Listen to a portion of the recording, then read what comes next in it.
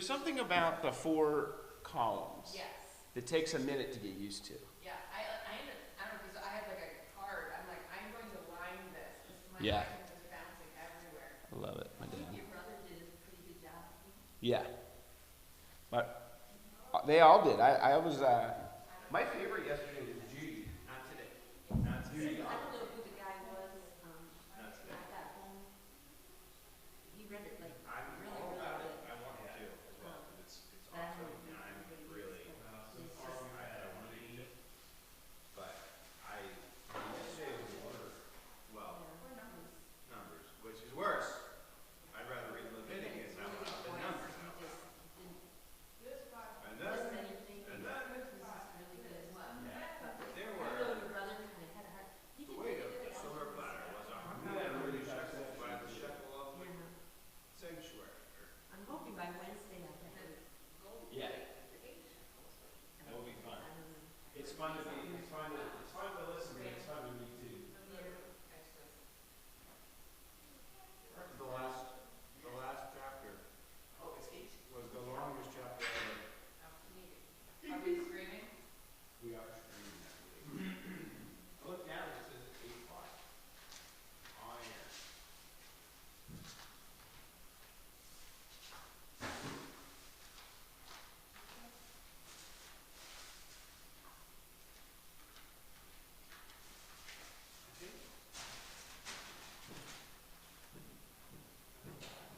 There we go. Okay. Are you first?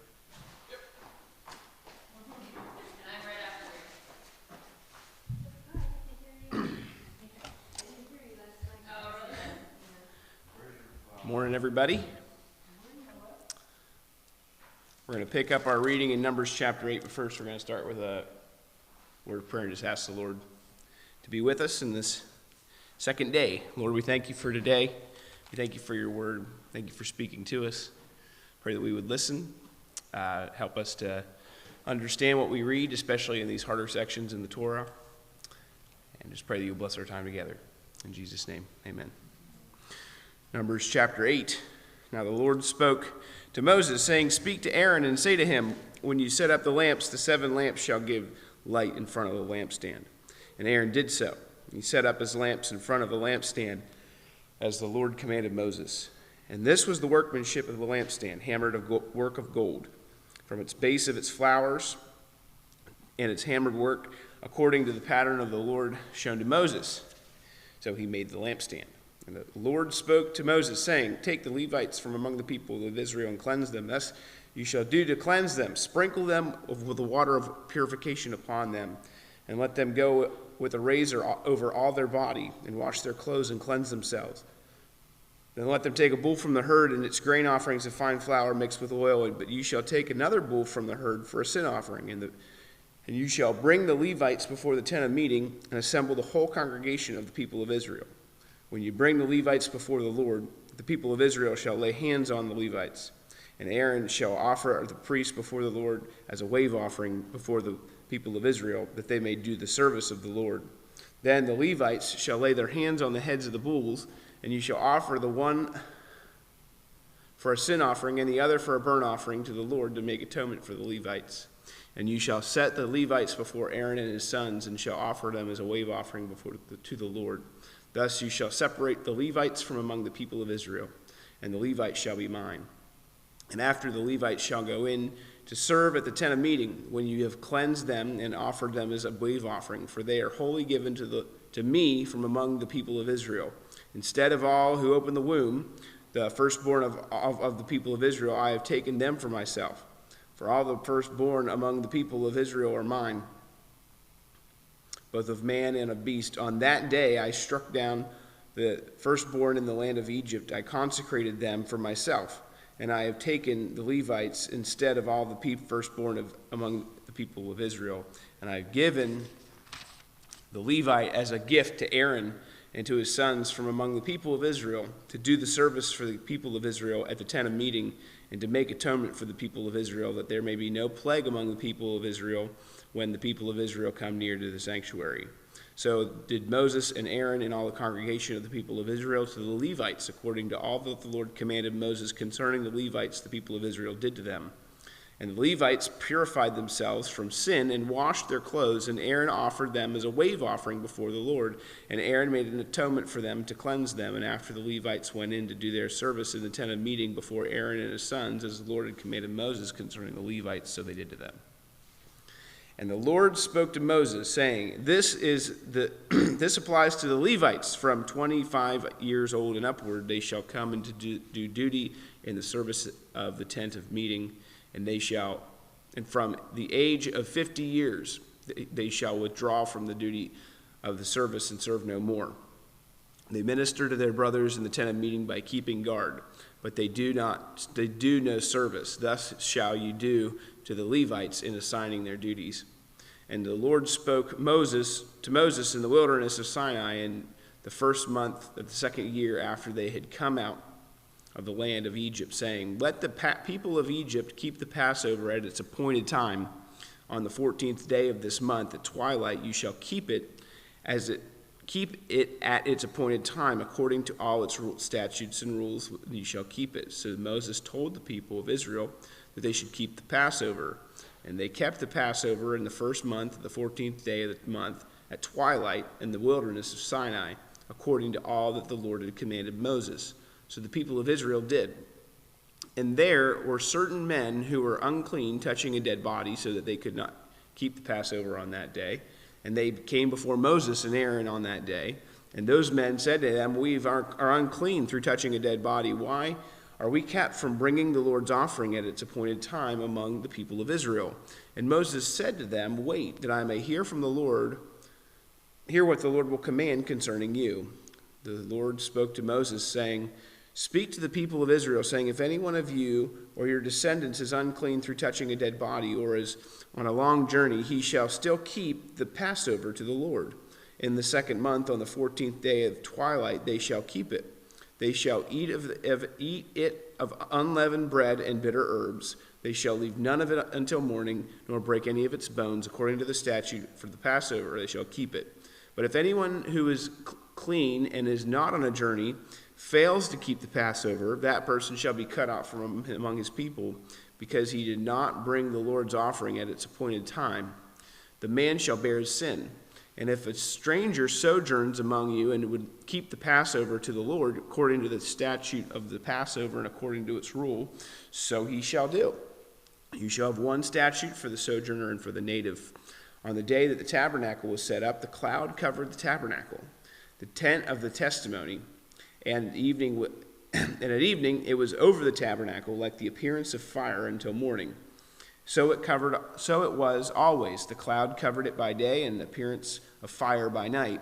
And whenever the cloud lifted from over the tent, after that the people of Israel set out. And in that place where the cloud settled down, there the people of Israel camped. At the command of the Lord, the people of Israel set out, and at the command of the Lord they camped. As long as the cloud rested over the tabernacle, they remained in the camp. Even when the cloud continued over the tabernacle many days, the people of Israel kept the charge of the Lord and did not set out. Sometimes the cloud was a few days over the tabernacle. According to the command of the Lord, they remained in camp. Then according to the command of the Lord, they set out. And that sometimes the cloud remained from evening until morning, and the cloud lifted in the morning and they set out.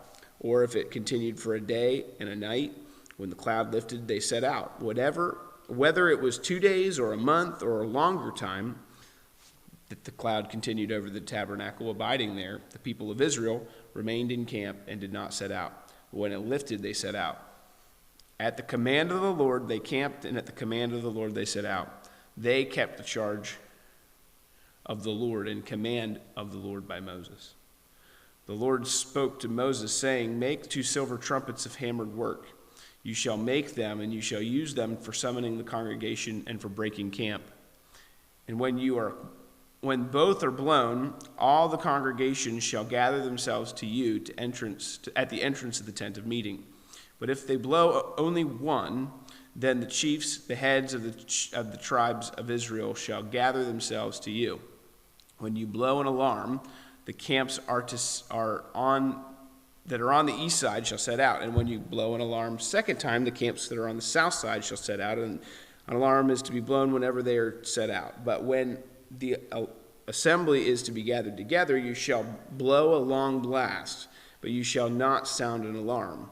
And the sons of Aaron, the priests, shall blow the trumpets. The trumpets shall be to you a perpetual statute for all your generations. And when you go to war in your land against an adversary who oppresses you, then you shall sound an alarm with the trumpets. There you may be remembered before the Lord your God, and you shall be saved from your enemies. On the day of your gladness also, at your appointed feasts, and at the beginnings of your months, you shall blow the trumpets over the burnt offerings and over the sacrifices of the peace offerings. They shall be a reminder for you before your God. I am the Lord your God. In the second year, in the second month of the 20th day of the month, the cloud lifted over the tabernacle of testimony, and the people of Israel set out by stages from the wilderness of Sinai, and the cloud settled down in the wilderness of Paran, and they set out from the first time at the command of Moses, the Lord by Moses. The standard of the camp of the people of Judah set out first by their companies, and over their company was Nahshon and the son of Amminadab, and over the company of the tribe of the people of Issachar was Nethanel, the son of Zuar. And over the company of the tribe of the people of Zebulun was Eliab, the son of Helon. And when the tabernacle was taken down, the sons of Gershon and the sons of Merari, who carried the tabernacle, set out.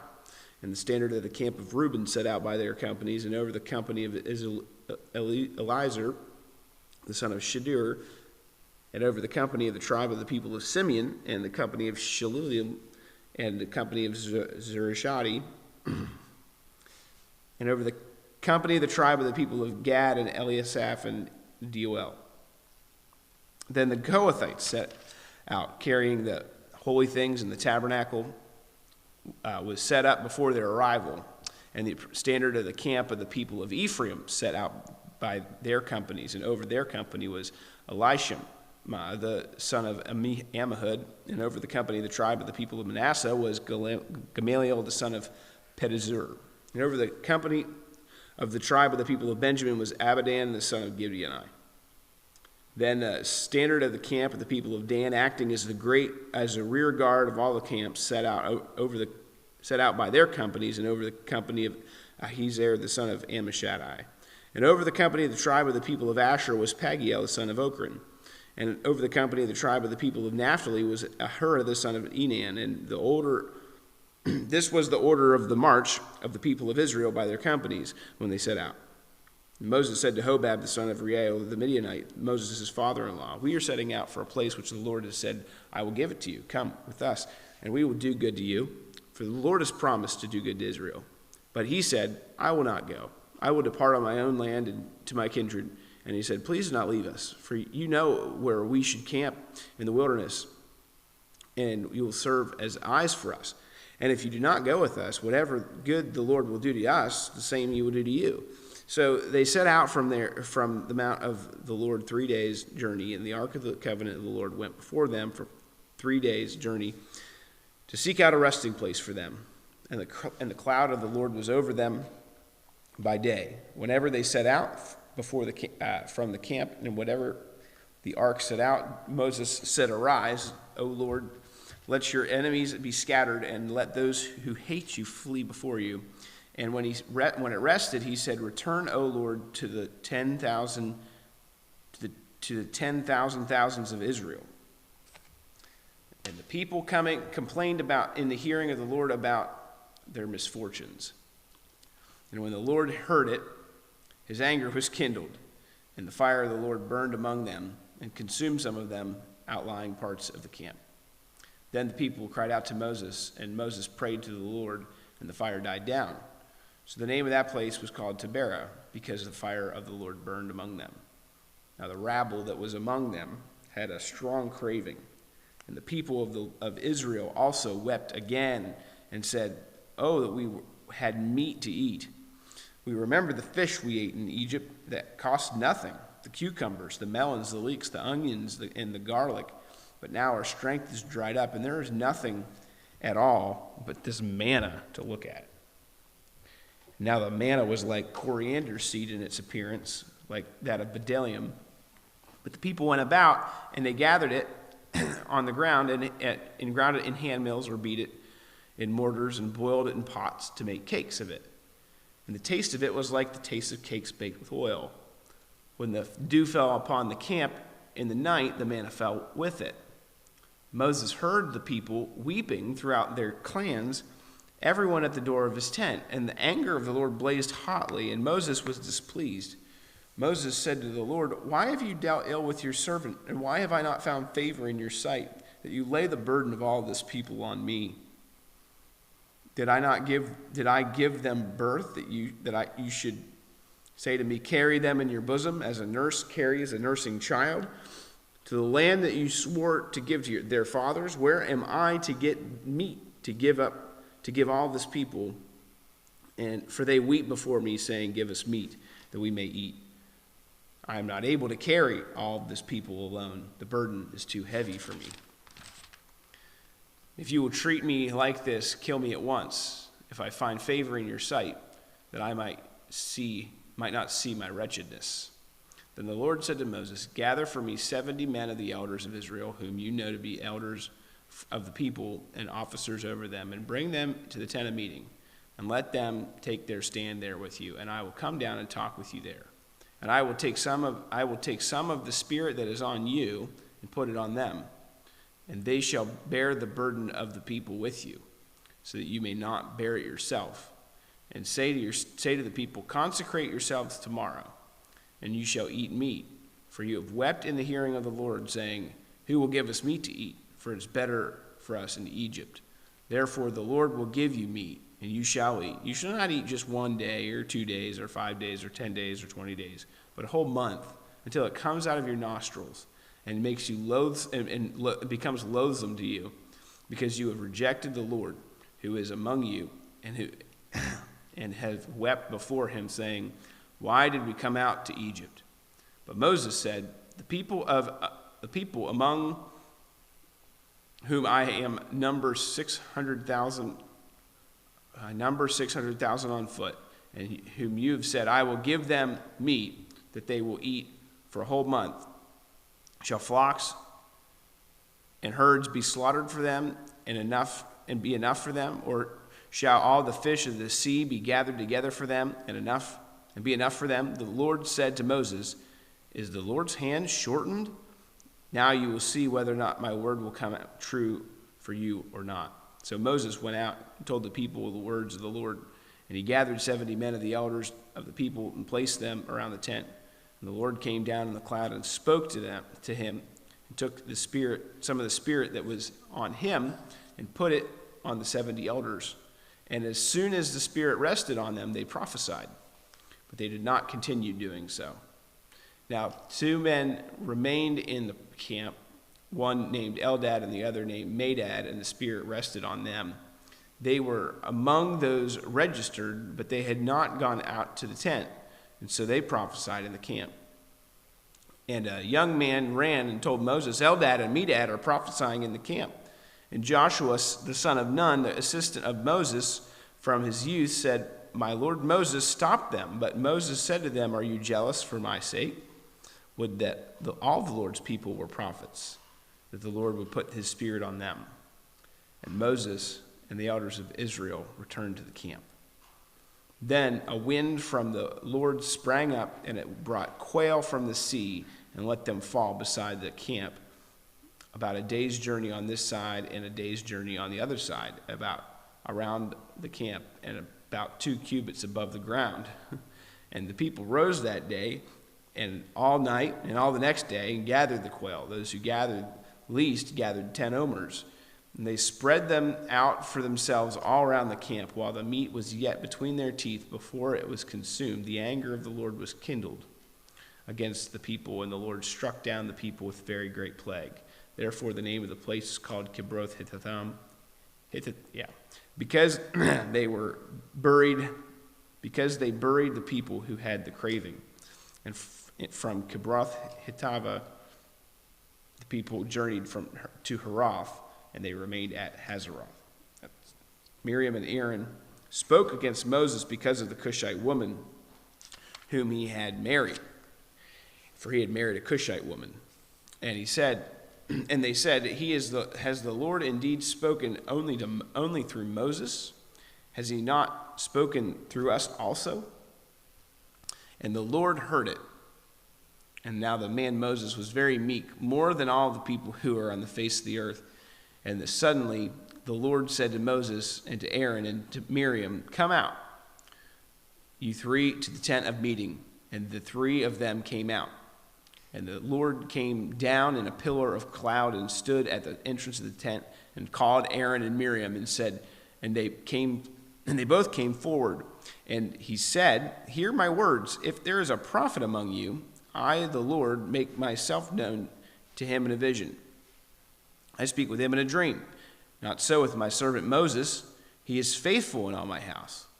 With him I speak mouth to mouth, clearly, and not in riddles. And he beholds the form of the Lord. Why then were you not afraid to speak against my servant Moses?"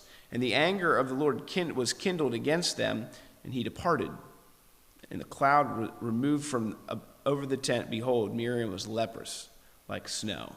And Aaron turned toward Miriam, and behold, she was leprous. And Aaron said to Moses, "O my Lord, do not punish us, because we have done foolishly and have sinned. Let her not be as one dead, whose flesh is half eaten away when it comes out of his mother's womb." And Moses cried to the Lord, "O God, please heal her, please."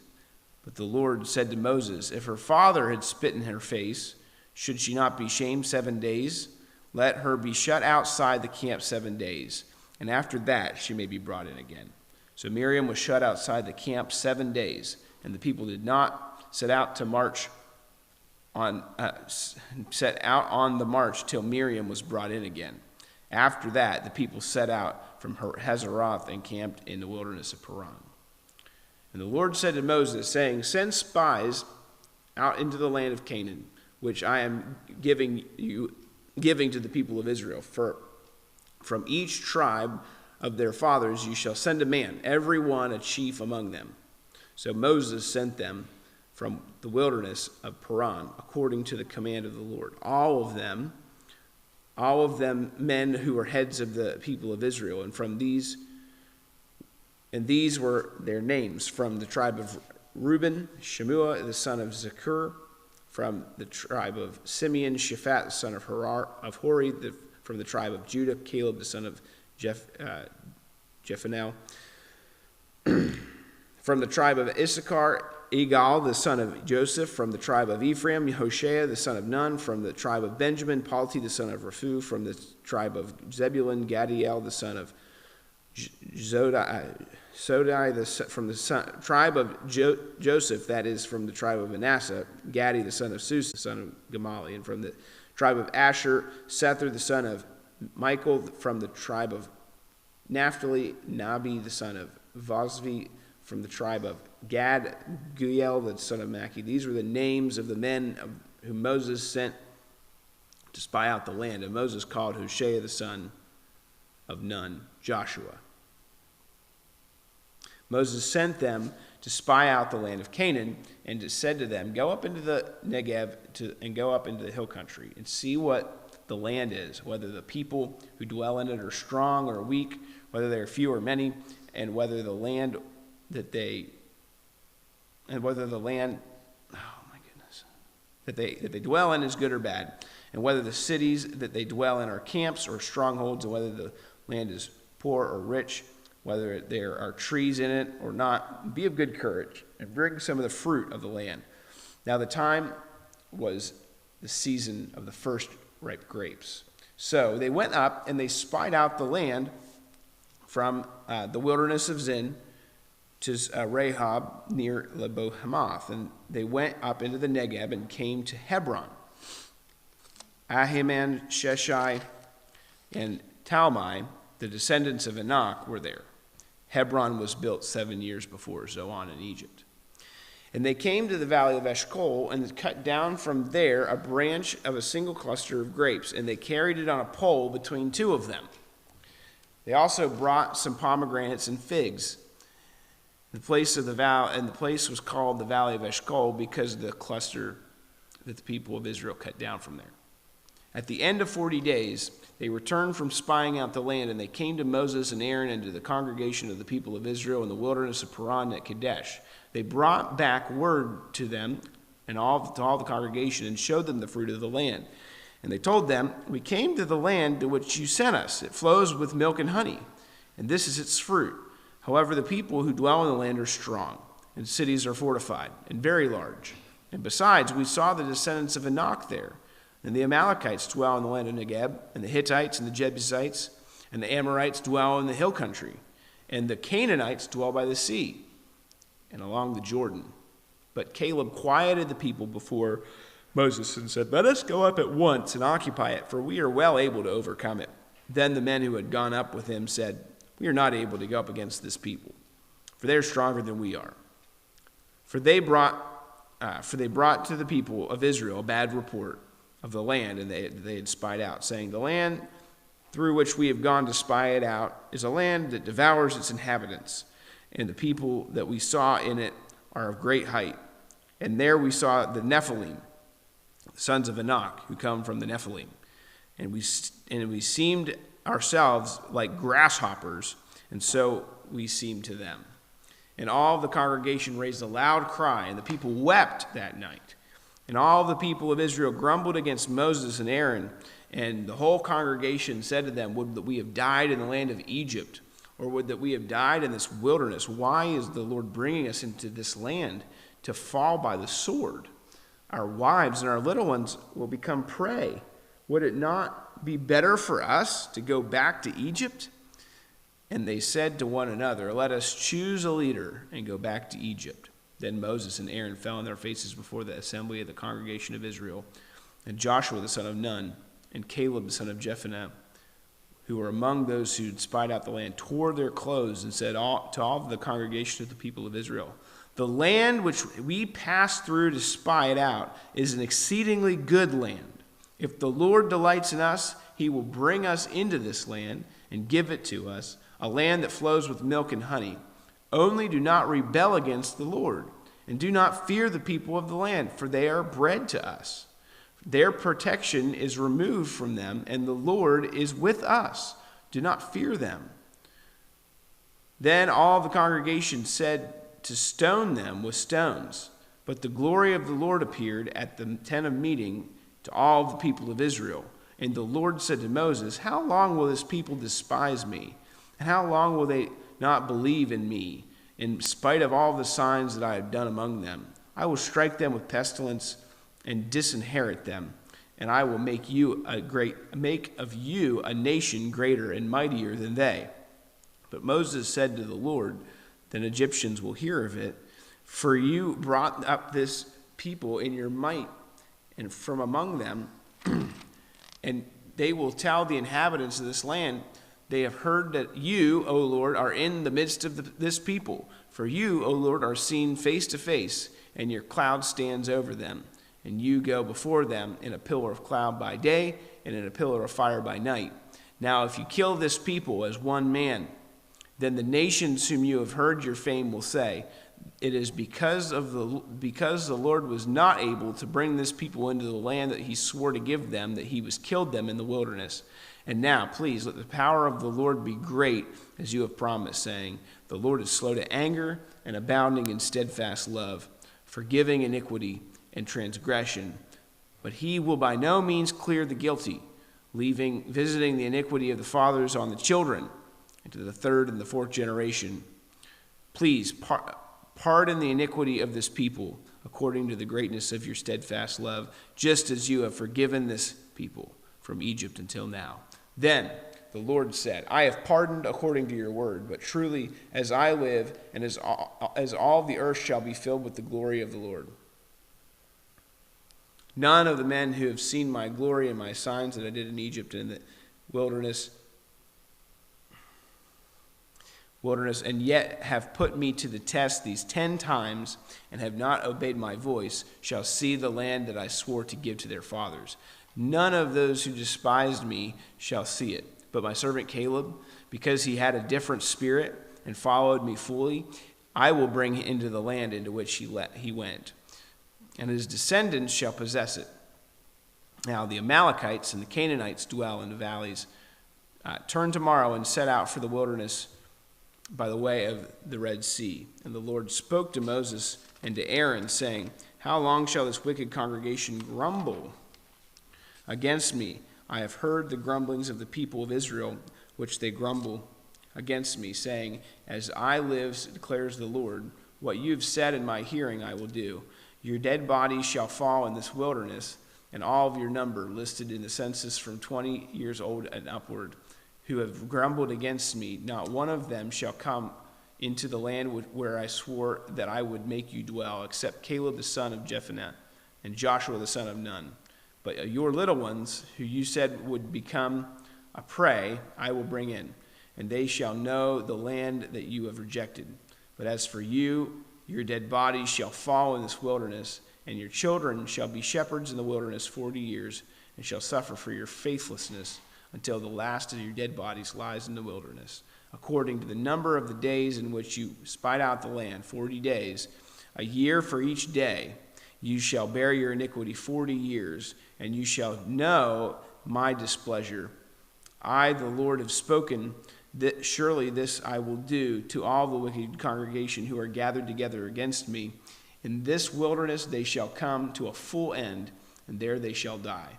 And the men whom Moses sent to spy out the land, who returned and made all the congregation grumble against him by bringing up a bad report about the land, the men who brought up the bad report about the land died, and by plague before the Lord. Of those men who went to spy out the land, only Joshua the son of Nun and Caleb the son of Jephunneh remained alive.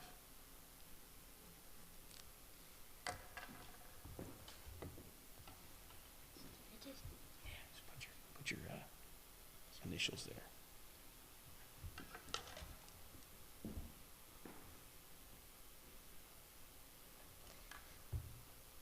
When Moses told these words to all of the people of Israel, the people mourned greatly, and they rose early in the morning and went up to the heights of the hill country, saying, Here we are, we will go up to the place that the Lord has promised for us. We have sinned. But Moses said, Why now are you transgressing the command of the Lord, when that will not succeed? Do not go up, for the Lord is not among you, lest you be struck down for your enemies, for there the Amalekites and the Canaanites are facing you, and you shall fall by the sword, because you have turned back from following the Lord. Your Lord will not be with you. But they presumed to go up to the heights of the hill country, although neither the ark of the covenant of the Lord nor Moses departed out of the camp. Then the Amalekites and the Canaanites who lived in the hill country came down and defeated them and pursued them, even to Horem. The Lord spoke to Moses, saying, Speak to the people of Israel and say to them, When you come into the land you are to inhabit, which I am giving you, and you offer to the Lord from the herd or from the flock a food offering or a burnt offering or a sacrifice, to fulfill a vow or as a freewill offering, or at your appointed feast, to make a pleasing aroma to the Lord. Then he who brings his offering shall offer to the Lord a grain offering of a tenth of an ephah, or a fine flour mixed with a quarter of hin of oil. And you shall offer with the burnt offering for the sacrifice a quarter of a hin of wine for the drink offering for each lamb. Or a ram you shall offer a grain offering for 2/10 of an ephah of fine flour mixed with a third of a hin of oil. And for the drink offering you shall offer a third of hin of wine, a pleasing aroma to the Lord. And when you offer a bull as a burnt offering or a sacrifice to fulfill a vow or the peace offering to the Lord, then one shall offer with the bull a grain of offering of 3/10 of an ephah of fine flour, mixed with half a hin of oil, and you shall offer for the drink offering half an hin of wine as food offering, as pleasing aroma to the Lord. Thus it shall be done for each bull or ram, or each lamb or young goat. As many as you offer, so shall you do with each one, as many as there are. Even native Israelites shall do these things in this way, an offering a food offering with a pleasing aroma to the Lord. And if a stranger is sojourning with you, or anyone is living permanently among you, and he wishes to offer food offering with a pleasing aroma to the Lord, he shall do as you do. For the assembly there shall be one statute for you and for the stranger who sojourns with you, a statute forever throughout your generations. You and the sojourn shall be alike before the Lord. One law and one rule shall be for you and for the stranger who sojourns with you. The Lord spoke to Moses, saying, Speak for the people of Israel, and say to them, When you come into the land to which I bring, and when you eat from the bread of the land, you shall present a contribution to the Lord. Of the first of your dough you shall present a loaf as a contribution, like a contribution from the threshing floor. So shall you present it. Some of your first of your dough shall you give to the Lord as a contribution throughout your generations.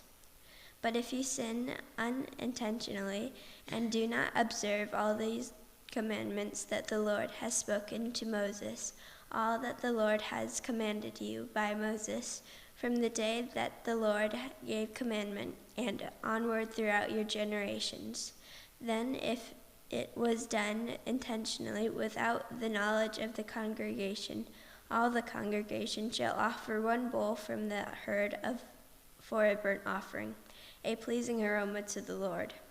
With it a grain offering and its drink offering, according to the rule, and one male goat for a sin offering.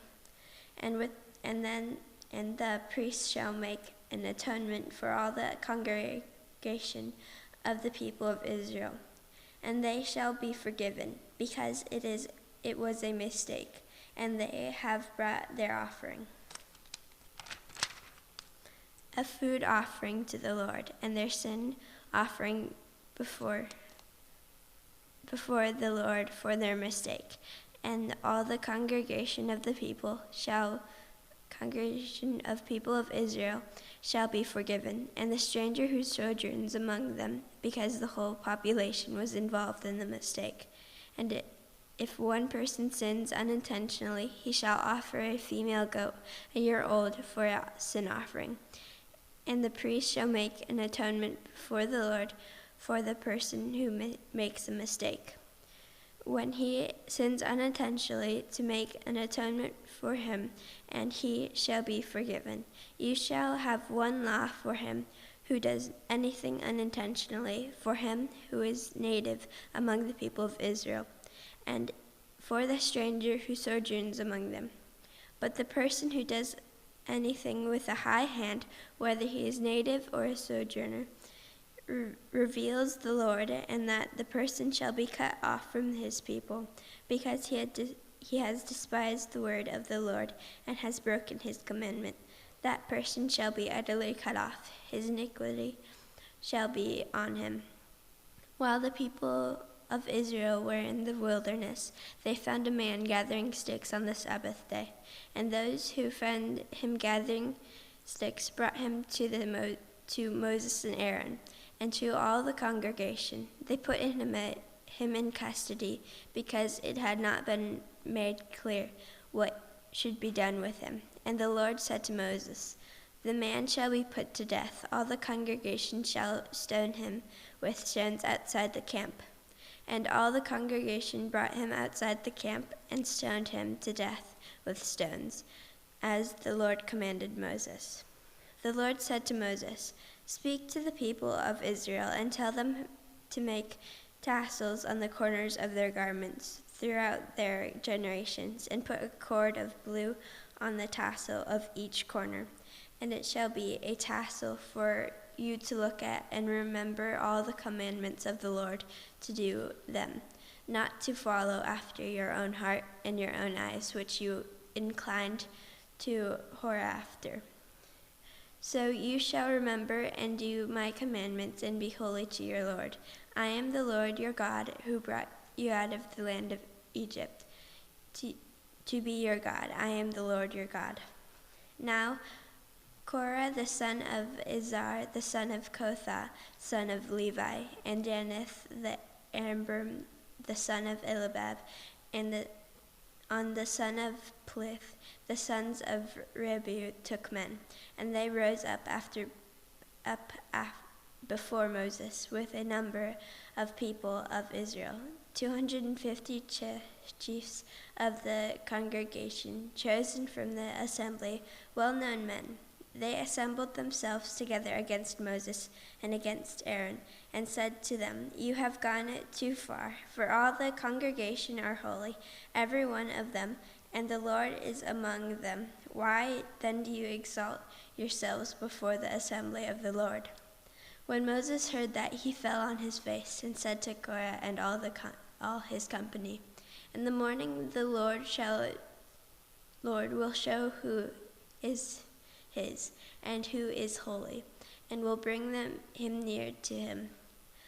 The one whom who chooses, he will bring near to him. Do this: take censers, Korah and all his company, put fire in them, and put incense on them before the Lord tomorrow.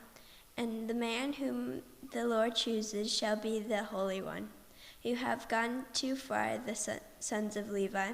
And Moses said to Korah, Hear now, you sons of Levi, it is too small of a thing for you that the God of Israel has separated you from the congregation of Israel, to bring you near to himself, to do service in the tabernacle of the Lord, and stand before the congregation to minister to them.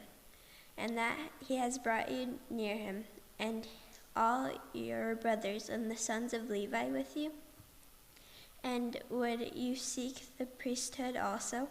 Therefore it is against the Lord that you and all your company have gathered together. What is Aaron that you grumble against him? And Moses sent to call Dathan and Abiram, the sons of Eliab.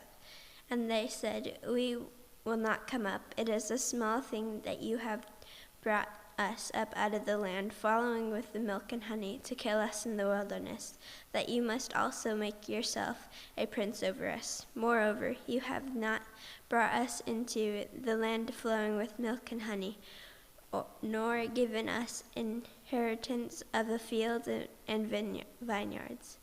Will you put out the eyes of these men? Will you not come up? And Moses was very angry and said to the Lord, Do not respect their offering. I have not taken one donkey from them, and I have not harmed one of them. And Moses said to Korah, Be present, you and all your company before the Lord, you and they, and Aaron tomorrow. And let every one of you take his censer and put incense in them. And every one of you bring before the Lord his censers, you also, and Aaron, each his censer. So every man took his censer and put fire in them, and laid the incense on them, and stood at the entrance of the tent meeting with Moses and Aaron. Then Korah assembled all the congregation against them, the entrance of the tent meeting. And the glory of the Lord appeared to all the congregation. And the Lord spoke to Moses and Aaron, saying, Separate yourselves from among this congregation, that I may consume them in a moment. And they fell on their faces and said, O God, the God of the spirits of all flesh, shall one man sin, and you will be angry with all the congregation? And the Lord spoke to Moses, saying, Say to the congregation, Get away from the dwelling of Korah and Danath and Abiram. Then Moses rose and went to Danath and Abiram, and the elders of Israel followed him. And he spoke to the congregation, saying, Depart, please, from the tents of these wicked men, and touch nothing of theirs, lest ye be swept away from with all their sins. So they got away from the dwelling of Korah, Danath and Abiram. And Danath and Abiram came out and stood at the door of their tents, together with their wives, their sons, and their little ones. And Moses said, Hereby you shall know that the Lord has sent me to do all these works, and that it has not been of my own accord, if these men die as all men die, or if they are visited by the fate of all mankind. Then the Lord has not sent to me. But if the Lord creates something new, and the ground opens its mouth and swallows them up, with all that belongs to them, and they go down alive into Sheol, then you shall know that the men have despised the Lord. And as soon as he had finished speaking all of these words, the ground under them split apart, and the earth opened its mouth and swallowed them up, with all their household and all of their people who belonged to Korah and their goods. So they and all that belonged to them went down alive into Sheol, and the earth closed over them, and they perished from the midst of the assembly. And all Israel who were around them fled their cry, for they said, Lest the earth swallow us up. And fire came out from the Lord, and consumed the 250 men offering the incense. Then the Lord spoke to Moses, saying, Tell Eleazar, the sons of Aaron, the priest, to take up the censer out of the blaze. Then scatter the fire far and wide, for they have become holy. As for the censers of those men who have sinned the cost of their lives, let them be made into hammered plates, as a covering for the altar. For they offered them before the Lord, and they became holy. Thus they shall be a sign to the people of Israel. So Eleazar the priest took the bronze censers which those who were burned had offered, and they were hammered out as a covering for the altar, to be a reminder to the people of Israel, so that no outsider who is not of the descendant of Aaron should draw near to burn incense before the Lord, lest he become like Korah and his company. As the Lord said to him through Moses, put on the next day, all the congregation of the people of Israel grumbled against Moses and against Aaron, saying, You have killed the people of the Lord. And when the congregation had assembled against Moses and against Aaron, they turned toward the tent of meeting, and behold, the cloud covered it, and the glory of the Lord appeared. And Moses and Aaron came out to the front of the tent of meeting, and the Lord spoke to Moses, saying, Get away from the midst of this congregation, that I may consume them in a moment. And they fell on their faces, and Moses said to Aaron, Take your censer and put fire on it from off the altar, and lay incense on it, and carry it quickly to the congregation, and make atonement for them. For wrath has gone out from the Lord, the plague has begun. So Aaron took it as Moses said, and ran into the midst of the assembly. And behold, the plague had already begun among the people. And he put on incense and made atonement for the people. And he stood between the dead and the living. And the plague was stopped. Now those who died in the plague were 14,700, besides those who died in the affair of Korah. And Aaron returned to Moses in the entrance of the tent of meeting, when the plague was stopped. The Lord spoke to Moses, saying, "Speak to the people of Israel, and get from the staffs one for each father's house, from all chiefs according to their father's house, 12 staffs. Write each man's name on his staff, and write Aaron's name on the staff of Levi. For there shall be one staff for the head of each father's house. Then you shall deposit them in the tent of meeting before the testimony, where I meet with you. And the staff of the man whom I chose shall sprout. Thus I will make it to cease from me the grumblings of the people of Israel, which they grumble against you." Moses spoke to the people of Israel and all their chiefs and his staffs, one for each chief according to their father's house, 12 staffs, and the staff of Aaron was among their staffs. And Moses deposited the staffs before the Lord in the tent of the testimony.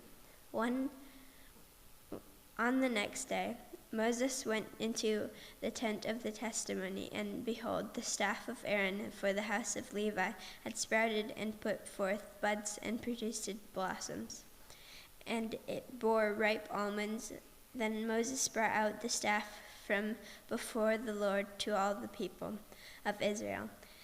And they looked, and each man took his staff. And the Lord said to Moses, "Put back the staff of Aaron before the testimony to keep as a sign for the rebels, that you may make an end of their grumblings against me, lest they die." Thus Moses, as the Lord commanded him, so he did. And the people of Israel said to Moses, "Behold, we perish, we are undone, we are all undone. Everyone who comes near the tabernacle of the Lord shall die. Are we all to perish?" So the Lord said to Aaron, you and your sons and your father's house with you shall bear iniquity connected to the sanctuary, and you and your sons with you shall bear iniquity connected with your priesthood. And with you bring your brothers also, the tribe of Levi, the tribe of your father, that they may join and minister to you, while you and your sons with you are before the tent of the testimony. They shall keep the guard over you and over the whole tent, but shall not come near the vessels of the sanctuary or to the altar.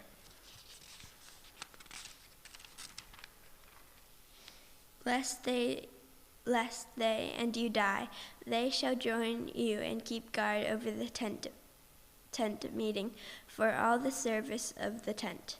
And the outsider shall come near you, and you shall keep guard over the sanctuary and over the altar, that they may never again be wrath on the people of Israel. And behold, I have taken your brothers, the Levites, from among the people of Israel. They are a gift to you, given to the Lord to do service from the tent of meeting. And you and your sons with you shall guard your priesthood for all that it concerns the altar, and that is within the veil. And you shall serve. I give your priesthood as a gift, and any outsider who comes near shall be put to death. Then the Lord spoke to Aaron, "Behold, I have given you charge of the contributions made to me, the consecrated things of the people of Israel. I have given them to you as a portion, and to your sons as a perpetual due. This shall be yours of the most holy things, reserved from the fire, every offering of theirs, every grain offering of theirs, and every sin offering of theirs, and every guilt offering of theirs, which they render to me, shall be most holy to you and your sons.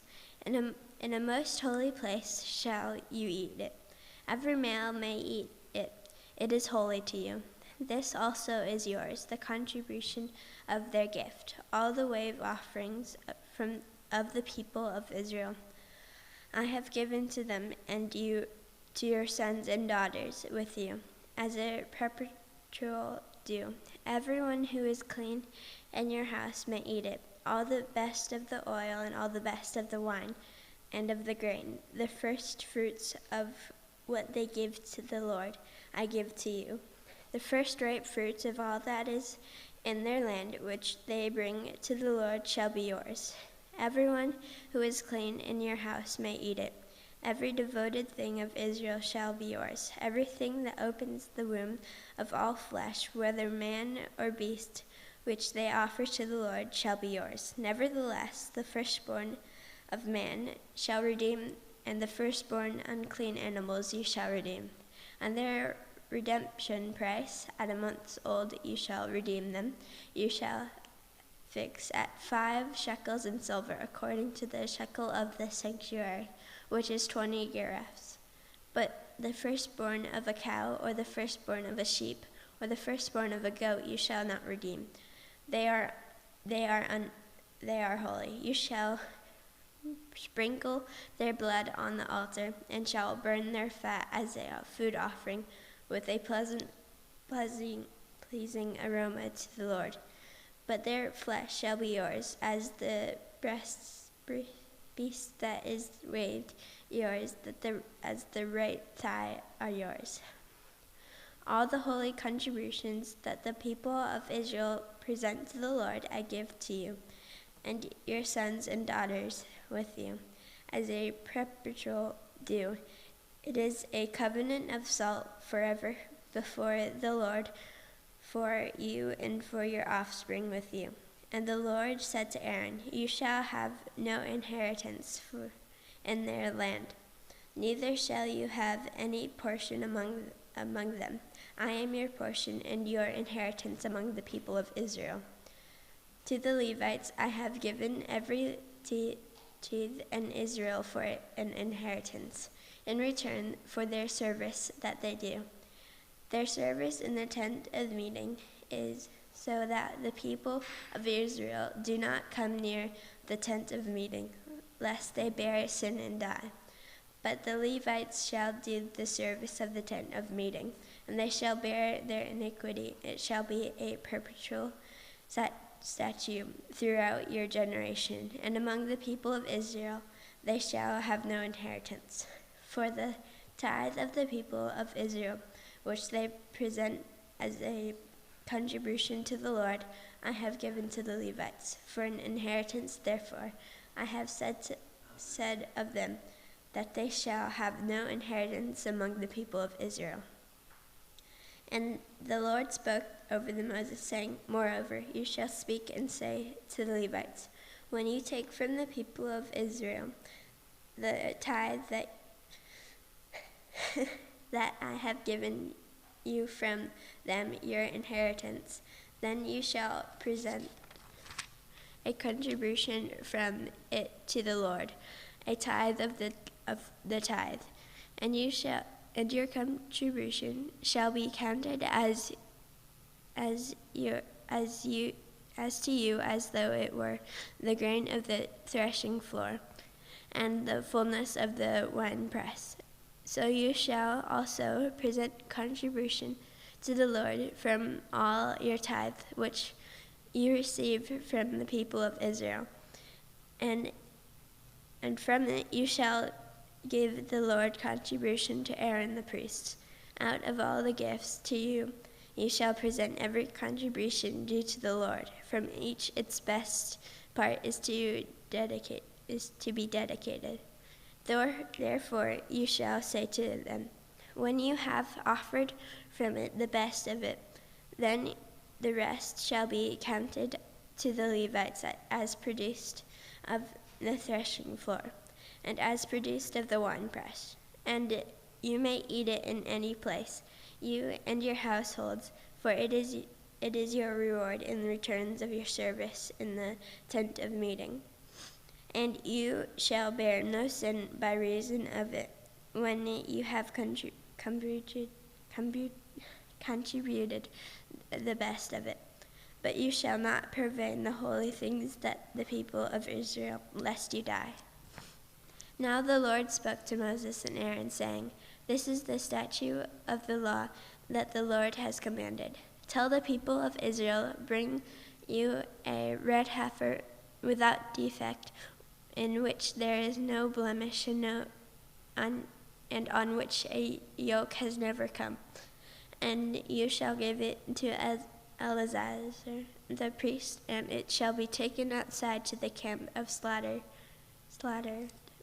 before him. And Eleazar the priest shall take some of its blood with his finger and sprinkle some of its blood toward the front of the tent of meeting 7 times. And the heifer shall be burned in its sight. Its skin, its flesh, and its blood, with its dung, shall be burned. And the priest shall take cedar wood and hyssop and scarlet yarn and throw them into the fire, burning the heifer. Then the priest shall wash his clothes and bathe in his body in water. Afterward he may come into the camp, but the priest shall be unclean until evening. The one who burns the heifer shall wash his clothes in water and bathe his body in water, and shall be unclean until evening. And a man who is clean shall gather up to the ashes of the heifer and deposit them outside the camp in clean place. And they shall be kept for the water of impurity for their congregation of the people of Israel. It is a sin offering, and the one who gathers the ashes of heifer shall wash his clothes and be unclean till evening. And this shall be a perpetual statute for the people of Israel, and for the stranger who sojourns among them.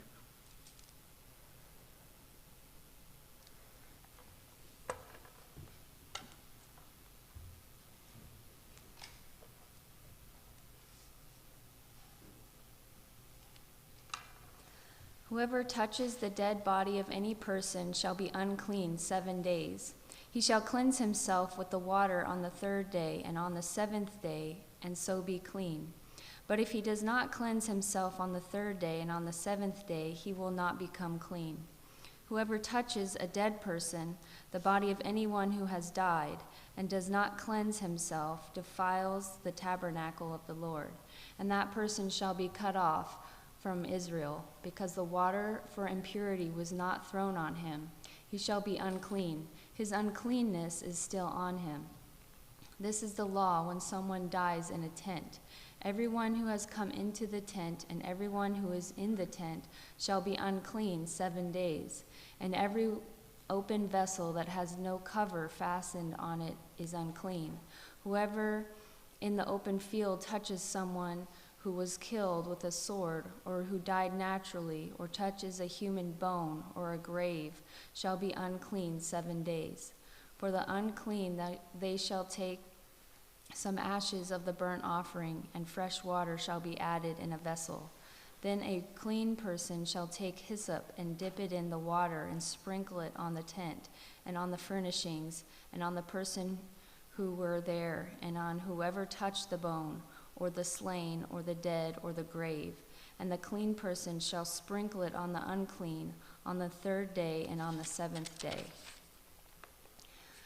Thus on the 7th day he shall cleanse him, and he shall wash his clothes and bathe himself in water, and at evening he shall be clean.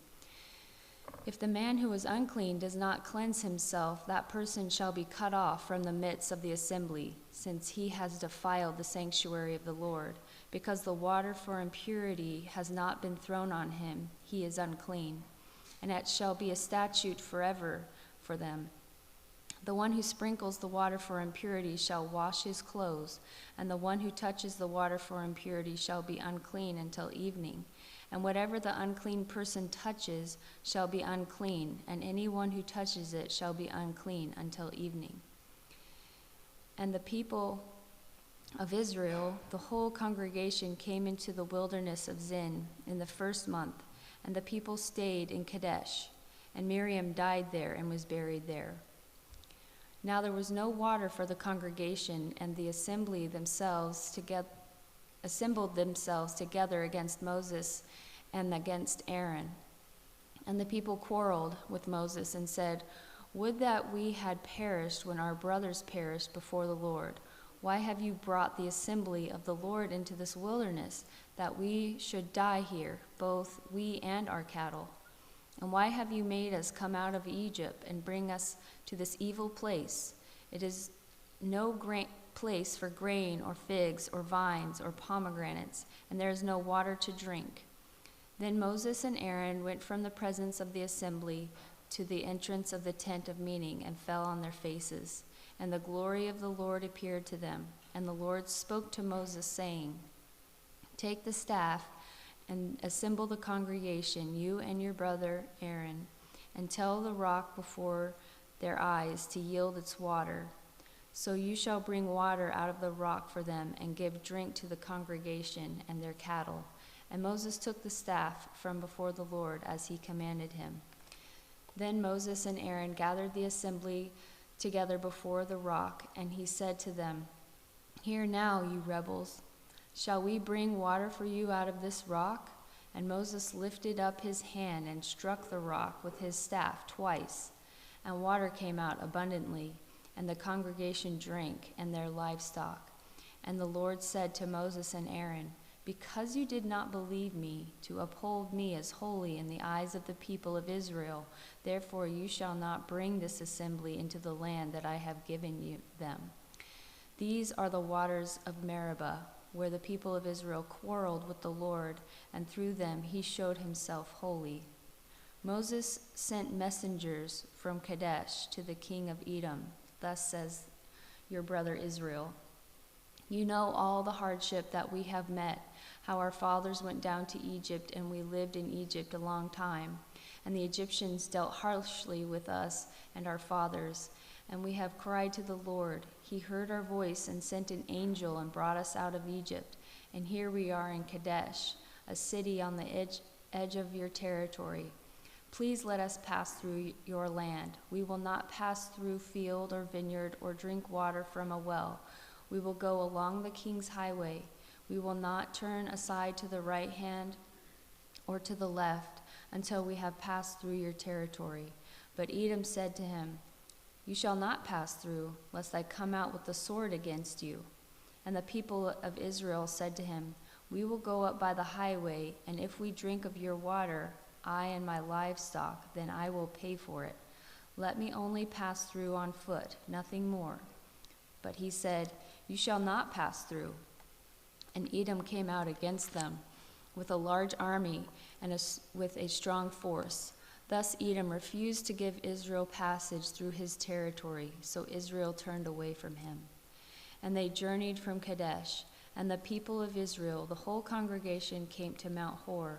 And the Lord said to Moses and Aaron at Mount Hor, on the border of the land of Eden, Let Aaron be gathered to his people, for he shall not enter the land that I have given to the people of Israel, because you rebelled against my command at the waters of Meribah. Take Aaron and Eleazar his son, bring them up to Mount Hor, and strip Aaron of his garments, and put them on Eleazar his son. And Aaron shall be gathered to his people, and shall die there. Moses did as the Lord commanded, and they went up Mount Hor in the sight of all the congregation. And Moses stripped Aaron of his garments, and put them on Eleazar his son. And Aaron died there on the top of the mountain. Then Moses and Eleazar came down from the mountain, and when all the congregation saw that Aaron had perished, all the house of Israel wept for Aaron 30 days. When the Canaanite and the king of Arad had lived in the Negev, heard that Israel was coming by the way of Atharim, he fought against Israel and took some of them captive. And Israel vowed a vow to the Lord and said, If you will indeed give this people into my hand, then I will devote their cities to destruction. And the Lord heeded the voice of Israel and gave over the Canaanites, and they devoted them and their cities to destruction. So the name of the place was called Hormah. From Mount Hor they set out by the way to the Red Sea to go around the land of Edom. And the people became impatient on the way. And the people spoke against God and against Moses. Why have you brought us up out of Egypt to die in the wilderness? For there is no food and no water, and we loathe this worthless food. Then the Lord sent fiery serpents among the people, and they bit the people, so that many people of Israel died. And the people came to Moses and said, "We have sinned, for we have spoken against the Lord and against you. Pray to the Lord that he take away these serpents from us." So Moses prayed for the people, and the Lord said to Moses, "Make a fiery serpent and set it on a pole, and everyone who is bitten, when he sees it, shall live."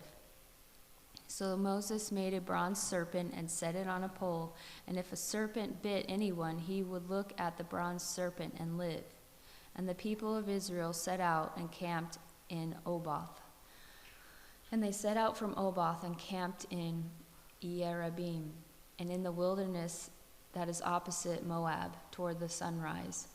From there they set out and camped in the valley of Zered.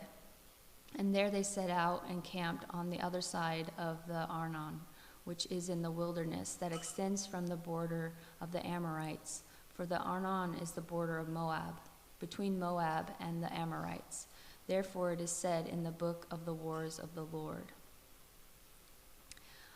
Waheb in Suphah, and the valleys of the Arnon, and the slope of the valleys that extends to the seat of Ar, and leans to the border of Moab. And from there they continued to Beer, that is the well of which the Lord said to Moses, "Gather the people together, so that I may give them water." Then Israel sang this song, "Spring up, O well, sing to it, the well that the princes made, that the nobles of the people dug, with the scepter and with their staffs." And from the wilderness they went on to Mattanah, and from Mattanah to Nahalel, and from Nahalel to Bamoth, and from Bamoth to the valley lying in the region of Moab, by the top of Pisgah, that looks down on the desert. Then Israel sent messengers to Sihon, king of the Amorites, saying, "Let me pass through your land. We will not turn aside into field or vineyard. We will not drink the water of a well. We will go by the king's highway until we have passed through your territory." But Sihon would not allow Israel to pass through his territory. He gathered all his people together and went out against Israel to the wilderness, and came to Jahaz, and fought against Israel. And Israel defeated him with the edge of the sword, and took possession of his land from the Arnon to the Jabbok, as far as to the Ammonites. For the border of the Ammonites was strong. And Israel took all these cities, and Israel settled in all the cities of the Amorites in Heshbon, and in all its villages. For Heshbon was the city of Sihon, the king of the Amorites, who had fought against the former king of Moab, and taken all his land out of his hand, as far as the Arnon. Therefore the ballad singers say, "Come to Heshbon, let it be built. Let the city of Sihon be established, for the fire came out from Heshbon, flame from the city of Sihon. It devoured Ar of Moab and swallowed the heights of the Arnon. Woe to you, O Moab! You are undone, O people of Chemosh. He has made his sons fugitives and his daughters captives to an Amorite king, Sihon. So we overthrew them. Heshbon, as far as Dibon, perished, and we laid waste as far as Nephah. Fire spread as far as Medeba." Thus Israel lived in the land of the Amorites, and Moses sent to spy out Jazer, and they captured its villages and dispossessed the Amorites who were there. Then they turned and went up by the way to Bashan, and Og the king of Bashan came out against them, he and all his people, to battle at Edrei. But the Lord said to Moses, "Do not fear him, for I have given him into your hand, and all his people and his land, and you shall do to him as you did to Sihon king of the Amorites, who lived at Heshbon." So they defeated him and his sons and all his people, until he had no survivor left, and they possessed his land. Then the people of Israel set out and camped in the plains of Moab beyond the Jordan at Jericho.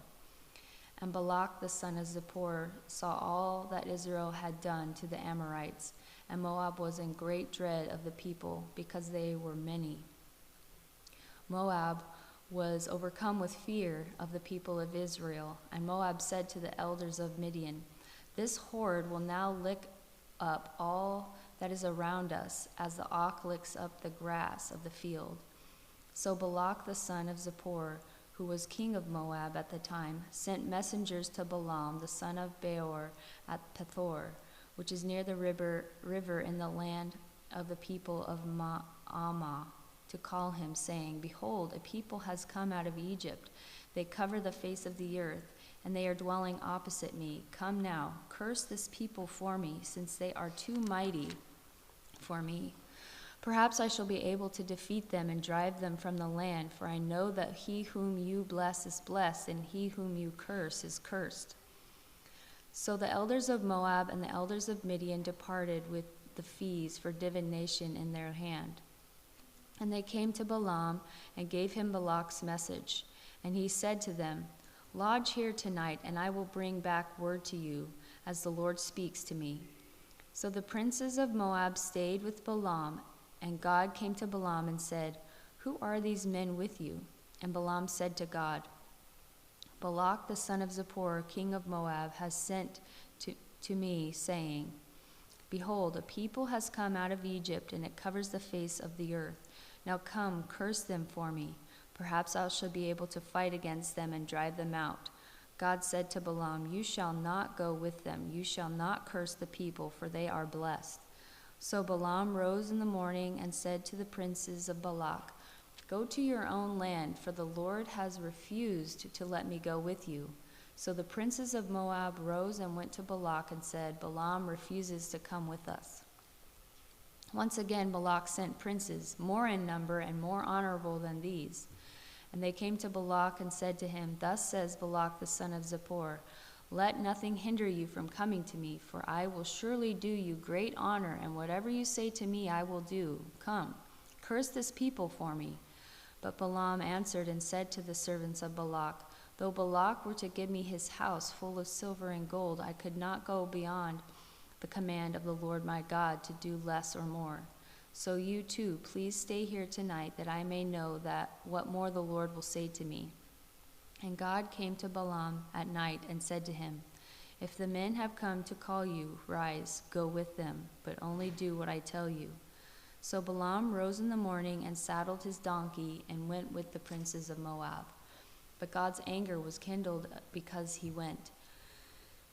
And the angel of the Lord took his stand in the way as his adversary.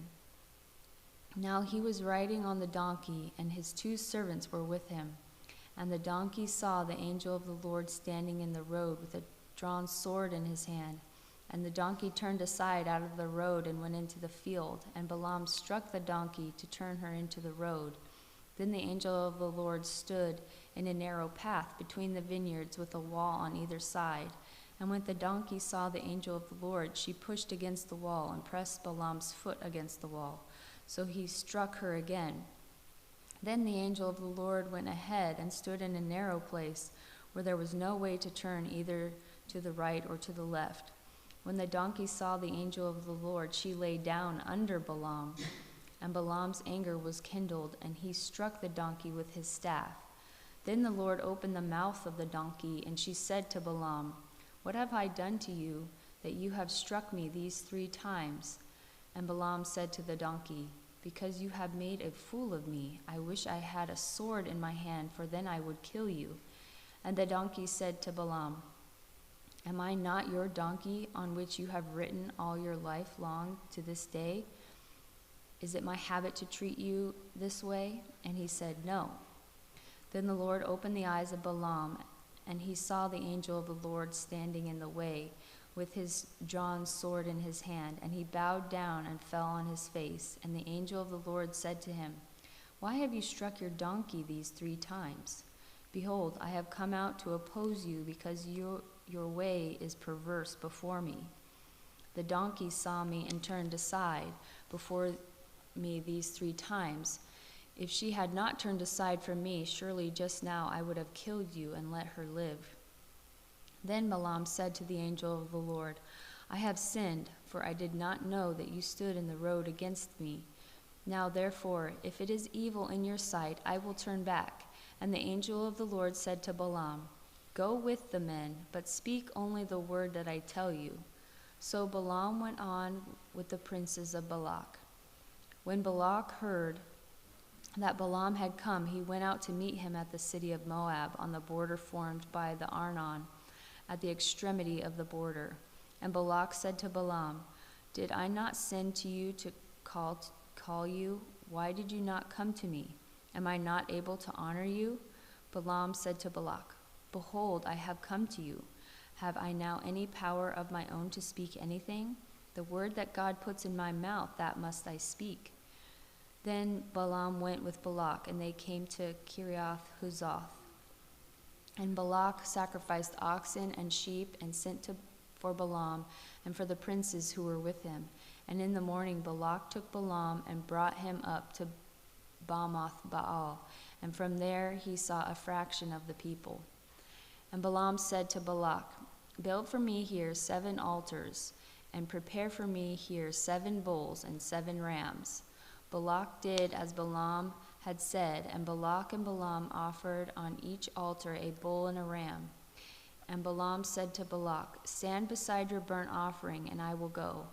Perhaps the Lord will come to meet me, and whatever he shows me, I will tell you.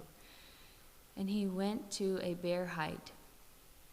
And God met Balaam, and Balaam said to him, I have arranged the 7 altars, and I have offered on each altar a bull and a ram. And the Lord put a word in Balaam's mouth, and said, Return to Balak, and thus you shall speak. And he returned to him, and behold, he and all the princes of Moab were standing beside his burnt offering. And Balaam took his discourse and said, From Aram Balak has brought me the kings of Moab from the eastern mountains. Come, curse Jacob for me, and come, denounce Israel. How can I curse whom God has not cursed? How can I denounce whom the Lord has not denounced? For from the top of the crags I see him, from the hills I behold him. Behold, a people dwelling alone, and not counting itself among the nations. Who can count the dust of Jacob, or number the 4th part of Israel? Let me die the death of the upright, and let my end be like his. And Balak said to Balaam, What have you done to me? I took you to curse my enemies, and behold, you have done nothing but bless them. And he answered and said, Must I not take care to speak what the Lord puts in my mouth? And Balak said to him, Please come with me to another place from which you may see them. You shall see only a fraction of them, and shall not see them all. Then curse them for me from there.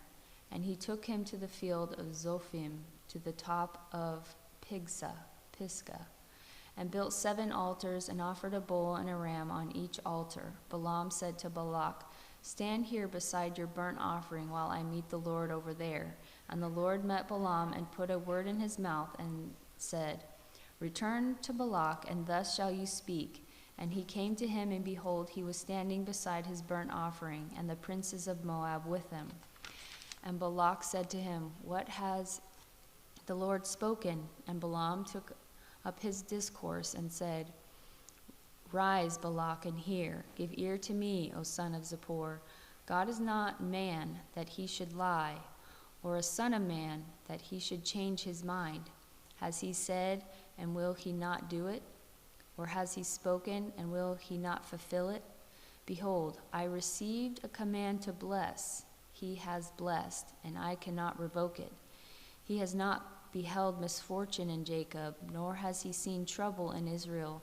The Lord their God is with them, and the shout of a king is among them.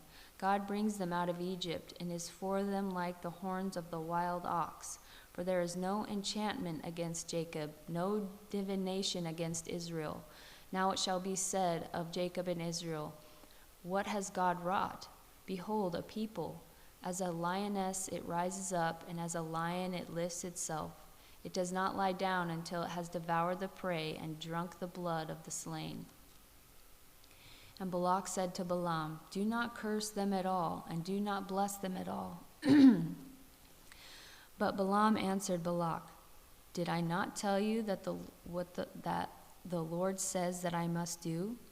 And Balak said to Balaam, "Come now, I will take you to another place. Perhaps it will please God that you may curse them for me from there." So Balak took Balaam to the top of Peor, which overlooks the desert. And Balaam said to Balak, "Build for me here 7 altars, and prepare for me here 7 bulls and 7 rams." And Balak did as Balaam had said, and offered a bull and a ram on each altar. When Balaam saw that it pleased the Lord to bless Israel, he did not go, as at other times, to look for omens, but set his face toward the wilderness. And Balaam lifted up his eyes and saw Israel camping, tribe by tribe, and the Spirit of God came upon him, and he took up his discourse and said, "The oracle of Balaam the son of Beor, the oracle of the man whose eye is opened, the oracle of him who hears the words of God, who sees the vision of the Almighty falling down with his eyes uncovered. How lovely are your tents, O Jacob, your encampments, O Israel, like palm groves that stretch far, like gardens beside a river, like aloes that the Lord has planted, like cedar trees beside the waters. Water shall flow from his buckets, and his seed shall be in many waters. His king shall be higher than Agag, and his kingdom shall be exalted. God brings him out of Egypt, and is for him like the horns of the wild ox. He shall eat up the nations, his adversaries, and shall break their bones in pieces, and pierce them through with his arrows. He crouched, he lay down like a lion and like a lioness. Who will rouse him? Blessed are those who bless you, and cursed are those who curse you." And Balak's anger was kindled against Balaam, and he struck his hands together. And Balak said to Balaam, "I called you to curse my enemies, and behold, you have blessed them these 3 times. Therefore now flee to your own place. I said, I will certainly honor you, but the Lord has held you back from honor." And Balaam said to Balak, "Did I not tell your messengers whom you sent to me, if Balak should give me his house full of silver and gold, I would not be able to go beyond the word of the Lord, to do either good or bad of my own will? What the Lord speaks, that will I speak. And now, behold, I am going to my people. Come, I will let you know what this people will do to your people in the latter days." And he took up his discourse and said, "The oracle of Balaam the son of Beor, the oracle of the man whose eye is opened, the oracle of him who hears the words of God and knows the knowledge of the Most High, who sees the vision of the Almighty falling down with his eyes uncovered. I see him, but not now. I behold him, but not near. A star shall come out of Jacob, and a scepter shall rise out of Israel. It shall crush the forehead of Moab and break down all the sons of Sheth. Edom shall be dispossessed. Seir also, his enemies, shall be dispossessed. Israel is doing valiantly, and one from Jacob shall exercise dominion and destroy the survivors of cities." Then he looked on Amalek and took up his discourse and said, "Amalek was the first among the nations, but its end is utter destruction." And he looked on the Kenite and took up his discourse and said, "Enduring is your dwelling place, and your nest is set in the rock. Nevertheless, Cain shall be burned when Ashur takes you away captive." And he took up his discourse and said, "Alas, who shall live when God does this? But ships shall come from Kittim, and shall afflict Ashur and Eber, and he too shall come to utter destruction."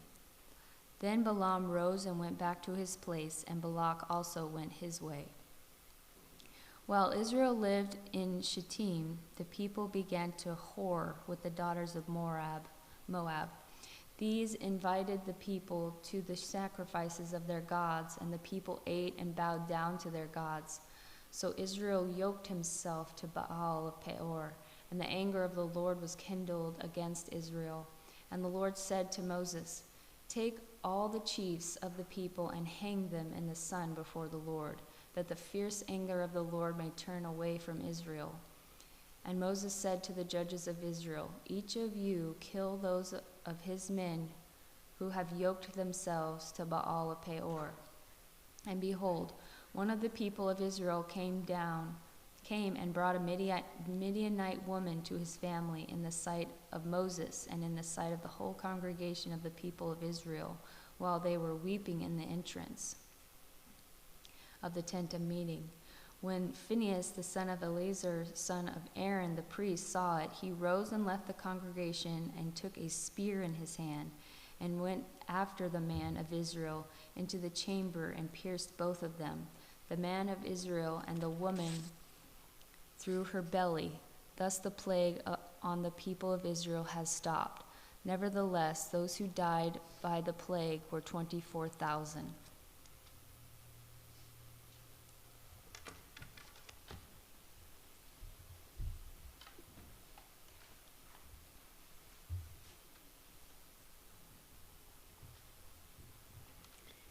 And the Lord said to Moses, Phinehas, the son of Eleazar, the son of Aaron, the priest, has turned back my wrath from the people of Israel, in that he was jealous with my jealousy among them, so that I did not consume the people of Israel in my jealousy. Therefore say, behold, I give to him my covenant of peace, and it shall be to him and to his descendants after him the covenant of a perpetual priesthood, because he was jealous for his God and made atonement for the people of Israel. The name of the slain man of Israel who was killed with the Midianite woman was Zimri, the son of Salu, chief of a father's house belonging to the Simeonites. And the name of the Midianite woman who was killed was Cosbi, the daughter of Zur, who was the tribal head of a father's house of Midian. And the Lord spoke to Moses, saying, harass the Midianites and strike them down, for they have harassed you with their wiles, with which they beguiled you in the matter of Peor and in the matter of Cosbi, the daughter of the chief of Midian, their sister, who was killed on the day of the plague on account of Peter. After the plague, the Lord said to Moses and to Eleazar, the son of Aaron the priest, take a census of all the congregation of the people of Israel from 20 years old and upward by their fathers' houses, all in Israel who are able to go to war. And Moses and Eleazar the priest spoke with them in the plains of Moab by the Jordan at Jericho, saying, take a census of the people from 20 years old and upward, as the Lord commanded Moses. The people of Israel who came out of the land of Egypt were Reuben, the firstborn of Israel, the sons of Reuben, of Hanok, the clan of the Hanokites, of Palu, the clan of the Paluites, of Hezron, the clan of the Hezronites of Carmi, the clan of the Carmites. These are the clans of the Reubenites, and those listed were 43,730. And the sons of Palu, Eliab. The sons of Eliab, Nemuel, Dathan, and Abiram.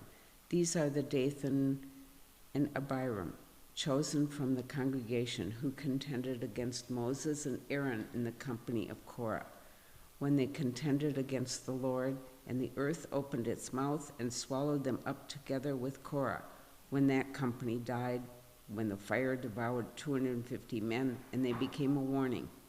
But the sons of Korah did not die. The sons of Simeon, according to their clans of Nemuel, the clan of the Nemuelites of Jabin, the clan of Jaminites of Jachin, the clan of the Jachinites of Zerah, the clan of the Zerarites of Shaul, the clan of the Shaulites.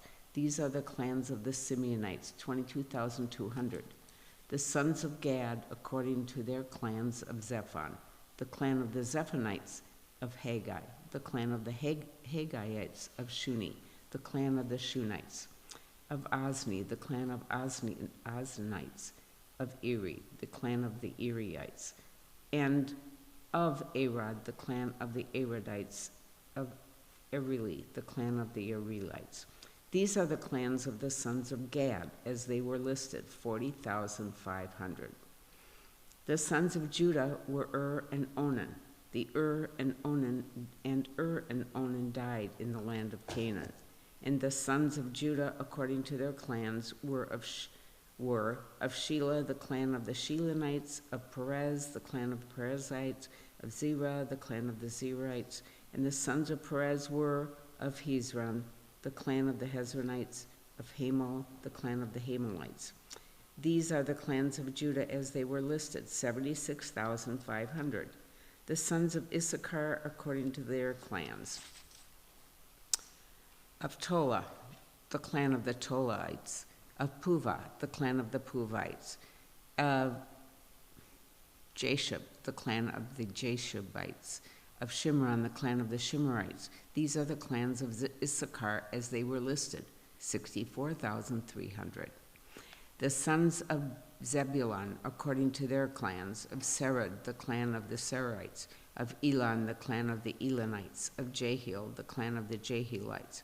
These are the clans of the Zebulunites, as they were listed, 60,500. The sons of Joseph, according to their clans, Manasseh and Ephraim. The sons of Manasseh, of Machir, the clan of the Machirites, and Machir was the father of Gilead the clan of the Gileadites. These are the sons of Gilead, of Izer, the clan of the Izerites, of Helek, the clan of the Helekites, of Azriel, the clan of the Azrielites, and of Shechem, the clan of the Shechemites, and of Shemidah, the clan of the Shemidites, and of Hepher, the clan of the Hepherites. Now Zelophehad, the son of Hepher, had no sons, but daughters. And the names of the daughters of Zelophehad were Mela, Noah, Hoglah, Milcah, and Tirzah. These are the clans of Manasseh, and those listed were 52,500. These are the sons of Ephraim, according to their clans, of Shuthelah, the clan of the Shuphalites, and Becher, the son of the Becherites, of Tahan, the clan of the Tahanites. And these are the sons of Shuthelah, of Eran, the clan of the Eranites. These are the clans of the sons of Ephraim as they were listed, 32,500. These are the sons of Joseph according to their clans. The sons of Benjamin according to their clans, of Bela, the clan of the Belites, of Ashbel, the clan of the Ashbelites, of Ahiram, the clan of the Ahiramites, of Shepham, the clan of the of Hupham, the clan of the Huphamites. And the sons of Bela were Ard and Naaman, of Ard, the clan of the Ardites, of Naaman, the clan of the Naamites. These are the sons of Benjamin according to their clans, and those listed were 45,600. These are the sons of Dan according to their clans, of Shuham, the clan of the Shuhamites. These are the clans of Dan according to their clans. All the clans of the Shuhamites, as they were listed, were 64,400. The sons of Asher according to their clans, of Imnah, the clan of the Imanites, of Ishvi, the clan of the Ishvites, of Beria, the clan of the Beriites, of the sons of Beria, of Heber, the clan of the Heberites, of Malchiel, the clan of the Malchielites. And the name of the daughter of Asher was Serah. These are the clans of the sons of Asher as they were listed, 54,400. The sons of Naphtali according to their clans, of Jaziel, the clan of the Jazielites, of Guni, the clan of the Gunites, of Jezer, the clan of the Jezerites, of Shillam, the clan of the Shillamites. These are the clans of Naphtali according to their clans, and those listed were 45,400. This was the list of the people of Israel, 601,730.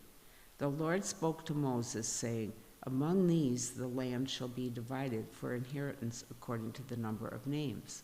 To a large tribe you shall give a large inheritance, and to a small tribe you shall give a small inheritance. Every tribe shall be given its inheritance in proportion to its list. But the land shall be divided by lot. According to the names of the tribes of their fathers, they shall inherit. Their inheritance shall be divided according to lot between the larger and the smaller. This was the list of the Levites according to their clans. Of Gershon, the clan of the Gershonites. Of Kohath, the clan of the Kohanites. Of Merari, the clan of the Merariites.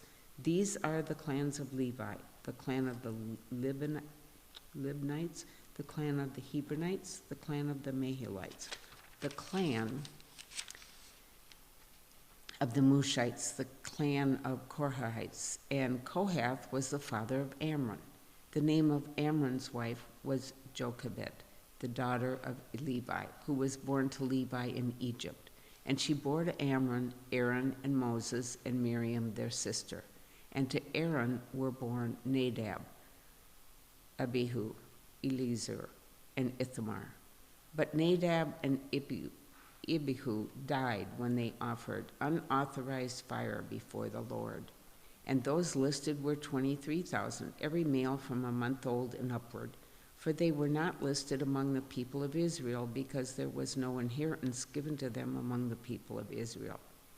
These were listed by Moses and Eleazar the priest, who listed the people of Israel in the plains of Moab by the Jordan at Jericho. But among these there was not one of those listed by Moses and Aaron the priest, who had listed the people of Israel in the wilderness of Sinai. For the Lord had said of them, they shall die in the wilderness. Not one of them was left except Caleb the son of Jephunneh and Joshua the son of Nun. Then drew near the daughters of Zelophehad, the son of Hepher, the son of Gilead, son of Machir, son of Manasseh, from the clans of Manasseh, the son of Joseph. The names of the daughters were Mahlah, Noah, Hoglah, Milcah, and Tirzah. And they stood before Moses and before Eleazar the priest, and before the chiefs and all the congregation at the entrance of the tent of meeting, saying, Our father died in the wilderness. He was not among the company of those who gathered themselves together against the Lord in the company of Korah, but died for his own sin, and he had no sons. Why should the name of our father be taken away from his clan because he had no son? Give to us a possession among our father's brothers. Moses brought their case before the Lord. And the Lord said to Moses, The daughters of Zelophehad are right. You shall give them possession of an inheritance among their father's brothers, and transfer the inheritance of their father to them. And you shall speak to the people of Israel, saying, If a man dies and has no son, then you shall transfer his inheritance to his daughter. And if he has no daughter, then you shall give his inheritance to his brothers. And if he has no brothers, then you shall give his inheritance to his father's brothers. And if his father has no brothers, then you shall give his inheritance to the nearest kinsman of his clan, and he shall possess it. And it shall be for the people of Israel a statute and rule, as the Lord commanded Moses. The Lord said to Moses, Go up into this mountain of Abarim, and see the land that I have given to the people of Israel. When you have seen it, you also will be gathered to your people, as your brother Aaron was, because you rebelled against my word in the wilderness of Zin, when the congregation quarreled, failing to uphold me as holy as the waters before their eyes. These are the waters of Meribah of Kadesh in the wilderness of Zin. Moses spoke to the Lord, saying, Let the Lord, the God of the spirits of all flesh, appoint a man over the congregation, who shall go out before them and come in before them, who shall lead them out and bring them in, that the congregation of the Lord may not be as sheep that have no shepherd. So the Lord said to Moses, Take Joshua, the son of Nun, a man in whom is the Spirit, and lay your hand on him.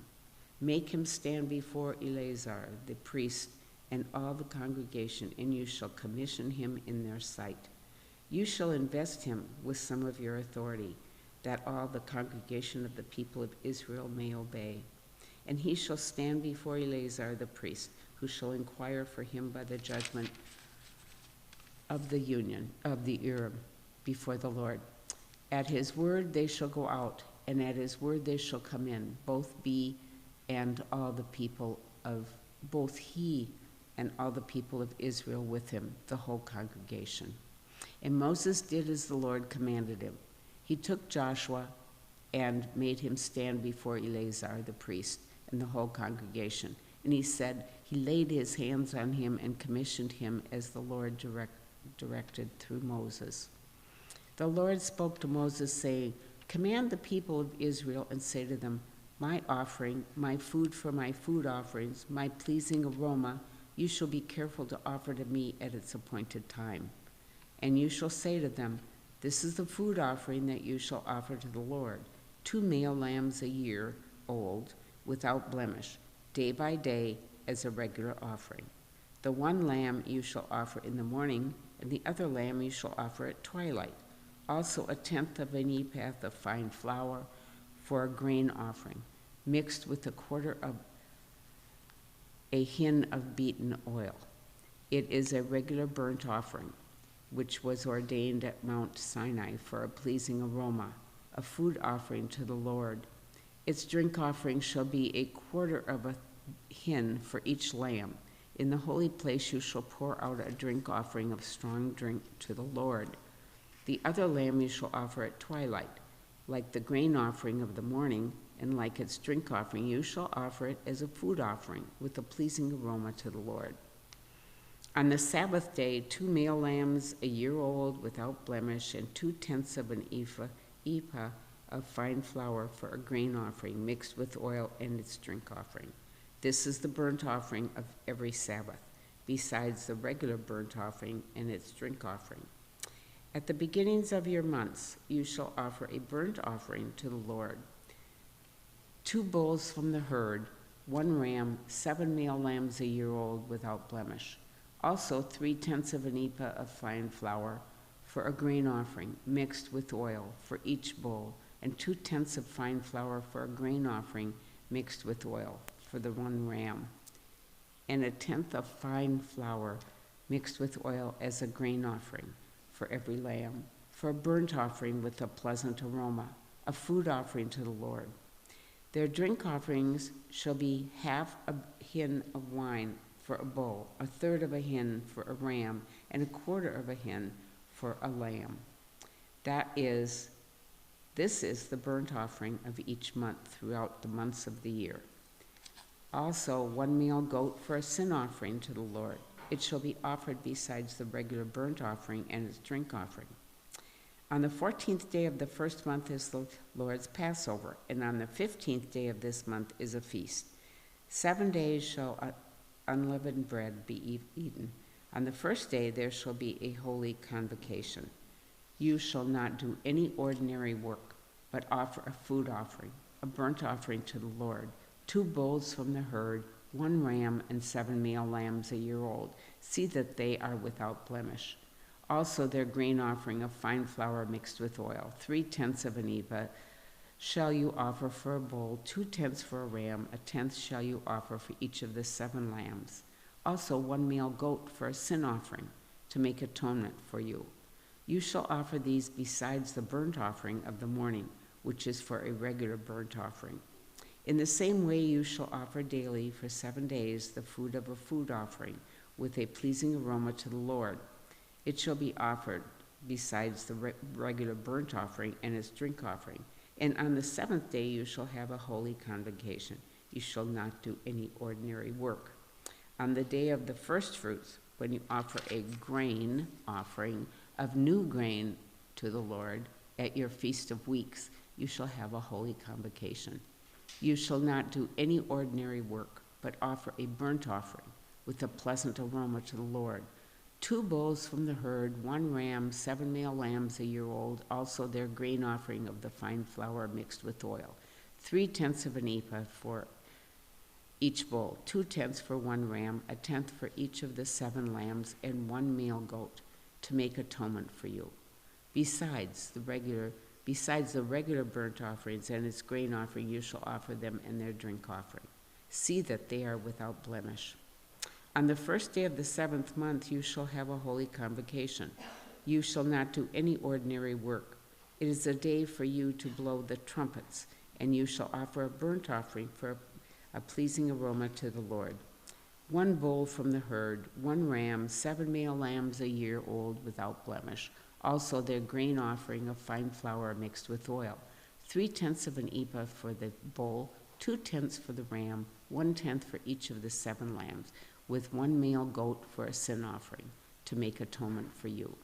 Besides the burnt offering of the new moon and its grain offering, and the regular burnt offering and its grain offering, and their drink offering, according to the rule for them, for a pleasing aroma, a food offering to the Lord. On the 10th day of this 7th month, you shall have a holy convocation and afflict yourselves. You shall do no work, but you shall offer a burnt offering to the Lord, a pleasing aroma, 1 bull from the herd, 1 ram, 7 male lambs a year old. See that they are without blemish. And their grain offering shall be of fine flour mixed with oil, 3/10 of an ephah for the bull, 2/10 for the ram, 1/10 for each of the 7 lambs, and also 1 male goat for a sin offering, besides the sin offering of atonement and the regular burnt offering and its grain offering and their drink offerings. On the 15th day of the 7th month, you shall have a holy convocation. You shall not do any ordinary work, and you shall keep a feast to the Lord 7 days. And you shall offer a burnt offering, a food offering, with a pleasing aroma to the Lord, 13 bulls from the herd, 2 rams, 14 male lambs a year old. They shall be without blemish. And their grain offering of fine flour mixed with oil, 3/10 of an ephah for each of the 13 bulls, 2/10 for each of the 2 rams, and 1/10 for each of the 14 lambs. Also 1 male goat for a sin offering, besides the regular burnt offering, its grain offering, and its drink offering. On the 2nd day, 12 bulls from the herd, 2 rams, 14 male lambs a year old without blemish, with the grain offering and the drink offerings for the bulls, for the rams and for the lambs in the prescribed quantities. Also 1 male goat for a sin offering, besides the regular burnt offering and its grain offering and their drink offerings. On the 3rd day, 11 bulls, 2 rams, 14 male lambs a year old without blemish, with the grain offering and the drink offerings for the bulls, for the rams and for the lambs in the prescribed quantities. Also 1 male goat for a sin offering, besides the regular burnt offering and its grain offering and its drink offering. On the 4th day, 10 bulls, 2 rams, 14 male lambs a year old without blemish, with the grain offering and the drink offerings for the bulls, for the rams, and for the lambs in the prescribed quantities. Also 1 male goat for a sin offering, besides the regular burnt offering, its grain offering, and its drink offering. On the 5th day, 9 bulls, 2 rams, 14 male lambs a year old without blemish, with the grain offering and the drink offerings for the bulls, for the rams, for the lambs in the prescribed quantities. Also 1 male goat for a sin offering, besides the regular burnt offering and its grain offering and its drink offering. On the 6th day, 8 bulls, 2 rams, 14 male lambs a year old without blemish, with the grain offering and the drink offering for the bulls, for the rams, and for the lambs in the prescribed quantities. Also 1 male goat for a sin offering, besides the regular burnt offering, its grain offering, and its drink offerings. On the 7th day, 7 bulls, 2 rams, 14 male lambs a year old without blemish, with the grain offering and the drink offerings for the bulls, for the rams, and for the lambs in the prescribed quantities. Also 1 male goat for a sin offering, besides the regular burnt offering, its grain offering, and its drink offering. On the 8th day, you shall have a solemn assembly. You shall not do any ordinary work, but you shall offer a burnt offering, a food offering with a pleasing aroma to the Lord. 1 bull, 1 ram, 7 male lambs a year old without blemish, and the grain offering and the drink offerings for the bull, for the ram, and for the lambs in the prescribed quantities. Also 1 male goat for a sin offering, besides the regular burnt offering, its grain offering, and its drink offering. These you shall offer to the Lord at your appointed feasts, in addition to your vow offerings and your free will offerings, for your burnt offerings, and for your grain offerings, and for your drink offerings, and for your peace offerings. So Moses told the people of Israel everything just as the Lord had commanded Moses. Moses spoke to the heads of the tribes of the people of Israel, saying, "This is what the Lord has commanded. If a man vows a vow to the Lord, or swears an oath to bind himself by a pledge, he shall not break his word. He shall do according to all that proceeds out of his mouth. If a woman vows a vow to the Lord and binds herself by a pledge while within her father's house in her youth, and her father hears of her vow and of her pledge by which she has bound herself and says nothing to her, then all her vows shall stand, and every pledge by which she has bound herself shall stand. But if her father opposes her on the day that he hears of it, no vow of hers, no pledge by which she has bound herself shall stand, and the Lord will forgive her because her father opposed her. If she marries a husband while under her vows, or any thoughtless utterance of her lips by which she has bound herself, and her husband hears of it, and says nothing to her on the day that he hears, then her vows shall stand, and her pledges by which she has bound herself shall stand. But if on the day that her husband comes to hear of it, he opposes her, then he makes void her vow that was on her, and the thoughtless utterance of her lips by which she bound herself. And the Lord will forgive her. But any vow of a widow or of a divorced woman, anything by which she has bound herself, shall stand against her. And if she vowed in her husband's house, or bound herself by a pledge with an oath, and her husband heard of it, and said nothing to her, and did not oppose her, then all her vows shall stand, and every pledge by which she bound herself shall stand. But if her husband makes them null and void on the day that he hears them, then whatever proceeds out of her lips concerning her vows or concerning her pledge of herself shall not stand. Her husband has made them void, and the Lord will forgive her. Any vow and any binding oath to afflict herself, her husband may establish, or her husband may make void. But if her husband says nothing to her from day to day, then he establishes all her vows, or all her pledges that are upon her. He has established them because he said nothing to her on the day that he heard of them. But if he makes them null and void after he has heard of them, then he shall bear her iniquity. These are the statutes that the Lord commanded Moses about a man and his wife, and about a father and his daughter while she is in her youth within her father's house. The Lord spoke to Moses, saying, "Avenge the people of Israel on the Midianites, after you shall be gathered to your people." So Moses spoke to the people, saying, "Arm men from among you for the war, that they may go against Midian to execute the Lord's vengeance on Midian. You shall send 1,000 from each of the tribes of Israel to the war." So there were provided out of the thousands of Israel 1,000 from each tribe, and 12,000 armed for war. And Moses sent them to the war, 1,000 from each tribe, together with Phinehas, the son of Eleazar the priest, with the vessels of the sanctuary and the trumpets for the alarm in his hand. They warred against Midian, as the Lord commanded Moses, and killed every male. They killed the kings of Midian with the rest of their slain, Evi, Rechem, Zur, Hur, and Reba, the 5 kings of Midian. And they also killed Balaam, the son of Beor, with the sword. And the people of Israel took captive the women of Midian and their little ones, and they took as plunder all their cattle, their flocks, and all their goods, all their cities and the places where they lived, and all their encampments they burned with fire, and took all the spoil and all the plunder, both of man and of beast. Then they brought the captives and the plunder and the spoil of Moses, and to Eleazar the priest, and to the congregation of the people of Israel at the camp on the plains of Moab by the Jordan of Jericho. Moses and Eleazar the priest and all the chiefs of the congregation went to meet them outside the camp. And Moses was angry with the officers of the army, the commanders of thousands and the commanders of hundreds, who had come from service in the war. Moses said to them, "Have you let all the women here?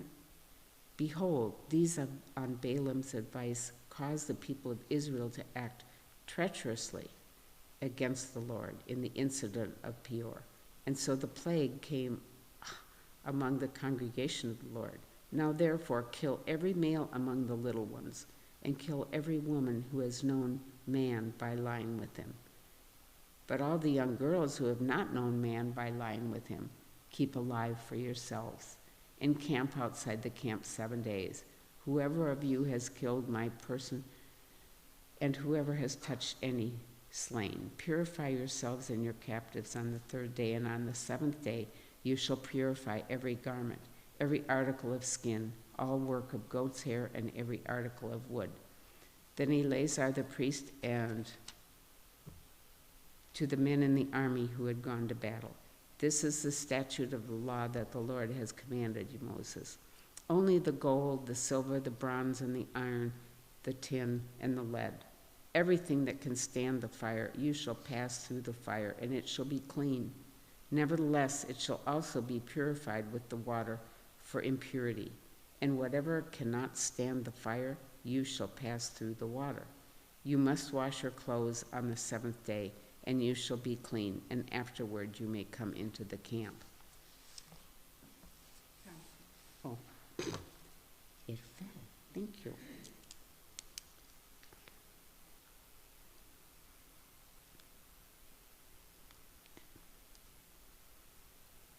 I think we need no pen.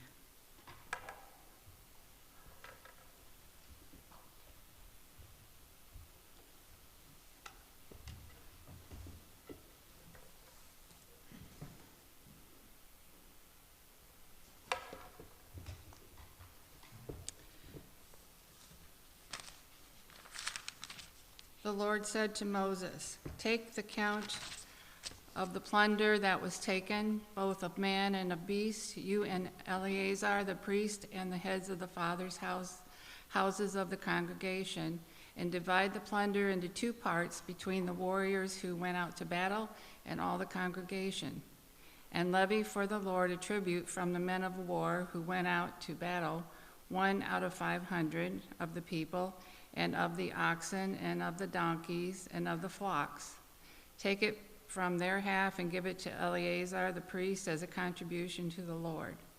And from the people of Israel's half you shall take 1 drawn out of every 50 of the people, of the oxen, of the donkeys, and of the flocks, of all the cattle, and give them to the Levites who keep guard over the tabernacle of the Lord." And Moses and Eleazar the priest did as the Lord commanded Moses. Now the plunder remaining of the spoil that the army took was 675,000 sheep, 72,000 cattle, 61,000 donkeys, and 32,000 persons in all, women who had not known man by lying with him.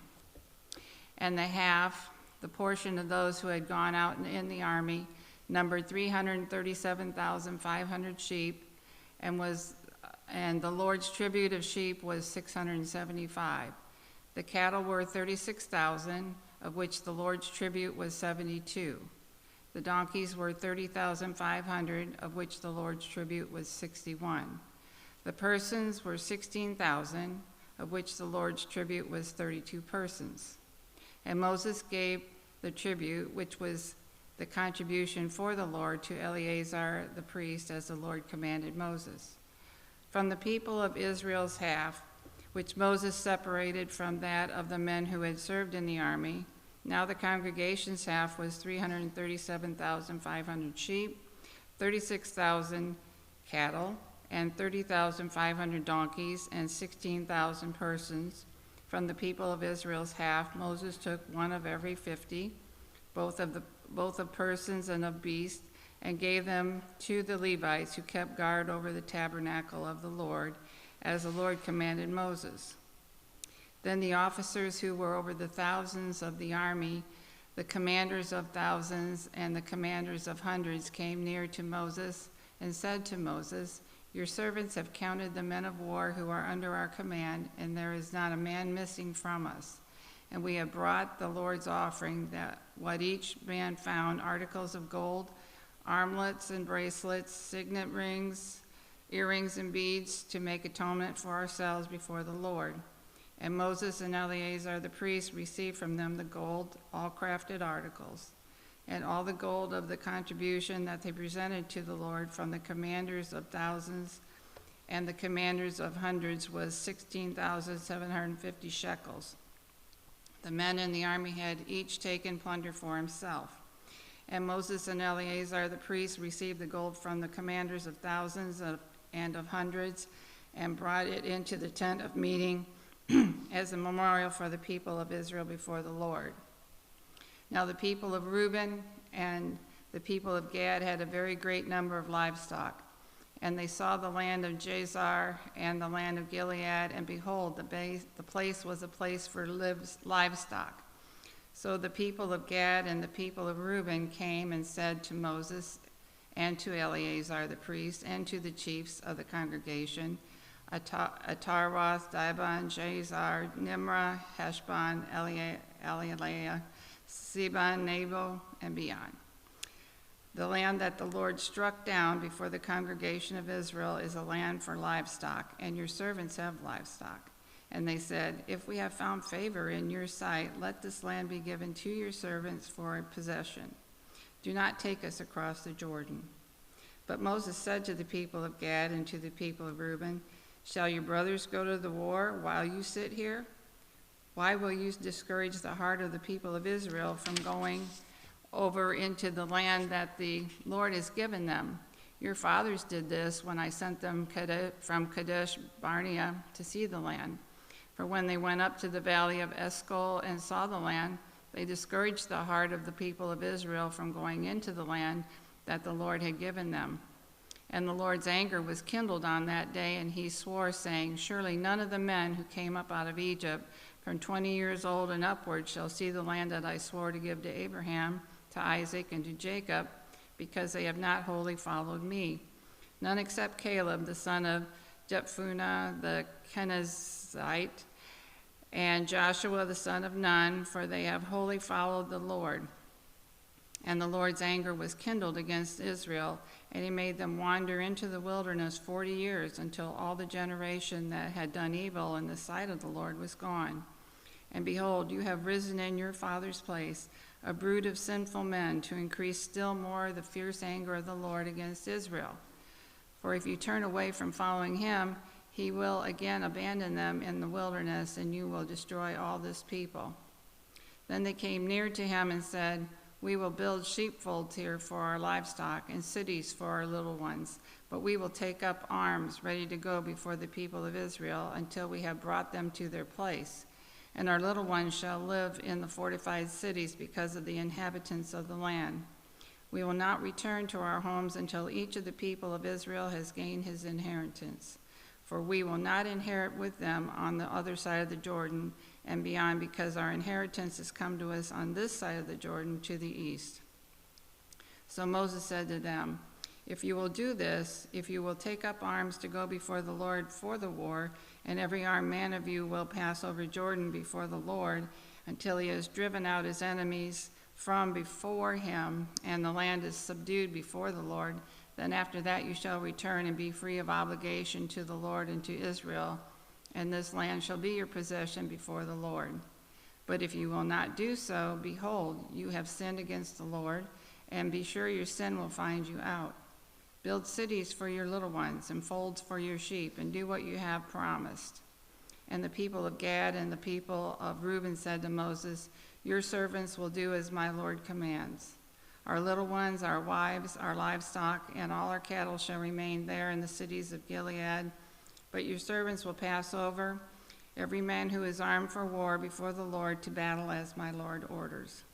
So Moses gave command concerning them to Eleazar the priest, and to Joshua the son of Nun, and to the heads of the fathers' houses of the tribes of the people of Israel. And Moses said to them, If the people of Gad and the people of Reuben, every man who is armed to battle before the Lord, will pass with you over the Jordan, and the land shall be subdued before you, then you shall give them the land of Gilead for possession. However, if they will not pass over with you armed, they shall have possessions among you in the land of Canaan. And the people of Gad and the people of Reuben answered, what the Lord has said to your servants, we will do.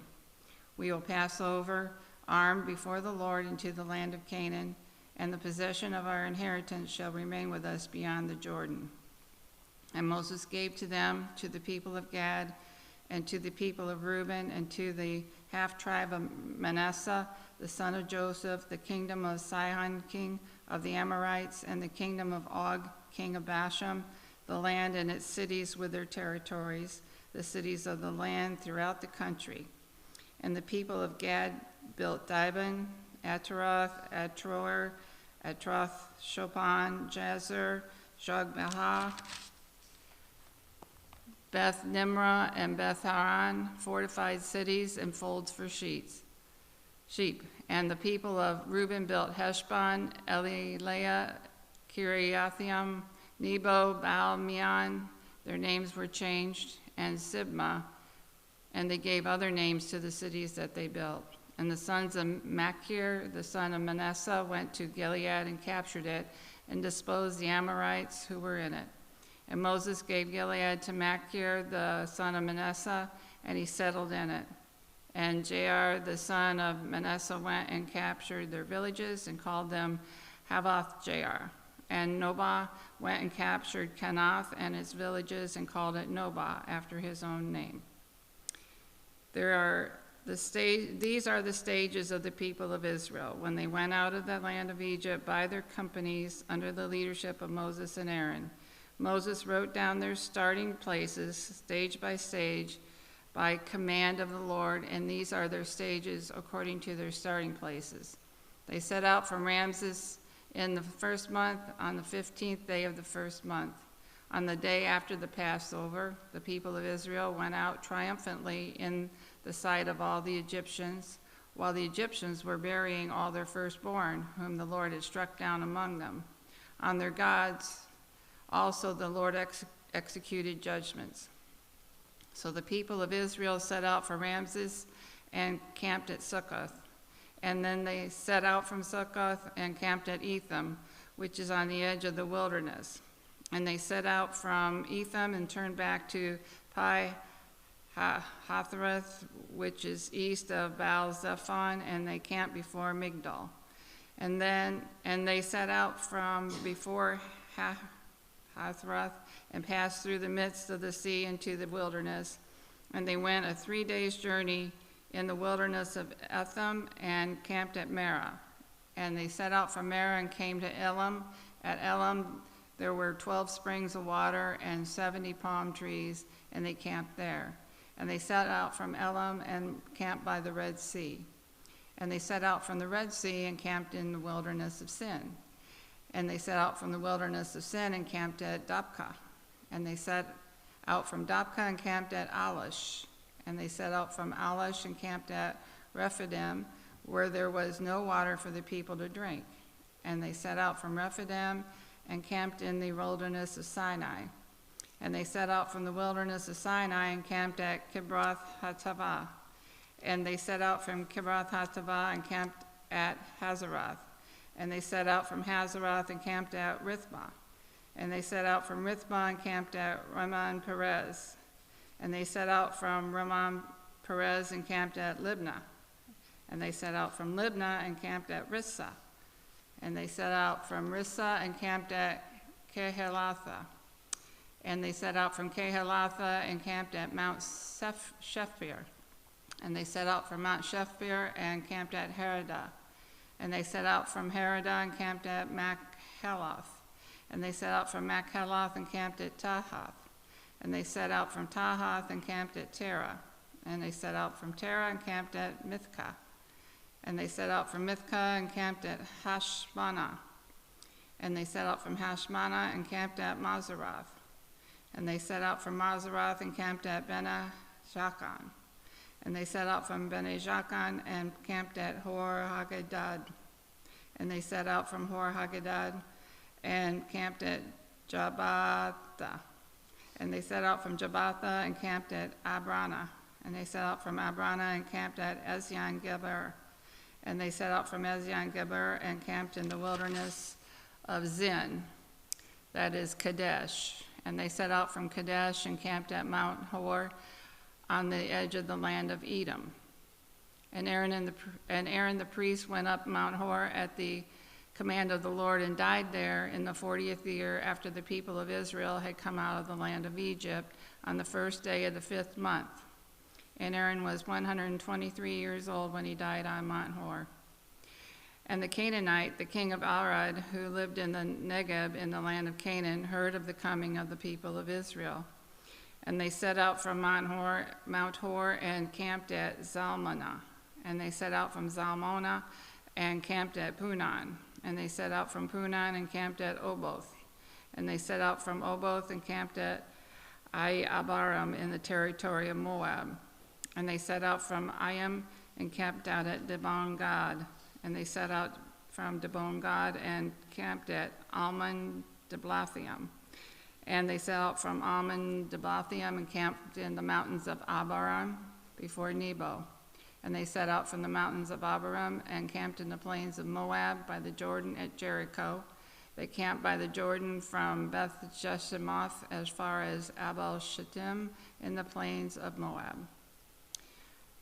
And the Lord spoke to Moses in the plains of Moab by the Jordan at Jericho, saying, "Speak to the people of Israel and say to them, when you pass over the Jordan into the land of Canaan, then you shall drive out all the inhabitants of the land from before you, and destroy all their figured stones, and destroy all their metal images, and demolish all their high places. And you shall take possession of the land and settle in it, for I have given the land to you to possess it. You shall inherit the land by lot according to your clans. To a large tribe you shall give a large inheritance, and to a small tribe you shall give a small inheritance. Wherever the lot falls for anyone, that shall be his. According to the tribes of your fathers you shall inherit. But if you do not drive out the inhabitants of the land from before you, then those of them whom you let remain shall be as barbs in your eyes and thorns in your sides, and they shall trouble you in the land where you dwell. And I will do to you as I thought to do to them." The Lord spoke to Moses, saying, "Command the people of Israel and say to them, when you enter the land of Canaan, this is the land that shall fall to you for an inheritance, the land of Canaan as defined by its borders. Your south side shall be from the wilderness of Zin alongside Edom, and your southern border shall run from the end of the Salt Sea on the east. And your border shall turn south of the ascent of Akrabim across to Zin, and its limit shall be south of Kadesh Barnea. Then it shall go on to Hazar Adar and pass along to Asmon.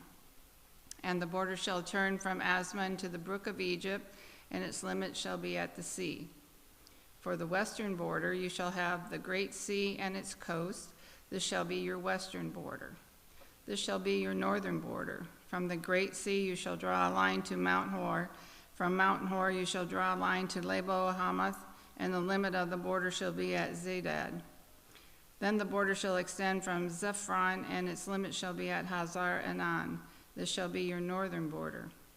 You shall draw a line for your eastern border from Hazar Enan to Shepham, and the border shall go down from Shepham to Riblah on the east side of Ain. And the border shall go down and reach to the shoulder of the sea of Chinnereth on the east. And the border shall go down to the Jordan, and its limit shall be at the Salt Sea. This will be your land, as defined by its borders all around." Moses commanded the people of Israel, saying, "This is the land that you shall inherit by lot, which the Lord has commanded to give to the 9 tribes and to the half-tribe. For the tribe of the people of Reuben by fathers' houses, and the tribe of the people of Gad by their fathers' houses, have received their inheritance, and also the half-tribe of Manasseh. The 2 tribes and the half-tribe have received their inheritance beyond the Jordan, east of Jericho, toward the sunrise." The Lord spoke to Moses, saying, "These are the names of the men who shall divide the land to you for inheritance, Eleazar the priest, and Joshua the son of Nun. You shall take one chief from every tribe to divide the land for inheritance. These are the names of the men. Of the tribe of Judah, Caleb the son of Jephunneh. Of the tribe of the people of Simeon, Shemuel the son of Ammihud. Of the tribe of Benjamin, Elidad the son of Chislon. Of the tribe of the people of Dan, a chief, Buki the son of Jogli. Of the people of Joseph, of the tribe of the people of Manasseh, a chief, Haniel the son of Ephod.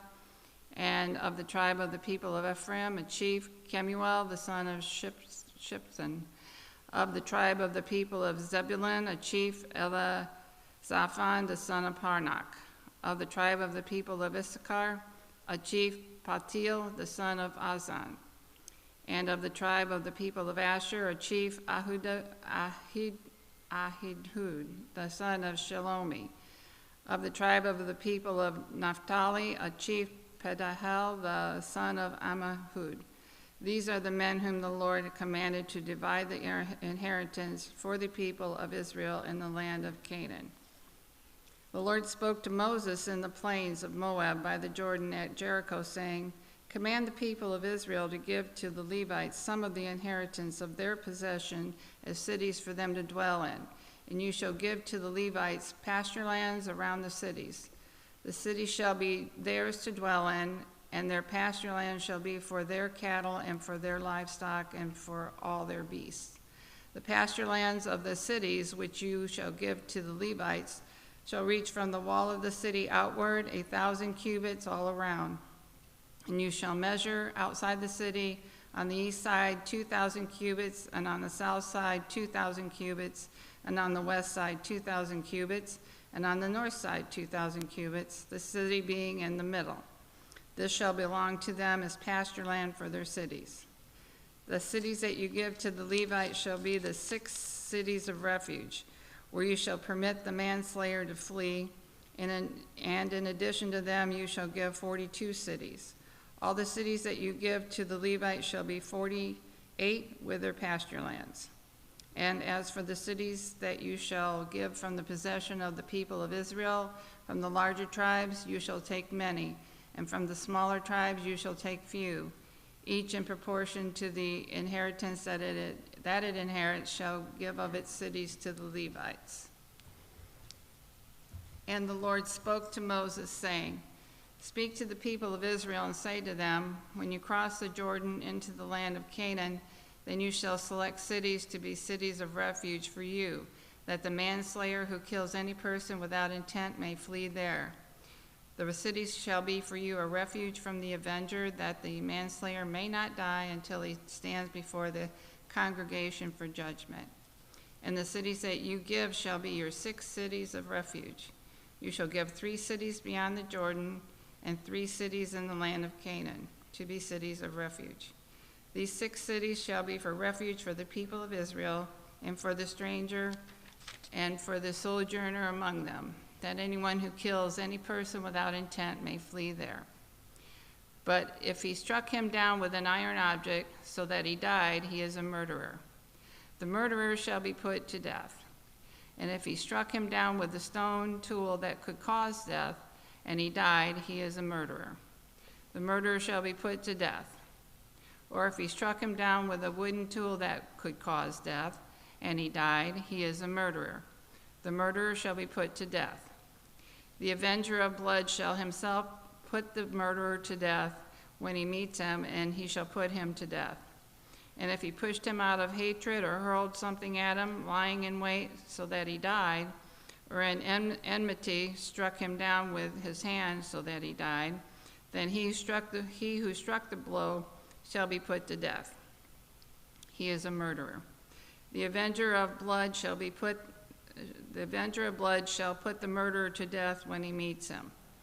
But if he pushed him suddenly without enmity, or hurled anything on him without lying in wait, or used a stone that could cause death, and without seeing him dropped it on him so that he died, though he was not his enemy and did not seek his harm, then the congregation shall judge between the manslayer and the avenger of blood in accordance with these rules. And the congregation shall rescue the manslayer from the hand of the avenger of blood, and the congregation shall restore him to his city of refuge to which he had fled, and he shall live in it until the death of the high priest who is anointed with the holy oil. But if the manslayer shall at any time go beyond the boundaries of his city of refuge to which he fled, and the avenger of blood finds him outside the boundaries of his city of refuge, and the avenger of blood kills the manslayer, he shall not be guilty of blood. For he must remain in his city of refuge until the death of the high priest, but after the death of the high priest, the manslayer may return to the land of his possession. And these things shall be for a statute and rule for you throughout your generations in all your dwelling places. If anyone kills a person, the murderer shall be put to death on the evidence of witnesses, but no person shall be put to death on the testimony of one witness. Moreover, you shall accept no ransom for the life of a murderer who is guilty of death, but he shall be put to death. And you shall accept no ransom for him who has fled to his city of refuge, that he may return to dwell in the land before the death of the high priest. You shall not pollute the land in which you live, for blood pollutes the land, and no atonement can be made for the land for the blood that is shed in it, except by the blood of the one who shed it. You shall not defile the land in which you lived, in the midst of which I dwell, for I, the Lord, dwell in the midst of the people of Israel. The heads of the fathers' houses of the clan of the people of Gilead, and the son of Machir, son of Manasseh, from the clans of the people of Joseph, came near and spoke before Moses and before the chiefs and the heads of the fathers' houses of the people of Israel. They said, "The Lord commanded my Lord to give this land for inheritance by lot to the people of Israel. And my Lord was commanded by the Lord to give the inheritance of Zelophehad, our brother, to his daughters. But if they are married to any of the sons of the other tribes of the people of Israel, then their inheritance will be taken from the inheritance of our fathers and added to the inheritance of the tribe into which they marry. So it will be taken away from the lot of our inheritance. And when the Jubilee of the people of Israel comes, then their inheritance will be added to the inheritance of the tribe into which they marry, and their inheritance will be taken from the inheritance of the tribe of our fathers." And Moses commanded the people of Israel according to the word of the Lord, saying, "The tribe of the people of Joseph is right. This is what the Lord commands concerning the daughters of Zelophehad. Let them marry whom they think best, only they shall marry within the clan of the tribe of their father. The inheritance of the people of Israel shall not be transferred from one tribe to another, for every one of the people of Israel shall hold on to the inheritance of the tribe of his fathers. And every daughter who possesses an inheritance in any tribe of the people of Israel shall be wife to one of the clan of the tribe of her father, so that every one of the people of Israel may possess the inheritance of his fathers. So no inheritance shall be transferred from one tribe to another, for each of the tribes of the people of Israel shall hold on to its own inheritance." The daughters of Zelophehad did as the Lord commanded Moses. From Mahlah, Tirzah, Hoglah, Milcah, and Noah, the daughters of Zelophehad were married to sons of their father's brothers. They were married into the clans of the people of Manasseh, the son of Joseph, and their inheritance remained in the tribe of their father's clan. These are the commandments and rules that the Lord commanded through Moses to the people of Israel in the plains of Moab by the Jordan at Jericho. These are the words that Moses spoke to all Israel beyond the Jordan in the wilderness, and in the Arabah opposite Suf, between Paran and Tophel, Laban, Hazeroth, and Dizahab. It is 11 days' journey from Horeb by the way of Mount Seir to Kadesh Barnea. In the 40th year, on the first day of the 11th month, Moses spoke to the people of Israel according to all that the Lord had given him in commandment to them, after he had defeated Sihon, the king of the Amorites, who lived in Heshbon, and Og, the king of Bashan, who lived in Ashtaroth and in Edrei. Beyond the Jordan, in the land of Moab, Moses undertook to explain this law, saying, The Lord our God said to us in Horeb, "You have stayed long enough at this mountain. Turn and take your journey and go to the hill country of the Amorites and to all their neighbors in the Arabah, in the hill country, and in the lowland, and in the Negeb, and by the sea coast, the land of Canaanites, and Lebanon, as far as the great river, the river Euphrates. See, I have set the land before you. Go in and take possession of the land that the Lord swore to your fathers, to Abraham, to Isaac, and to Jacob, and to give to them and to their offspring after them. At that time I said to you, I am not able to bear you by myself. The Lord your God has multiplied you, and behold, you are today as numerous as the stars of heaven. May the Lord, the God of your fathers, make you 1,000 times as many as you are, and bless you as he has promised you. How can I bear by myself the weight and burden of you and your strife? Choose for your tribes wise, understanding, and experienced men, and I will appoint them as your heads. And you answered me, the thing that you have spoken is good for us to do. So I took the heads of your tribes, wise and experienced men, and set them as heads over you, commanders of thousands, commanders of hundreds, commanders of 50s, commanders of 10s, and officers throughout your tribes. And I charged your judges at that time, hear the cases between your brothers, and judge righteously between a man and his brother, or the alien who is with him. You shall not be partial in judgment. You shall hear the small and the great alike. You shall not be intimidated by anyone, for the judgment is God's. And the case that is too hard for you, you shall bring to me, and I will hear it. And I will command you at that time all the things that you should do.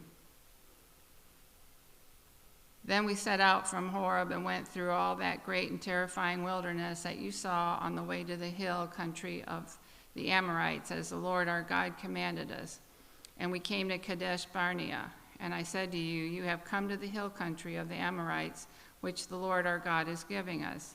See, the Lord your God has set up the land before you.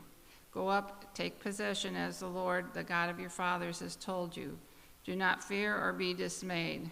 Then all of you came near me and said, let us send men before us, that they may explore the land for us and bring us word again of the way by which we must go up and the cities into which we shall come. The thing seemed good to me, and I took 12 men from you, 1 man from each tribe. And they turned and went up into the hill country and came to the valley of Eshcol and spied it out. And they took in their hands some of the fruit of the land and brought it down to us, and brought us word again and said, it is a good land that the Lord our God is giving us. But yet you would not go up, but rebelled against the command of the Lord your God. And you murmured in your tents and said, because the Lord hated us, he has brought us out of the land of Egypt to give us into a land of the Amorites to destroy us. Where are we going up? Our brothers have made our hearts melt, saying, the people are greater and taller than we. The cities are great and fortified up to heaven. And besides, we have seen the sons of the Anakim there. Then I said to you, do not be in dread or afraid of them. The Lord your God who goes before you will himself fight for you, just as he did for you in Egypt before your eyes, and in the wilderness where you have seen how the Lord your God carried you, as a man carries his son all the way that you went until you came to this place. Yet in spite of this word, you did not believe the Lord your God, who went before you in the way to seek you out a place to pitch your tents, in fire by night and in the cloud by day, to show you by what way you should go. Is it time? Okay. That's right. Okay, so I put my initials on. Yeah.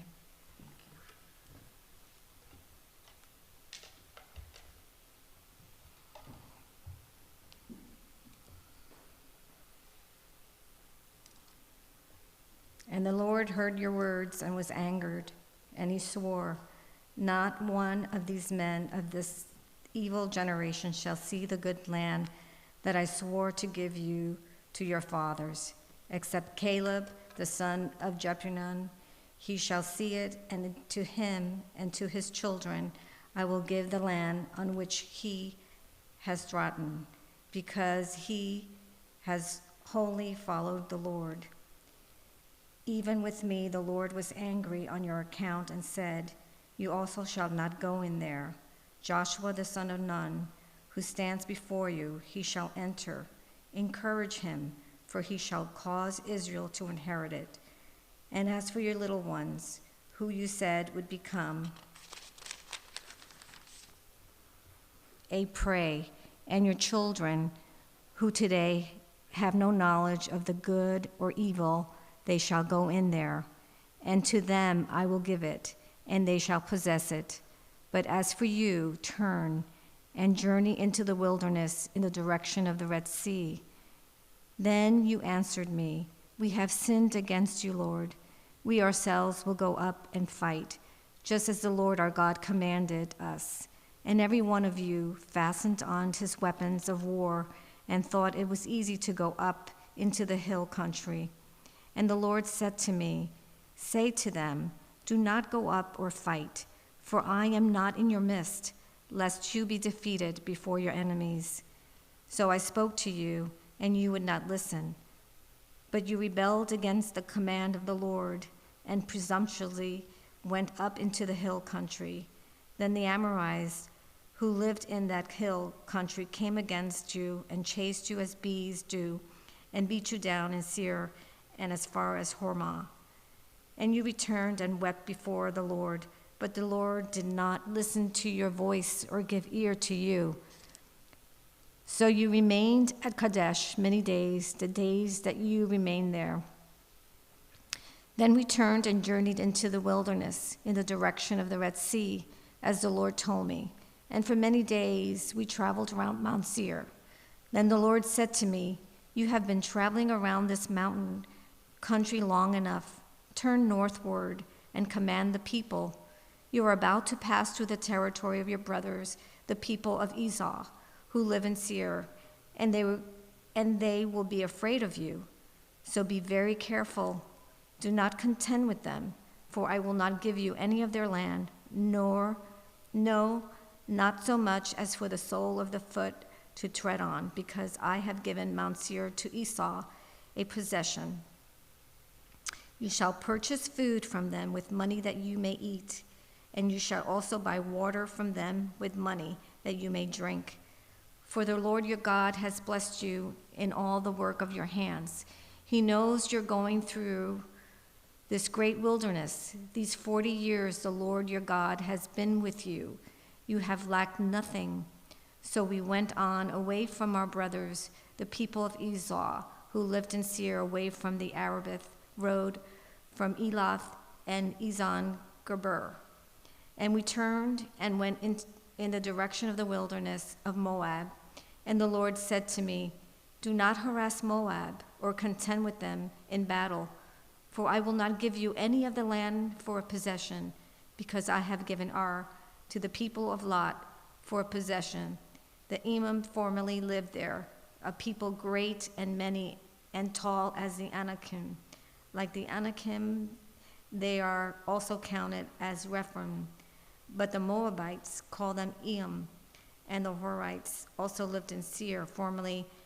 But the people of Esau dispossessed them and destroyed them from before them and settled in their place, as Israel did to the land of their possession, which the Lord gave them. Now rise up and go over the brook Seir.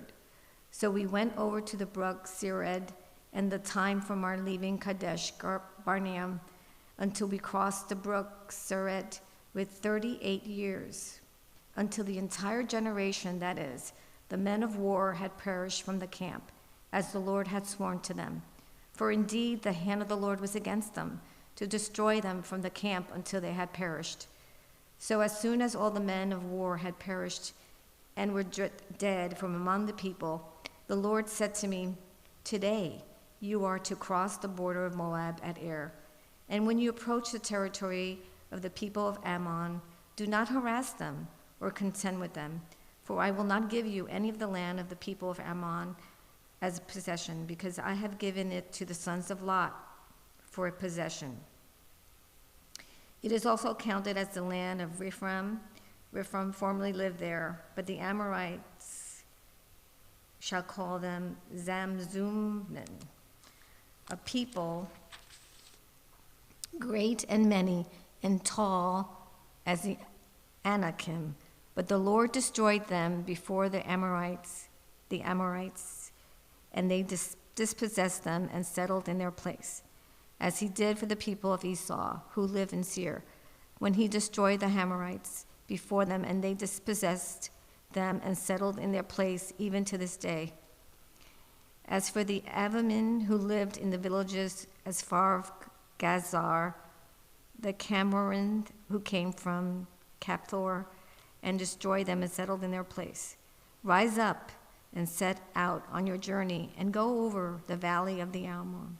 Behold, I have given into your hand Sihon an Amorite, king of Heshbon, and the land. Begin to take possession and contend with him in battle. This day I will begin to put the dread and fear of you on the peoples who are under the whole heaven, who shall hear the report of you and shall tremble and be in anguish because of you.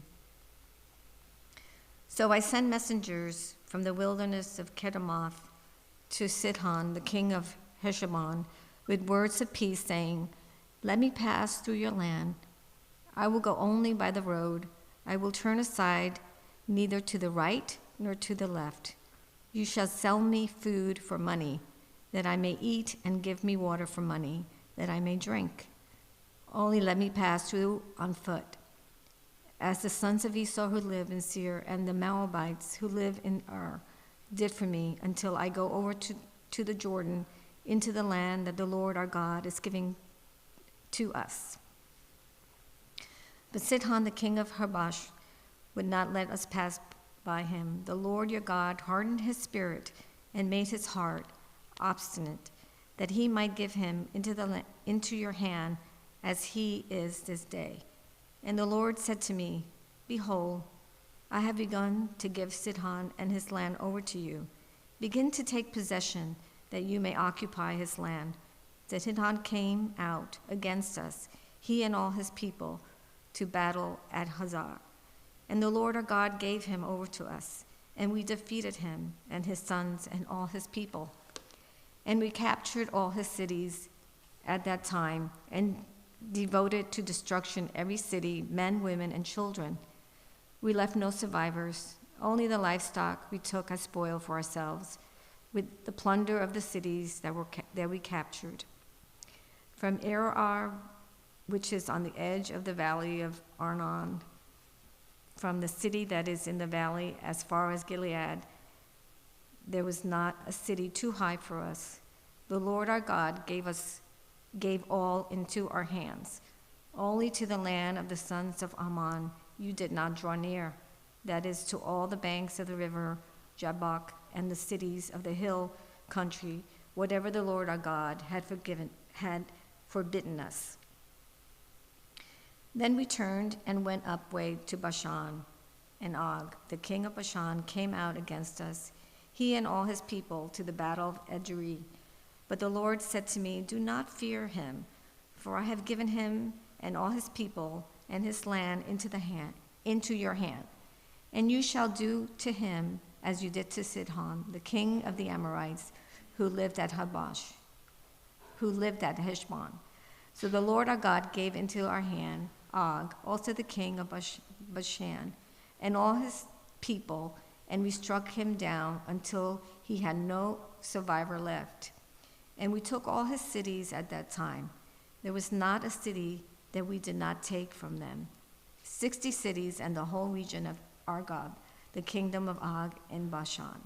And these were cities fortified with high walls, gates, and bars, besides very many unwalled villages. And we devoted them to destruction, as we did to Sihon, the king of Heshbon, devoting to the destruction every city, men, women, and children. But all the livestock and the spoil of the cities we took as our plunder. So we took the land at that time out of the hand of the 2 kings of the Amorites, who were beyond the Jordan, from the valley of Arnon to the mount of Hermon, the Sidonians call, Hermon, Sirwan, while the Amorites call it Sinir. All the cities of the tableland and all Gilead and all the Bashan, as far as Selach and Endrik, cities of the kingdom of Og and Bashan. For only Og and the king of Bashan was left, and the remnant of Rephaim. Behold, his bed was a bed of iron. It is not in Rabbah of the Amorites. 9 cubits was its length, and 4 cubits its breadth, according to the common cubit. When we took possession of this land at that time, I gave to the Reubenites and the Gadites the territory beginning at Or, which is on the edge of the valley of Arnon, and half the hill of the country of Gilead, in its cities. The rest of Gilead and all Bashan, and the kingdom of Og, that is all the region of Argob, I gave to the half-tribe of Manasseh. And all that portion of Bashan is called the land of Rephaim. Jared, the Manassite, took all the region of Argob, that is Bashan, as far as the border of the Geshurites and the Machatharites, and called the villages after his own name, Havoth, Garbir, as it is to this day. The Machir I gave to Gilead, and to the Reubenites and the Gadites I gave the territory from Gilead as far as the valley of the Arnon, with the middle of the valley as a border as far over as the river Jabbok, and the border of the Ammonites and the Arabah, and also with the Jordan as the border from Chinnerith as far as the sea of the Arabah and the Salt Sea under the slopes of Pisgah on the east. And I commanded you at that time, saying, the Lord your God has given you this land to possess. All your men of valor shall cross over, armed before your brothers, the people of Israel. Only your wives, your little ones, and your livestock, I know that you have much livestock, shall remain in the cities that I have given you, until the Lord gives rest to your brothers as to you, and they also occupy the land that the Lord your God gives them beyond the Jordan. Then each of you may return to his possession, which I have given you. And I commanded Joshua at that time, your eyes have seen all that the Lord your God has done in these 2 kings. So will the Lord do to all the kingdoms into which you are crossing. You shall not fear them, for it is the Lord your God who fights for you. And I pleaded with the Lord at that time, saying, O Lord God, you have only begun to show your servant your greatness and your mighty hand. For what God is there in heaven or on earth who can do such works and mighty acts as yours? Please let me go over and see the good land beyond the Jordan, that the good hill country and Lebanon. But the Lord was angry with me because of you and would not listen to me. And the Lord said to me, enough from you. Do not speak to me of this matter again. Go up to the top of Pisgah and lift up your eyes westward and northward and southward and eastward, and look at it with your eyes. For you shall not go over this Jordan, but charge Joshua and encourage and strengthen him, for he shall go over to the head of this people, and he shall put them in possession of the land that you shall see. So we remain in the valley opposite Beth Peor. And now, O Israel, listen to the statutes and the rules that I am teaching you, and do them, that you may live and go and take possession of the land that the Lord, the God of your fathers, is giving you.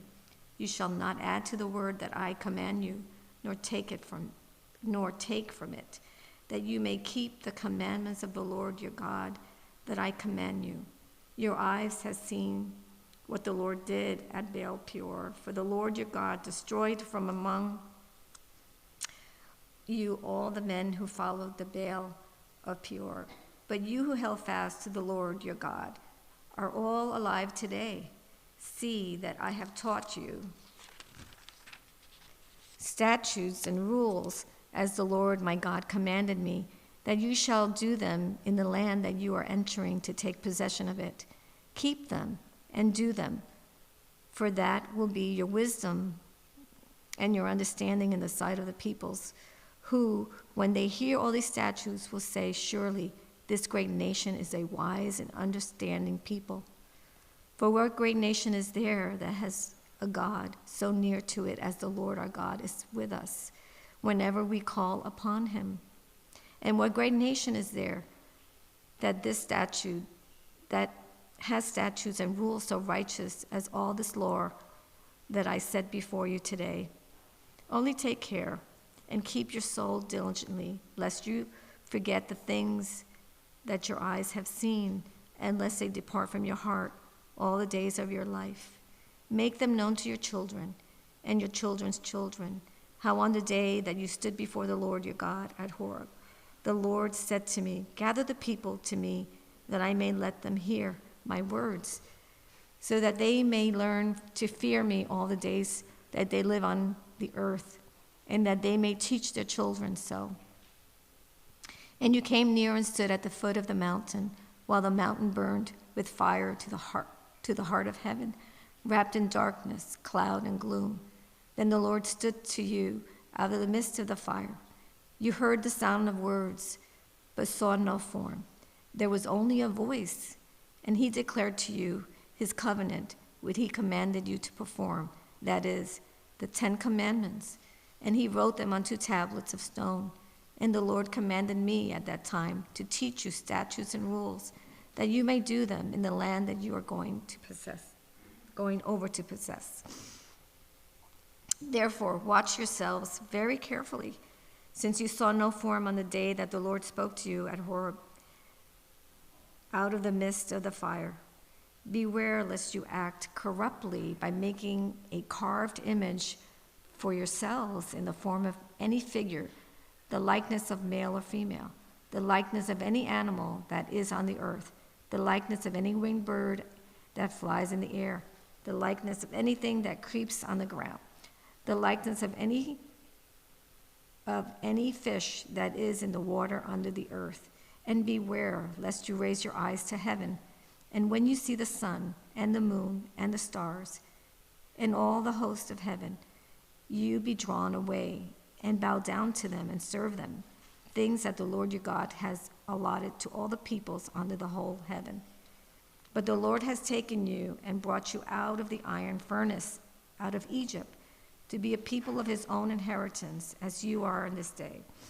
Furthermore, the Lord was angry with me because of you, and he swore that I should not cross the Jordan, and that I should not enter the good land that the Lord your God is giving you for an inheritance. For I must die in this land. I must not go over the Jordan, but you shall go over and take possession of that good land. Take care lest you forget the covenant of the Lord your God, which he made with you, and make a carved image, the form of anything that the Lord your God has forbidden you. For the Lord your God is a consuming fire, a jealous God. When you father children and children's children and have grown old in the land, if you act corruptly by making a carved image in the form of anything, and by doing what is evil in the sight of the Lord your God, so as to provoke him to anger, I call heaven and earth to witness against you today, that you will soon utterly perish from the land that you are going over to the Jordan to possess. You will not live long in it, but will be utterly destroyed. And the Lord will scatter you among the peoples, and you will be left few in number among the nations where the Lord will drive you. And there you will serve gods of wood and stone, and the work of human hands, that neither see, nor hear, nor eat, nor smell. But from there you will seek the Lord your God, and you will find him, if you search after him with all your heart and with all your soul. When you are in tribulation, and all these things come upon you in the latter days, you will return to the Lord your God and obey his voice. For the Lord your God is a merciful God. He will not leave you nor destroy you, or forget the covenant with your fathers that he swore to them. For ask now of the days that are past, which were before you, since the day that God created man on the earth, and ask from one end of the heaven to the other, whether such great thing as this has ever happened or was ever heard of. Did any people ever hear the voice of a God speaking out of the midst of the fire, as you have heard and still live? Or has any God ever attempted to go and take a nation for himself in the midst of another nation, by trials, by signs, by wonders, and by war, by a mighty hand and an outstretched arm, and by great deeds of terror, all of which the Lord your God did for you in Egypt before your eyes? To you it was shown that you might know that the Lord is God. There is no other besides him. Out of heaven let him hear this voice, that he might discipline you. And on earth he let you see his great fire, and you heard his words out of the midst of the fire. And because he loved your fathers and chose your offspring after them and brought you out of Egypt with his own presence by his great power, driving out before you nations greater and mightier than you, to bring you in and to give you the land for an inheritance, as it is this day.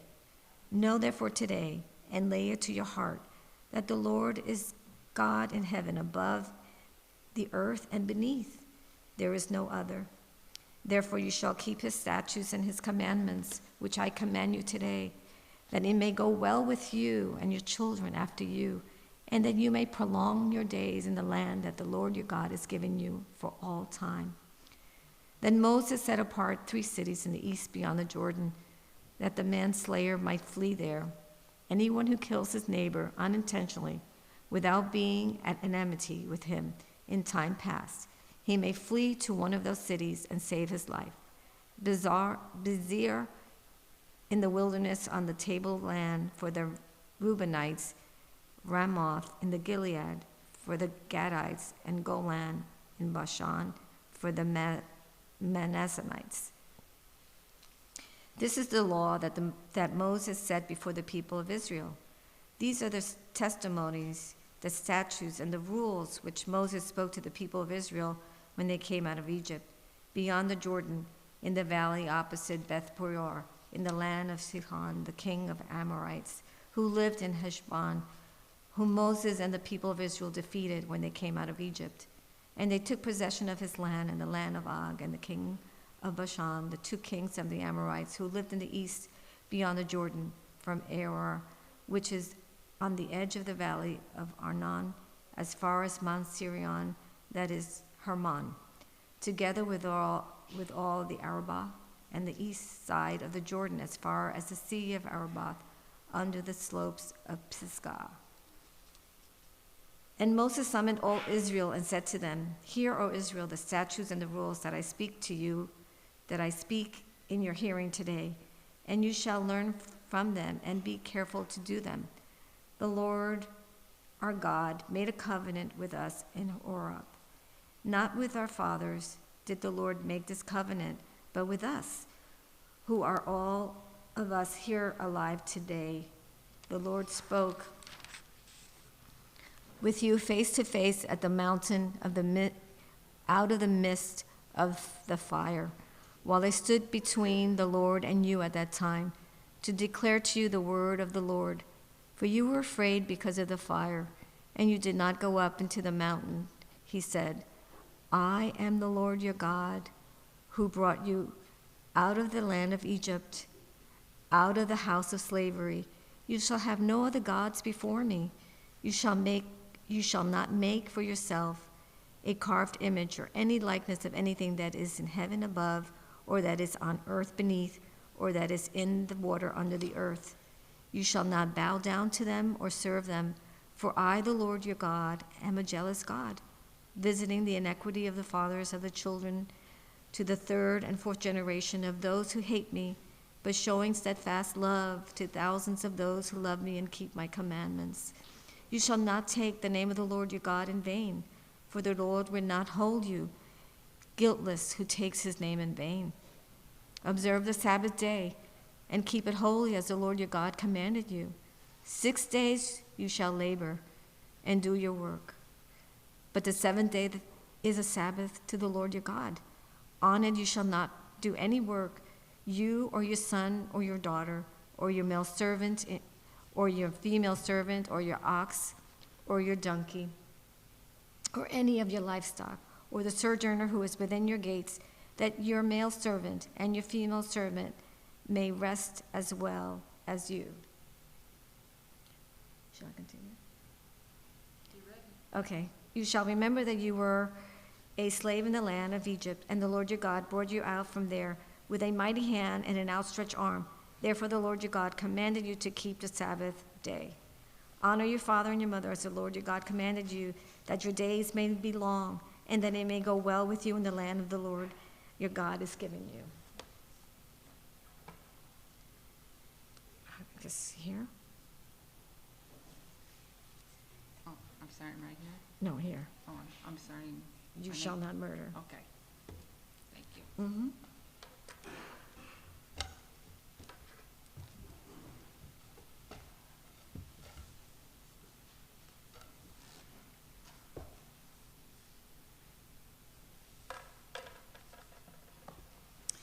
And you shall not murder, and you shall not commit adultery, and you shall not steal, and you shall not bear false witness against your neighbor, and you shall not covet your neighbor's wife, and you shall not desire your neighbor's house, his field, or his male servant, or his female servant, his ox, or his donkey, or anything that is your neighbor's.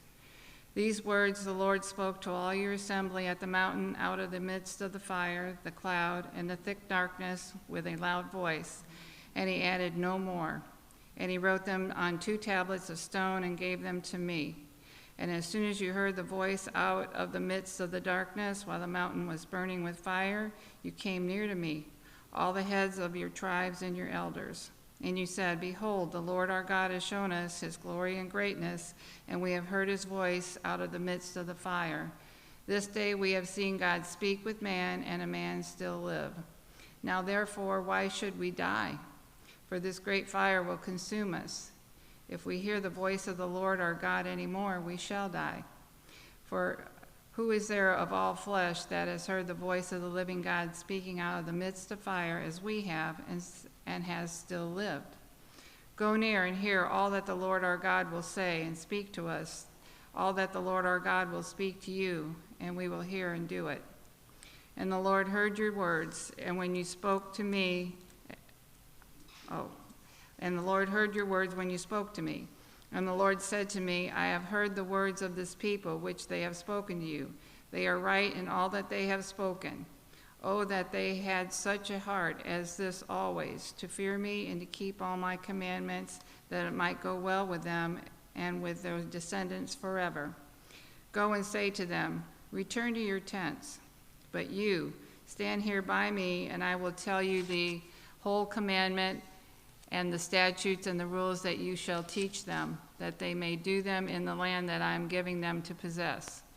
You shall be careful, therefore, to do as the Lord your God has commanded you. You shall not turn aside to the right hand or to the left. You shall walk in all the way that the Lord your God has commanded you, that you may live, and that it may go well with you, and that you may live long in the land that you shall possess.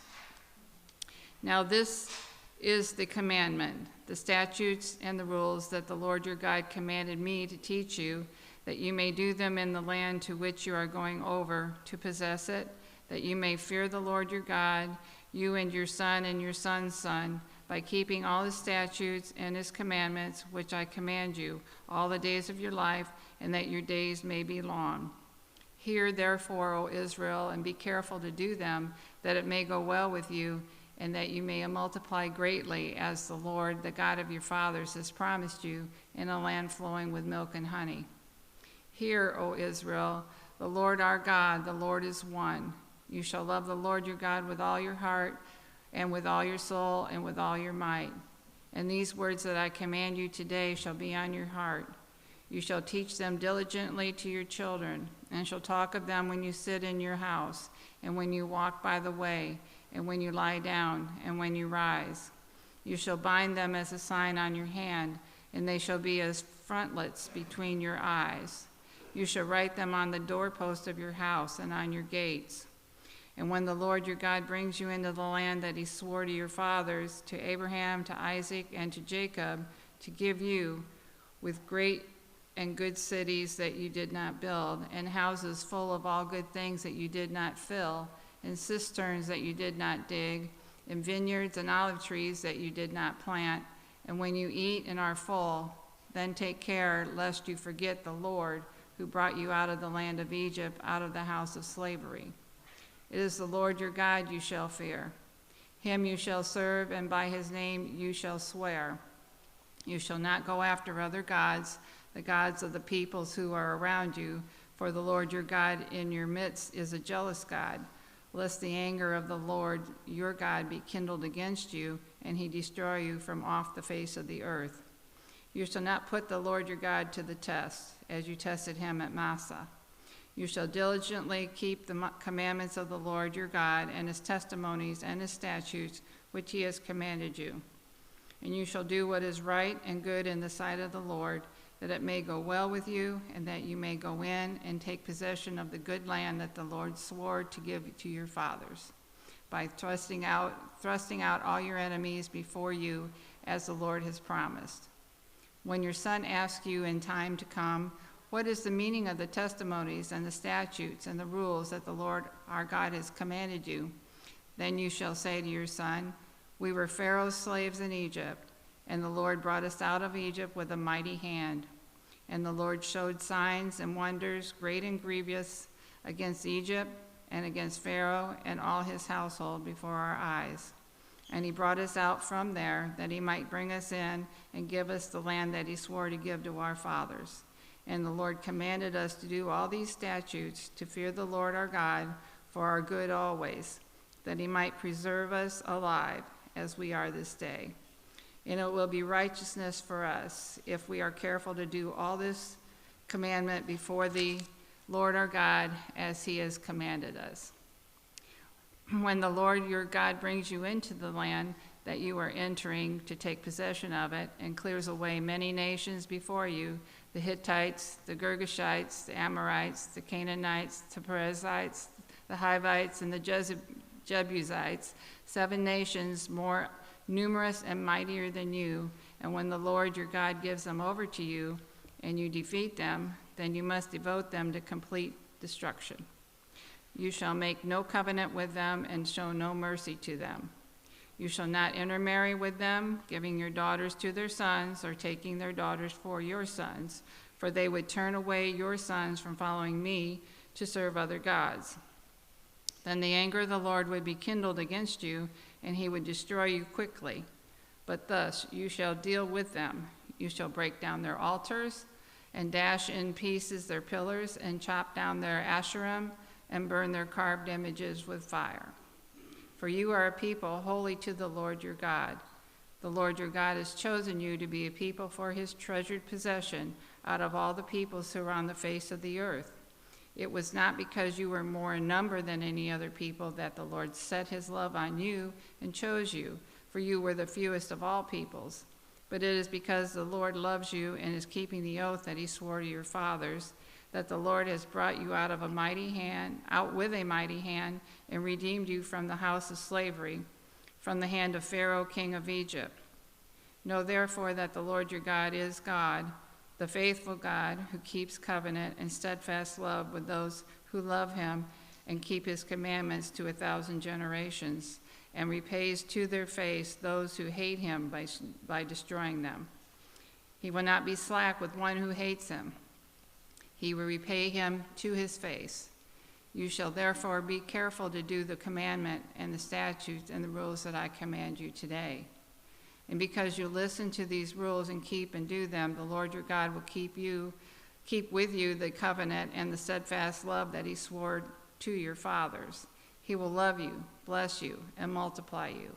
He will also bless the fruit of your womb and the fruit of your ground, your grain and your wine and your oil, the increase of your herds and the young of your flock in the land that he swore to your fathers to give you. You shall be blessed above all peoples. There shall not be male or female barren among you or among your livestock. And the Lord will take away from you all sickness, and none of the evil diseases of Egypt which you knew will he inflict on you, but he will lay them on all who hate you. and you shall consume all the peoples that the Lord your God will give over to you. Your eye shall not pity them, neither shall you serve their gods, for that would be a snare to you. If you say in your heart, these nations are greater than I, how can I dispossess them?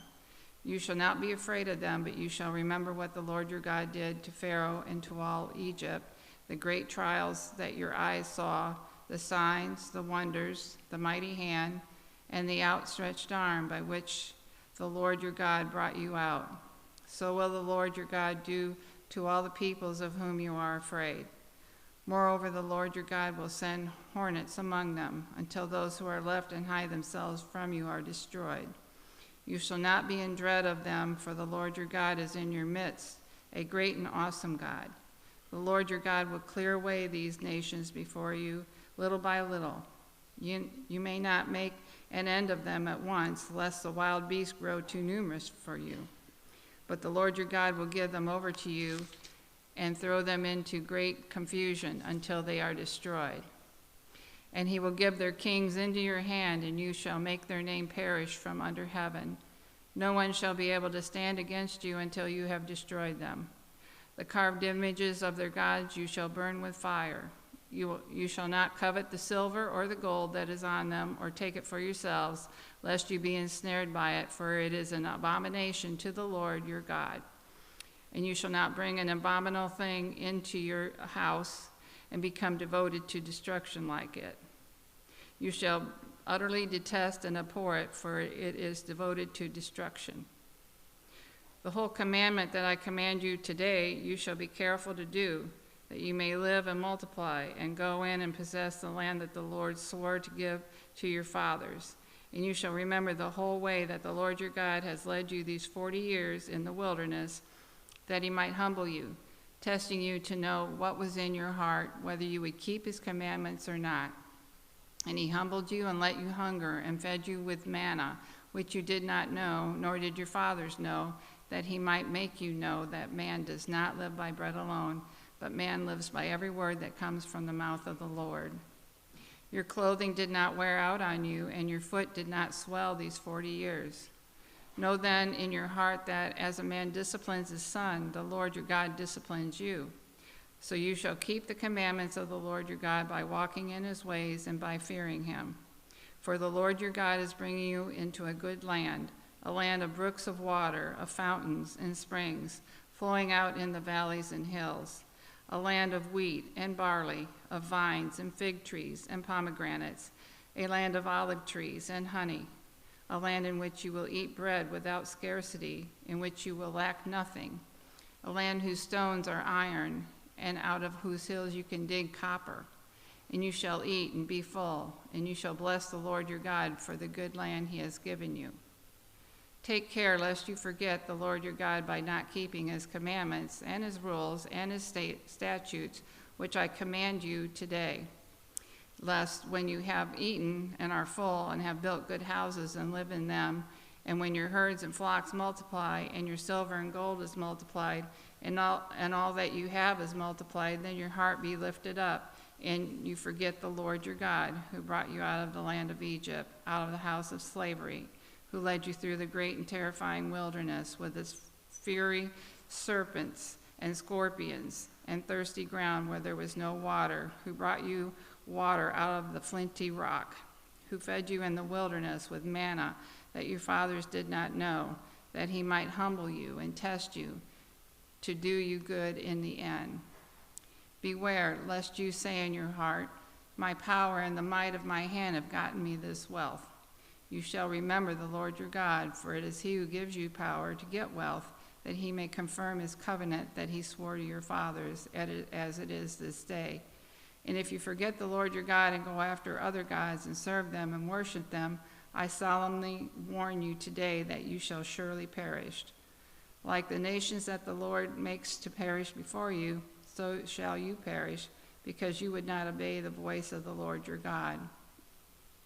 Hear, O Israel, you are to cross over the Jordan today to go in to dispossess nations greater and mightier than you, cities great and fortified up to heaven, a people great and tall, the sons of the Anakim, whom you know and of whom you have heard it said, who can stand before the sons of Anak?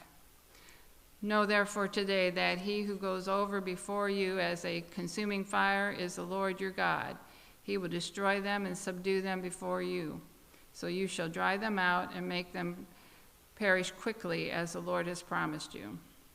Do not say in your heart, after the Lord your God has thrust them out before you, it is because of my righteousness that the Lord has brought me in to possess this land, whereas it is because of the wickedness of these nations that the Lord is driving them out before you. Not because of your righteousness or the uprightness of your heart are you going in to possess their land, but because of the wickedness of these nations, the Lord your God is driving them out before you, and that he may confirm the word that the Lord swore to your fathers, to Abraham, to Isaac, and to Jacob. Know, therefore, that the Lord your God is not giving you this good land to possess because of your righteousness, for you are a stubborn people. Remember and do not forget how you provoked the Lord your God to wrath in the wilderness. From the day you came out of the land of Egypt until you came to this place, you have been rebellious against the Lord. Even at Horeb, you provoked the Lord to wrath, and the Lord was so angry with you that he was ready to destroy you. When I went up the mountain to receive the tablets of stone, the tablets of the covenant that the Lord made with you, I remained on the mountain 40 days and 40 nights. I neither ate bread nor drank water. And the Lord gave me the 2 tablets of stone written with the finger of God, and on them were all the words that the Lord had spoken with you on the mountain, out of the midst of the fire on the day of the assembly. And at the end of 40 days and 40 nights, the Lord gave me the 2 tablets of stone, the tablets of the covenant. Then the Lord said to me, "Arise, go down quickly from here, for your people, whom you have brought from Egypt, have acted corruptly. They have turned aside quickly out of the way that I commanded them, and they have made themselves a metal image." Furthermore, the Lord said to me, "I've seen this people, and behold, it is a stubborn people. Let me alone, that I may destroy them and blot out their name from under heaven, and I will make of you a nation mightier and greater than they." So I turned and came down from the mountain, and the mountain was burning with fire, and the 2 tablets of the covenant were in my 2 hands. And I looked, and behold, you had sinned against the Lord your God. You had made yourselves a golden calf. You had turned aside quickly from the way that the Lord had commanded you. So I took hold of the 2 tablets and threw them out of my 2 hands and broke them before your eyes. Then I lay prostrate before the Lord as before, 40 days and 40 nights. I neither ate bread nor drank water because of all the sin that you had committed, in doing what was evil in the sight of the Lord, to provoke him to anger.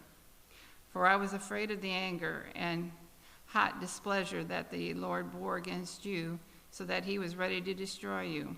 But the Lord listened to me that time also.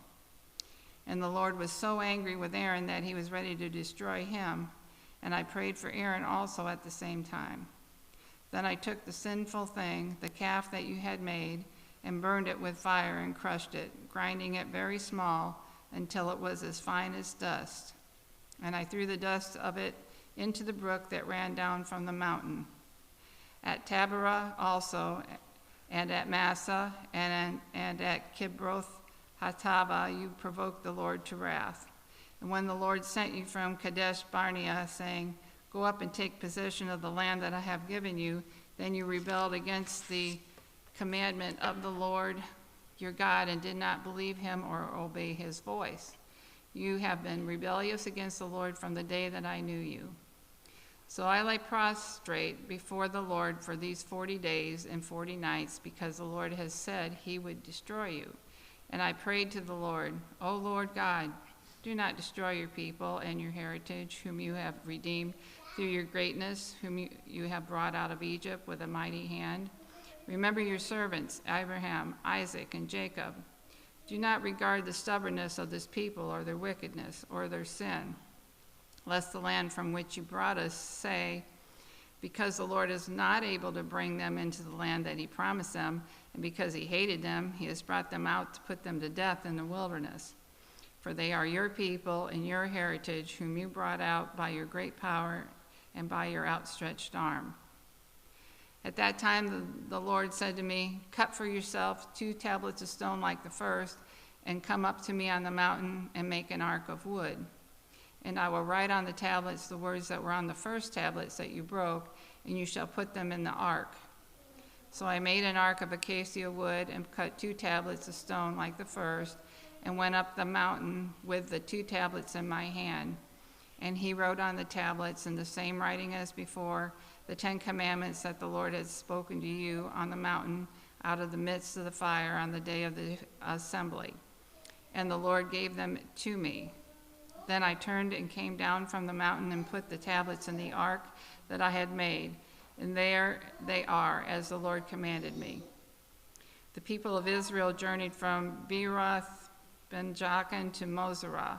There Aaron died, and there he was buried. And his son Eleazar ministered as priest in his place. From there they journeyed to Gudgodah, and from Gudgodah to Jotbathah, a land with brooks of water.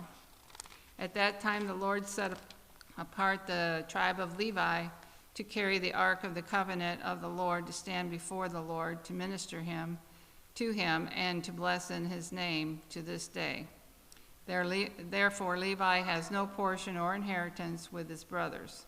The Lord is his inheritance, as the Lord your God said to him. I myself stayed on the mountain as at the first time, 40 days and 40 nights, and the Lord listened to me that time also. The Lord was unwilling to destroy you.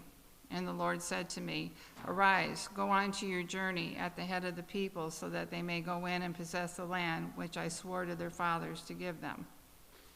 And now Israel, what does the Lord your God require of you but to fear the Lord your God, to walk in all his ways, to love him, to serve the Lord your God with all your heart and with all your soul, and to keep the commandments and statutes of the Lord, which I am commanding you today for your good.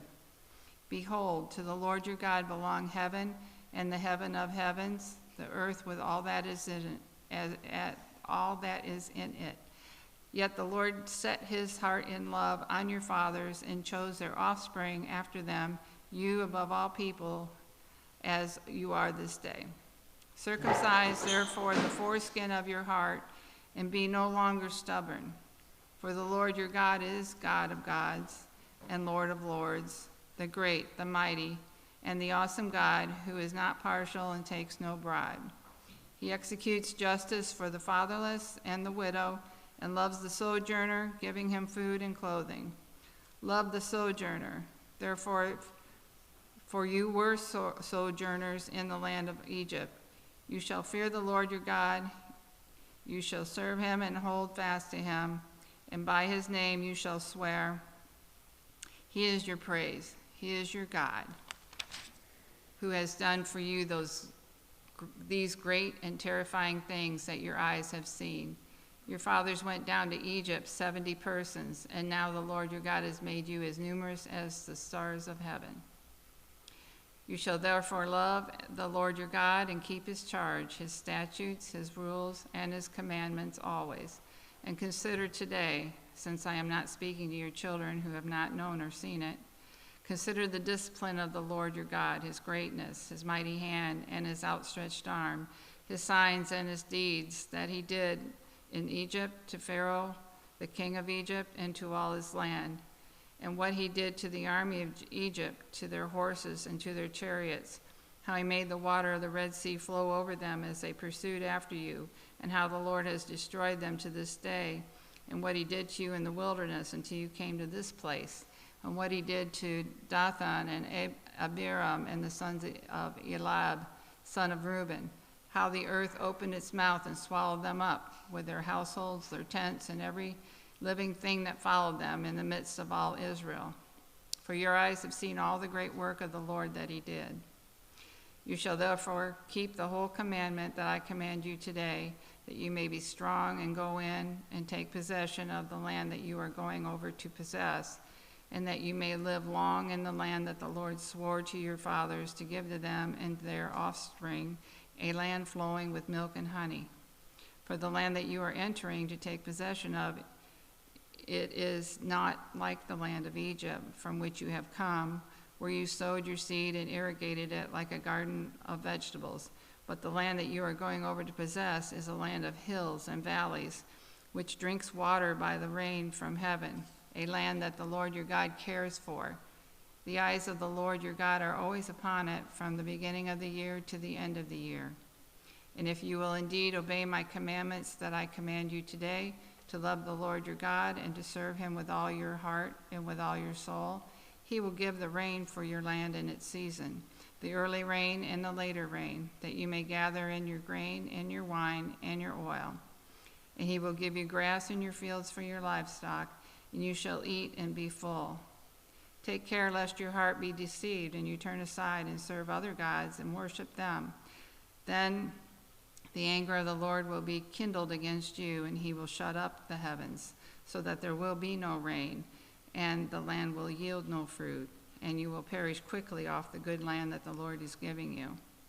You shall therefore lay up these words of mine in your heart and in your soul, and you shall bind them as a sign on your hand, and they shall be as frontlets between your eyes. You shall teach them to your children, talking of them when you are sitting in your house, and when you are walking by the way, and when you lie down, and when you rise. You shall write them on the doorposts of your house and on your gates, that your days and the days of your children may be multiplied in the land that the Lord swore to your fathers to give them, as long as the heavens are above the earth.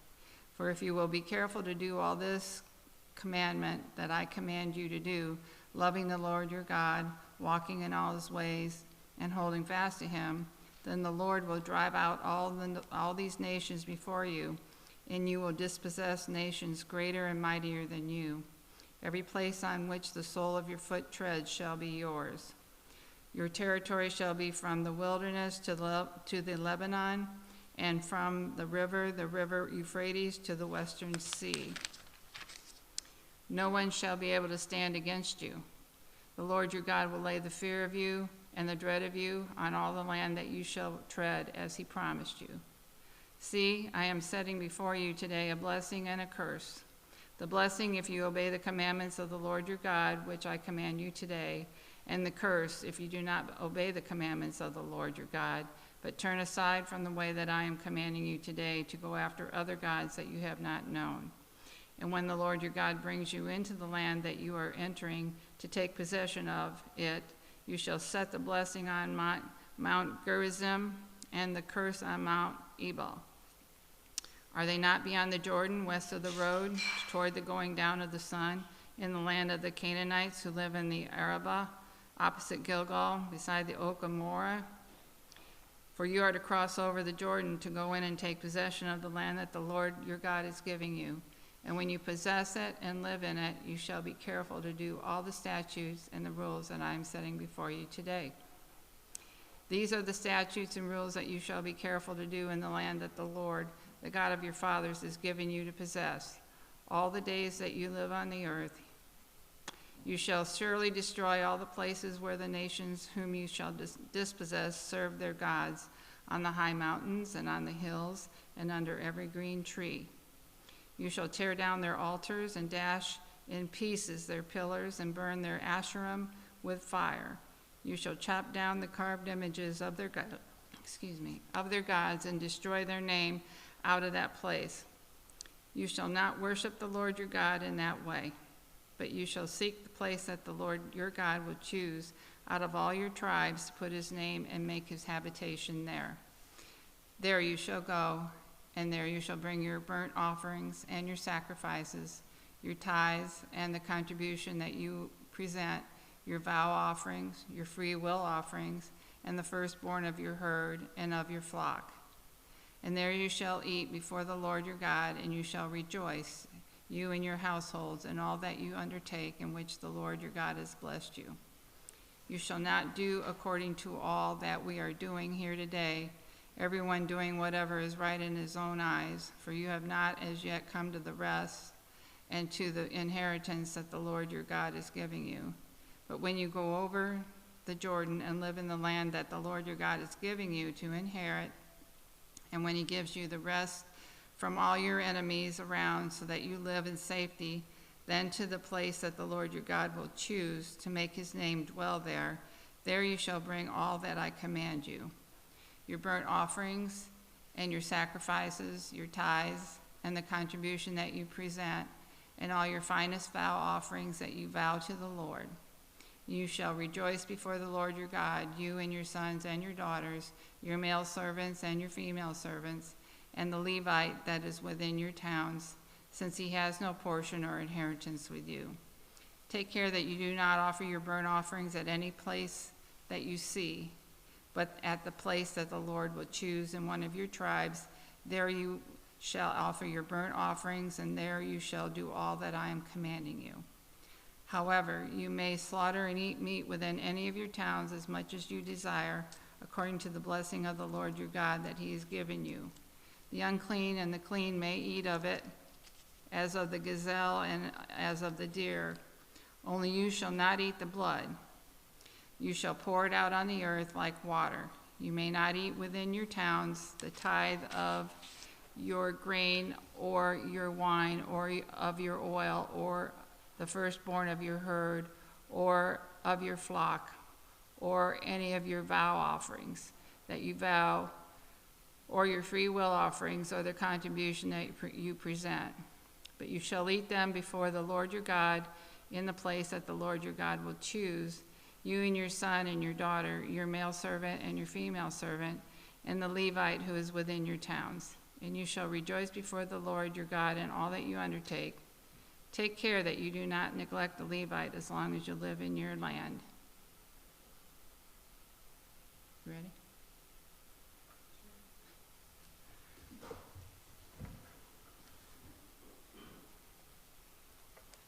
There you go.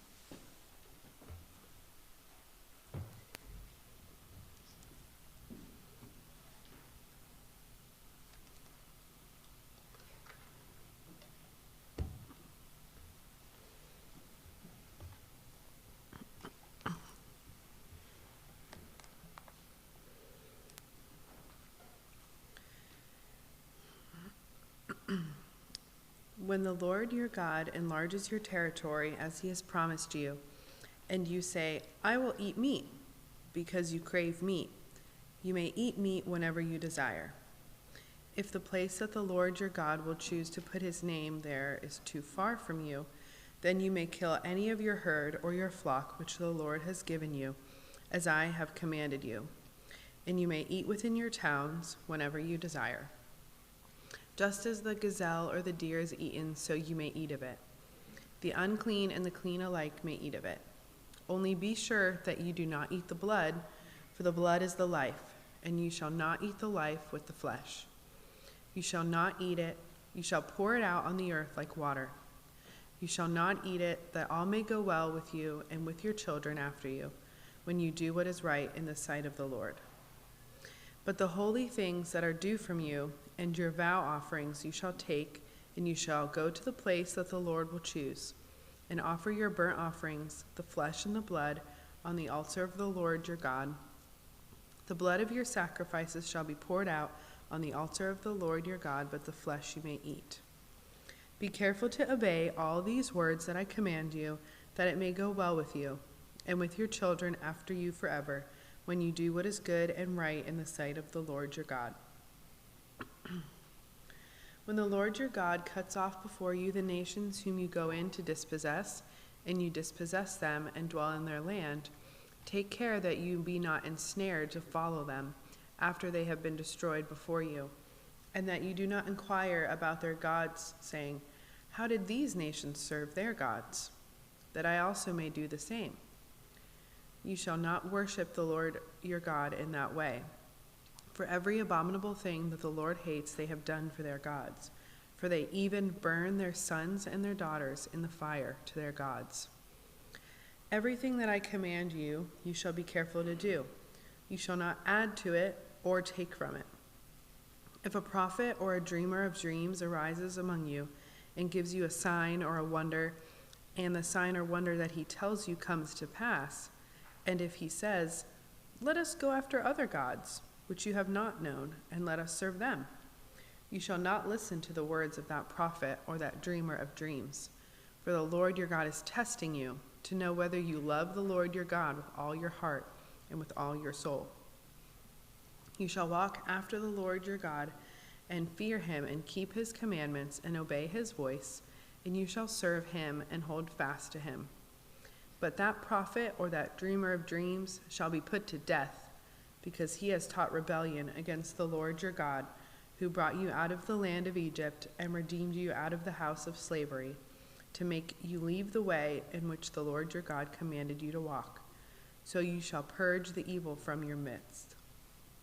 If your brother, the son of your mother, or your son, or your daughter, or the wife you embrace, or your friend who is as your own soul, entices you secretly, saying, "Let us go and serve other gods," which neither you nor your fathers have known, some of the gods of the peoples who are around you, whether near you or far off from you, from the one end of the earth to the other. You shall not yield to him or listen to him, nor shall your eye pity him, nor shall you spare him, nor shall you conceal him, but you shall kill him. Your hand shall be first against him to put him to death, and afterward the hand of all the people. You shall stone him to death with stones, because he sought to draw you away from the Lord your God, who brought you out of the land of Egypt, out of the house of slavery. And all Israel shall hear and fear, and never again do any such wickedness as this among you. If you hear in one of your cities, which the Lord your God is giving you to dwell there, that certain worthless fellows have gone out among you, and have drawn away the inhabitants of their city, saying, "Let us go and serve other gods," which you have not known, then you shall inquire and make search and ask diligently. And behold, if it be true and certain that such an abomination has been done among you, you shall surely put the inhabitants of that city to the sword, devoting it to destruction, all who are in it and its cattle with the edge of the sword. You shall gather all its spoil into the midst of its open square, and burn the city and all its spoil with fire, as a whole burnt offering to the Lord your God. It shall be a heap forever. It shall not be built again. None of the devoted things shall stick to your hand, that the Lord may turn from the fierceness of his anger and show you mercy and have compassion on you and multiply you, as he swore to your fathers. If you obey the voice of the Lord your God, keeping all his commandments that I am commanding you today, and doing what is right in the sight of the Lord your God. You are the sons of the Lord your God. You shall not cut yourselves or make any baldness on your foreheads for the dead. For you are a people holy to the Lord your God, and the Lord has chosen you to be a people for his treasured possession, out of all the peoples who are on the face of the earth. You shall not eat any abomination. These are the animals you may eat: the ox, the sheep, the goat, the deer, the gazelle, the roebuck, the wild goat, the ibex, the antelope, and the mountain sheep. Every animal that parts the hoof and has the hoof cloven in two and chews the cud among the animals you may eat. Yet of those that chew the cud or have the hoof cloven, you shall not eat these: the camel, the hare, and the rock badger, because they chew the cud but do not part the hoof, are unclean for you. And the pig, because it parts the hoof but does not chew the cud, is unclean for you. Their flesh you shall not eat, and their carcasses you shall not touch. Of all that are in the waters you may eat these. Whatever has fins and scales you may eat, and whatever does not have fins and scales you shall not eat. It is unclean for you. You may eat all clean birds, but these are the ones that you shall not eat: the eagle, the bearded vulture, the black vulture, the kite, the falcon of any kind, every raven of any kind, the ostrich, the nighthawk, the seagull, and the hawk of any kind, the little owl and the short-eared owl, the barn owl and the tawny owl, the carrion vulture and the cormorant, the stork, the heron of any kind, the hoopoe, and the bat. And all winged insects are unclean for you. They shall not be eaten. All clean winged things you may eat. You shall not eat anything that has died naturally. You may give it to the sojourner who is within your towns, that he may eat it, or you may sell it to a foreigner. For you are a people holy to the Lord your God. You shall not boil a young goat in its mother's milk. You shall tithe all the yield of your seed that comes from the field year by year. And before the Lord your God, in the place that he will choose, to make his name dwell there, you shall eat the tithe of your grain, of your wine, and of your oil, and the firstborn of your herd and flock, that you may learn to fear the Lord your God always. And if the way is too long for you, so that you are not able to carry the tithe, when the Lord your God blesses you, because the place is too far from you, which the Lord your God chooses to set his name there, then you shall turn it into money and bind up the money in your hand and go to the place that the Lord your God chooses and spend the money for whatever you desire, oxen or sheep or wine or strong drink, whatever your appetite craves. And you shall eat there before the Lord your God and rejoice, you and your household. And you shall not neglect the Levite who is within your towns, for he has no portion or inheritance with you. At the end of every 3 years you shall bring out all the tithe of your produce in the same year and lay it up within your towns. And the Levite, because he has no portion or inheritance with you, and the sojourner, the fatherless, and the widow who are within your towns, shall come and eat and be filled, that the Lord your God may bless you in all the work of your hands that you do.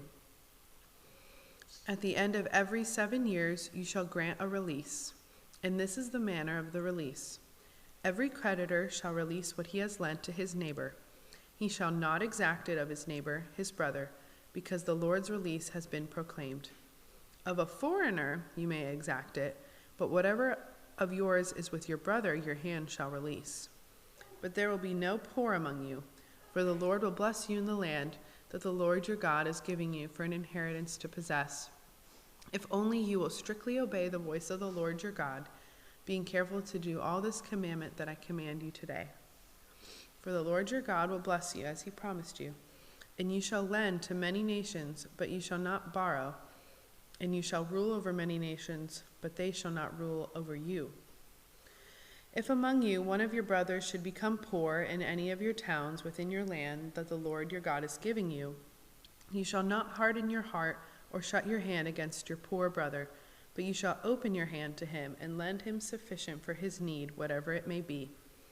Take care lest there be an unworthy thought in your heart, and you say, the 7th year, the year of release, is near, and your eye look grudgingly on your poor brother, and you give him nothing, and he cry to the Lord against you, and you be guilty of sin.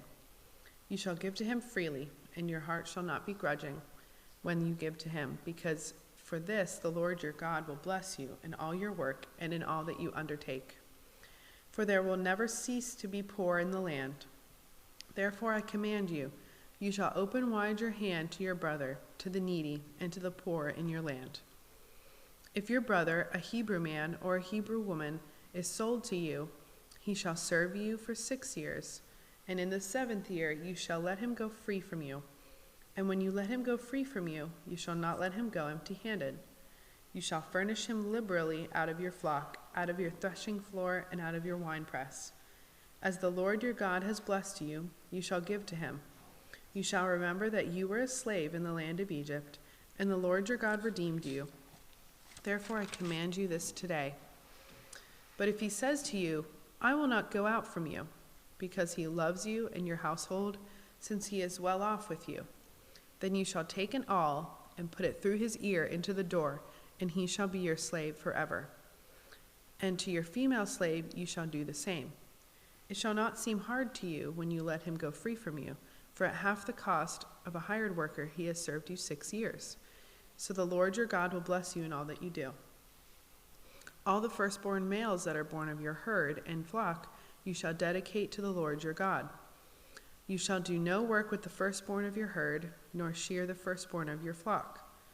You shall eat it, you and your household, before the Lord your God, year by year, at the place that the Lord will choose. But if any has any blemish, if it is lame or blind, or has any serious blemish whatever, you shall not sacrifice it to the Lord your God. You shall eat it within your towns. The unclean and the clean alike may eat it, as though it were a gazelle or a deer. Only you shall not eat its blood. You shall pour it out on the ground like water. Observe the month of Abib and keep the Passover to the Lord your God. For in the month of Abib the Lord your God brought you out of Egypt by night.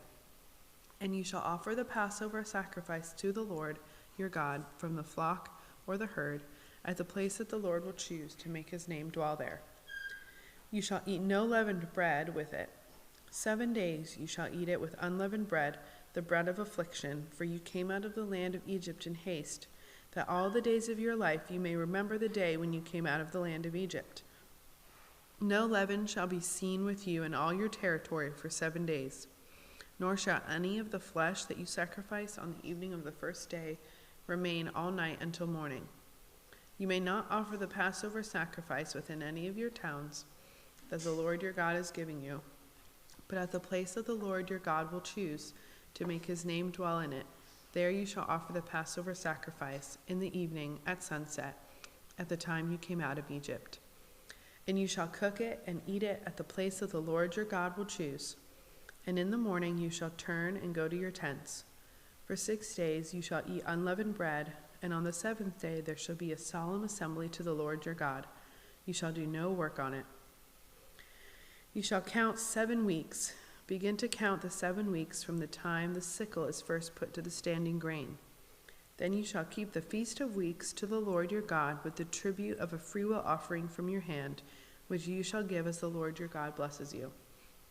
And you shall rejoice before the Lord your God, you and your son and your daughter, your male servant and your female servant, the Levite who is within your towns, the sojourner, the fatherless, and the widow who are among you, at the place that the Lord your God will choose to make his name dwell there. You shall remember that you were a slave in Egypt, and you shall be careful to observe these statutes.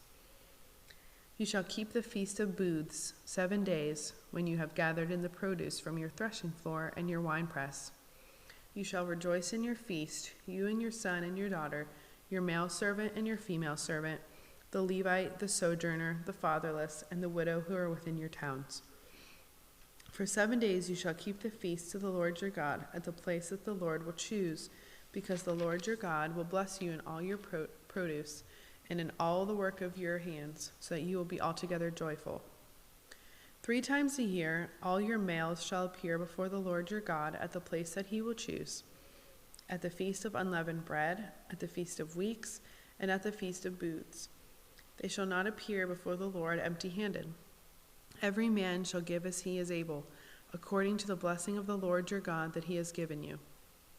You shall appoint judges and officers in all your towns that the Lord your God is giving you, according to your tribes, and they shall judge the people with righteous judgment. You shall not pervert justice. You shall not show partiality, and you shall not accept a bribe, for a bribe blinds the eyes of the wise and subverts the cause of the righteous. Justice, and only justice, you shall follow, that you may live and inherit the land that the Lord your God is giving you. You shall not plant any tree as an Asherah beside the altar of the Lord your God that you shall make, and you shall not set up a pillar which the Lord your God hates. You shall not sacrifice to the Lord your God an ox or a sheep in which is a blemish, any defect whatever, for that is an abomination to the Lord your God. If there is found among you within any of your towns that the Lord your God is giving you, a man or woman who does what is evil in the sight of the Lord your God, in transgressing his covenant, and has gone and served other gods and worshipped them, or the sun or the moon, or any of the host of heaven which I have forbidden, and it is told you and you hear of it, then you shall inquire diligently, and if it is true and certain that such an abomination has been done in Israel, then you shall bring out to your gates that man or woman who has done this evil thing, and you shall stone that man or woman to death with stones. On the evidence of 2 witnesses or of 3 witnesses, the one who is to die shall be put to death. A person shall not be put to death on the evidence of 1 witness.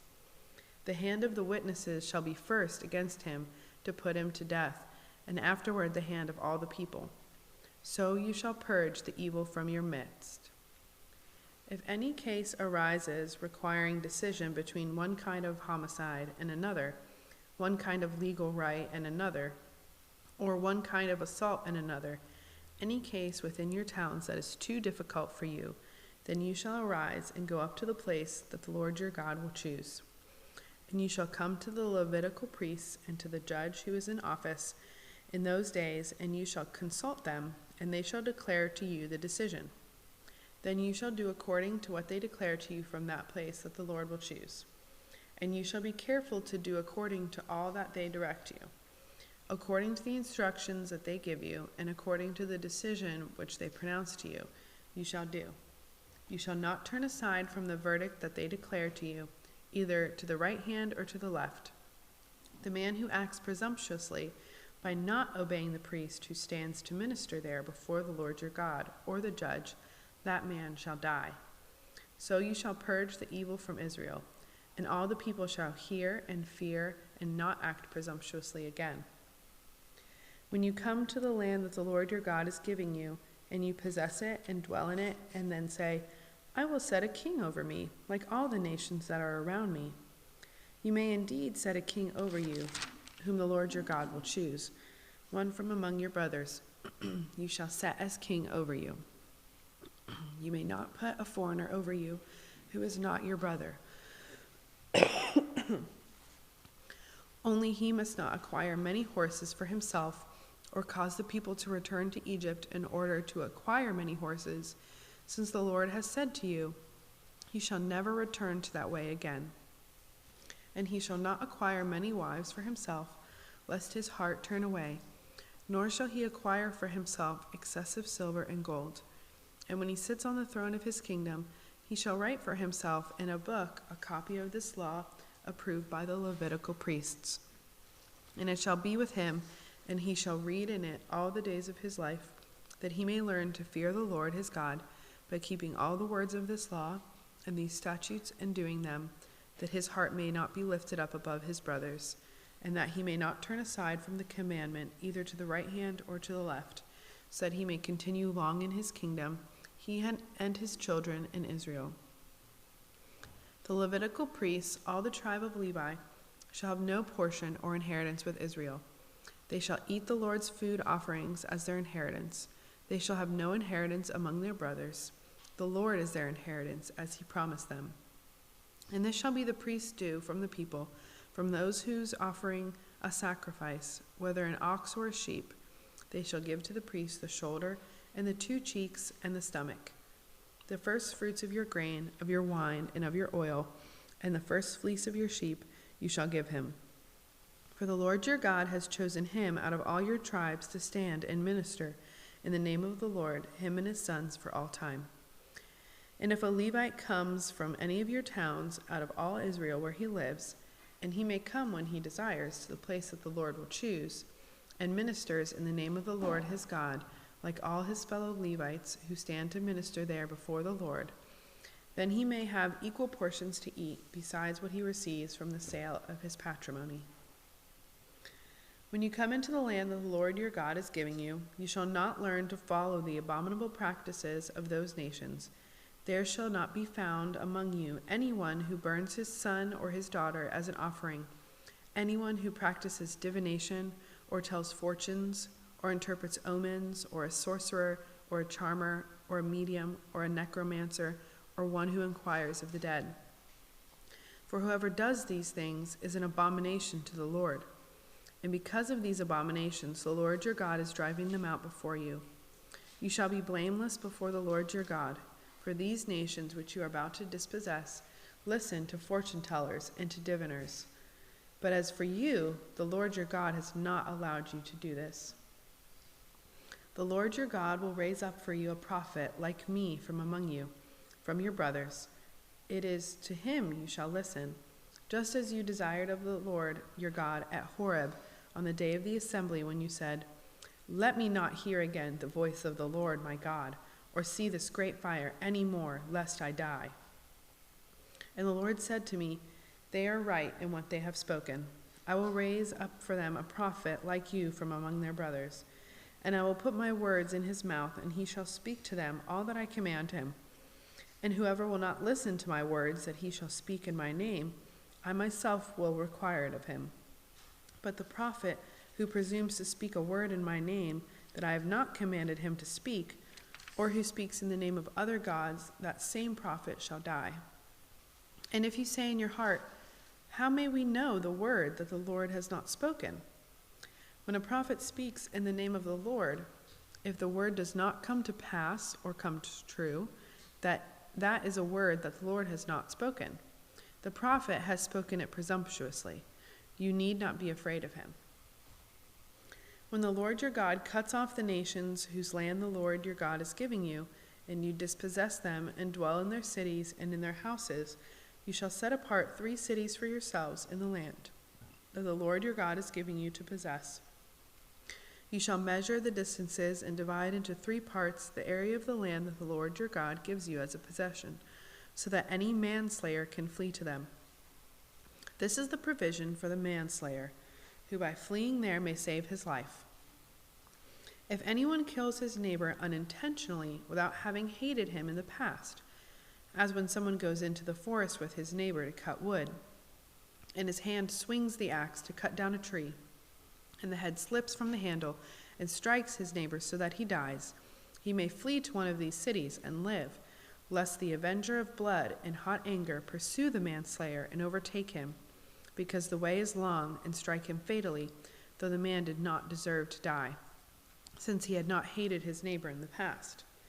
Therefore I command you, you shall set apart 3 cities, and if the Lord your God enlarges your territory as he has sworn to your fathers, and gives you all the land that he promised to give to your fathers, provided you are careful to keep all this commandment which I command you today, by loving the Lord your God and by walking ever in his ways, then you shall add 3 other cities to these 3, lest innocent blood be shed in your land that the Lord your God is giving you for an inheritance, and so the guilt of bloodshed be upon you.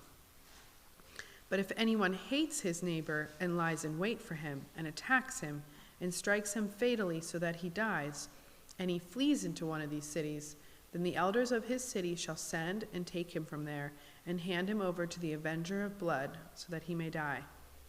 Your eyes shall not pity him, but you shall purge the guilt of innocent blood from Israel, so that it may be well with you. You shall not move your neighbor's landmark, which the men of old have set, in the inheritance that you will hold in the land that the Lord your God is giving you to possess. A single witness shall not suffice against a person for any crime or for any wrong in connection with any offense that he has committed. Only on the evidence of 2 witnesses or of 3 witnesses shall a charge be established. If a malicious witness arises to accuse a person of wrongdoing, then both parties to the dispute shall appear before the Lord, before the priests and the judges who are in office in those days. The judges shall inquire diligently, and if the witness is a false witness and has accused his brother falsely, then you shall do to him as he had meant to do to his brother. So you shall purge the evil from your midst. And the rest shall hear and fear, and shall never again commit any such evil among you. Your eye shall not pity. It shall be life for life, eye for eye, tooth for tooth, hand for hand, foot for foot. When you go out to war against your enemies and see horses and chariots and an army larger than your own, you shall not be afraid of them, for the Lord your God is with you, who brought you up out of the land of Egypt. And when you draw near to the battle, the priest shall come forward and speak to the people, and shall say to them, Hear, O Israel, today you are drawing near for battle against your enemies. Let not your heart faint. Do not fear or panic or be in dread of them. For the Lord your God is he who goes with you to fight for you against your enemies, to give you the victory. Then the officers shall speak to the people, saying, Is there any man who has built a new house and has not dedicated it? Let him go back to his house, lest he die in the battle and another man dedicate it. And is there any man who has planted a vineyard and has not enjoyed its fruit? Let him go back to his house, lest he die in the battle and another man enjoy its fruit. And is there any man who has betrothed a wife and has not taken her? Let him go back to his house, lest he die in the battle and another man take her. And the officers shall speak further to the people and say, Is there any man who is fearful and faint-hearted? Let him go back to his house, lest he make the heart of his fellows melt like his own. And when the officers have finished speaking to the people, then commanders shall be appointed at the head of the people. When you draw near to a city to fight against it, offer terms of peace to it. And if it responds to you peaceably and it opens to you, then all the people who are found in it shall do forced labor for you and shall serve you. But if it makes no peace with you, but makes war against you, then you shall besiege it. And when the Lord your God gives it into your hands, you shall put all its males to the sword.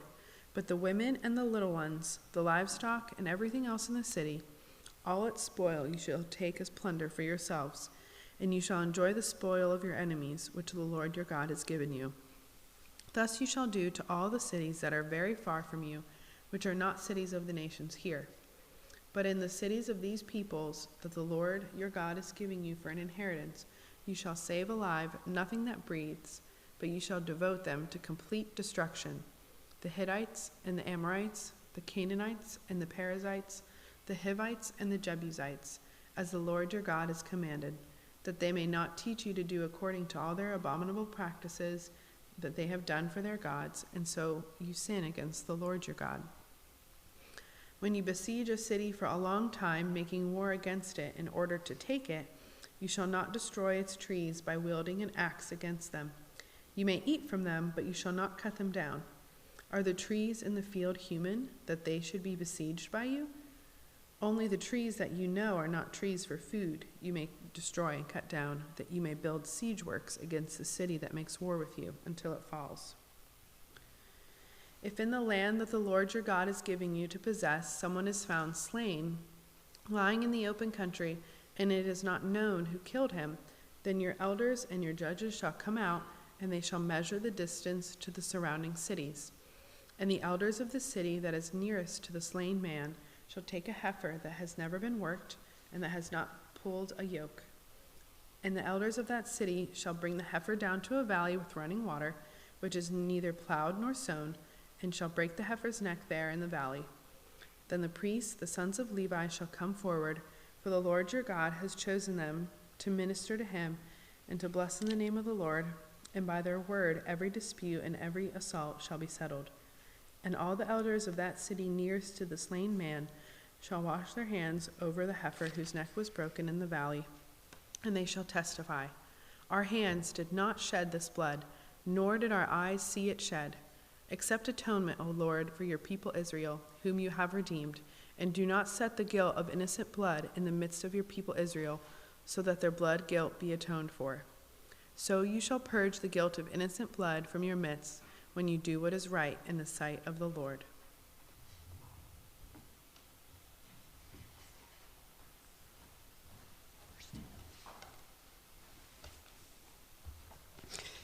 When you go out to war against your enemies, and the Lord your God gives them into your hands, you'll take them captive.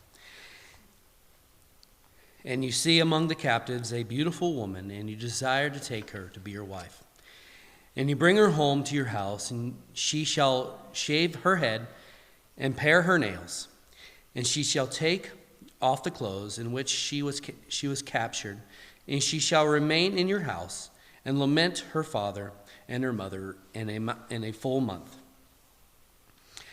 After that, you may go into her and her husband, and be her husband, and she shall be your wife. But if you shall no longer delight in her, you shall let her go where she wants. But you shall not sell her for money, nor shall you treat her as a slave, since you have humiliated her. If a man has two wives, the one loved and the other unloved, and both the loved and the unloved have borne him children, and if the firstborn sons belong to the unloved, then on the day he assigns his possessions as an inheritance to his sons, he may not treat the sons of the loved as the firstborn, in the preference to the sons of the unloved, who is the firstborn. But he shall acknowledge the firstborn, the sons of the unloved, by giving him a double portion of all that he has. For he is the firstfruits of his strength, and the right of the firstborn of his. If a man has a stubborn and a rebellious son who will not obey the voice of the father, nor the voice of his mother, and though they discipline him, will not listen to them, then his father and his mother shall take hold of him and bring him out to the elders of the city and of the gates of the place where he lives. And they shall say to the elders of the city, This our son is stubborn and rebellious. He will not obey our voice, and he is a glutton and a drunkard. Then all the men of the city shall stone him to death with the stones. So you shall purge the evil from your midst, and all the Israel shall hear and fear. And if a man has committed a crime punishable by death, and he is put to death, and you hang him on a tree, his body shall not remain all night on the tree, but you shall bury him the same day, for a hanged man is cursed by God. You shall not defile your land that the Lord your God has given you for an inheritance. You shall not see your brother's ox or sheep going astray and ignore them. You shall take them back to your brother, and if he does not live near you, and you do not know who he is, you shall bring it home to your house, and that shall stay with you until your brother seeks it. Then you shall restore it to him, and you shall do the same with his donkey, or with his garment, or with any lost thing of your brother's, which he loses and you find. You may not ignore it. You shall not see your brother's donkey or his ox fallen down by the way and ignore them. You shall help them. You shall help him to lift them up again. A woman shall not wear a man's garment, nor shall a man put on a woman's cloak. For whoever does these things is an abomination to the Lord your God. If you come across a bird's nest in a tree or on the ground with the young ones or eggs on the mothers, and the mother sitting on the young or on the eggs, you shall not take the mother with the young. You shall not let the mother go. But the young you may take for yourself, that it may go well with you, and that it may live among you. When you build a new house, you shall take a parapet for your roof, and you may not bring the guilt of blood among your house. If anyone shall fall from it, you shall not sow your vineyard with two kinds of seed, lest the whole yield be forfeit. The crop that you may have sown and the yield of the vineyard, you shall not plow with the ox or a donkey together. You shall not wear the cloth of wool or linen mixed together. You shall make yourself tassels on the foot corners of the garment with which you cover yourself.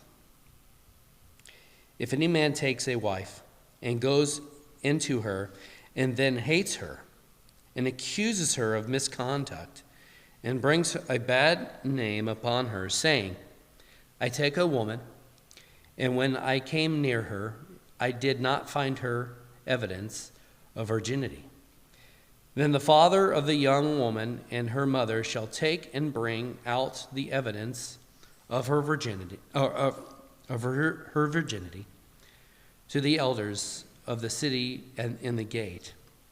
And the father of the young woman shall say to the elders, I gave my daughter to this man to marry, and he hates her. And behold, he has accused her of misconduct, saying, I did not find in your daughter evidence of virginity. And yet, this is the evidence of my daughter's virginity. And they shall spread the cloak before the elders of the city. Then the elders of the city shall take the man and whip him. And they shall fine him 100 shekels of silver, and give them to the father of the young woman, because he has brought a bad name upon the virgin of Israel. And she shall be his wife. He may not divorce her all his days. But if the thing is true, that the evidence of virginity has not been found in the young woman, then all they shall bring out the young woman to the door of the father's house. And the men of the city shall stone her to death with stones, because she has done an outrageous thing in Israel by whoring in her father's house. So you shall purge the evil from your midst. If a man is found lying with a wife of another man, both of them shall die.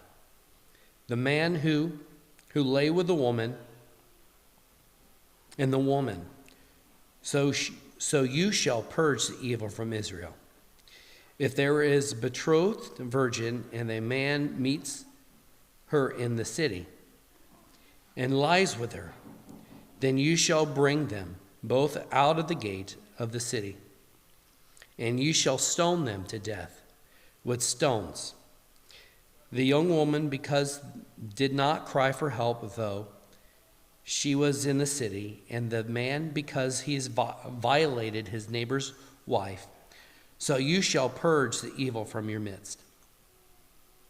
But if in the open country a man meets a young woman who is betrothed, and the man seizes her and lies with her, then only the man who lays with her shall die. But you shall do nothing to the young woman. She has committed no offense punishable by death. For this case is like that of the man attacking and murdering his neighbor. Nothing he met her in the open country, because he met her in the open country, and though he betrothed the young woman, cried for help there, and no one to rescue her. If a man meets a virgin who is not betrothed, and seizes her, and lies with her, and they are found, then the man who laid with her shall give to the father of the young woman 50 shekels of silver. And she shall be his wife, because he has violated her. He may not divorce her all of his days. A man shall not take his father's wife, so that he does not uncover his father's nakedness. No one whose testicles are crushed, or whose male organ is cut off, shall enter the assembly of the Lord. No one born of a forbidden union may enter the assembly of the Lord, even to the 10th generation. None of the descendants may enter the assembly of the Lord. No Ammonite, no Moabite may ever enter the assembly of the Lord, even to the 10th generation. None of them may enter the assembly of the Lord forever, because they did not meet with you and breed. And with the water on the way, when you come out of Egypt, and because they hired against you Balaam, the son of Beor, from Pethor of Mesopotamia, to curse you. But the Lord your God would not listen to Balaam. Instead, the Lord your God turned the curse into a blessing for you, because the Lord your God loved you. You shall not seek their peace nor their prosperity all your days forever. You shall not abhor an Edomite, for he is your brother. You shall not abhor an Egyptian, because you are a sojourner in the land, in his land. Children bore them in the third generation may enter the assembly of the Lord. When you are encamped against your enemies, then you shall keep yourself from every evil thing. If any man among you becomes unclean, because he has nocturnal emissions, then he shall go outside the camp. He shall not come inside the camp.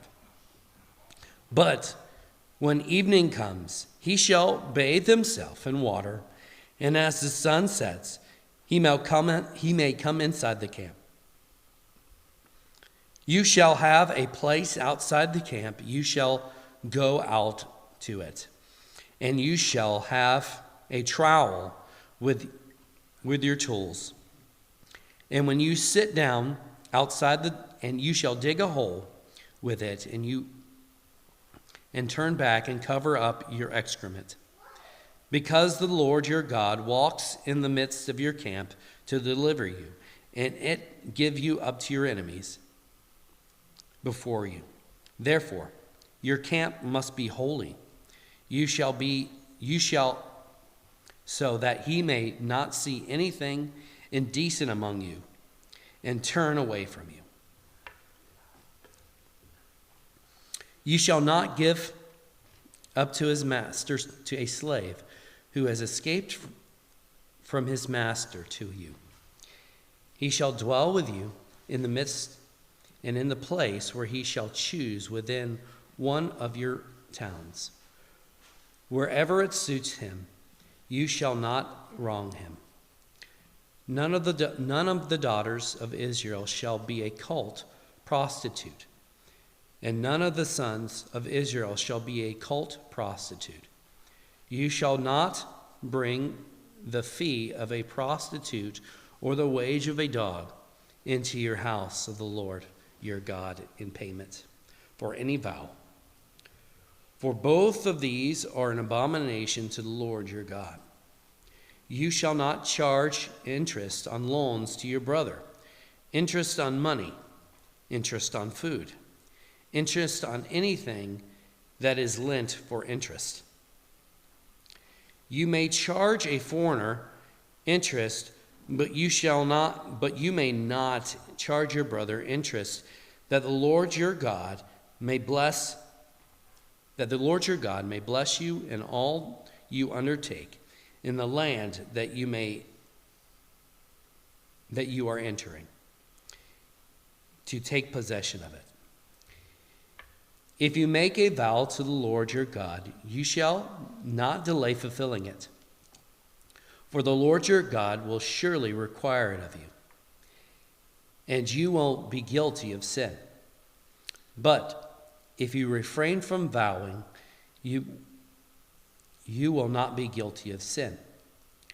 You shall be careful to do what has passed your lips, for you have voluntarily vowed to the Lord your God what you have promised with your mouth. If you go into the neighbor's vineyard, you may eat your fill of grapes. You may as you wish, but you shall not put any in your bag. If you go into your neighbor's standing grain, you may pluck the ears with your hand, but you shall not put a sickle to your neighbor's standing grain. 24. When a man takes a wife and marries her, if then she finds no favor in his eyes, because he has found favor some indiscretion in her, thank you. He writes her a certificate of divorce and puts it in her hands, and sends her out of his house, and she departs out of his house.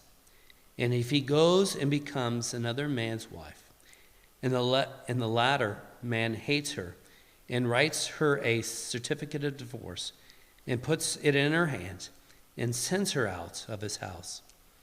Or if later a man dies and took her to be his wife, then the former husband, who sent her away, may not take her again to be his wife, after she has been defiled, for that is an abomination before the Lord. And you shall not bring sin among the land that the Lord your God has given you for an inheritance. When a man is newly married, he shall not go out with an army or liable for any other public duty. He shall be free at home 1 year to be happy with his wife, whom he has taken. No one shall take a mill or an upper millstone in pledge, for that shall be taking a life in pledge. If a man is found stealing one of his brothers of the people of Israel, and if he treats him as a slave or sells him, then that thief shall die. So you shall purge the evil from your midst. Take care, in a case of leprous disease, to be careful to do according to all that the Levitical priest shall direct you, as I commanded them. So you shall be careful to do. Remember what the Lord your God did to Miriam on the way as you come out of Egypt. When you make your neighbor a loan of any sort, you shall not go into his house to collect his pledge. You shall stand outside, and the man whom you make the loan shall bring the pledge out to you. And if he is a poor man, you shall not sleep in his pledge. You shall restore to him the pledge as the sun sets, that he may sleep in his cloak and bless you. And it shall be righteous for you before the Lord your God. You shall not oppress a hired worker who is poor and needy, whether he is one of your brothers or one of the sojourners who are in the land which within your towns. You shall give him his wages on the same day, before the sun sets, for he is poor and counts on it, lest he cries against you to the Lord, and you be guilty for sin. Fathers shall not be put to death because of their children, nor shall the children be put to death because of their fathers. Each one shall be put to death for his own sin. You shall not pervert the justice due to the sojourner, or to the fatherless, or take a widow's garment to the pledge. But you shall remember that you were slaves in Egypt, and that the Lord your God redeemed you from there. Therefore, I commanded you to do this. When you reap your harvest in your field, and forget a sheaf in the field, you shall not go back to get it. It shall be for the sojourner, the fatherless, and the widow, that the Lord your God may bless you in all the works of your hand. When you beat the olive trees, you shall not go over them again. It shall be for the sojourner, the fatherless, and the widow. When you gather the grapes of your vineyard, you shall not strip it afterwards. It shall be for the sojourner, the fatherless, and the widow. You shall remember that you were a slave in the land of Egypt. Therefore, I command you to do this. 25. If there is a dispute between men and they come into your court, and the judge decides between them, acquitting the innocent and condemning the guilty, then if the guilty man deserves to be beaten, the judge shall cause him to lie down and be beaten in his presence with a number of stripes in proportion to his offense. 40 stripes may be given him, but no more, lest if one should go to beat him with more stripes than these, your brother be degraded in your sight. You shall not muzzle an ox when it is treading out in the grain.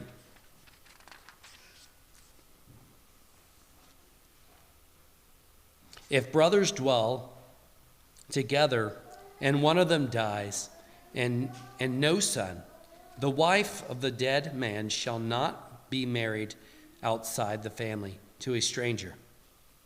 Her husband's brother shall go into her and take her as his wife, and perform the duty of a husband's brother to her.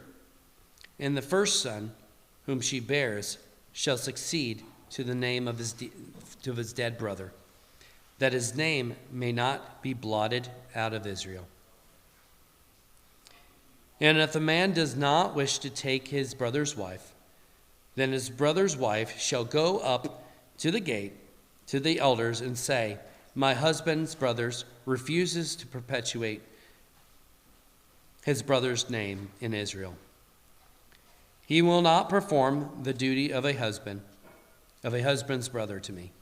Then the elder of his city shall call him and speak to him. And if he persists, saying, I do not wish to take her, then his brother's wife shall go up to him in the presence of the elders and pull his sandal off his foot and spit in his face.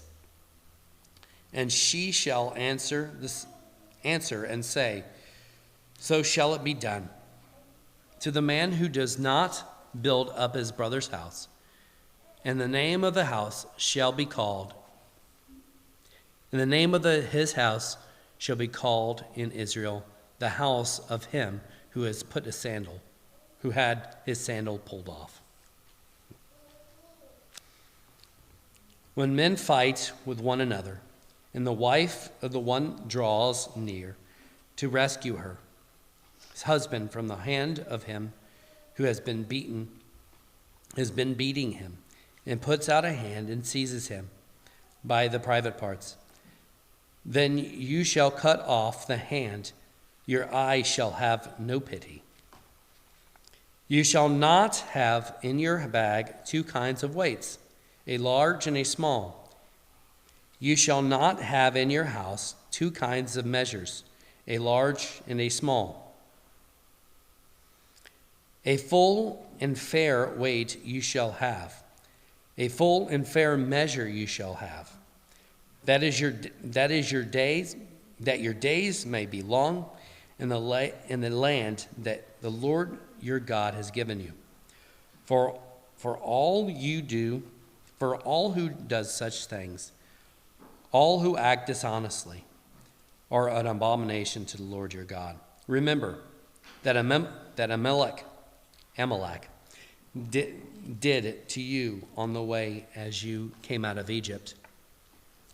How he attacked you on your way when you were faint and weary, and cut off your tail, those who are lagging behind you. And he did not fear the Lord, fear God.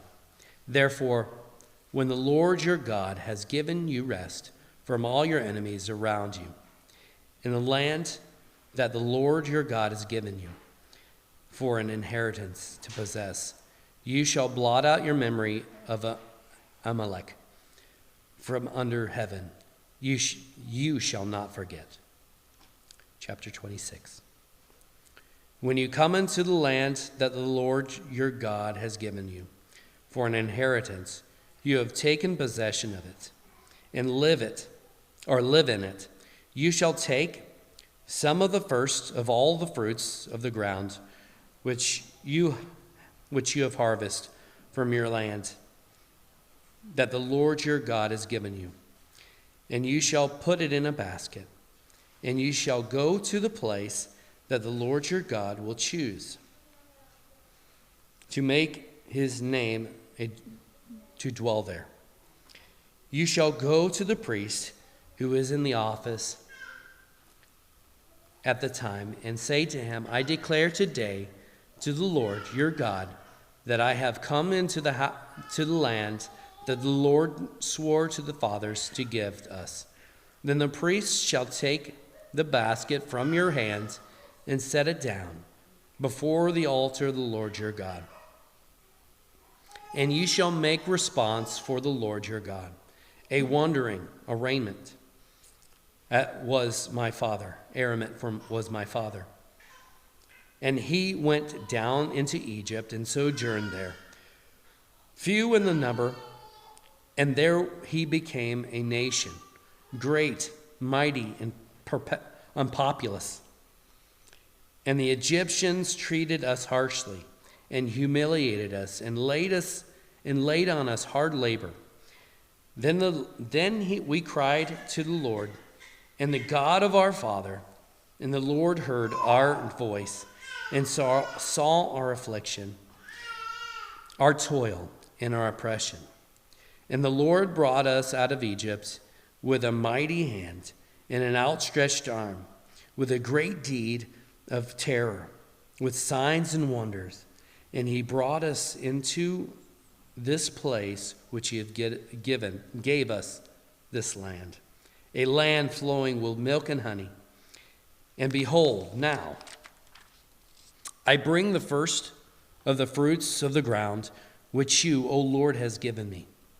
And you shall set it down before the Lord your God, and worship before the Lord your God. And you shall rejoice in all the good that the Lord your God has given you, and to your house, and the Levites, and the sojourner who is among you. When you have finished paying all the tithes of your produce, in the third year, which is the year of tithing, giving it to the Levite, the sojourner, the fatherless, the widow, so that they may eat within the towns, may eat within your towns, and be filled. Then you shall say before the Lord your God, I have removed the sacred portion of my house, and moreover I have given it to the Levite, the sojourner, the fatherless, and the widow, according to all your commandments, that you may have commanded me. I have not transgressed any of your commandments, nor have I forgotten them. I have not eaten of the tithe while I was mourning, or removed any of it while I was unclean, or offered any of it to the dead. I have obeyed the voice of the Lord my God. I have done according to all that you have commanded me. Look down from your holy habitation from heaven and bless your people, Israel, in the ground that you have given us, as you swore to our fathers, a land flowing with milk and honey. This day the Lord your God commanded you to all these statutes and rules. You shall therefore be careful to do them with all your hearts, with all your souls. You have declared today to the Lord your God, and that you will walk in his ways and keep the statutes of his commandments and his rules, will obey his voice. And the Lord has declared today that you are a people for his treasured possession, and he has promised you, and that you are kept all of his commandments, and that he will set you in praise and in fame and in honor high above all the nations, that he has made you, and you shall be a people holy, the Lord your God, as he has promised. Chapter 27.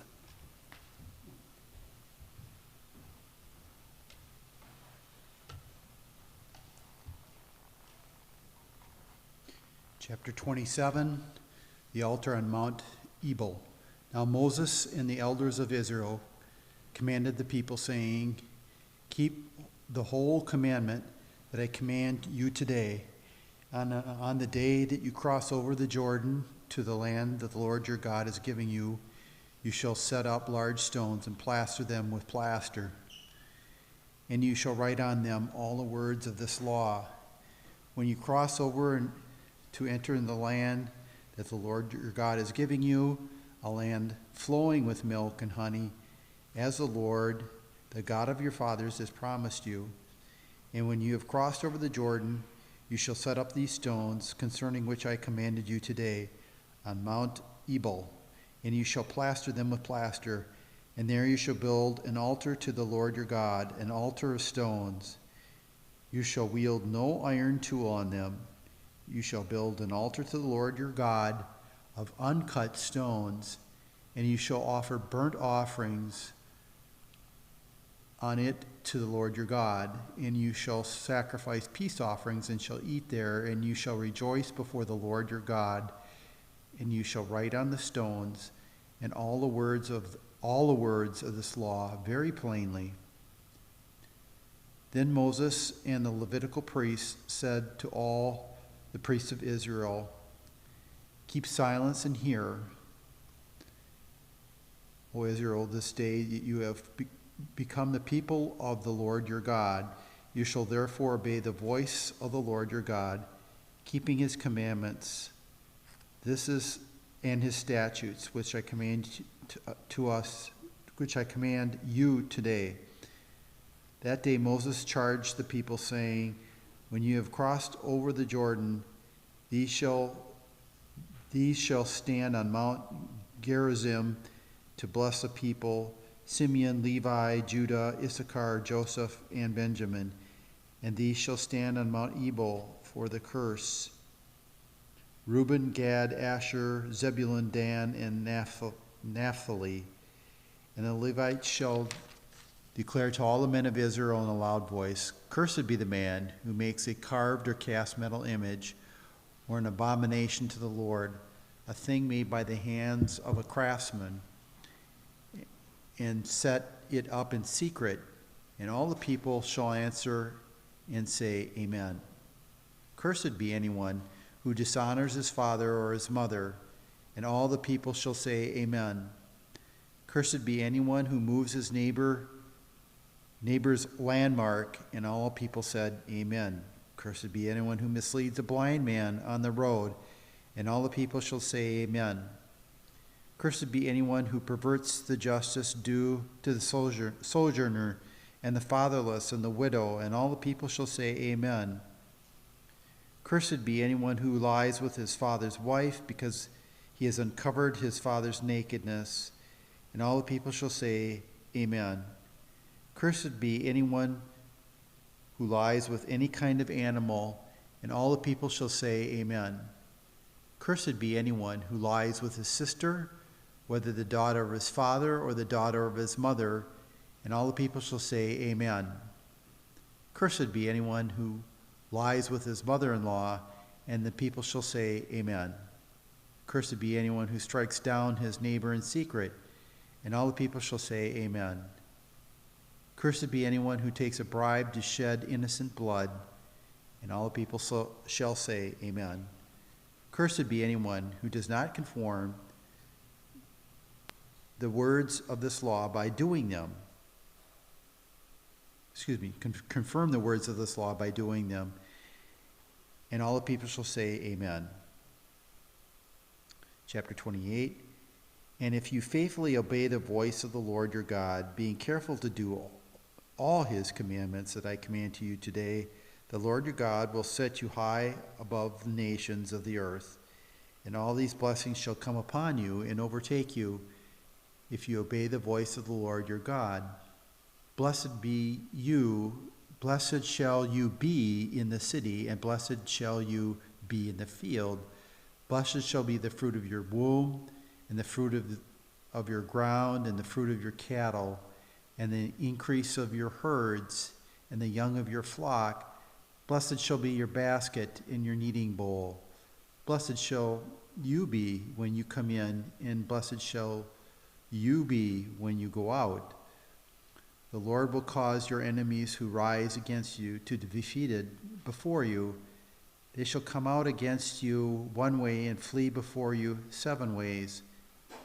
The Lord will command the blessing on you in your barns, in all that you undertake, and he will bless you in the land that the Lord your God is giving you. The Lord will establish you as people holy to himself, as he has sworn to you, if you keep the commandments of the Lord your God and walk in his ways. And all the peoples of the earth shall see that you are called by the name of the Lord, and they shall be afraid of you. And the Lord will make you abound in prosperity, in the fruit of your womb, and in the fruit of your livestock, and in the fruit of your ground, within the land that your Lord your God swore to your fathers to give to you. The Lord will open to you his good treasury, the heavens, to give rain to your land and in its season, and to bless all the work of your hands. And you shall lend to many nations, but you shall not borrow. And the Lord will make you the head and not the tail, and you shall go up and not down. And if you obey the commandments of the Lord your God, which I command to you today, being careful to do them, and if you do not turn aside from any of the words that I command to you today, to the right or to the left, or go after other gods to serve them. But if you will not obey the voice of your Lord, your God, or to be careful to do all his commandments and his statutes that I command to you today, then all these curses shall come upon you and overtake you. Cursed shall you be in the city, and cursed shall you be in the field. Cursed shall be your basket and your kneading bowl. Cursed shall be the fruit of your womb and the fruit of your ground, the increase of your hands and the young of your flock. Cursed shall you be when you come in, and cursed shall you be when you go out. The Lord will send you curses, confusion, and frustration in all that you undertake to do, so that you are destroyed and perish quickly on account of the evil of your deeds, because you have forsaken me. The Lord will make the pestilence stick to you until he has consumed you off the land that you are entering to take possession of it. The Lord will strike you with a wasting disease, and with fever, inflammation, fiery heat, and with drought, and with blight, and with mildew. They shall pursue you until you perish, and the heavens over your head shall be bronze, and the earth underneath you shall be iron. The Lord will make the rain of your land powder. From heaven dust shall come down on you until you are destroyed. The Lord will cause you to be defeated before your enemies. You shall go out one way against them, and flee 7 ways before them. And you shall be a horror to all the kingdoms of the earth. And your dead body shall be food for the birds of the air and for the beasts of the earth. And there shall be no one to frighten them away. The Lord will strike you with the boils of Egypt, and with the tumors and scabs and itch of which you cannot be healed. The Lord will strike you with madness and blindness and confusion of mind, and you shall grope at noonday as the blind grope in darkness. And you shall not prosper in your ways, and you shall be only oppressed and robbed continually, and there shall be no one to help you. You shall betroth a wife, but another man shall ravish her. You shall build a house, but you shall not dwell in it. You shall plant a vineyard, but you shall not enjoy its fruit. Your ox will be slaughtered before your eyes, but you shall not eat any of it. Your donkey shall be seized before your face, but shall not be restored to you. Your sheep shall be given to your enemies, but there shall be no one to help you. Your sons and your daughters shall be given to another people, while your eyes look on it and fail with longing for them all day long, but you shall be helpless. A nation that you have not known shall eat up the fruit of your ground and of your labors, and you shall be only oppressed and crushed continually, so that you are driven mad by the sights your eyes see. The Lord will strike you on the knees and on the legs with grievous boils of which you cannot be healed, from the sole of your foot to the crown of your head. The Lord will bring you and your king, whom you set over you, to a nation that neither your fathers have known, neither you nor your fathers have known. There you shall serve other gods of wood and stone, and you shall become a horror, a proverb, a byword among the peoples where the Lord will lead you away. You shall carry much seed into the field and gather little, for the locust shall consume it. You shall plant vineyards and dress them, but you shall neither drink of the wine nor gather the grapes, for the worm shall eat them. You shall have olive trees throughout your territory, but you shall not anoint yourself with the oil, for your olives shall drop off. You shall father sons and daughters, but they will not be yours, for they will go into captivity. The cricket shall possess all your trees and the fruit of your ground. The sojourner who is among you shall rise higher and higher above you, and you shall come down lower and lower. He shall lend to you, and you shall not lend to him. He shall be the head, and you shall be the tail. All these curses come upon you and pursue you and overtake you till you are destroyed, because you did not obey the voice of the Lord to keep his commandments and his statutes that he commanded you. They shall be a sign and wonder against you and your offspring forever, because you did not serve the Lord your God with joyfulness and gladness of heart, because of the abundance of all things. Therefore you shall serve your enemies, whom the Lord will send against you, in hunger and thirst and nakedness and lacking everything.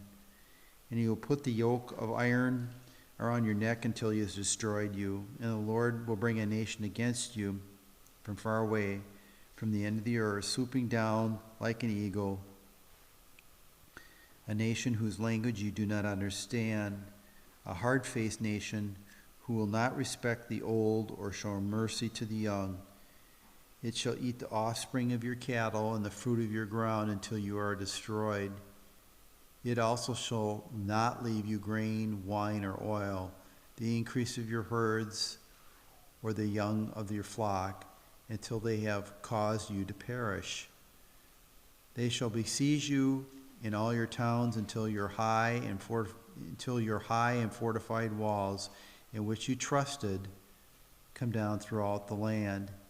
And they shall besiege you in your towns throughout your land, which the Lord your God has given you. And you shall eat the fruit of your womb,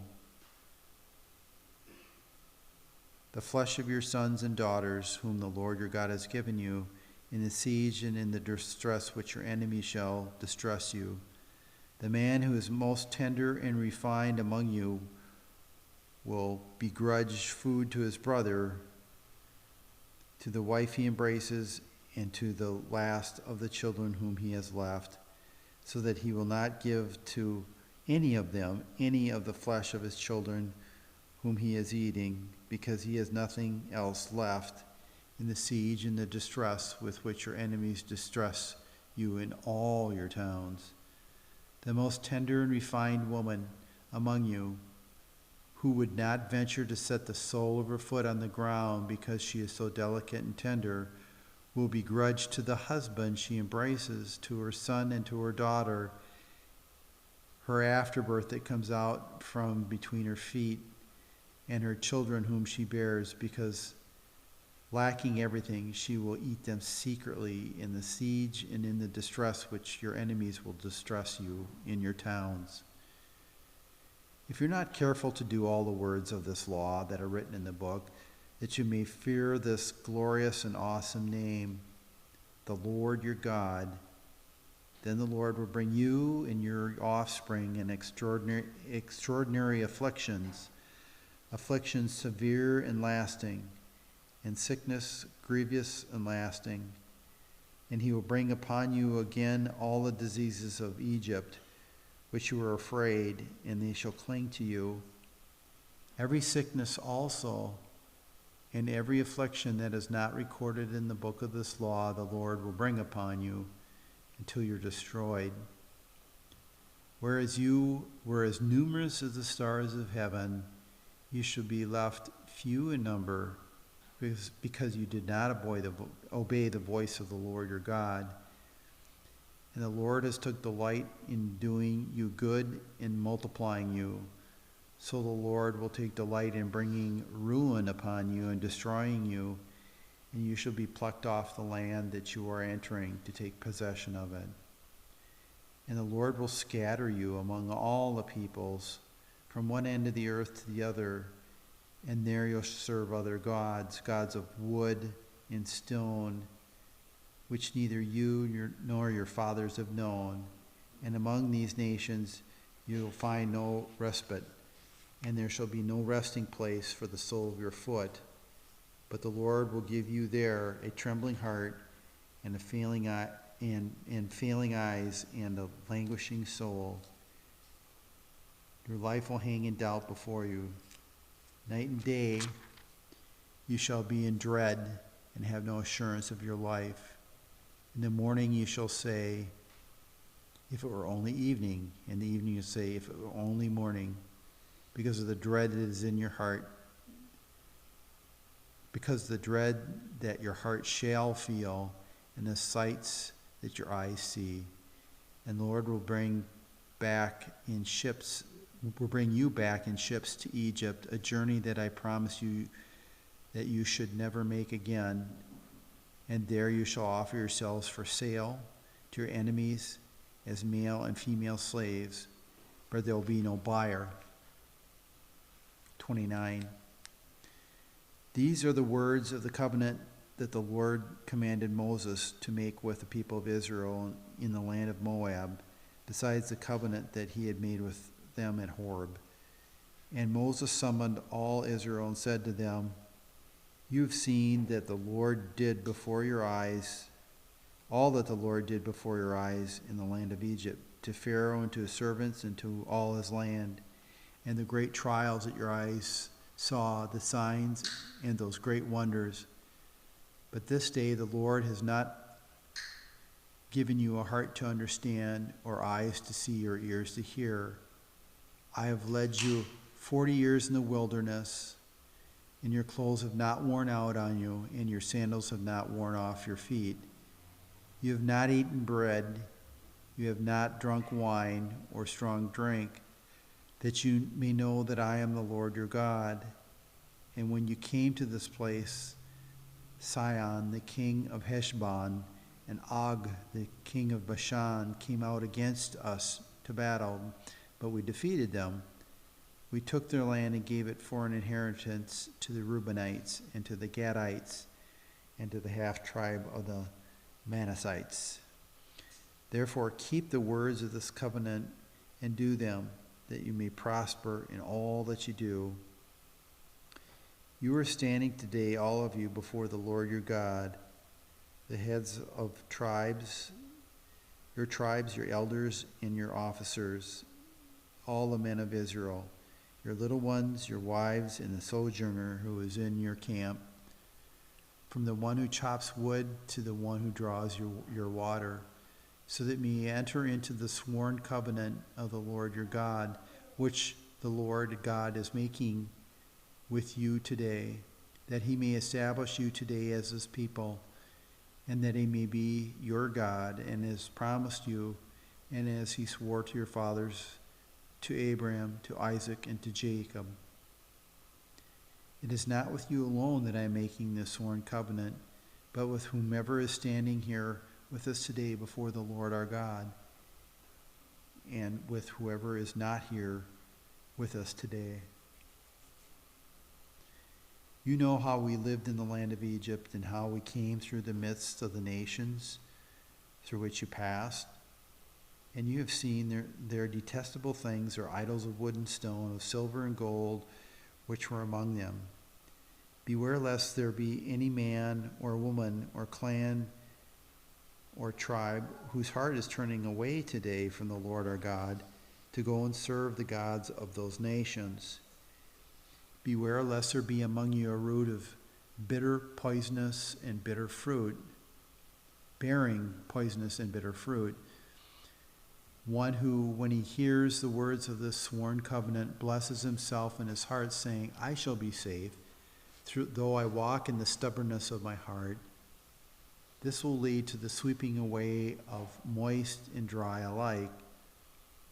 The Lord will not be willing to forgive him, but rather the anger of the Lord and his jealousy will smoke against that man, and the curses written in this book will settle upon him. And the Lord will blot out his name from under heaven, and the Lord will single him out from all the tribes of Israel for calamity, in accordance with all the curses of the covenant written in this book of the law. And the next generation, your children who rise up after you, for the foreigner comes from a far land, will say, when they see the afflictions of that land and the sickness with which the Lord has made it sick, the whole land burned out with brimstone and salt, nothing sown and nothing growing, where no plant can sprout, and overthrow like that of Sodom and Gomorrah, Admah and Zeboiim, which the Lord overthrew in his anger and wrath. All the nations will say, why has the Lord done thus to the land? What caused the heat of this great anger? Then the people will say, it is because they abandoned the covenant of the Lord God of their fathers, which he made with them when he brought them out of the land of Egypt. And he went and served other gods and worshipped them, gods whom they had not known and whom he had not allotted to them. Therefore the anger of the Lord was kindled against this land, bringing upon it all the curses that are written in this book. And the Lord uprooted them from their land in anger and fury and great wrath, and cast them into another land, as they are this day. The secret things belong to the Lord our God, but the things that are revealed belong to us and to our children forever, that we may do all the words of this law. Chapter 30. And when all these things come upon you, the blessing and the curse which I have set before you, and you call them to mind among all the nations where the Lord your God has driven you, and return to the Lord your God, you and your children, and obey his voice in all that I command to you today, and with all your heart and with all your soul, then the Lord your God will restore your fortunes and have mercy on you, and he will gather you again from all the peoples where the Lord your God has scattered you. If your outcasts are in the uttermost parts of the heaven, from there the Lord your God will gather you, and from there he will take you. And the Lord your God will bring you into the land that your fathers possessed, that you may possess it. And he will make you more prosperous and numerous than your fathers. And the Lord your God will circumcise your heart and the heart of your offspring, so that you will love the Lord your God with all your heart, and will live with all and with all your soul, that you may live. And the Lord your God will put these curses on your foes and the enemies who persecuted you. And you shall obey the voice of the Lord and keep his commandments, all his commandments that I command to you today. The Lord your God will make you abundantly prosperous in all the work of your land, in the fruit of your womb, in the fruit of your cattle, in the fruit of your ground. For the Lord will again take delight in prospering you, and as he took delight in your fathers, when you obey the voice of the Lord your God to keep his commandments and his statutes that are written in the book of the law, when you turn to the Lord your God with all your heart and with all your soul. For this commandment that I command to you today is not too hard for you, neither is it far off. It is not in heaven that you should say, who will ascend to heaven for us and bring it to us, that he may hear it and do it? Neither is it beyond the sea that you should say, who will go over the sea for us to bring it to us, that we may hear it and do it? But the word is very near you. It is in your mouth and it is in your heart, so that you can do it. See, I have before you today life and good, death and evil. If you obey the commandments of the Lord your God that I command you today, by loving the Lord your God, by walking in his ways, and by keeping his commandments and his statutes and his rules, then you shall live and multiply, and the Lord your God will bless you in that land that you are entering to take possession of it. But if your heart turns away and you do not hear, but are drawn away to worship other gods and serve them, I declare to you today that you shall surely perish, and you shall not live long in the land that you're going over, the Jordan to enter and possess. I call heaven and earth to witness against to you today that I have set before you life and death, blessings and curse. Therefore choose life, that you and your offspring may live, loving the Lord your God, obeying his voice and holding fast to him.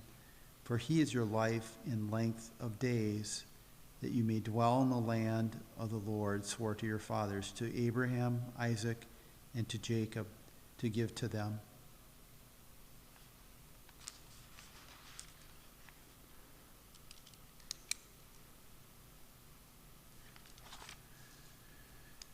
Chapter 31. So Moses continued to speak these words to all Israel, and he said to them, I am 120 years old today.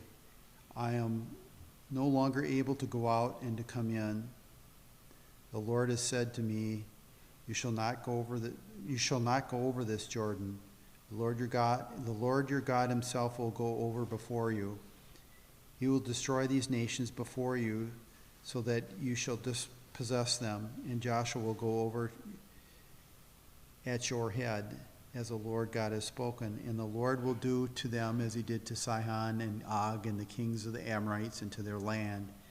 And when he destroyed them, and the Lord will give to them over to you, and you shall do to them according to the whole commandment that I have commanded you. Be strong and courageous. Do not fear or be in dread of them, for it is the Lord your God who goes with you, and he will not leave or forsake you. Verse 7. Yeah, that's fine.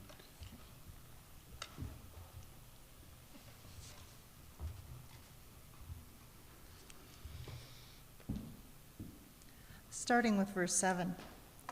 Then Moses summoned Joshua and said to him, in the sight of all Israel, be strong and courageous, for you will go with this people into the land that the Lord has sworn to their fathers to give them, and you shall put them in possession of it.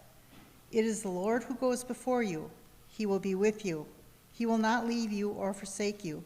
Do not fear or be dismayed."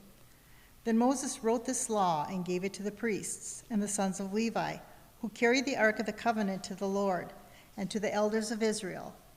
And Moses commanded them, "At the end of every 7 years, at the set time in the year of release, at the Feast of Booths, when all Israel comes to appear before the Lord your God at the place he will choose, you shall read this law before all Israel in their hearing.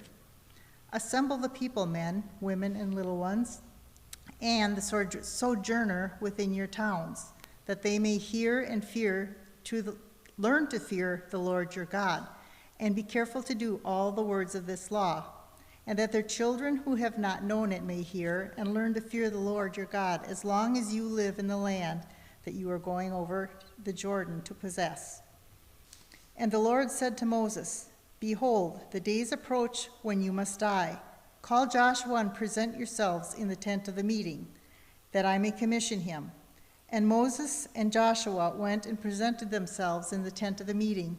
And the Lord appeared in the tent in the pillar of a cloud, and the pillar of the cloud stood over the entrance to the tent. And the Lord said to Moses, "Behold, you are about to lie down with your fathers. Then this people shall rise and whore after the foreign gods among them in the land that they are entering, and they will forsake me and break my covenant that I have made with them. Then my anger will be kindled against them in that day, and I will forsake them and hide my face from them, and they will be devoured.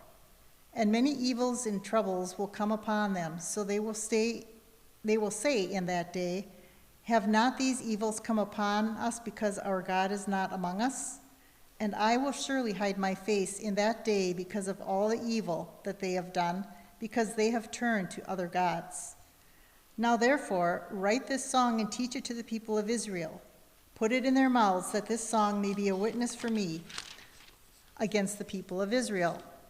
For when I have brought them into the land flowing with milk and honey, which I have swore to give to their fathers, and they have eaten and are full and have grown fat, they will turn to other gods and serve them, and despise me and break my covenant. And when many evils and troubles have come upon them, this song shall confront them as a witness, for it will live unforgotten in the mouths of their offspring. For I know that they are inclined to do even today, before I have brought them into the land that I swore to give." So Moses wrote this song on the same day and taught it to the people of Israel. And the Lord commissioned Joshua the son of Nun and said, "Be strong and courageous, for you shall bring the people of Israel into the land that I have swore to give them. I will be with you." When Moses had finished writing the words of this law in a book to the very end, Moses commanded the Levites who carried the Ark of the Covenant of the Lord, "Take this book of the law and put it by the side of the Ark of the Covenant, of the covenant of the Lord your God, that it may be there for a witness against you. For I know how rebellious and stubborn you are. Behold, even today, while I am yet alive with you, you have been rebellious against the Lord. How much more my death? Assemble to me all the elders of your tribes and your officers, that I may speak these words in their ears, and call heaven and earth to witness against them. For I know after my death you will surely act corruptly, and will turn aside from the way that I have commanded you. And in the days to come evil will befall you, because you will do what is evil in the sight of the Lord, provoking him to anger through the work of your hands." Then Moses spoke the words of this song until they were finished, in the ears of all the assembly of Israel. "Give ear, O heavens, and I shall speak, and let the earth," this is 32. "Give ear, O heavens, and I shall speak, and let the earth hear words of thy mouth. May my teaching drop as the rain, my speech distill as the dew, like gentle rain upon the tender grass, and the showers upon the herb. For I proclaim the name of the Lord. Ascribe greatness to your God. The rock, his work is perfect, for all his ways are justice, a God of faithfulness and without iniquity. Just and upright is he. They have dealt corruptly with him. They are no longer his children because they are blemished. They are a crooked and twisted generation. Do you thus repay the Lord, you foolish and senseless people? Is he not your Father who corrected you or created you, who made you and established you? Remember the days of old. Consider the years of many generations. Ask your father, and he will show you, your elders, and they will tell you. When the Most High gives to the nations their inheritance, when he divided mankind, he fixed the borders of the peoples according to the number of the sons of God. But the Lord's portion is his people. Jacob has allotted inheritance. He found him in a desert land, and in the howling waste of the wilderness he encircled him, he cared for him, and he kept him as the apple of his eye. Like an eagle that stirs up its nest, that flutters over its young, spreading out its wings, catching them, bearing them on his pinions. The Lord alone guided him. No foreign god was with him. He made him ride on the high places of the land, and he ate the produce of the field. He suckled them with honey out of the rock, and oil out of the flinty rock, curds from the herd and milk from the flock with fat of lambs, rams of Bashan and goats with the very finest of the wheat. And you drank foaming wine made from the blood of the grape. But Jeshurun grew fat and kicked. You grew fat, stout, and sleek. Then he forsook the God who made him and scoffed at the rock of his salvation. They stirred him to jealousy with strange gods. With abominations they provoked him to anger. They sacrificed to demons there were no gods, to gods they had never known, to new gods that had come recently, whom your fathers had never dreaded. You were unmindful of the rock that bore you, and you forgot the God who gave you birth. The Lord saw it and spurned them because of the provocation of his sons and daughters. And he said, I will hide my face from them. I will see what their end will be, for they are a perverse generation, children in whom is no faithfulness. They have made me jealous of what is no God. They have provoked me to anger with their idols. So I will make them jealous with people who are no people. I will provoke them to anger with a foolish nation. For a fire is kindled by my anger, and it fires to the depths of Sheol, devours the earth and its increase, and sets on fire the foundations of the mountains. And I will heap disasters upon them. I will spend my arrows on them. They will be wasted with hunger and devoured by plague and poisonous pestilence. I will send the teeth of beasts among them, with the venom of things that crawl in the dust. Outwards the sword shall bereave, and indoors terror, for young men and women alike, the nursing child with the man of gray hairs. I would have said, I will cut them to pieces. I will wipe them from human memory. Had I not feared provocation by the enemy, lest their adversaries should misunderstand, lest they should say, our hand is triumphant, it was not the Lord who did all this. For they are a nation void of counsel, and there is no understanding in them. If they were wise, they would understand this. They would discern their latter end. How could one have chased 1,000 and two have put 10,000 to flight, unless their rock had sold them and the Lord had given them up? For their rock is not as our rock. Our enemies are by themselves. For their vine comes from the vine of Sodom, and from the fields of Gomorrah. Their grapes are grapes of poison. Their clusters are bitter. Their wine is the poison of serpents, and the cruel venom of asps. Is not this laid up in store with me, sealed in my treasuries? Vengeance is mine, and recompense for the time when their foot shall slip. For the day their calamity is at hand, and their doom comes swiftly. For the Lord will vindicate his people and have compassion on his servants. When he sees that their power is gone, and there is none remaining, bond or free, then he will say, where are their gods, the rock in which they took refuge, who ate the fat of their sacrifices and drank the wine of their drink offering? Let them rise up and help you. Let them be your protection. See now that I, even I, am he, and there is no God beside me. I will kill and make alive. I wound and I heal, and there is none that can deliver out of my hand. For I lift up my hand to heaven and swear, as I live forever, if I sharpen my flashing sword and my hand takes hold on judgment, I will take vengeance on my enemies, on my adversaries, and repay those who hate me. I will make my arrows drunk with blood, and my sword shall devour flesh with the blood of the slain and the captives from the long-haired heads of the enemy. Rejoice with them, with him, O heavens. Bow down to him, all gods. For he avenges the blood of his children and takes vengeance on his adversaries. He repays those who hate him, and cleanses his people's land. Moses came and recited all the words of this song in the hearing of the people, he and Joshua the son of Nun. And then Moses had finished speaking all these words to all Israel. He said to them, take to heart all the words by which I am warning you today, that you may command them to your children, that they may be careful to do all the words of this law. For there is no empty word for you, but for your very life.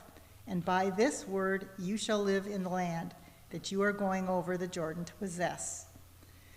That very day the Lord spoke to Moses, go up to this mountain of Abarim, Mount Nebo, which is in the land of Moab, opposite Jericho, and the land of Canaan, from which I am giving to the people of Israel for a possession. And die on the mountain you go up, and be gathered to your people, as Aaron your brother died in Mount Hor, and was gathered to his people.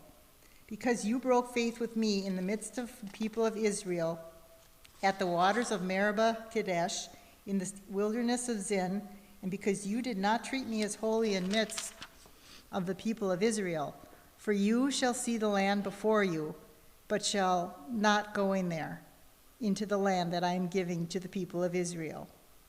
33. This is a blessing with which Moses, the man of God, blessed the people of Israel before his death. He said, the Lord came from Sinai and dawned from Paras. He shone forth from Mount Paran. He came from the 10,000s of holy ones, with flaming fire at his right hand. Yes, he loved his people, and his holy ones were in his hand. So they followed in your steps, receiving direction from you, when Moses commanded us a law as a possession for the assembly of Jacob.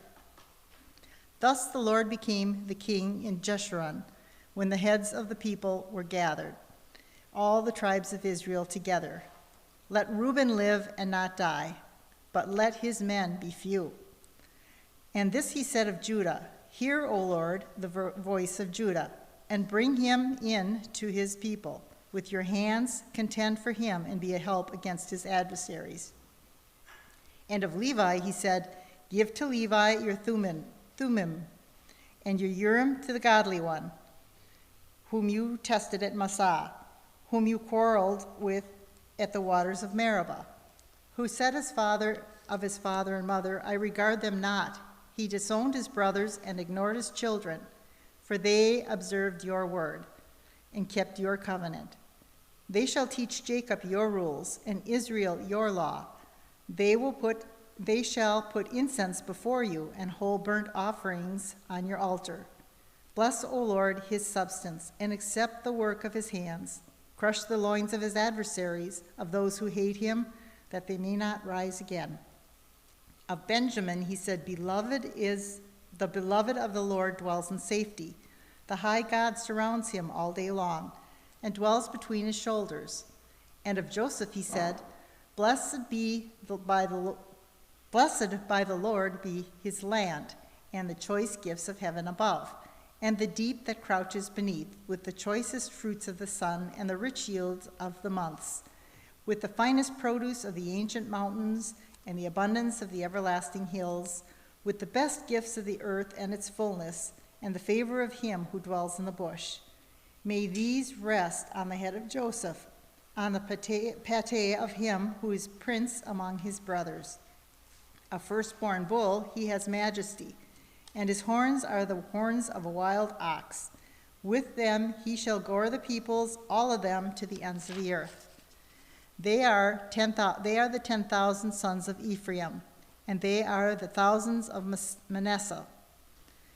And of Zebulun he said, Rejoice, Zebulun, in your going out, and Issachar in your tents. They shall call peoples to their mountain. There they offer right sacrifices, for they draw from the abundance of the seas and the hidden treasures of the sand. And of Gad he said, Blessed be he who enlarges Gad. Gad crouches like a lion. He tears off arm and scalp. He chose the best of the land for himself, for there's a commander's portion was reserved. And he came with the heads of the people. With Israel he executed the justice of the Lord, and his judgments for Israel. And of Dan he said, Dan is a lion's cub that leaps from Bashan. And of Naphtali he said, O Naphtali, sated with favor, and of the blessing of the Lord, possess the lake and the south. And of Asher he said, Most blessed of sons be Asher. Let him be the favorite of his brothers. Let him dip his foot in oil. Your bars shall be iron and bronze, and your days so shall your strength be. There is none like God, O Jeshurun, who rides through the heavens to your help. Through the skies in his majesty, the eternal God is your dwelling place, and underneath are the everlasting arms. And he thrust out the enemy before you and said, Destroy. So Israel lived in safety. Jacob lived alone in a land of grain and wine, whose heavens drop down dew. Happy are you, O Israel, who is like you, a people saved by the Lord, the shield of your help and the sword of your triumph. Your enemies shall come fawning to you, and you shall tread upon their backs. 34, the death of Moses. Then Moses went up from the plains of Moab to Mount Nebo, to the top of Pisgah, which is opposite Jericho. And the Lord showed him all the land, Gilead as far as Dan, all Naphtali and Ephraim, and all Naphtali, the land of Ephraim and Manasseh, all the land of Judah as far as the western sea, the Negeb and the plain, that is, the valley of Jericho, the city of palm trees as far as Zor. And the Lord said to him, This is the land of which I swore to Abraham, to Isaac, and to Jacob. I will give it to your offspring. I will have you see it with your eyes, but you shall not go over there. So Moses, the servant of the Lord, died there in the land of Moab, according to the word of the Lord. And he buried him in the valley in the land of Moab, opposite Beth Peor. But no one knows the place of his burial to this day. Moses was 120 years old when he died. His eye was undimmed and his vigor unabated. And the people of Israel wept for Moses in the plains of Moab 30 days. Then the days of weeping and mourning for Moses were ended. And Joshua, the son of Nun, was full of the spirit of wisdom, for Moses had laid his hands on him. So the people of Israel obeyed him and did as the Lord had commanded Moses. And there was not arisen a prophet since in Israel like Moses, whom the Lord knew face to face. None like him for all the signs and the wonders that the Lord sent him to do in the land of Egypt, to Pharaoh and to all his servants and to all his land, and for the almighty power of the great deeds of terror Moses did in the sight of all Israel. Joshua. After the death of Moses, the servant of the Lord said to Joshua, the son of Nun, Moses' assistant, Moses, my servant, is dead. Now therefore arise, go over this Jordan, you and all this people, into the land that I am giving to them, to the people of Israel. Every place that is the sole of your foot will tread upon what I have given to you, just as I promised to Moses. From the wilderness and this Lebanon, as far as the great river, the river Euphrates, all the land of the Hittites, to the great sea toward the going down of the sun shall be your territory. No man shall be able to stand before you all the days of your life. Just as I was with Moses, so I will be with you. I will not leave you or forsake you. Be strong and courageous, for you caused this people to inherit the land which I swore to the fathers to give them. Only be strong and courageous, being careful to do according to all the law that Moses, my servant, commanded you. Do not turn it to the right hand or to the left, that you may have good success wherever you go. This book of the law shall not depart from your mouth, but you shall meditate on it day and night, so that you may be careful to do according to all that is written in it. For when you will make your way prosperous, then you will make your way prosperous, and then you will have good success. Have I not commanded you? Be strong and courageous. Do not be frightened, and do not be dismayed, for the Lord your God is with you wherever you go. And Joshua commanded the officers of the people, pass through the midst of the camp, and command the people, prepare your provisions, for within 3 days you are to pass over this Jordan, to go in to take possession of the land that the Lord your God is giving you to possess. And the Reubenites, the Gadites, and the half-tribe of Manasseh, Joshua said, remember the word that Moses, the servant of the Lord, commanded you, saying, the Lord your God is providing you a place to rest, and will give you this land. Your wives, your little ones, and your livestock will remain in the land that Moses gave you beyond the Jordan. But all the men of valor among you shall pass over armed before your brothers and shall help them, unless the Lord gives rest to your brothers as he has to you. And they also take possession of the land that the Lord your God is giving them.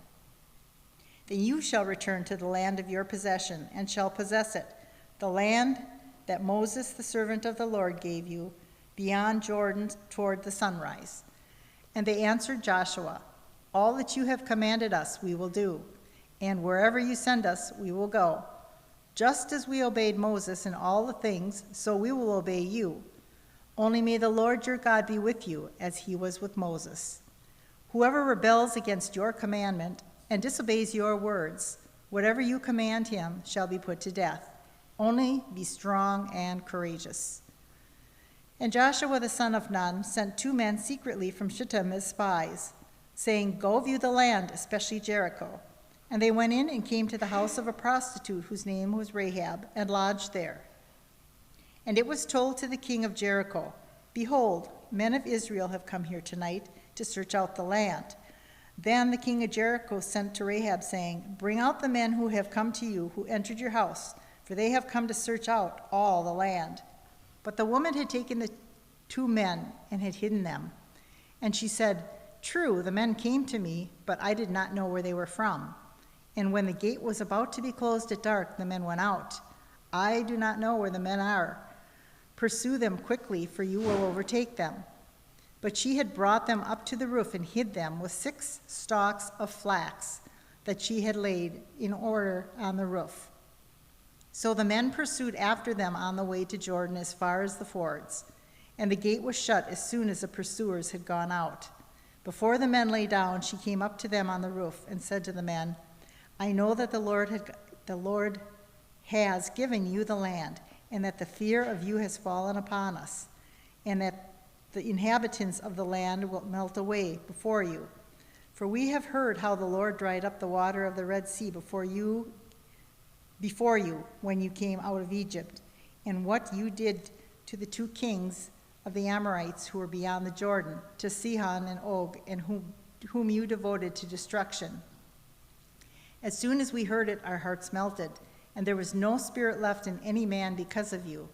For the Lord your God, he is God in the heavens above and on the earth beneath.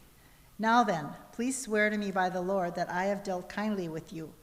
You will also deal kindly with my father's house and give me a sure sign that you will save alive my father, my mother, my brothers and sisters, and all who belong to them, and deliver our lives from death. And the men said to her, our life for yours, even to death. If you do not tell this business of ours, when the Lord gives the land, we will deal kindly and faithfully with you. And she led them down by a rope through the window, for her house was built into the city wall, so that she lived in the wall. And she said to them, "Go into the hills, or the pursuers will encounter you, and hide there 3 days until the pursuers have returned. Then afterward you may go on your way." The men said to her, We will be guiltless with respect to this oath of yours that you have made us swear. Behold, when we come into the land, you shall tie this scarlet cord in the window through which you let us down, and you shall gather into your house your father and your mother, your brothers, and all your father's household. Then, if anyone goes out of doors of your house into the street, his blood will be on his own head, and he shall be guiltless. But if a hand is laid on anyone who is with you in the house, his blood shall be on your head. But if you tell this business of ours, then we shall be guiltless with respect to your oath that you have made us swear. And she said, "According to your words, so be it." And she sent them away, and they departed. And she tied the scarlet cord in the window. They departed and went into the hills and remained there 3 days until the pursuers returned. And the pursuers searched all along the way and found nothing. Then the 2 men returned. They came down from the hills and passed over and came to Joshua, son of Nun, and they told him all that had happened to them. And they said to Joshua, "Truly the Lord has given all the land into our hands, and also all the inhabitants of the land melt away because of us." Then Joshua arose early in the morning and set out from Shittim, and they came to the Jordan, he and all the people of Israel, and lodged there before they passed over. At the end of 3 days, the officers went through the camp and commanded the people, "As soon as you see the ark of the covenant of the Lord your God being carried by the Levitical priests, then you shall set out from your place and follow it. Yet there shall be a distance between you and it, about 2,000 cubits in length. Do not come near it, in order that you may know the way you shall go, for you have not passed this way before." Then Joshua said to the people, "Consecrate yourselves, for tomorrow the Lord will do wonders among you." And Joshua said to the priests, "Take up the ark of the covenant and pass on before the people." So they took up the ark of the covenant and went before the people. The Lord said to Joshua, "Today I will begin to exalt you in the sight of all Israel, that they may know that, as I was with Moses, so I will be with you. As for you, command the priests who bear the ark of the covenant. When you come to the brink of the waters of the Jordan, you shall stand still in the Jordan." And Joshua said to the people of Israel, "Come here and listen to the words of the Lord your God." And Joshua said, "Here is how you shall know that the living God is among you, and that he will without fail drive out from before you the Canaanites and Hittites, the Hivites and Perizzites, the Gershonites, the Amorites, and the Jebusites. Behold, the ark of the covenant of the Lord of all the earth is passing over before you into the Jordan. Now therefore take 12 men from the tribes of Israel, from each tribe a man, and then the soles of the feet of the priests bearing the ark of the Lord of all the earth, shall rest in the waters of the Jordan. The waters of the Jordan will be cut off from flowing, and the waters coming down from above shall stand in one heap. So when the people set out from their tents to pass over the Jordan, with the priests bearing the ark of the covenant before the people, and as soon as those bearing the ark had come as far as the Jordan, and the feet of the priests bearing the ark were dipped in the brink of the water, now the Jordan overflows all its banks throughout the time of harvest. The waters coming down from the above stood and rose up in a heap very far away at Adam, the city that was beside Zethron, and those flowing down toward the sea of the Abath, the salt sea, were completely cut off, and the people passed over the opposite Jericho. Now the priests bearing the ark of the covenant of the Lord stood firmly on dry ground in the midst of the Jordan, and all Israel was passing over on dry ground until all the nation finished passing over the Jordan.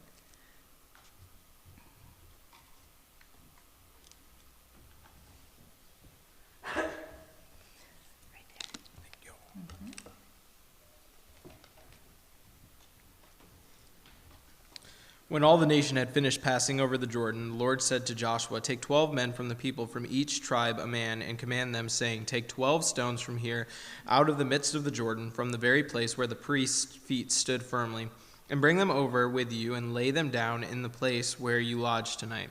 Then Joshua called the 12 men from the people of Israel, whom he had appointed, a man from each tribe. And Joshua said to them, 'Pass on before the ark of the Lord your God into the midst of the Jordan, and take up each of you a stone upon his shoulder, according to the number of tribes of the people of Israel, that this may be a sign among you when your children ask in time to come, what do those stones mean to you?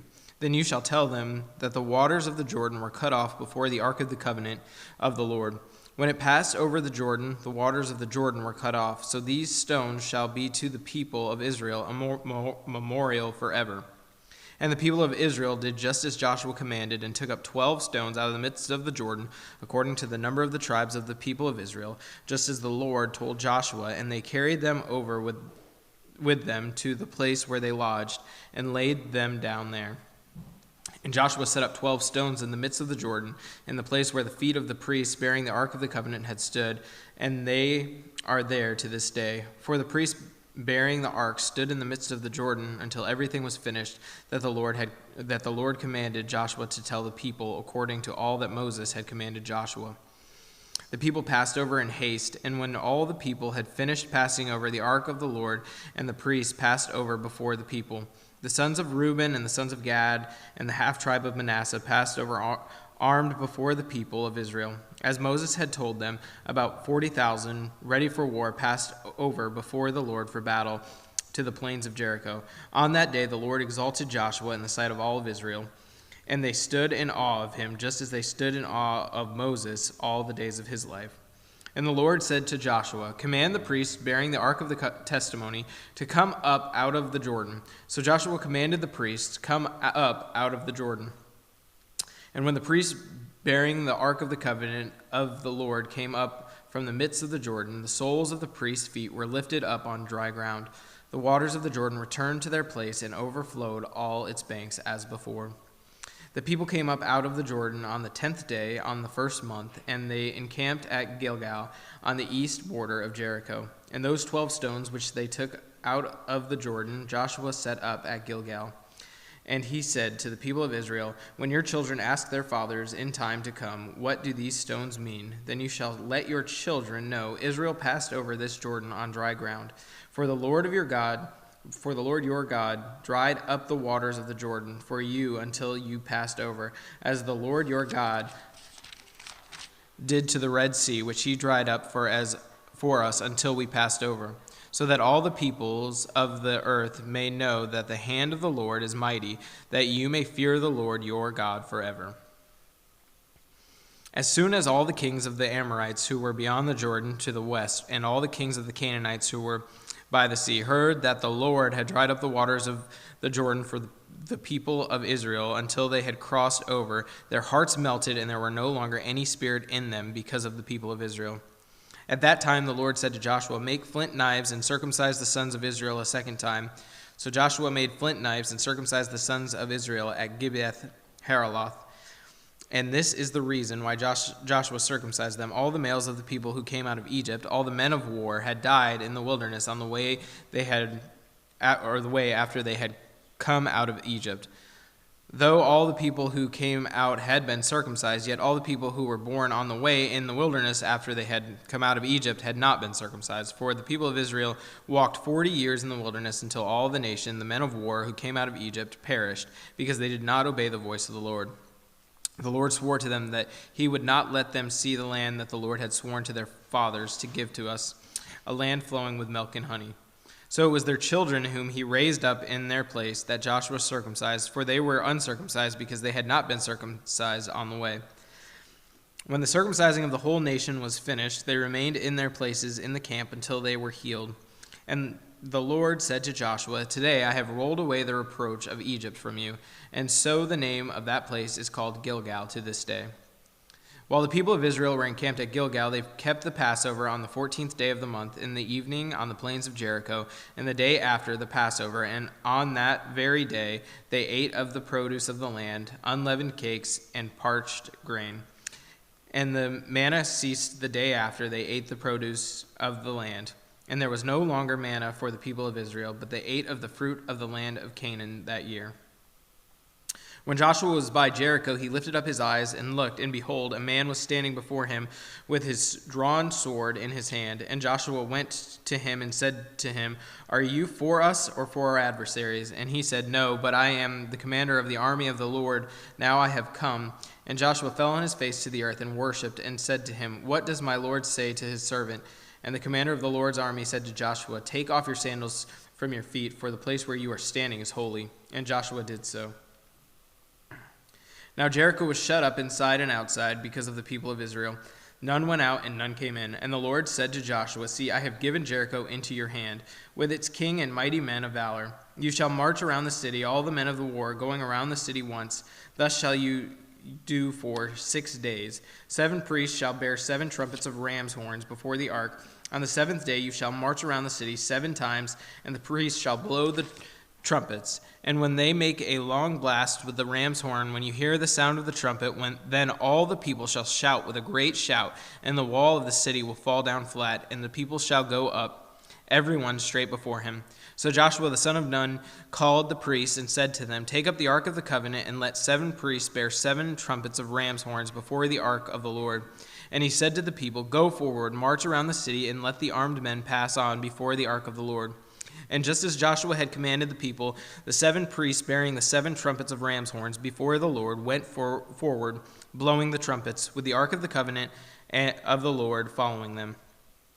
The armed men were walking before the priests who were blowing the trumpets, and the rear guard was walking after the ark while the trumpets blew continually.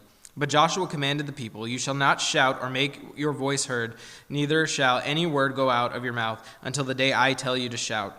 Then you shall shout." So he caused the ark of the Lord to the circle of the city, going about at once. And they came into the camp and spent the night in the camp. Then Joshua rose early in the morning, and the priests took up the ark of the Lord. And the 7 priests, bearing the 7 trumpets of the ram's horn before the ark of the Lord, walked on, and they blew the trumpets continually. And the armed men were walking before them, and the rear guard was walking after the ark of the Lord, while the trumpets blew continually.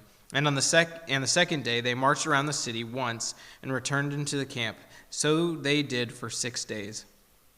On the 7th day they rose early at the dawn of day and marched around the city in the same manner 7 times. It was only on that day that they marched around the city 7 times. And at the 7th time, when the priests had blown the trumpets, Joshua said to the people, "Shout, for the Lord has given you the city. And the city and all that was within it shall be devoted to the Lord for destruction. Only Rahab the prostitute and all those who are with her in her house shall live, because she hid the messengers whom we sent. But you keep yourselves from the things devoted to destruction, lest when you have devoted them, you take any of the devoted things and make the camp of Israel a thing for destruction and bring trouble upon it. But all silver and gold and every vessel of bronze and iron are holy to the Lord. They shall go into the treasury of the Lord." So the people shouted, and the trumpets were blown. As soon as the people heard the sound of the trumpet, the people shouted a great shout, and the wall fell down flat, so that the people went up into the city, every man straight before him, and they captured the city. Then they devoted all in the city to destruction, both men and women, young and old, oxen, sheep, and donkeys, with the edge of the sword. But to the 2 men who had spied out the land, Joshua said, "Go into the prostitute's house and bring out from there the woman and all who belong to her, as you swore to her." So the young men who had been spies went in and brought Rahab out, and her father and mother and brothers, and all who belonged to her. And they brought all her relatives and put them outside the camp of Israel. And they burned the city with fire and everything in it. Only the silver and gold and the vessels of bronze and iron, they were put in the treasury of the house of the Lord. But Rahab the prostitute and her father's household and all who belonged to her, Joshua saved alive. And she has lived in Israel to this day because she hid the messengers whom Joshua sent to spy out Jericho. Joshua laid an oath on them at the time, saying, "Cursed before the Lord be the man who rises up and rebuilds this city Jericho. At the cost of his firstborn shall he lay its foundation, and at the cost of his youngest son shall he set up its gates." So the Lord was with Joshua, and his fame was in all the land. But the people of Israel broke faith in regard to the devoted things, for Achan, the son of Carmi, son of Zabdi, son of Zerah, of the tribe of Judah, took some of the devoted things, and the anger of the Lord burned against the people of Israel. Joshua sent men from Jericho to Ai, which is near Beth-haven, east of Bethel, and said to them, "Go up and spy out the land." And the men went up and spied out Ai.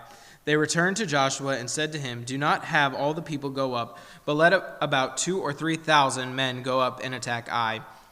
Do not make the whole people toil up there, for they are few." So about 3,000 men went up there from the people, and they fled before the men of Ai. And the men of Ai killed about 36 of their men, and chased them before the gates as far as Sebring, and struck them at the descent. And the hearts of the people melted and became as water. Then Joshua tore his clothes, fell on the earth on his face before the ark of the Lord until the evening, he and the elders of Israel. And they put dust on their heads. And Joshua said, "Alas, O Lord, why have you brought this people over the Jordan at all, to give us into the hands of the Amorites, to destroy us? Would that we have been content to dwell beyond the Jordan. O Lord, what can I say when Israel has turned their backs before their enemies? For the Canaanites and all the inhabitants of the land will hear of it, and will surround us and cut off our name from the earth. And what will you do for your great name?" The Lord said to Joshua, "Get up. Why have you fallen on your face? Israel has sinned. They have transgressed my covenant that I commanded them. They have taken some of the devoted things. They have stolen and lied and put them among their own belongings. Therefore, the people of Israel cannot stand before their enemies. They turn their backs before their enemies because they have become devoted for destruction. I will be with you no more unless you destroy the devoted things from among you. Get up, consecrate the people, and say, 'Consecrate yourselves for tomorrow. For thus says the Lord God of Israel, there are devoted things in your midst. O Israel, you cannot stand before your enemies until you take away the devoted things from among you. In the morning, therefore, you shall be brought near by your tribes, and the tribe that the Lord takes by lot shall come near by clans, and the clan that the Lord takes shall come near by households. And the household that the Lord takes shall come near by man.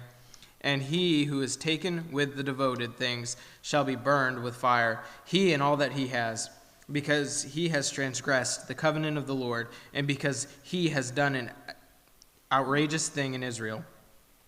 So Joshua rose early in the morning and brought Israel near, tribe by tribe, and the tribe of Judah was taken.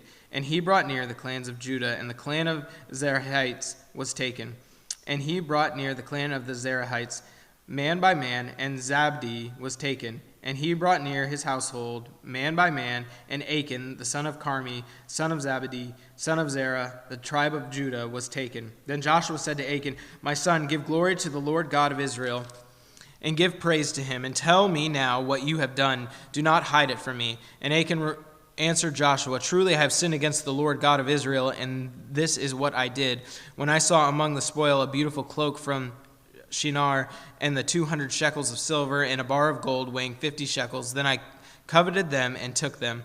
And see, they are hidden in the earth inside my tent, with the silver underneath."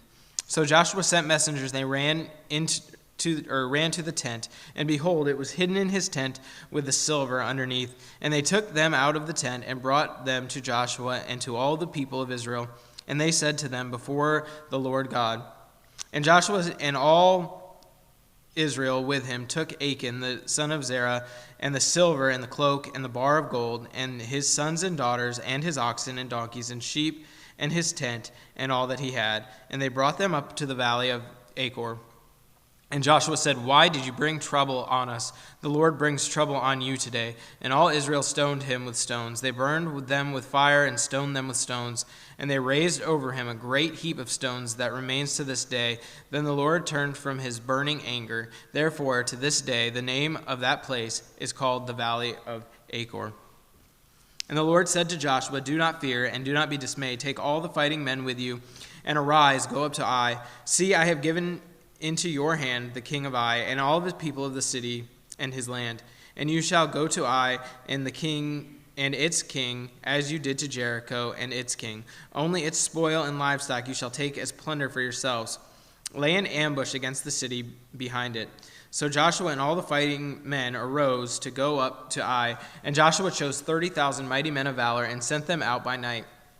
And he commanded them, Behold, you shall lie in ambush against the city behind it. Do not go very far from the city, but all of you remain ready. And I and all people who are with me will approach the city. And when they come out against us, just as before, we shall flee before them. And they will come out after us until we have drawn them away from the city. For they will say, They are fleeing from us just as before, so we will flee before them.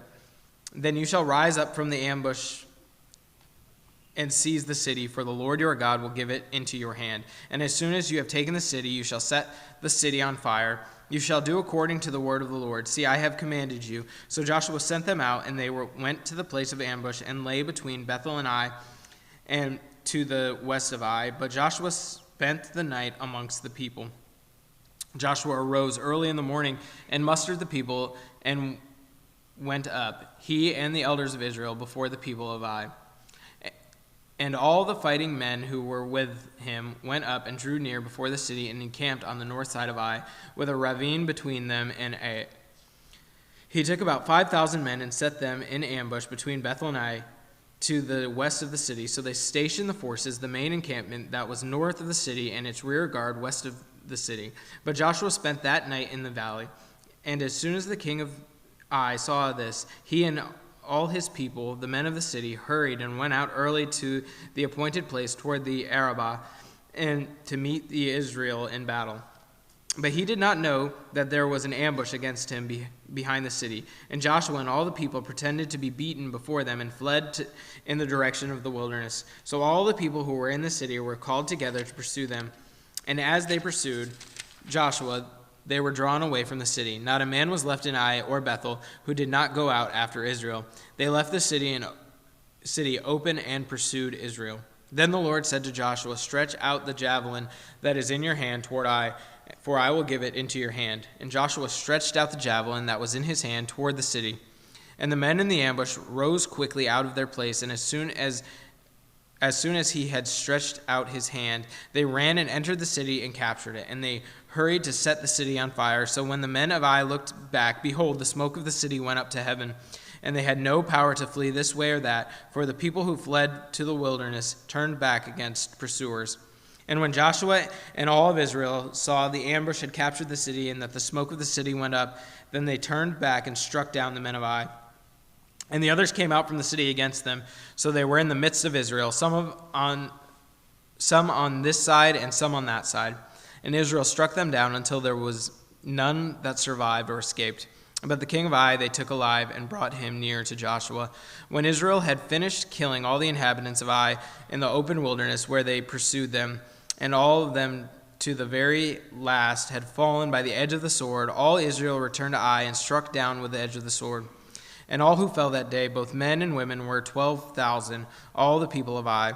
But Joshua did not draw back his hand with which he stretched out the javelin until he had devoted all the inhabitants of Ai to destruction.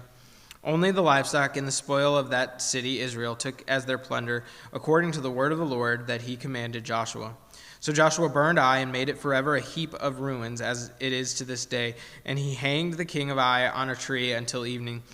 And at sunset Joshua commanded, and they took his body down from the tree, and they threw it at the entrance of the gate of the city, and raised over it a great heap of stones, which stands there to this day.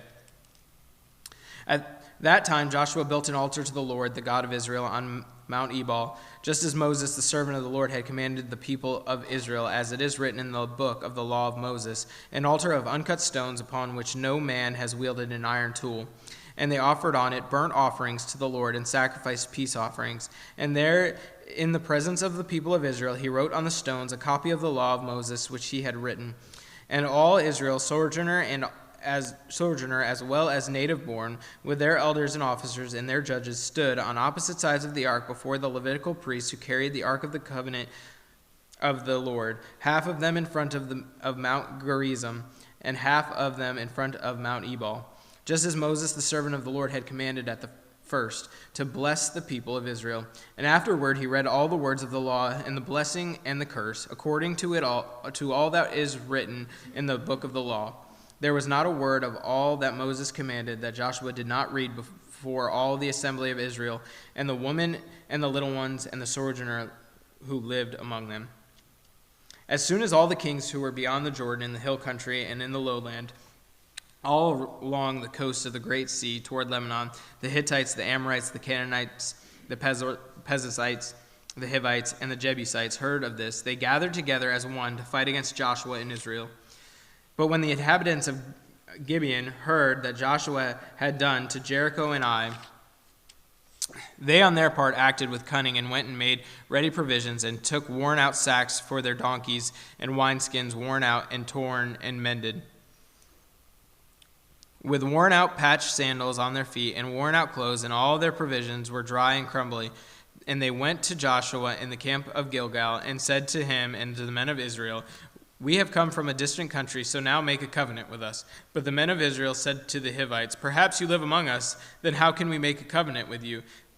They said to Joshua, "We are your servants." And Joshua said to them, "Who are you, and where do you come from?" They said to him, "From a very distant country your servants have come, because of the name of the Lord your God. For we have heard a report of him, and all that he did in Egypt, and all that he did to the 2 kings of the Amorites who were beyond the Jordan, to Sihon, the king of the Heshbon, and to Og, king of Bashan, who lived in Athroth.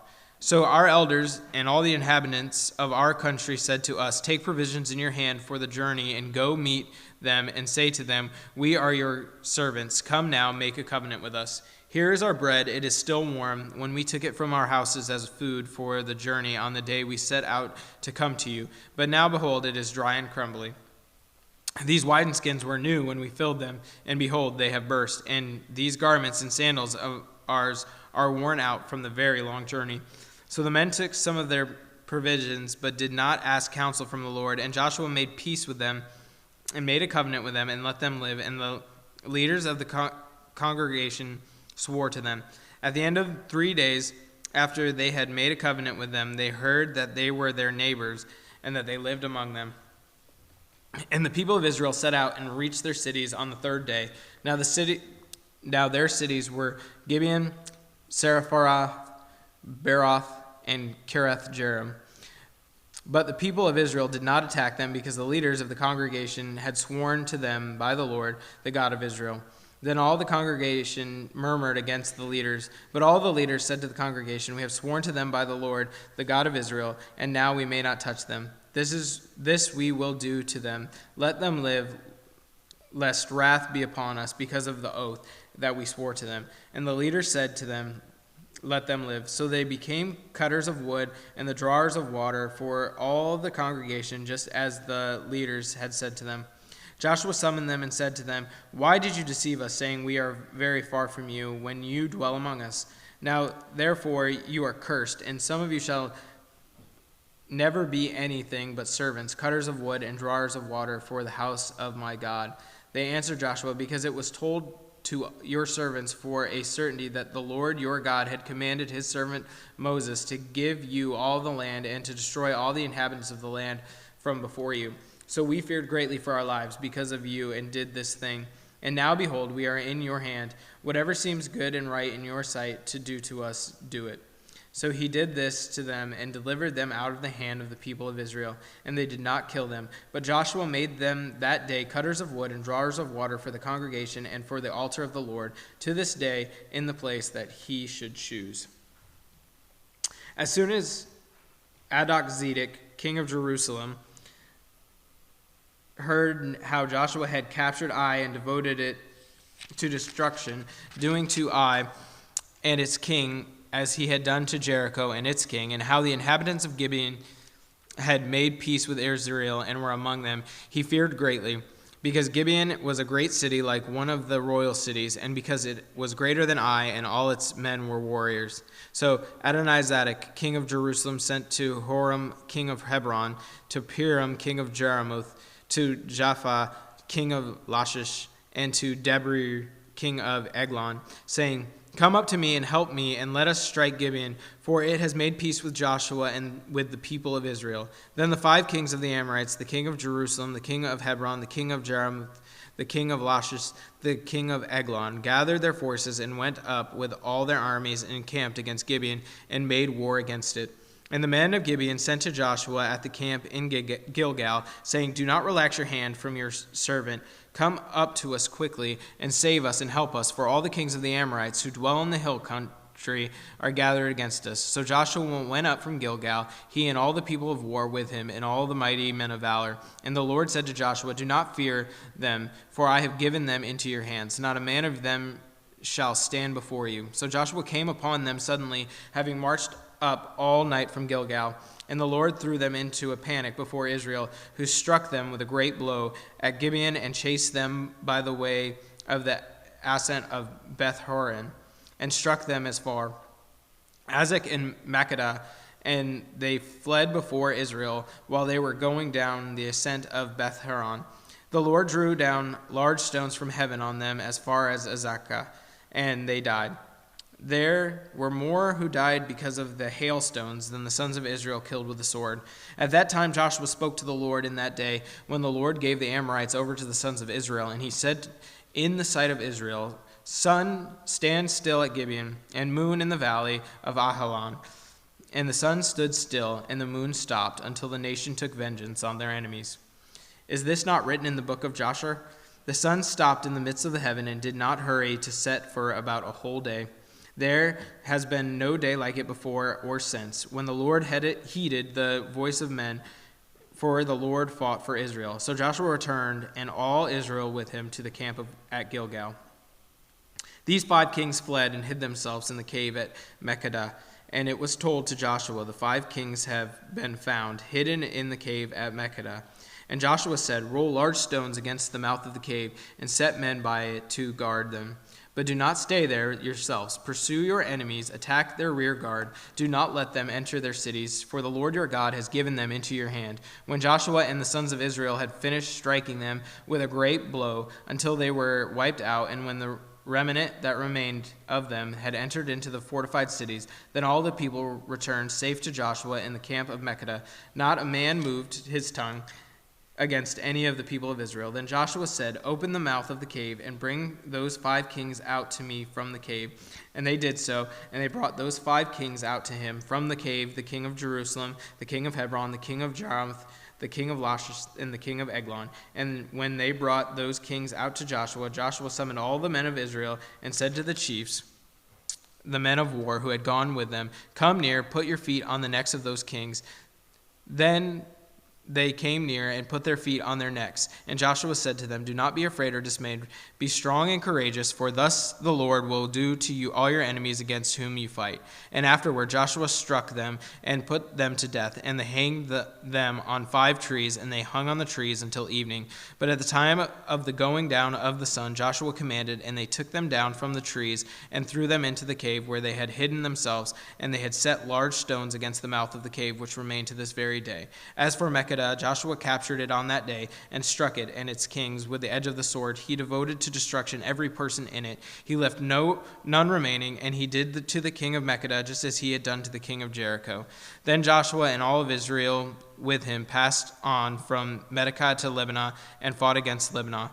And the Lord gave it also and its king to the hand of Israel, and he struck it with the edge of the sword, and every person in it. He left none remaining in it, and he did to its king as he had done to the king of Jericho. Then Joshua and all the Israel passed on from Lebanon to Lachish and laid siege to it and fought against it. And the Lord gave Lachish into the hand of Israel, and he captured it to the 2nd day and stuck it with the edge of the sword and every person in it, as he had done to Lebanon. Then Horam, king of Gezer, came up to help Lachish. And Joshua struck him and his people until he left none remaining. Then Joshua and all Israel with him passed on from Lachish to Eglon, and they laid siege to it and fought against it, and they captured it on that day and struck it with the edge of the sword. And he devoted every person in it to destruction that day, as he had done to Lachish. Then Joshua and all Israel with him went up from Eglon to Hebron, and they fought against it, and captured it, and struck it with the edge of the sword, and its king, and its towns, and every person in it. He left none remaining, as he had done to Eglon, and devoted it to destruction, and every person in it. Then Joshua and all Israel with him turned back to Debir and fought against it, and he captured it with its king and all its towns. And they struck them with the edge of the sword and devoted to destruction every person in it. He left none remaining, just as he had done to Hebron and Libnah and its king. So he did to Debir and to its king. So Joshua struck the whole land, the hill country and the Negev, and the lowland and the slopes, and all their kings. He left none remaining, but devoted to destruction all that breathed, just as the Lord God of Israel commanded. And Joshua struck them from Kadesh Barnea so far as Gaza, and all the country of Goshen as far as Gibeon. And Joshua captured all these kings and their land at one time, because the Lord God of Israel fought for Israel. Then Joshua returned, and all Israel with him, to the camp at Gilgal. Chapter 11.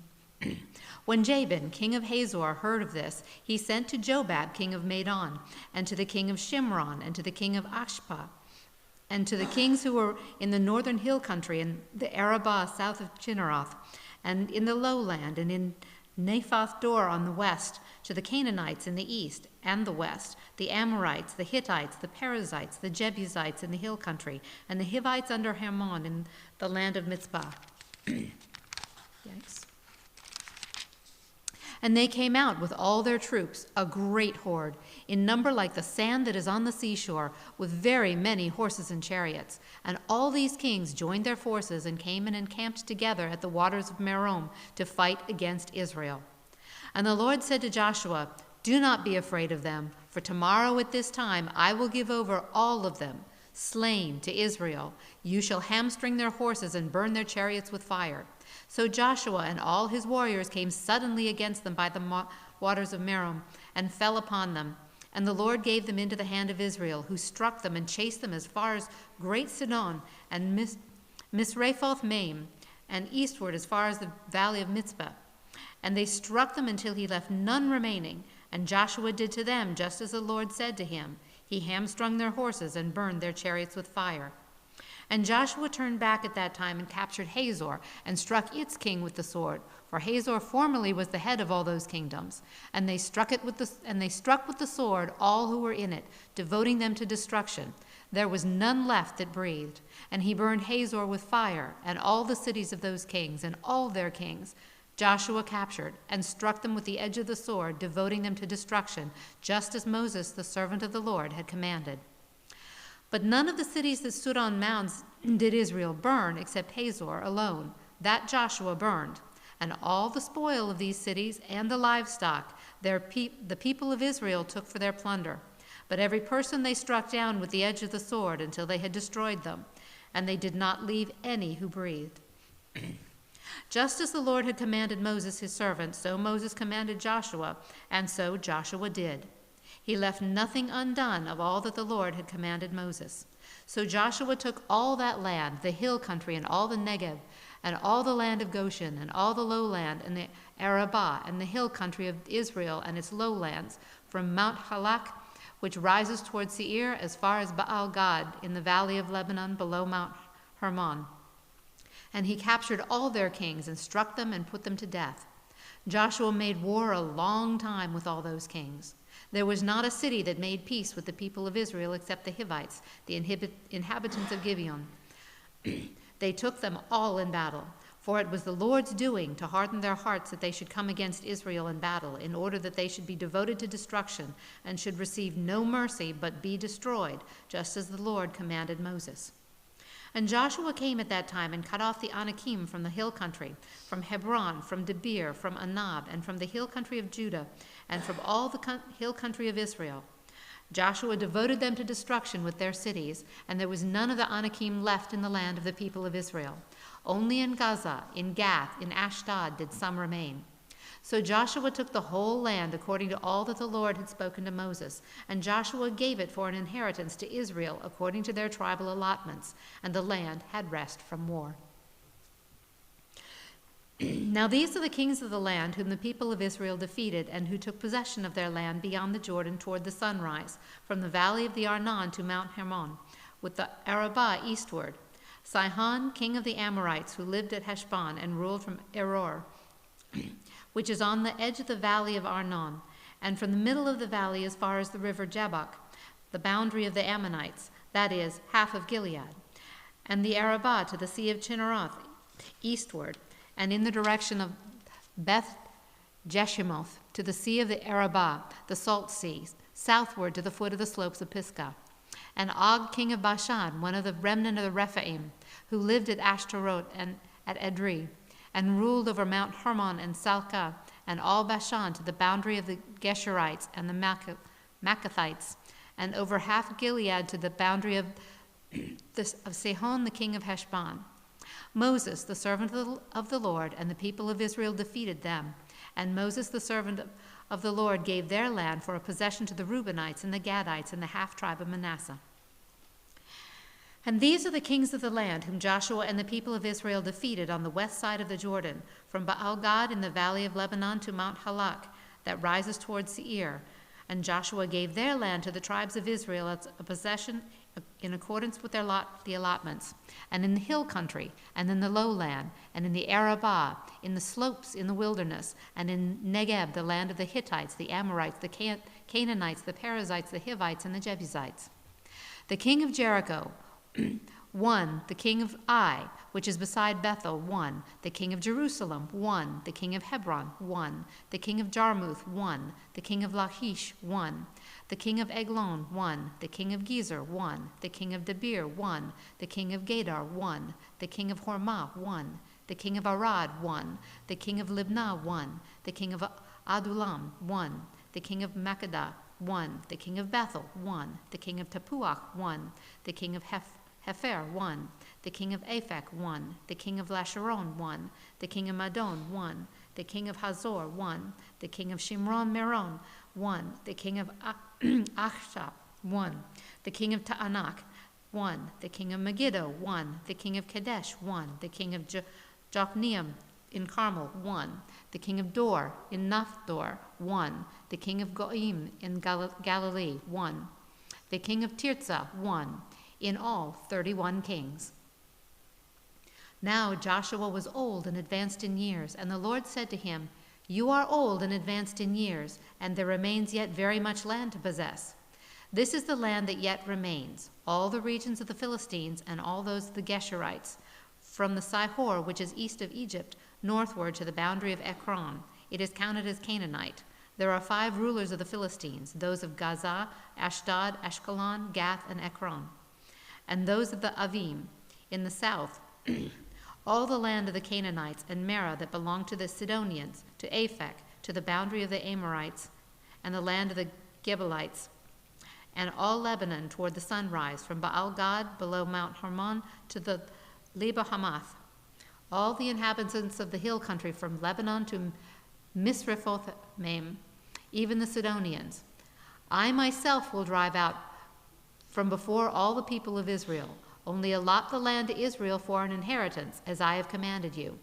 Now therefore divide this land for an inheritance to the 9 tribes and the half-tribes of Manasseh. With the other half of the tribe of Manasseh, the Reubenites and the Gadites received their inheritance, which Moses gave them, beyond the Jordan eastward, as Moses the servant of the Lord gave them, from Eror, which is on the edge of the valley of Arnon, and the city that is in the middle of the valley, and all the tableland of Medba, as far as Dibon, and all the cities of Sihon, king of the Amorites, who reigned in Heshbon, as far as the boundary of the Amorites, and Gilead, the region of the Geshurites and Maacathites, and all Mount Hebron, and all Bashan to the Salcah, all the kingdom of Og in Bashan, who reigned in Ashtaroth and in Edrei. He alone was left of the remnant of the Rephaim.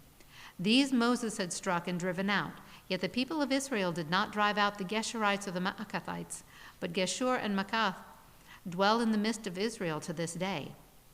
To the tribe of Levi alone Moses gave no inheritance. The offerings by fire to the Lord the God of Israel are their inheritance, as he said to them. And Moses gave an inheritance to the tribe of the people of Reuben according to their clans. So their territory was from Eror, which is on the edge of the valley of Arnon, and the city that is in the middle of the valley, and all the tableland by Medba, with Heshbon and all its cities that are in the tableland, Dibon and Bamoth Baal and Beth Baal Meon, and Jahaz, and Kedemoth, and Mephaath, and Kirathim, and Sibmah, and Zereshara on the hill of the valley, and Beth Peor, and the slopes of Pisgah, and Beth Jeshimoth, that is, all the cities of the tableland, and all the kingdom of Sihon, the king of Amorites, who reigned in Heshbon, whom Moses defeated with the leaders of Midian, Evi, Rechem, Zur, and Hor, and Reba, and the princes of Sihon who lived in the land. But Balaam also, son of Beor, the one who practiced divination, was killed with the sword by the people of Israel among the rest of their slain. And the border of the people of Reuben was the Jordan as a boundary. This was the inheritance of the people of Reuben, according to their clans, with their cities and villages. Moses gave an inheritance also to the tribe of Gad, to the people of Gad, according to their clans. The territory was Jazer, with all the cities of Gilead, and half the land of the Amorites, to the Aror, which is east of Rabbah, and from Heshbon to Ramath Mitzpeh, and Betonim, and from Mahanaim to the territory of Debir, and the valley of Beth Haram, Beth Nimrah, Succoth, and Zaphan, the rest of the kingdom of Sihon, king of Heshbon, having the Jordan as a boundary, to the lower end of the Sea of Chinneroth, eastward beyond the Jordan. This is the inheritance of the people of Gad, according to their clans, with their cities and villages. And Moses gave an inheritance to the half-tribe of Manasseh. It was allotted to the half-tribe of the people of Manasseh according to their clans. Their region extended from Menahem through all Bashan, the whole kingdom of Og, king of Bashan, and all the towns of Jair, which are in Bashan, 60 cities, and half Gilead, and Ashtaroth, and Edrei, the cities of the kingdom of Og in Bashan. These were allotted to the people of Machir, the son of Manasseh, for the half of the people of Machir according to their clans. These are the inheritances that Moses distributed in the plains of Moab beyond the Jordan east of Jericho. But to the tribe of Levi Moses gave no inheritance. The Lord God of Israel is their inheritance, just as he said to them. These are the inheritances that the people of Israel received in the land of Canaan, which Eleazar the priest and Joshua son of Nun and the heads of the fathers' houses of the tribes of the people of Israel gave them to inherit. Their inheritance was by lot, just as the Lord had commanded by the hand of Moses for the 9 1/2 tribes. For Moses had given an inheritance to the 2 1/2 tribes beyond the Jordan, but to the Levites he gave no inheritance among them. For the people of Joseph were 2 tribes, Manasseh and Ephraim, and no portion was given to the Levites in the land, but only the cities to dwell in, with their pasture lands for their livestock and their substance. The people of Israel did as the Lord commanded Moses. They allotted the land. Then the people of Judah came to Joshua at Gilgal, and Caleb, the son of Jephunneh, the Kenizzite, said to him, "You know what the Lord said to Moses, the man of God, in Kadesh Barnea, concerning you and me. I was 40 years old when Moses, the servant of the Lord, sent me from Kadesh Barnea to spy out the land, and I brought him word again as it was in my heart. But my brothers who went up with me made the heart of the people melt. Yet I wholly followed the Lord my God. And Moses swore on that day, saying, Surely the land on which your foot has trodden shall be an inheritance for you and your children forever, because you have wholly followed the Lord my God. And now, behold, the Lord has kept me alive, just as he said, these 45 years since the time that the Lord spoke this word to Moses, while Israel walked in the wilderness. And now, behold, I am this day 85 years old. I am still as strong today as I was in the day that Moses sent me. My strength now is as my strength then, for war and for going and coming. So now, give me this hill country of which the Lord spoke on that day. For you heard on that day how the Anakim were there, with great fortified cities. It may be that the Lord will be with me, and I shall drive them out, just as the Lord said."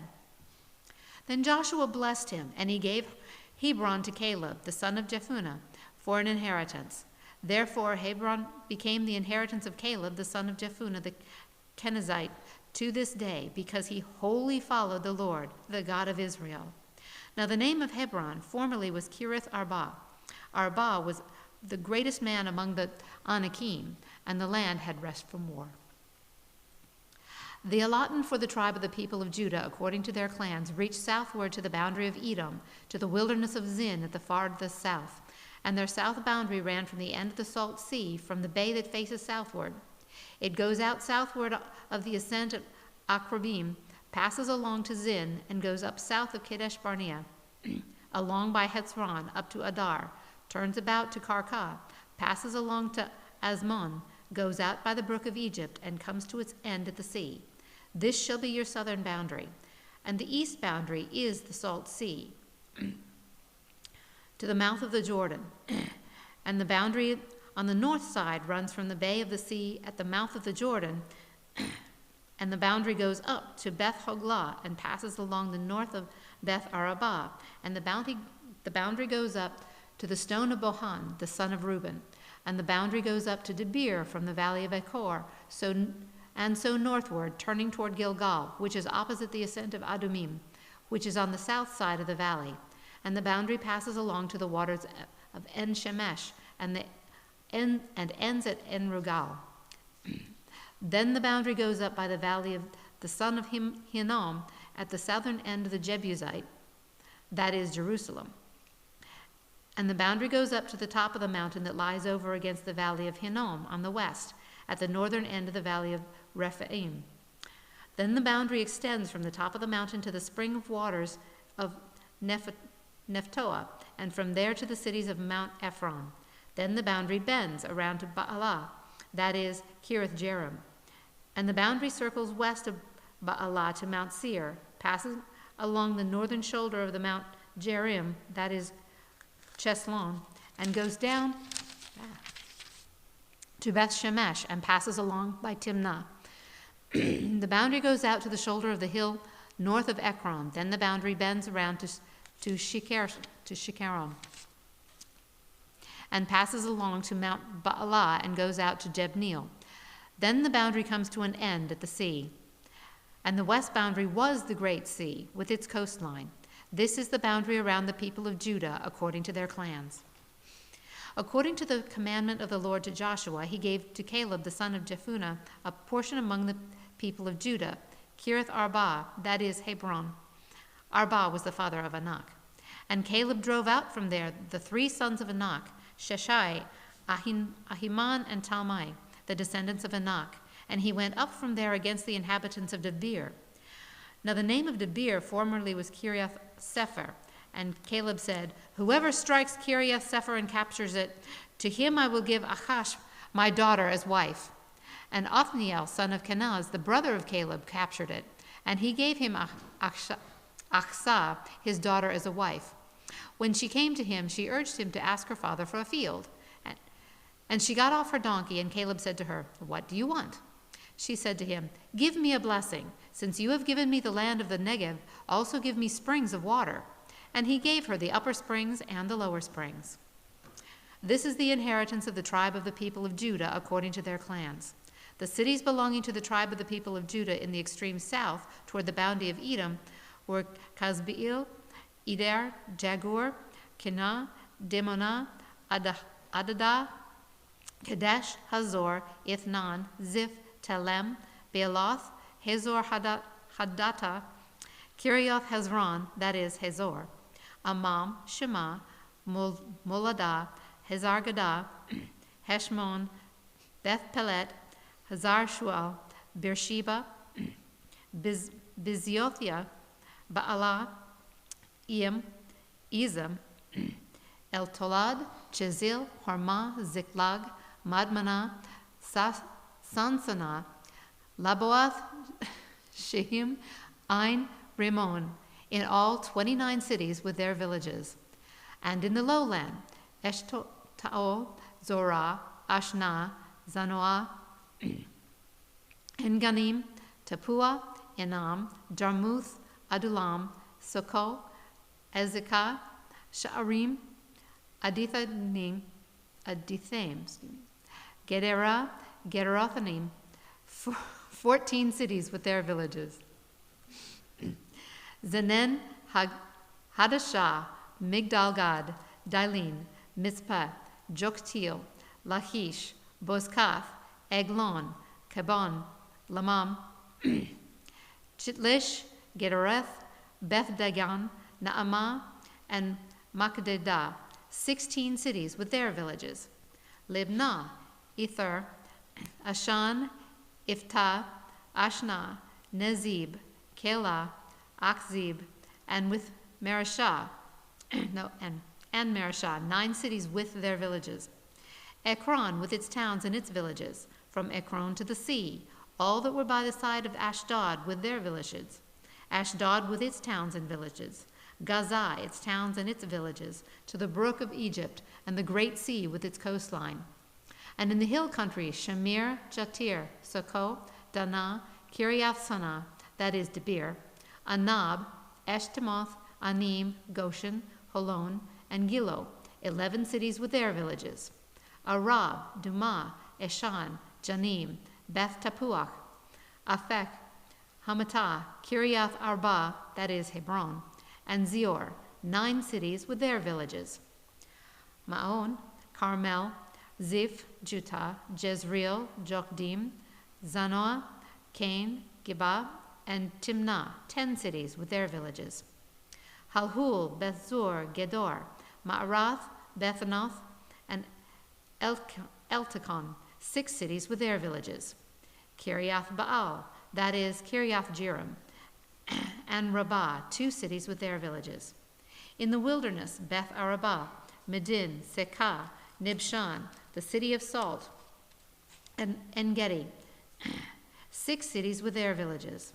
But the Jebusites, the inhabitants of Jerusalem, the people of Judah could not drive out. So the Jebusites dwell with the people of Judah at Jerusalem to this day. The allotment of the people of Joseph went from the Jordan by Jericho east to the waters of Jericho, into the wilderness, going up from Jericho into the hill country to Bethel.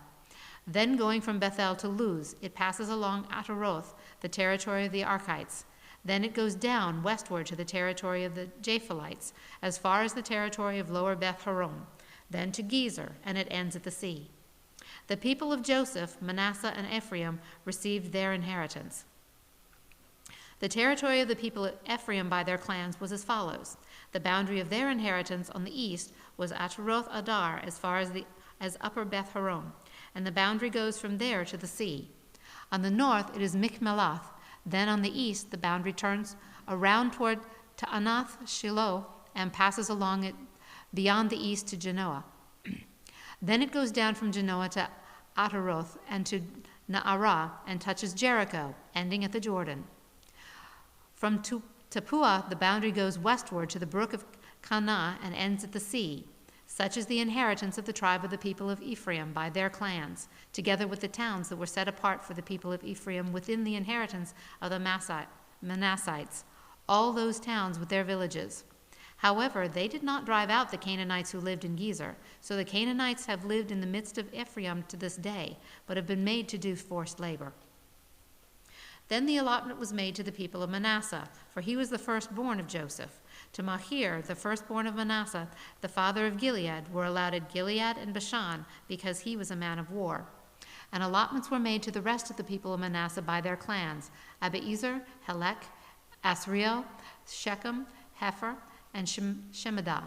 These were the male descendants of Manasseh, the son of Joseph, by their clans. Now Zelophehad, the son of Hepher, the son of Gilead, son of Machir, son of Manasseh, had no sons, but only daughters, and these were the names of his daughters: Mahlah, Noah, Hoglah, Milcah, and Tirzah. They approached Eleazar the priest and Joshua the son of Nun, and the leaders, and said, "The Lord commanded Moses to give us an inheritance along with our brothers." So, according to the mouth of the Lord, he gave them an inheritance among the brothers of their father. Thus there fell to Manasseh 10 portions, besides the land of Gilead and Bashan, which is on the other side of the Jordan, because the daughters of Manasseh received an inheritance along with his sons. The land of Gilead was allotted to the rest of the people of Manasseh. The territory of Manasseh reached from Asher to Michmanath, which is east of Shechem. Then the boundary goes along southward to the inhabitants of En-Tappuah. The land of Tappuah belonged to Manasseh, but the town of Tappuah on the boundary of Manasseh belonged to the people of Ephraim. Then the boundary went down to the brook of Canaan. These cities to the south of the brook among the cities of Manasseh belonged to Ephraim. Then the boundary of Manasseh goes on the north side of the brook and ends at the sea. The land to the south being Ephraim's, and that to the north being Manasseh's, with the sea forming its boundary. On the north Asher is reached, and on the east Issachar. Also in Issachar and in Asher, Manasseh had Bethshean and its villages, and Ibleam and its villages, and the inhabitants of Dor and its villages, and the inhabitants of Endor and its villages, and the inhabitants of Taanach and its villages, and the inhabitants of Megiddo and its villages. The third is Naphath.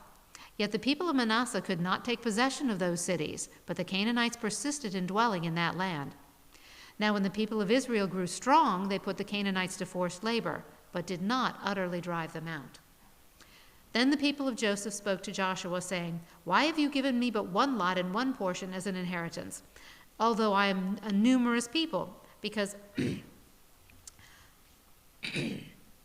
since all along the Lord has blessed me." And Joshua said to them, "If you are a numerous people, go up by yourselves to the forest, and there clear ground for yourselves in the land of the Perizzites and the Rephaim, since the hill country of Ephraim is too narrow for you." The people of Joseph said, "The hill country is not enough for us.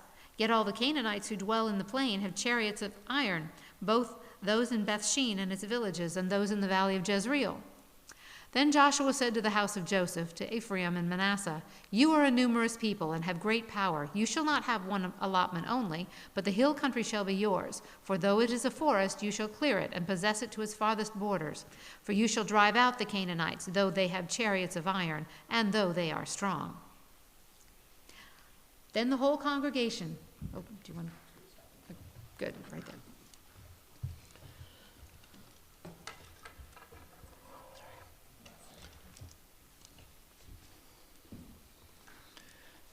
Then the whole congregation of the people of Israel assembled at Shiloh and set up the tent of meeting there. The land lay subdued before them. There remained among the people of Israel 7 tribes whose inheritance had not yet been apportioned. So Joshua said to the people of Israel, "How long will you put off going in to take possession of the land which the Lord, the God of your fathers, has given you? Provide 3 men from each tribe, and I will send them out, that they may set out and go up and down the land. They shall write a description of it with a view to their inheritances, and then come to me. They shall divide it into 7 portions. Judah shall continue in his territory on the south, and the house of Joseph shall continue in the territory on the north. And you shall describe the land in 7 divisions, and bring the description here to me, and I will cast lots for you here before the Lord our God. The Levites have no portion among you, for the priesthood of the Lord is their heritage. And Gad and Reuben and half the tribe of Manasseh have received their inheritance beyond the Jordan eastward, which Moses, the servant of the Lord, gave them." So the men arose and went, and Joshua charged those who went to write the description of the land, saying, "Go up and down in the land and write a description and return to me. And I will cast lots for you here before the Lord in Shiloh." So the men went and passed up and down in the land and wrote in a book description of its by towns in 7 divisions. Then they came to Joshua to the camp of Shiloh. And Joshua cast lots for them in Shiloh before the Lord. And there Joshua apportioned the land to the people of Israel, to each his portion. The lot of the tribe of the people of Benjamin, according to its clans, came up. And the territory allotted to it fell between the people of Judah and the people of Joseph. On the north side, their boundary began at the Jordan. Then the boundary goes up to the shoulder north of Jericho, then up through the hill country westward, and it ends at the wilderness of Bethaven. From there, the boundary passes along southward in the direction of Luz, to the shoulder of Luz, that is Bethel. Then the boundary goes down to Atarot Adar on the mountain that lies south of lower Beit Horon.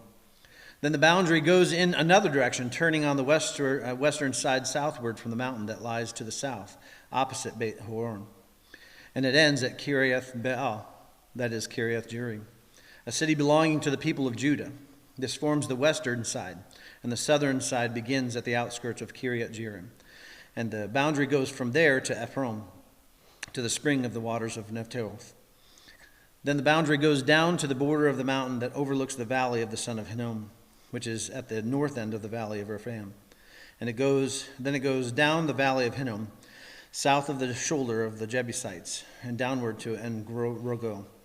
Then it bends in a northerly direction, going on to En-Shemesh, and from there goes to Gileoth, which is the opposite ascent of Adumim.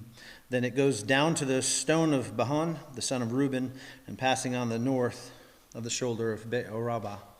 It goes down to Arabah.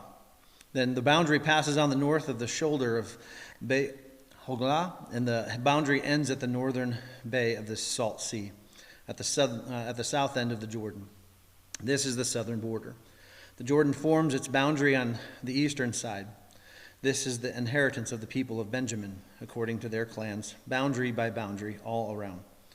Now the cities of the tribe of the people of Benjamin, according to their clans, were Jericho, Beit Hoglah, Emek Keziz, Beit Horabah, Zeramim, Betel, Avim, Parah, Ophrah, Shephar Amani, Ophni, Geba, 12 cities from their villages, Gibeon, Ramah, Berot, Mizpah, Shepharah, Mozah, Rakim, Irpel, Toralah, Zilah, Aleph, Jebus, that is Jerusalem, Gibeah, and Kiryat Jearim. 14 cities with their villages. This is the inheritance of the people of Benjamin, according to its clans. The second lot came out for Simeon, for the tribe of the people of Simeon, according to their clans, and their inheritance was in the midst of the inheritance of the people of Judah. And they had for their inheritance Beersheba, Sheba, Moladah, Hazarel Shual, Bala, Ezim, Altalad, Betul, Hormah, Ziklag, Beit Markabo, Hazarah Susa, Beth Melaboth, and Sharahun. 13 cities with their villages, Ain, Rimmon, Esther, Ashan, 4 cities with their villages, together with all the villages around these cities as far as Beit Bala Bir, Ramah of the Negeb. This is the inheritance of the tribe of the people of Simeon, according to their clans. The inheritance of the people of Simeon formed part of the territory of the people of Judah, because the portion of the people of Judah was too large for them. The people of Simeon obtained an inheritance in the midst of their inheritance.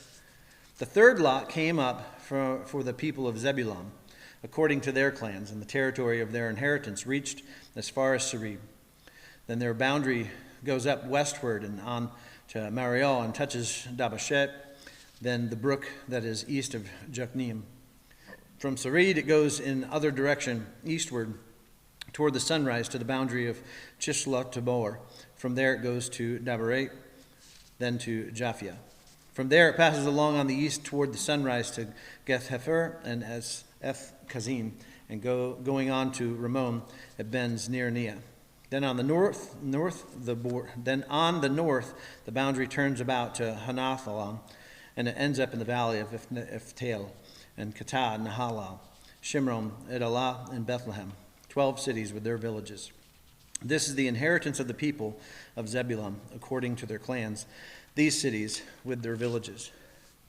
The fourth lot came out for Issachar, for the people of Issachar, according to their clans. Their territory included Jezreel, Cheshalu, Shunem, Hapharaim, Shion, and Aharat, Orbit, Kishion, Ebez, Remet, En-Ganim, and Hadah, Beth Pazaz. The boundary also touches Tabor, Shahamazu, and Beit Shemesh. And its boundary ends at the Jordan, 16 cities with their villages. This is the inheritance of the tribe of the people of Issachar, according to their clans, the cities with their villages. The fifth lot came out for the tribe of the people of Asher, according to their clans. Their territory included Helkath, Hali, Betin, Ashphaf, Elamat, Amad, and Michel. On the west it touches Carmel and Shehor Libnath. Then it turns eastward. It goes to Beth Dagon and touches Zebulun in the valley of Ifthnael, northern to the Beth Emek Nael. Then it continues in the north of Kabul, Ebron, Rehob, Hammon, Cana, and as far as Sidon the Great. Then the boundary turns to Ramah, reaching to the fortified city of Tyre. Then the boundary turns to Hosah, and it ends at the sea. Mahalab, Akzib, Umah, Afek, and Rehob, 22 cities with their villages. This is the inheritance of the tribe of the people of Asher, according to their clans, these cities with their villages. The sixth lot came out for the people of Naphtali. For the people of Naphtali, according to their clans, and their boundary ran from Heleph, from the Oak and Zanaim, and Adanekeb and Jamneel, as far as Lakum. and it ended at the Jordan. Then the boundary turns westward to Azno-Tabor and goes from there to Hakuk, touching the Zebulun at the south and Asher on the west and Judah on the east at the Jordan. The fortified cities are Ziddim, Zir, Hamat, Rakath, Shinareth, Adamah, Ramah, Hazor, Kadesh, Adre, and Hazor, Yehirom, Magdal, Horam, Beth Hanath, Beth Shemesh, 19 cities with their villages. This is the inheritance of the tribe of the people of Naphtali according to their clans, the cities with their villages. The seventh lot came out for the tribe of the people of Dan according to their clans, and the territory of its inheritance included Zorah, Eshtaol, Irshemesh, Shalabim, Akjali, Ithah, Elnah, Timnah, Ekron, Eltekah, Gibbethon, Balth, Jahud, Ben-Berek, Goshem Ramon, and Mir Jarkon and Rakon, with the territory over against Joppa. When the territory of the people of Dan was lost to them, the people of Dan went up and fought against Lashem, and after capturing it and striking it with the sword, they took possession of it and settled in it, calling Lashem Dan, after the name of Dan, their ancestor. This is the inheritance of the tribe of the people of Dan according to their clans, these cities with their villages. When they had finished distributing several territories of land as inheritances, the people of Israel gave an inheritance among them to Joshua, the son of Nun. By command of the Lord, they gave him the city that he asked, Timnath-Serah, in the hill country of Ephraim. And he rebuilt the city and settled in it. These are the inheritances that Eleazar the priest and Joshua the son of Nun and the heads of the fathers' houses of tribes of the people of Israel distributed by lot at Shiloh before the Lord, at the entrance of the tent of meeting. So they finished dividing the land. Then the Lord said to Joshua, "Say to the people of Israel, appoint the city of refuge of which I spoke to you through Moses, that the manslayer who strikes any person without intent or unknowingly may flee there. They shall be for you a refuge from the avenger of blood. He shall flee to one of these cities and shall stand at the entrance of the gate of the city and explain his case to the elders of that city. Then they shall take him into the city and give him a place, and he shall remain with them. And if the avenger of blood pursues him, they shall not give up the manslayer into his hand, because he struck his neighbor unknowingly and did not hate him in the past. And he shall remain in that city until he has stood before the congregation for judgment, until the death of him who is high priest at the time. Then the manslayer may return to his own town and his own home, to the town from which he fled." So they set apart Kadesh in Galilee in the hill country of Naphtali, and Shechem in the hill country of Ephraim, and Kirabah, that is Hebron, in the hill country of Judah.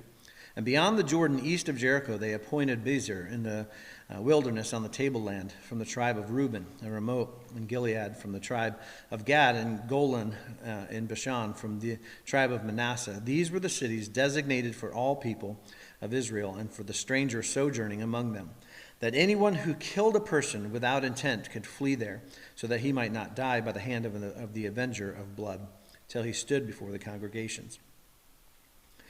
Then the heads of the fathers' houses of Levites came to Eleazar the priest and to Joshua the son of Nun, and to the heads of the fathers' houses of the tribes of the people of Israel. And they said to them at Shiloh in the land of Canaan, "The Lord commanded through Moses that we be given cities to dwell in, along with their pasture lands for our livestock." So by command of the Lord, the people of Israel gave to the Levites the following cities and pasture lands out of their inheritance. The lot came out for the clans of the Kohathites. So those Levites who were descendants of Aaron, the priest, received by lot from the tribe of Judah, Simeon, and Benjamin 13 cities. And the rest of the Kohathites received by lot from the clans of the tribe of Ephraim, from the tribe of Dan, and the half-tribe of Manasseh 10 cities. The Gershonites received by lot from the clans of the tribe of Issachar, from the tribe of Asher, from the tribe of Naphtali, and from the half-tribe of Manasseh and Bashan 13 cities. The Merarites, according to their clans, received from the tribe of Reuben, the tribe of Gad, and the tribe of Zebulun 12 cities. These cities and their pasture lands, the people of Israel, gave by lot to the Levites, as the Lord had commanded through Moses. Out of the tribe of the people of Judah and the tribe of the people of Simeon, they gave the following cities mentioned by name, which went to the descendants of Aaron, one of the clans of the Kohathites, who belonged to the people of Levi, since the lot fell on them first. They gave them Kiriath-arba, being the father of Anak, that is Hebron, in the hill country of Judah, along with the pasture lands around it. But the fields of the city and its villages had been given to Caleb the son of Jephunneh and his possession. And to the descendants of Aaron and the priests they gave Hebron, the city of refuge for the manslayer, with its pasture lands, Libnah with its pasture lands, Jatir with its pasture lands, Eshtemoa with its pasture lands, Halom with its pasture lands, Debir with its pasture lands, Aim with its pasture lands, Juta with its pasture lands, Beth Shemesh with its pasture lands, 9 cities out of these 2 tribes. Then out of the tribe of Benjamin, Gibeon with its pasture lands, Geba with its pasture lands, Anathoth with its pasture lands, and Almon with its pasture lands, 4 cities. The cities of the descendants of Aaron the priest were in all 13 cities with their pasture lands. As to the rest of the Kohathites belonging to the Kohathite clans of the Levites, the cities allotted to them were out of the tribe of Ephraim.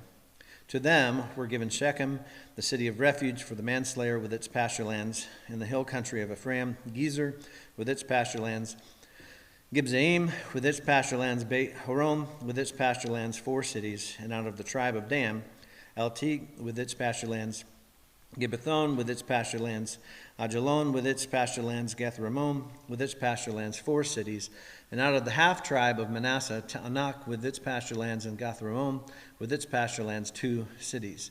The cities of the clans of the rest of the Kohathites that were 10 in all with their pasture lands. And the Gershonites, one of the clans of the Levites, were given out of the half tribe of Manasseh. Golan and Bashan with its pasture lands, the city of refuge for the manslayer, and Bishterah with its pasture lands, 2 cities. And out of the tribe of Issachar, Kishion with its pasture lands, Deborah with its pasture lands, Jarmut with its pasture lands, and Ganim with its pasture lands, 4 cities. And out of the tribe of Asher, Mishal with its pasture lands, Abdon with its pasture lands, Elkah with its pasture lands, Rehob with its pasture lands, 4 cities. And out of the tribe of Naphtali, Kadesh and Galilee with its pasture lands, the city of refuge for the manslayer, Hamot Dor with its pasture lands, Kartan with its pasture lands, 3 cities. The cities of the several clans of the Gershonites were in all 13 cities with their pasture lands.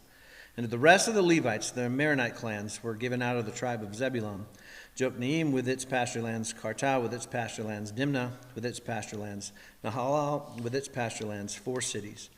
And out of the tribe of Reuben, Bezer with its pasture lands, Jahaz with its pasture lands, Keramot with its pasture lands, and Mephtah with its pasture lands, 4 cities.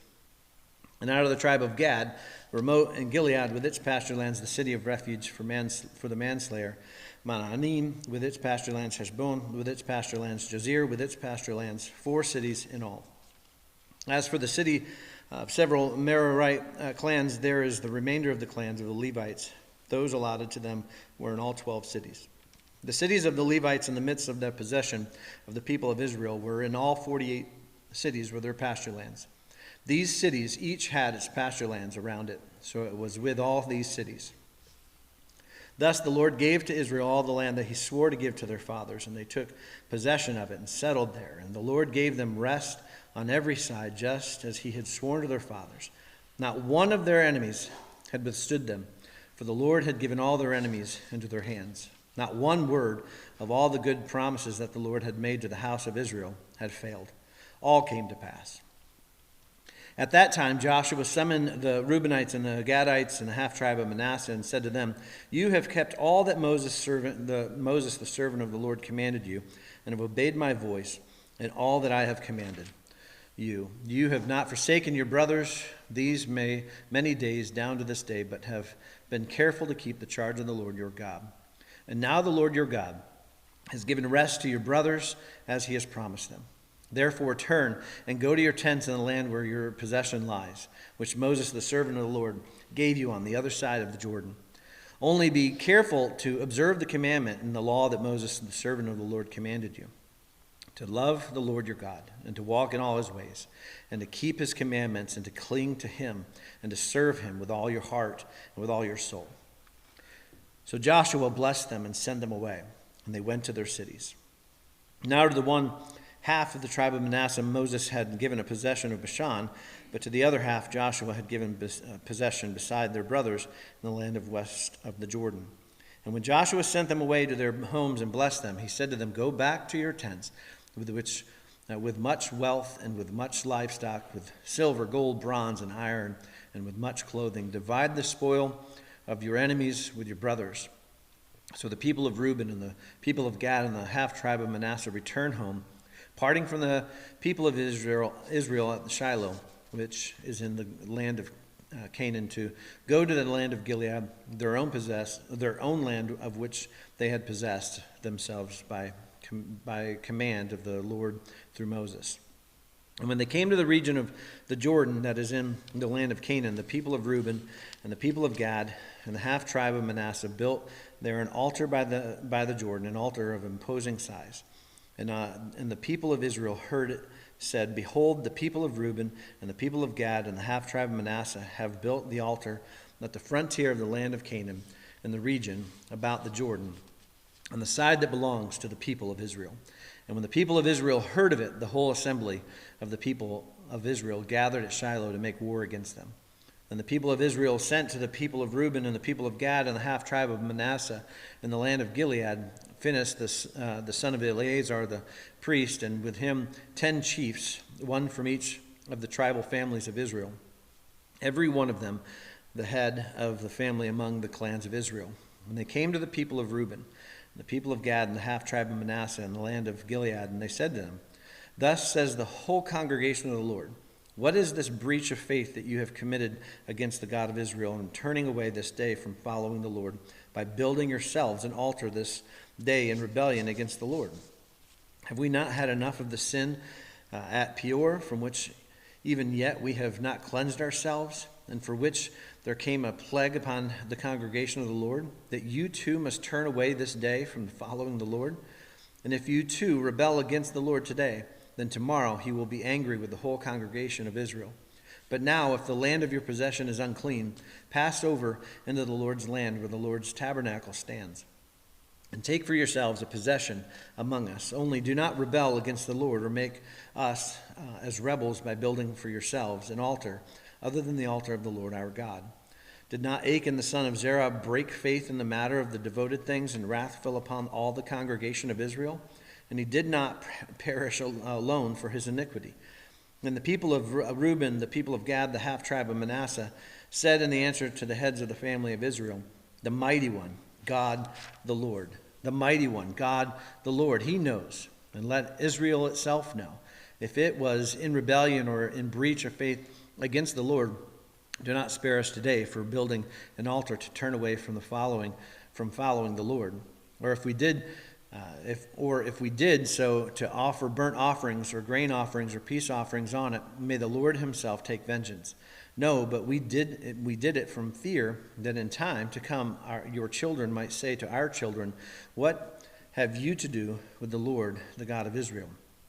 For the Lord has made the Jordan a boundary between us, and you, the people of Reuben and the people of Gad, you have no portion in the Lord. So your children might make our children cease to worship the Lord.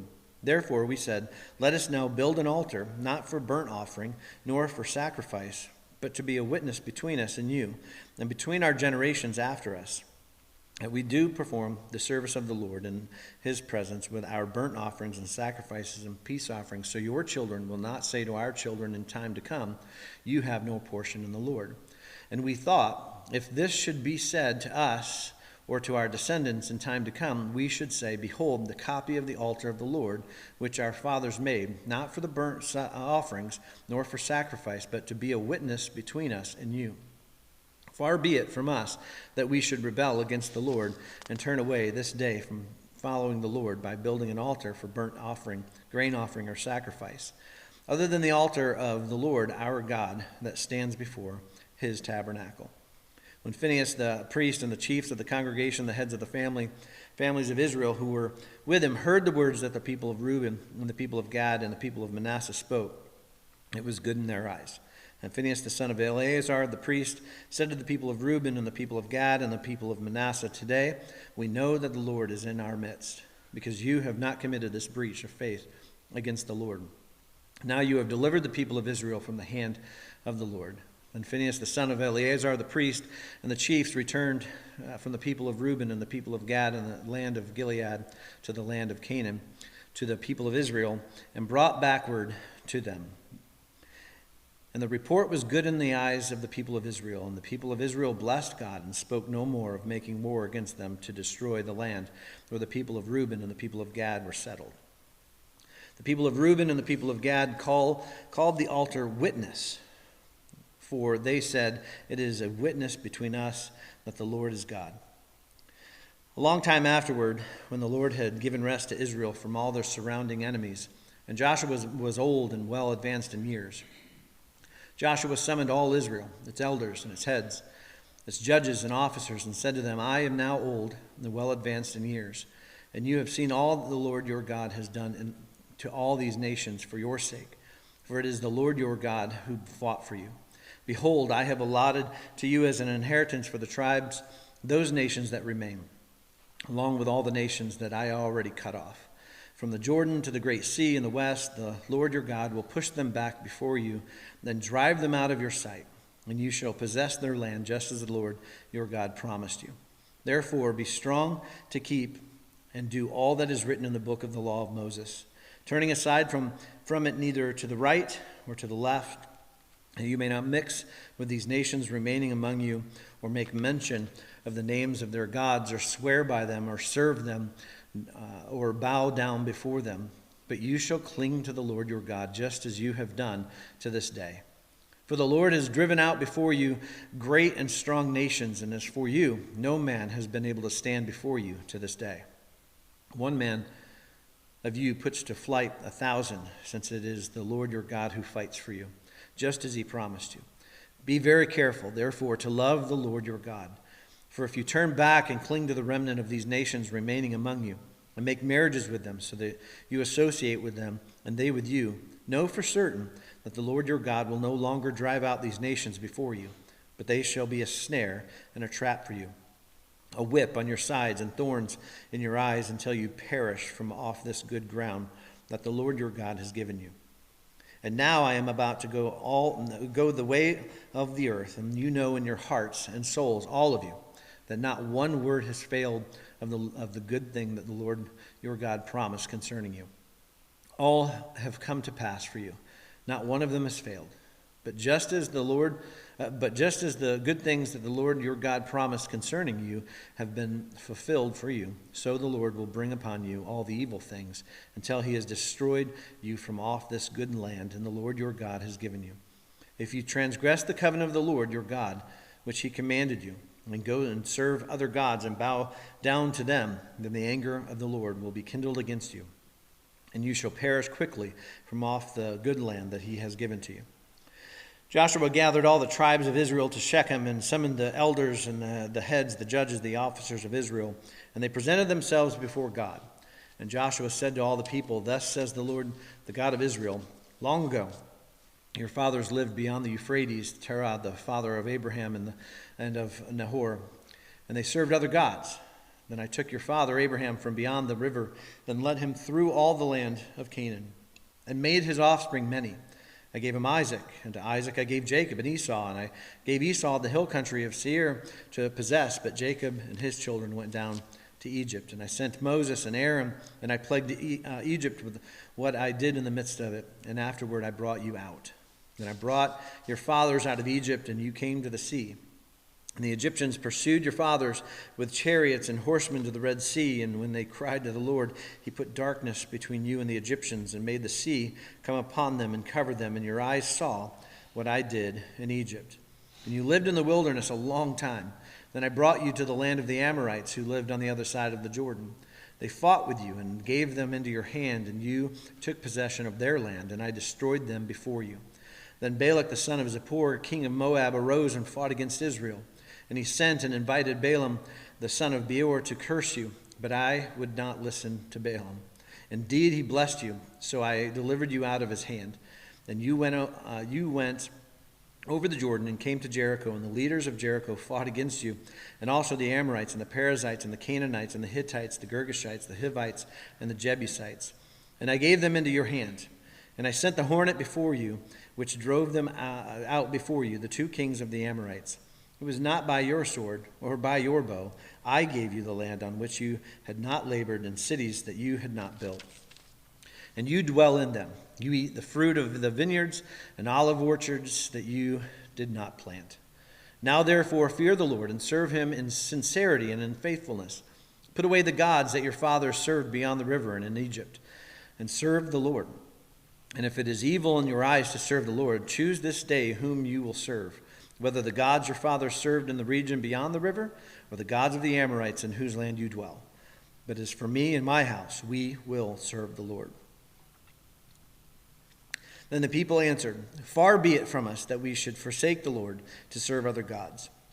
For it is the Lord our God who brought us and our fathers up from the land of Egypt, one of the house of slavery, and who did those great signs in our sight and preserved us in all the way that we went, and among all the peoples through whom we passed. And the Lord drove out before us all the peoples, the Amorites who lived in the land. Therefore we will serve the Lord, for he is our God.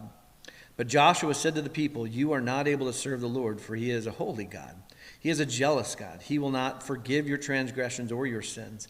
If you forsake the Lord and serve foreign gods, then he will turn you to harm and consume you after having done you good. And the people said to Joshua, No, but we will serve the Lord. Then Joshua said to the people, You are witnesses against yourselves, that you have chosen the Lord to serve him. And they said, We are witnesses. He said, Then put away the foreign gods that are among you, and incline your heart to the Lord and the God of Israel. And the people said to Joshua, The Lord our God we will serve, and his voice we will obey. So Joshua made a covenant with the people that day, and put in place statutes, and ruled for them at Shechem. And Joshua wrote these words in the book of the law of God. And he took a large stone and set it up there underneath the terebinth that was by the sanctuary of the Lord. And Joshua said to all the people, Behold, this stone shall be a witness against us, for it has heard all the words of the Lord that he spoke to us. Therefore it shall be witness against you, lest you deal falsely with your God. So Joshua sent the people away, every man to his inheritance. After these things, Joshua the son of Nun, the servant of the Lord, died, being 110 years old.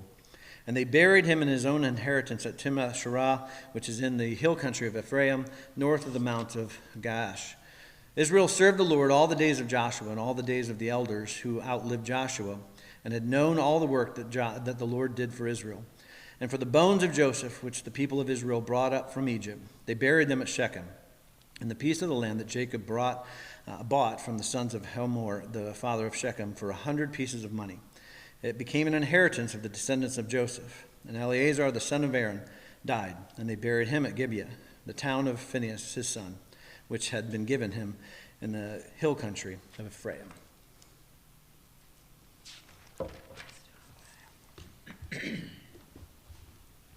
The book of Judges.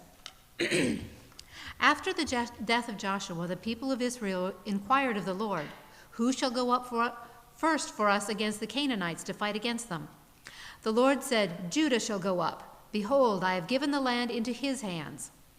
And Judah said to Simeon his brother, Come up with me into the territory allotted to me, that we may fight against these Canaanites, and I likewise will go with you into the territory allotted to you. So Simeon went up with him. Then Judah went up, and the Lord gave the Canaanites and the Perizzites into their hand, and they defeated 10,000 of them at Bezek. They found Adoni-Bezek at Bezek, and fought against him and defeated the Canaanites and Perizzites. Adoni-Bezek fled, but they pursued him and caught him and cut off his thumbs and his big toes. And Adoni-Bezek said, 70 kings with their thumbs and their big toes cut off used to pick up scraps under my table. As I have done, so God has repaid me. And they brought him to Jerusalem, and he died there. And the men of Judah fought against Jerusalem and captured it and struck it with the edge of the sword and set the city on fire. And afterwards the men of Judah went down to fight against the Canaanites who lived in the hill country, in the Negev, and in the lowland. And Judah went against the Canaanites who lived in Hebron. Now the name of Hebron was formerly Kiriath Arba. And they defeated Sheshai and Ahimam and Talmai. From there they went against the inhabitants of Debir. The name of Debir was formerly Kiriath Sepher. And Caleb said, "He who attacks Kiriath Sepher and captured it, I will give him Achsah, my daughter, for a wife." And Othniel, the son of Kenaz, Caleb's younger brother, captured it. And he gave him Achsah, his daughter, for a wife. When she came to him, she urged him to ask her father for a field. And she dismounted from her donkey, and Caleb said to her, "What do you want?" She said to him, "Give me a blessing. Since you have set me in the land of the Negev, give me also springs of water." And Caleb gave her the upper springs and the lower springs. And the descendants of Kenite, Moses' father-in-law, went up with the people of Judah from the city of palms into the wilderness of Judah, which lies in the Negev near the Arad, and they went and settled there with the people. And Judah went with Simeon his brother, and they defeated the Canaanites who inhabited Sephath and devoted it to destruction. So the name of the city was called Hormah. Judah also captured Gaza with its territory, and Ashkelon with its territory, and Ekron with its territory. And the Lord was with Judah, and he took possession of the hill country, but could not drive out the inhabitants of the plain, because they had chariots of iron.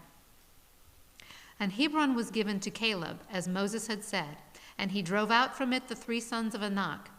But the people of Benjamin did not drive out the Jebusites who lived in Jerusalem. So the Jebusites have lived with the people of Benjamin in Jerusalem to this day. The house of Joseph also went up against Bethel, and the Lord was with them.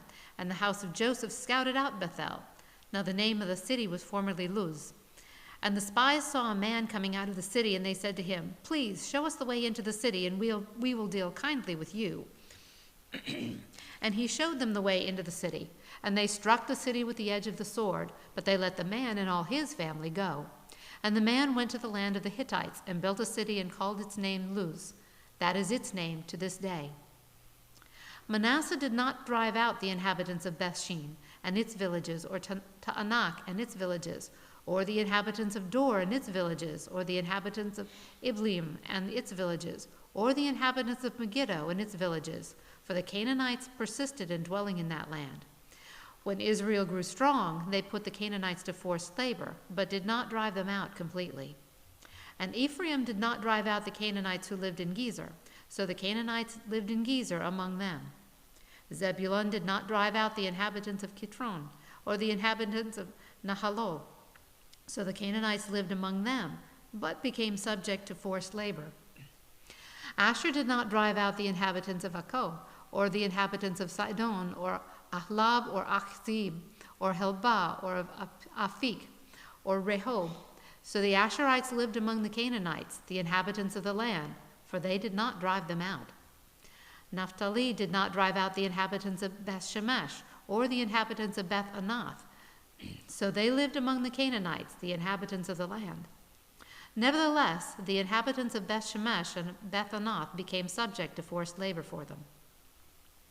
The Amorites pressed the people of Dan back into the hill country, for they did not allow them to come down to the plain. The Amorites persisted in dwelling in Mount Heres, in Aijalon, and in Sha'albim.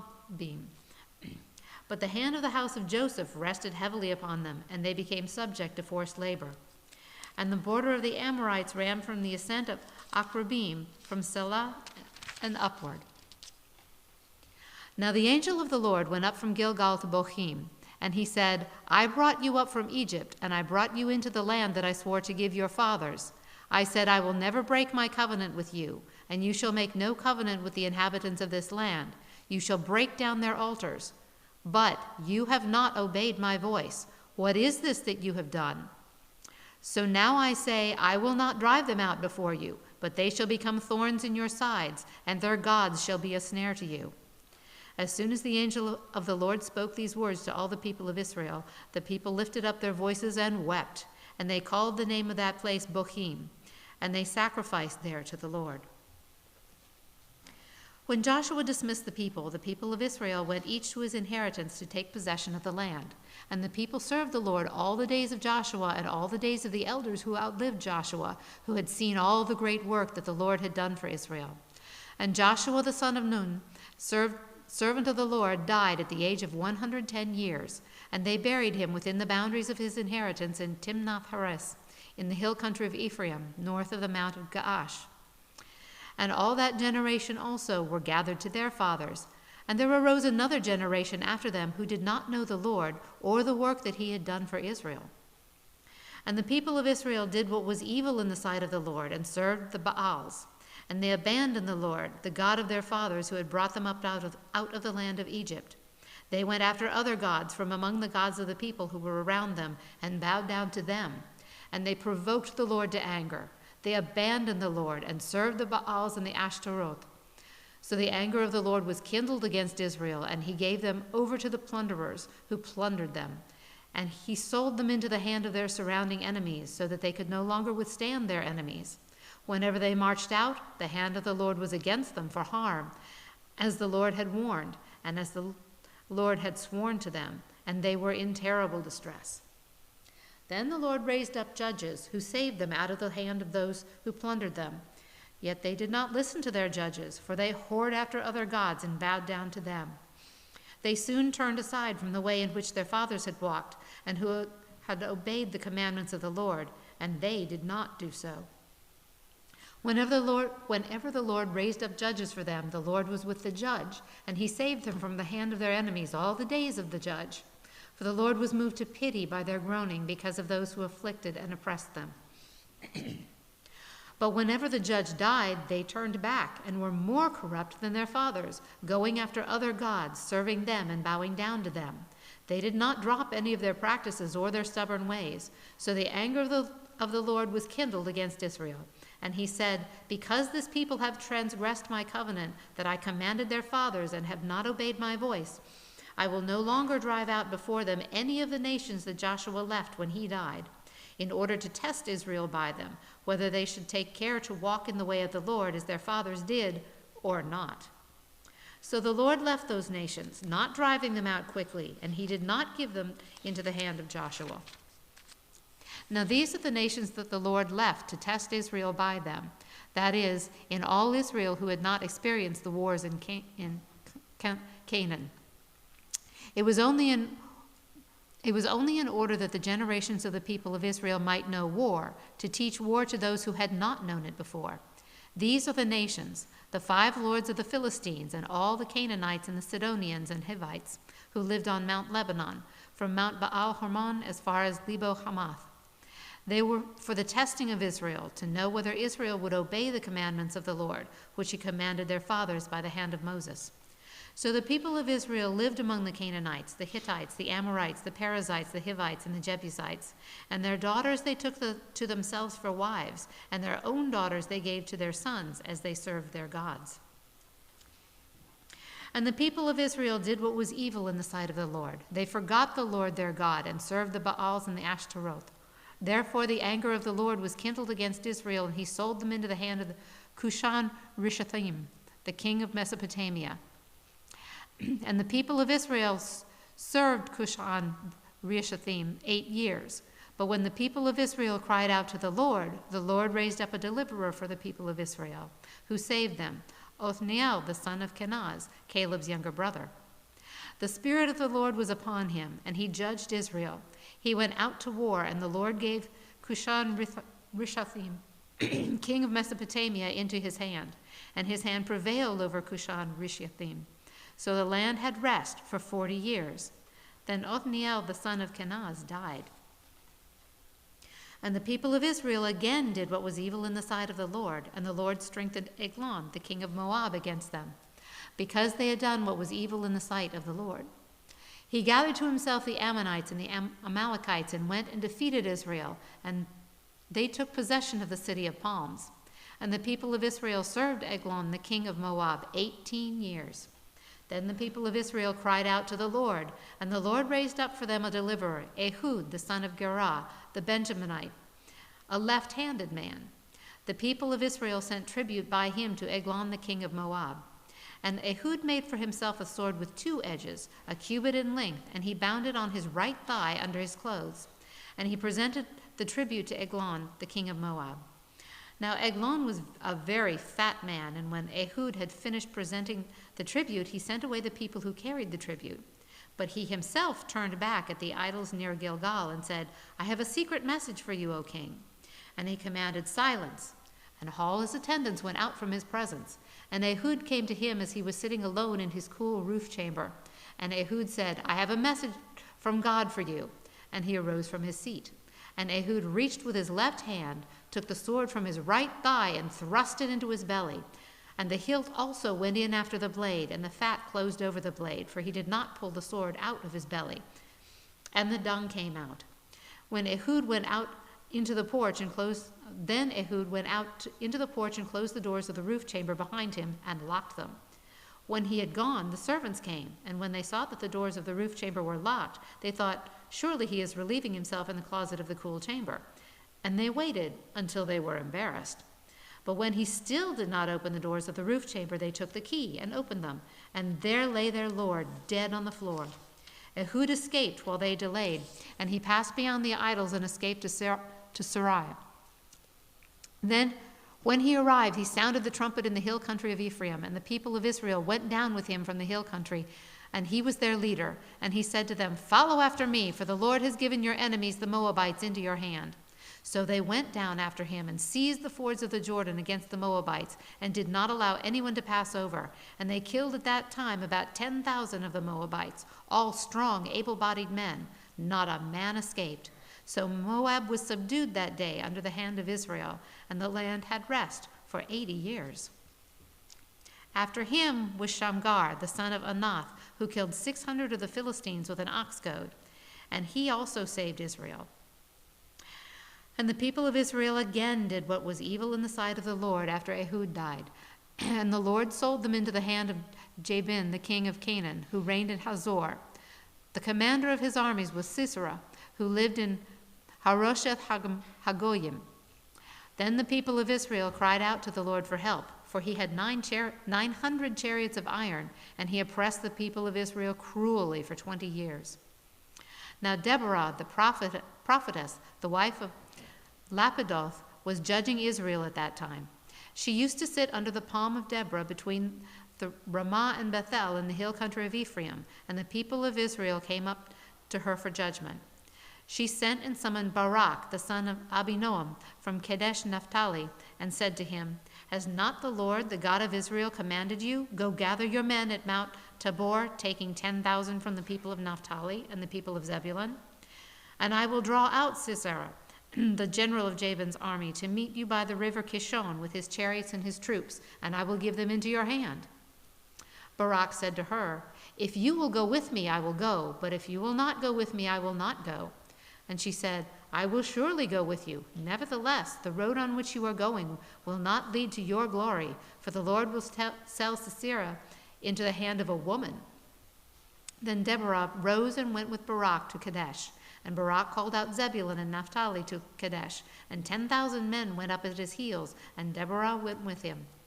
Now Heber the Kenite had separated from the Kenites, the descendants of Hobab, the father-in-law of Moses, and had pitched his tent as far away as the oak in Zaananim, which is near Kadesh.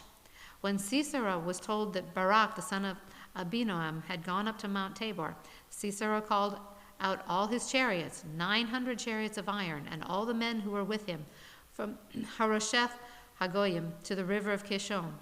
And Deborah said to Barak, Up, for this is the day in which the Lord has given Sisera into your hand. Does not the Lord go out before you? So Barak went down from Mount Tabor with 10,000 men following him.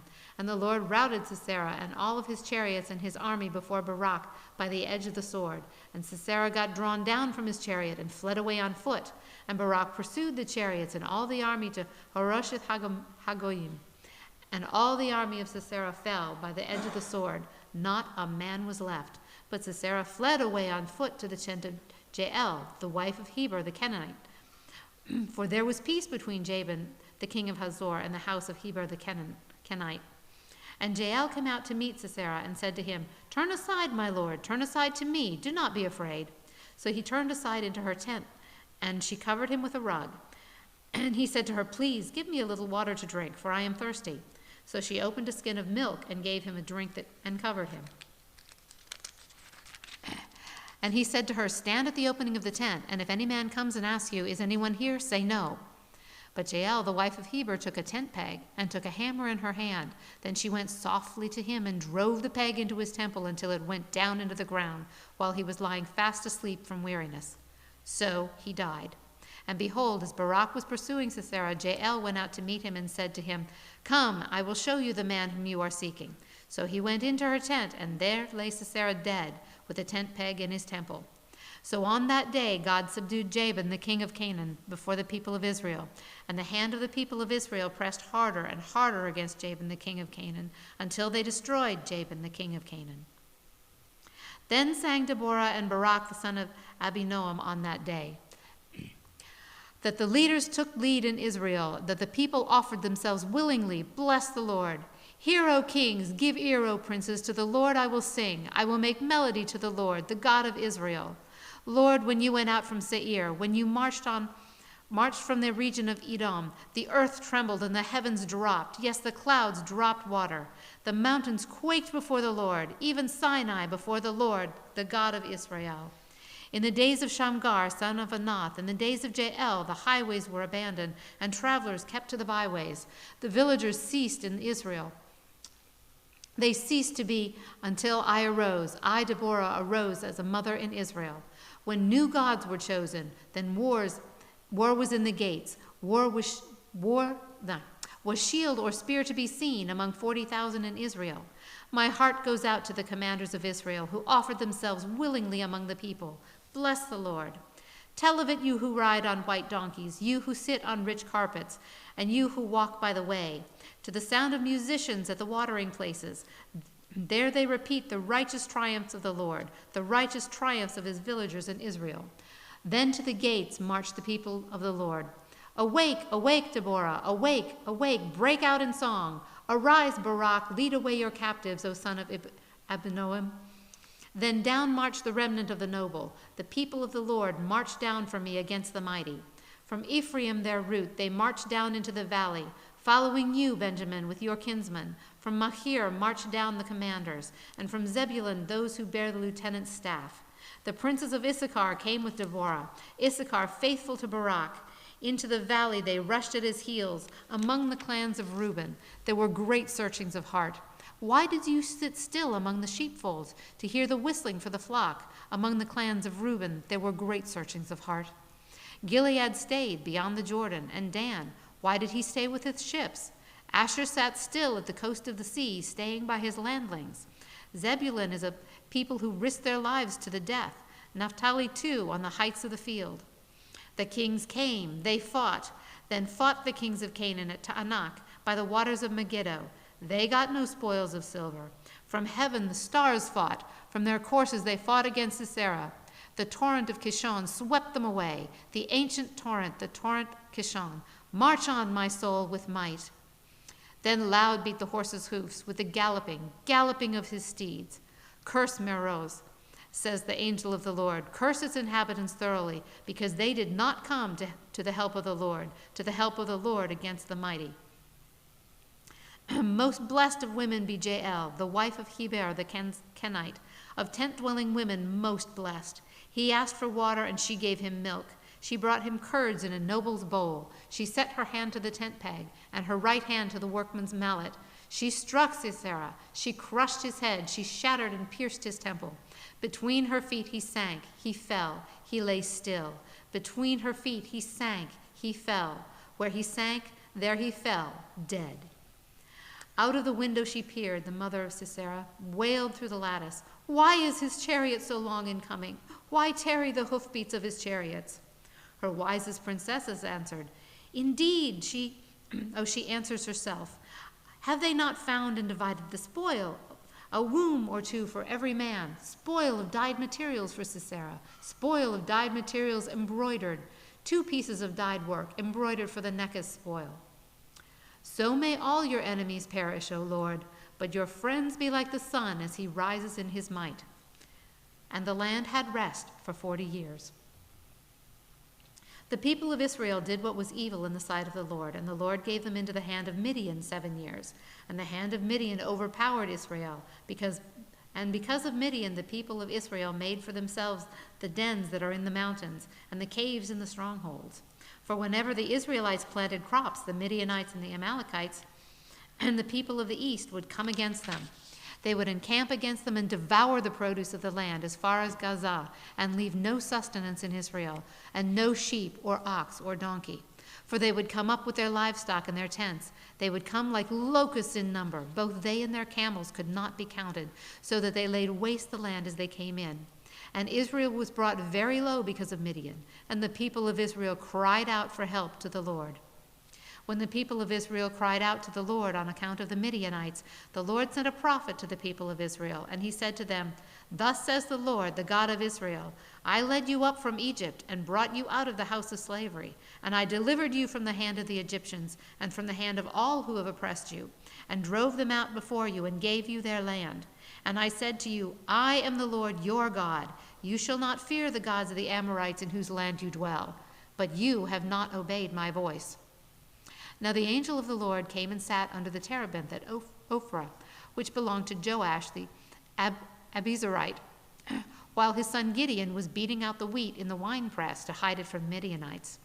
And the angel of the Lord appeared to him and said to him, "The Lord is with you, O mighty man of valor." And Gideon said to him, "Please, my Lord, if the Lord is with us, why has all this happened to us? And where are all his wonderful deeds that our fathers recounted to us, saying, 'Did not the Lord bring us up out of Egypt?' But now the Lord has forsaken us and given us into the hand of Midian." And the Lord turned to him and said, "Go in this might of yours and save Israel from the hand of Midian. Do I not send you?" And he said to him, "Please, Lord, how can I save Israel? Behold, my clan is the weakest in Manasseh, and I am the least in my father's house." And the Lord said to him, "But I will be with you, and you shall strike the Midianites as one man." And he said to him, "If now I have found favor in your eyes, then show me a sign that it is you who speak with me. Please do not depart from here until I come to you and bring out my present and set it before you." And he said, "I will stay till you return." So Gideon went into his house and prepared a young goat and unleavened cakes from an ephah of flour. The meat he put in a basket, and the broth he put in a pot, and brought them to him under the terebinth and presented them. And the angel of God said to him, "Take the meat and the unleavened cakes and put them on this rock, and pour the broth over them." And he did so. Then the angel of the Lord reached out the tip of the staff that was in his hand and touched the meat and the unleavened cakes. And fire sprang up from the rock and consumed the meat and the unleavened cakes. And the angel of the Lord vanished from his sight. Then Gideon perceived that he was an angel of the Lord. And Gideon said, "Alas, O Lord God, for now I have seen the angel of the Lord face to face." But the Lord said to him, "Peace be to you. Do not fear. You shall not die." Then Gideon built an altar there to the Lord and called it, "The Lord is Peace." To this day it still stands at Ophrah, which belongs to the Abizarites. That night the Lord said to him, "Take your father's bull and the second bull, 7 years old, and pull down the altar of Baal that your father has, and cut down the Asherah that is beside it, and build an altar to the Lord your God on top of the stronghold here, with stones laid in due order. Then take the second bull and offer it as a burnt offering with the wood of the Asherah that you shall cut down." So Gideon took 10 men of his servants and did as the Lord had told him. But because he was too afraid of his family and the men of the town to do it by day, he did it by night. When the men of the town rose early in the morning, behold, the altar of Baal was broken down, and the Asherah beside it was cut down, and the second bull was offered on the altar that had been built. And they said to one another, "Who has done this thing?" And after they had searched and inquired, they said, "Gideon, the son of Joash, has done this thing." Then the men of the town said to Joash, "Bring out your son that he may die, for he has broken down the altar of Baal and cut down the Asherah beside it." But Joash said to all who stood against him, "Will you contend for Baal, or will you save him? Whoever contends for him shall be put to death by morning. If he is a god, let him contend for himself, because his altar has been broken down." Therefore on that day Gideon was called Jerubbaal, that is to say, "Let Baal contend with him," because he broke down his altar. Now all the Midianites and the Amalekites and the people of the east came together, and they crossed the Jordan and encamped in the valley of Jezreel. The Spirit of the Lord clothed Gideon, and he sounded the trumpet, and the Abiezrites were called out to follow him. And he sent messengers throughout all Manasseh, and they too were called out to follow him. And he sent messengers to Asher, Zebulun, and Naphtali, and they went up to meet them. Then Gideon said to God, "If you will save Israel by my hand, as you have said, behold, I am laying a fleece of wool on the threshing floor. If there is dew on the fleece alone, and it is dry on all the ground, then I shall know that you will save Israel by my hand, as you have said." And it was so. When he rose early the next morning and squeezed the fleece, he wrung enough dew from the fleece to fill a bowl with water. Then Gideon said to God, "Let not your anger burn against me. Let me speak just once more. Please let me test just once more with the fleece. Please let it be dry on the fleece only, and all the ground let there be dew." And God did so that night, and it was dry on the fleece only, and on all the ground there was dew.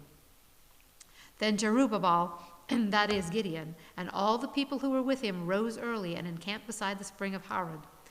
And the camp of Midian was north of them, by the hill of Moreh in the valley. The Lord said to Gideon, "The people with you are too many for me to give the Midianites into their hand, lest Israel boast over me, saying, 'My own hand has saved me.' Now therefore proclaim in the ears of the people, saying, 'Whoever is fearful and trembling, let him return home and hurry away from Mount Gilead.'" Then 22,000 of the people returned, and 10,000 remained. And the Lord said to Gideon, "The people are still too many. Take them down to the water, and I will test them for you there. And anyone of whom I say to you, 'This one shall go with you,' shall go, and anyone of whom I say, 'This one shall not go with you,' shall not go." So he brought the people down to the water, and the Lord said to Gideon, "Everyone who laps the water with his tongue, as a dog laps, you shall set by himself. Likewise, everyone who kneels down to drink."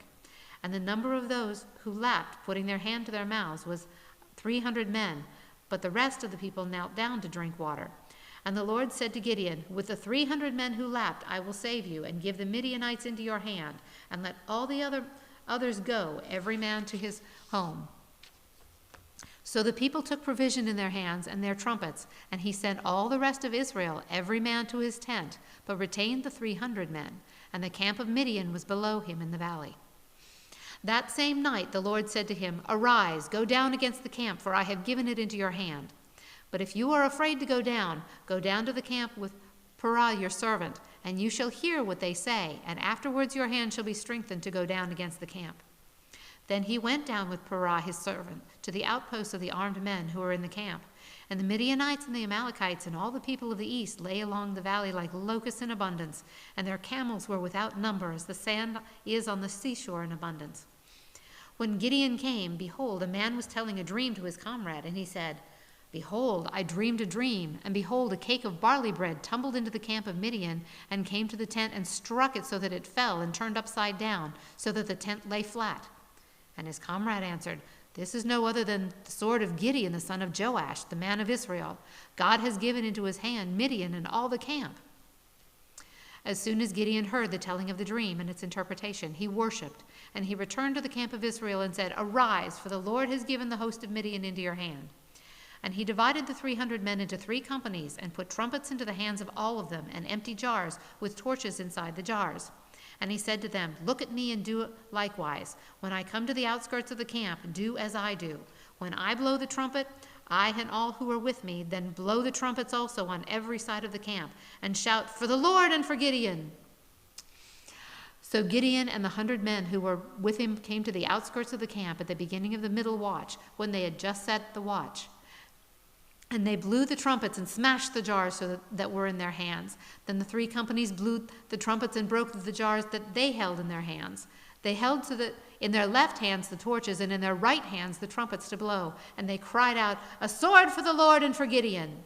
Every man stood in his place around the camp, and all the army ran. They cried out and fled. When they blew the 300 trumpets, the Lord set every man's sword against his comrade and against all the army. And the army fled as far as Bethshittah toward Zerah, and as far as the border of Abel-Meholah by Tabbath.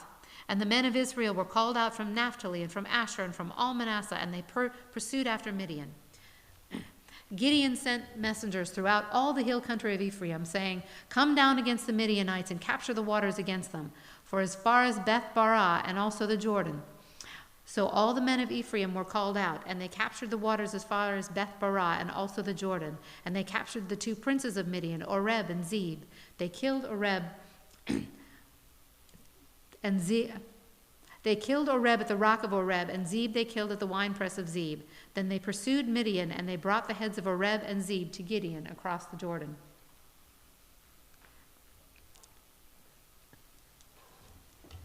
Right there.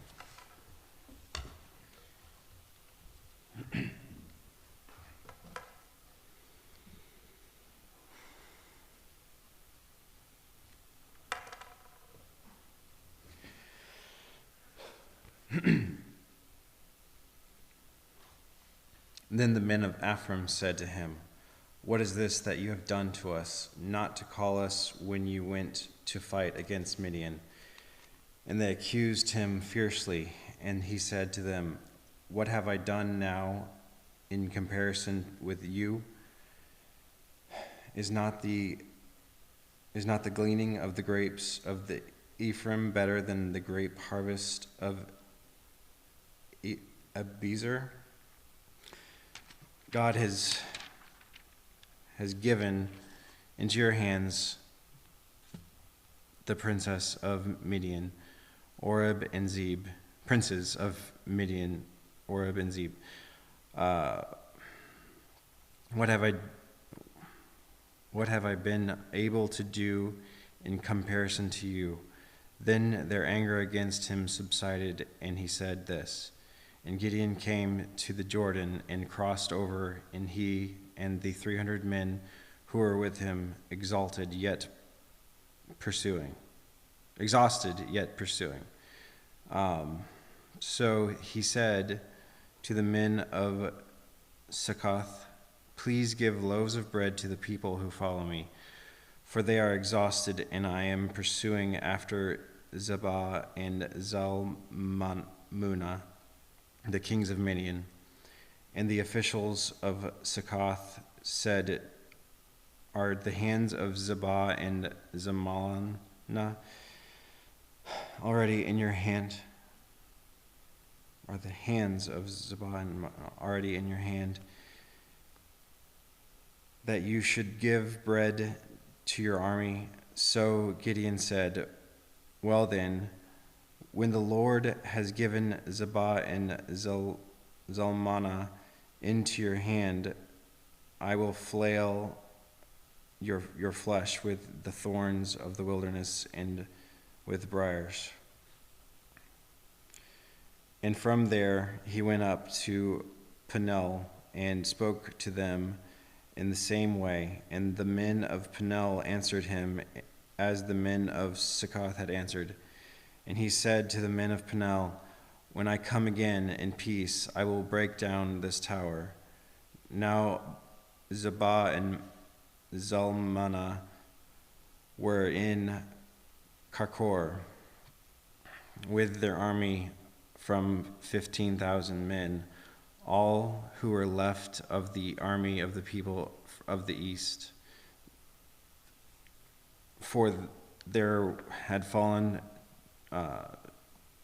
120,000 men who drew the sword. And Gideon went up by the way of the tent dwellers east of Nabah and Jabbehath, and attacked the army.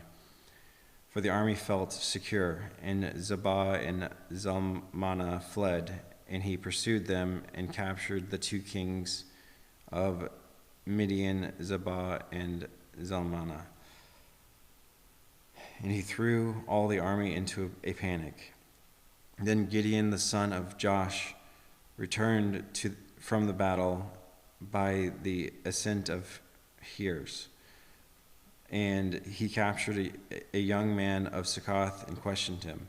He wrote down for him the officials and the elders of Succoth, 77 men. And he came to the men of Succoth and said, "Behold, Zebah and Zalmunna,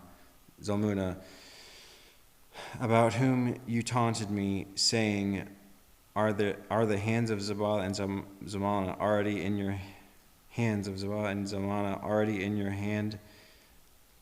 that we should give bread to your men who are exhausted. And he took the elders to the city, and he took the elders to the city, and he took the thorns of the wilderness and briars, and with them taught the men of Succoth a lesson.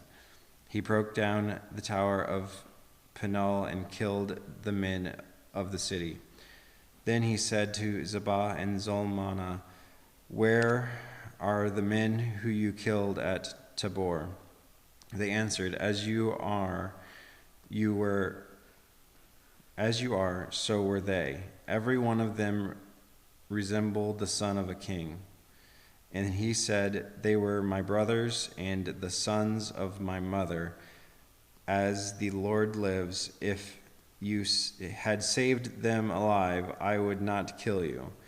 So he said to Gether, his firstborn, "Rise and kill them." But the young man did not draw his sword, for he was afraid, because he was still a young man. Then Zebah and Zalmunna said, Rise yourself and fall upon us, for as the man is, so is his strength. And Gideon arose and killed Zebah and Zalmunna, and took the crescent ornaments that were on the necks of their camels. Then the men of Israel said to Gideon, "Rule over us, you and your son and your grandson also, for you have saved us from the hand of Midian." Gideon said to them, "I will not rule over you, and my son will not rule over you. The Lord will rule over you." And Gideon said to them, "Let me make a request of you. Every one of you give me the earrings from his spoil." For they had golden earrings, because they were Ishmaelites. And he answered, We will willingly give them." And they spread a cloak, and every man threw in it the earrings of his spoil. And the weight of the golden earrings that he requested was 1,700 shekels of gold, besides the crescent ornaments and the pendants and the purple garments worn by the king of Midian, and besides the collars that were around the necks of their camels. And Gideon made an ephod of it, and put it in his city of an orphan. And all Israel whored after it there, and it became a snare to Gideon and his family. So Midian was subdued before the people of Israel, and they raised their heads no more. In the land that had rest 40 years, in the days of Gideon, Jerubbaal, the son of Joash, went and lived in his own house. Now Gideon had 70 sons, his own offspring, he had many wives. And his concubine, who was in Shechem, also bore him a son, and he called his name Abimelech. And Gideon, the son of Joash, died in a good old age, and was buried in the tomb of Joash his father at Ephraim of the Ebizrites. As soon as Gideon died, the people of Israel turned again and whored after the Baals and the Baal-berith, and made Baal-berith their god. And the people of Israel did not remember their God, the Lord their God, who had delivered them from the hand of their enemies on every side. And they did not show steadfast love to the family of Jerubbaal, that is Gideon, in return for all the good that he had done to Israel. Now Abimelech, the son of Jerubbaal, went to Shechem, and his mother's relatives, and said to them, to the whole clan of his mother's family, say in the ears of all the leaders of Shechem, which is better for you, that all 70 of the sons of Jerubbaal rule over you, or that one rule over you? Remember that also that I am your bone and your flesh. And his mother's relatives spoke all of the words on his behalf in the ears of all of the leaders of Shechem, and their hearts inclined to follow Abimelech. For they said, he is our brother, and they gave him 70 pieces of silver out of the house of Baal-berith, with which Abimelech hired worthless and reckless fellows who followed him. And he went to his father's house at Orpha and killed his brothers and the sons of Jerubbaal, 70 men on one stone. But Jotham, the youngest of Jerubbaal's, was left. For he hid himself. And all the leaders of Shechem came together, and all of the Beth Millo, and all Beth Millo, and they went and made Abimelech king by the oak of the pillar at Shechem. When it was told to Jotham, he went and stood on top of Mount Gerizim, and he cried aloud and said to them, listen to me, you leaders of Shechem, that God may listen to you. The trees once went out to anoint the king over them, and they said to the olive tree, reign over us. But the olive tree said to them, shall I leave my abundance by which the gods and men are honored, and go hold sway over the trees? And the trees said to the fig tree, you come and reign over us. But the fig tree said to them, shall I leave my sweetness and my good fruit, and go hold sway over the trees? And the trees said to the vine, I feel like I read something wrong. You come and reign over us. But the vine said to them, shall I leave my vine that cheers God and men, and go hold sway over the trees? Then all of the trees said to the Babel, you come and reign over us. And the brabble said to the trees, if in good faith you are anointing me king over you, then come take refuge in my shade. But if not, let fire come out of Brabel and devour the cedars of Lebanon.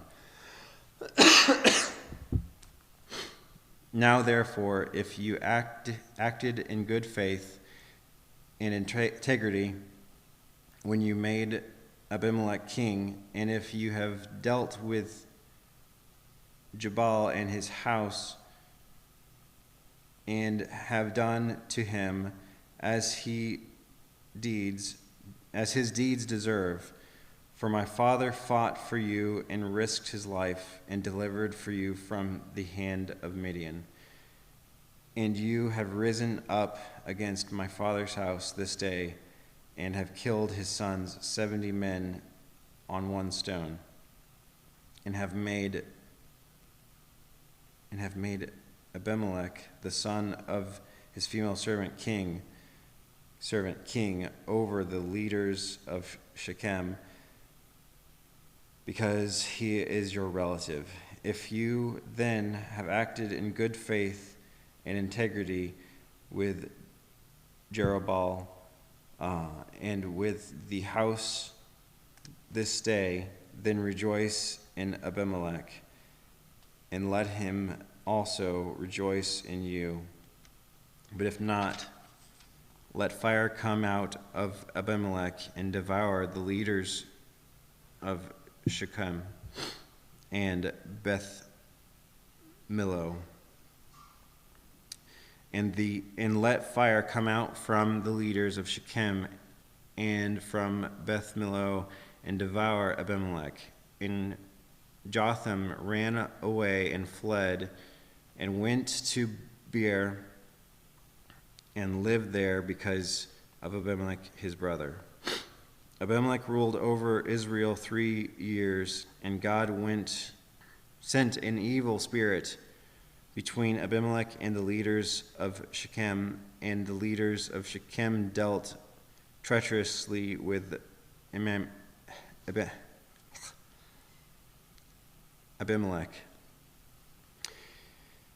that the violence done to the 70 sons of Jubal might come, and their blood be laid on Abimelech their brother, who killed them, and on the men of Shechem who strengthened his hands to kill his brothers.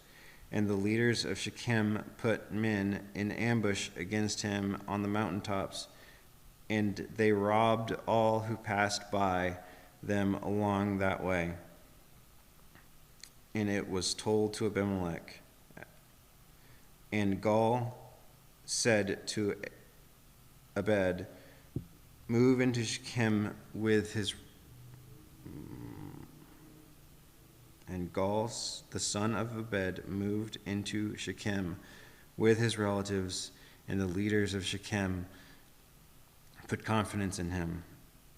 And they went out into the fields and gathered the grapes from their vineyards and trod them and held a festival. And they went into the house of their God and ate and drank and reviled Abimelech. And Gaal, the son of Abed, said, who is Abimelech? And who are we of Shechem, that we should serve him? Is he not the son of Jubal? And is not Zebul his officer?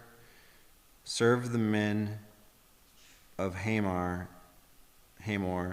the father of Shechem, but why should we serve him? Would that this people were under my hand, then I would remove Abimelech, and I would say to Abimelech, increase your army and come out. When Zebul, the leader of the city, heard the words of Gaal, the son of Abed, his anger was kindled, and he sent messengers to Abimelech secretly, saying, behold, Gaal, the son of Abed, and his relatives have come to Shechem, and they are stirring up the city against you. Now, therefore, go by night, you and the people who are with you, and set an ambush in the field. Then in the morning, as soon as the sun is up, rise early and rush upon the city. And when he and the people who are with him come out against you, you may do to them as your hand finds to do. So Abimelech and all of the men who were with him rose up by night and set an ambush against Shechem and in 4 companies. and Gaal, the son of Abed, went out and stood at the entrance of the gate of the city, and Abimelech and the people who were with him arose from the ambush.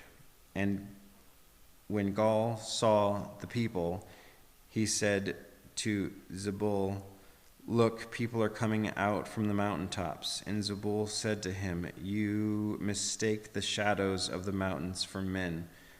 Gaal spoke again and said, "Look, people are coming down from the center of the land, and one company is coming from the direction of the diviner's oak." Then Zebul said to him, "Where is your mouth now? You who said, 'Who is Abimelech, that we should serve him?' Are not these the people who you despised? Go out now and fight with them." And Gaal went out at the head of the leaders of Shechem and fought with Abimelech. And Abimelech chased him, and he fled before him. And many fell wounded up to the entrance of the gate. And Abimelech lived at Arumah, and Zebul drove out Gaal and his relatives, so that they could not dwell at Shechem. On the following day, the people went out into the field, and Abimelech was told. He took the people and divided them into 3 companies and set an ambush in the field, and he looked and saw the people coming out of the city. So he rose against them and killed them. Abimelech and the company that was with him rushed forward and stood at the entrance of the gate of the city, while the 2 companies rushed upon all who were in the field and killed them. And Abimelech fought against the city all that day. He captured the city and killed the people who were in it. He razed the city and sowed it with salt.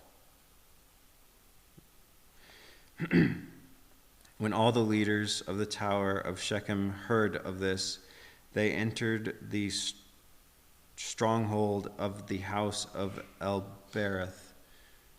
Abimelech was told that all of the leaders of the tower of Shechem were gathered together, and Abimelech went up to Mount Zalmon, he and all the people who were with him.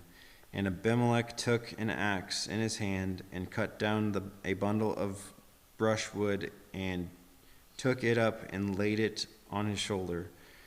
And he said to the men who were with him, "What you have seen me do, hurry and do as I have done." So every one of the people cut down his bundle and following Abimelech, put it against the stronghold. And they set the stronghold on fire over them, so that the people of the tower of Shechem also died, about 1,000 men and women.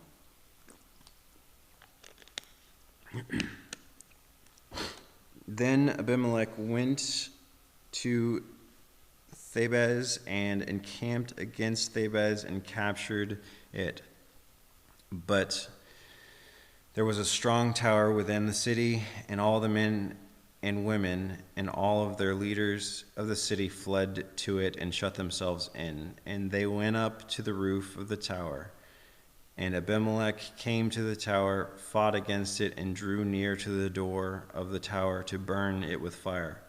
And a certain woman threw an upper millstone on Abimelech's head and crushed his skull. Then he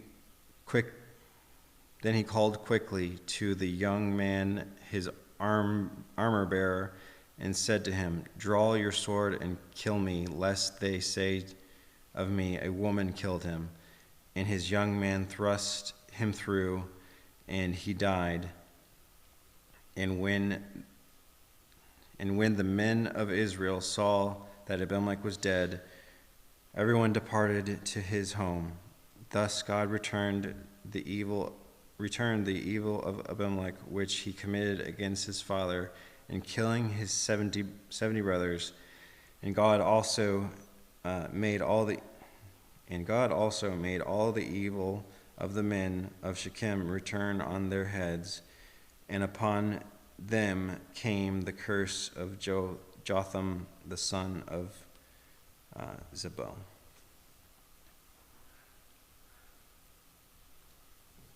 Feels like a good stopping point.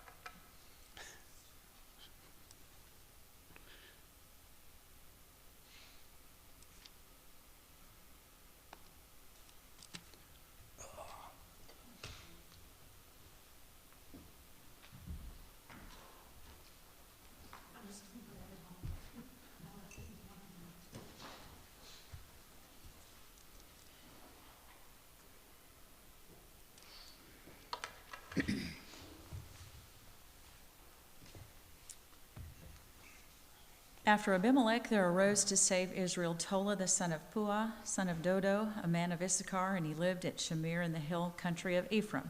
And he judged Israel 23 years. Then he died and was buried at Shamir. After him arose Jair the Gileadite, who judged Israel 22 years.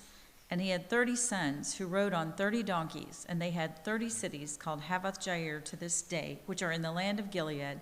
And Jair died and was buried in Camon.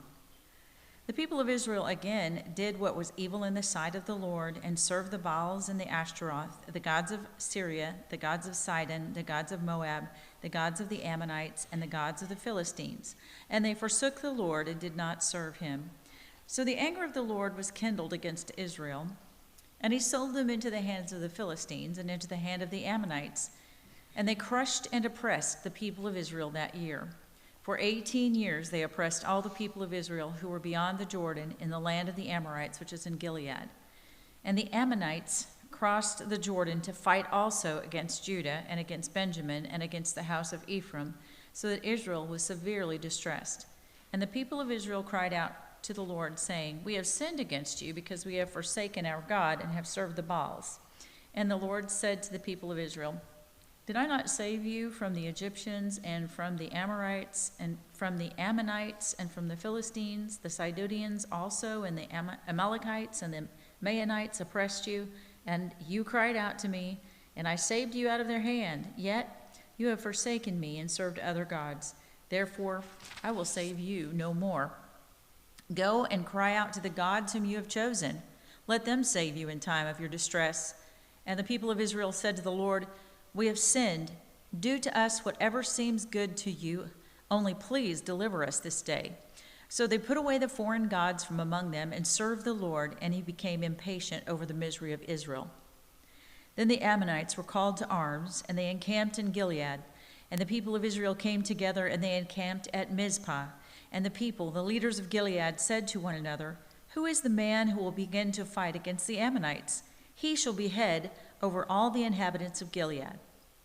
Now Jephthah the Gileadite was a mighty warrior, but he was the son of a prostitute.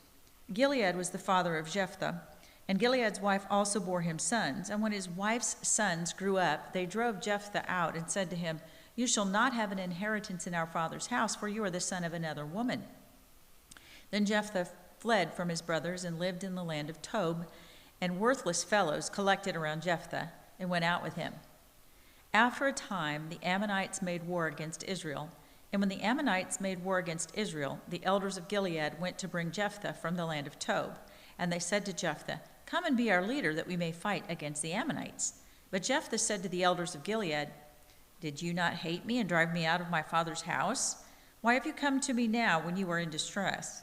And the elders of Gilead said to Jephthah, "That is why we have turned to you now, that you may go with us and fight against the Ammonites and be our head over all the inhabitants of Gilead." Jephthah said to the elders of Gilead, "If you bring me home again to fight against the Ammonites, and the Lord gives them over to me, I will be your head. And the elders of Gilead said to Jephthah, "The Lord will be witness between us, if we do not do as you say." So Jephthah went with the elders of Gilead, and the people made him head and leader over them. And Jephthah spoke all his words before the Lord at Mizpah. Then Jephthah sent messengers to the king of the Ammonites and said, "What do you have against me, that you have come to me to fight against my land?" And the king of the Ammonites answered the messengers of Jephthah, "Because Israel, on coming up from Egypt, took away my land from the Arnon to the Jabbok and to the Jordan. Now therefore restore it peaceably." Jephthah again sent messengers to the king of the Ammonites and said to him, "Thus says Jephthah, Israel did not take away the land of Moab or the land of the Ammonites, but when they came up from Egypt, Israel went through the wilderness to the Red Sea and came to Kadesh. Israel then sent messengers to the king of Edom, saying, 'Please let us pass through your land.' But the king of Edom would not listen, and they also sent to the king of Moab, but he would not consent, so Israel remained at Kadesh. Then they journeyed through the wilderness and went around the land of Edom and the land of Moab, and arrived on the east side of the land of Moab, and camped on the other side of the Arnon. They did not enter the territory of Moab, for the Arnon was the boundary of Moab. Israel then sent messengers to Sihon, king of the Amorites, king of Heshbon, and Israel said to him, 'Please let us pass through your land to our country.' But Sihon did not trust Israel to pass through his territory. So Sihon gathered all his people together and encamped at Jahaz and fought with Israel. And the Lord, the God of Israel, gave Sihon and all his people into the hand of Israel, and they defeated them. So Israel took possession of all the land of the Amorites who inhabited that country. And they took possession of all the territory of the Amorites, from the Arnon to the Jabbok, and from the wilderness to the Jordan.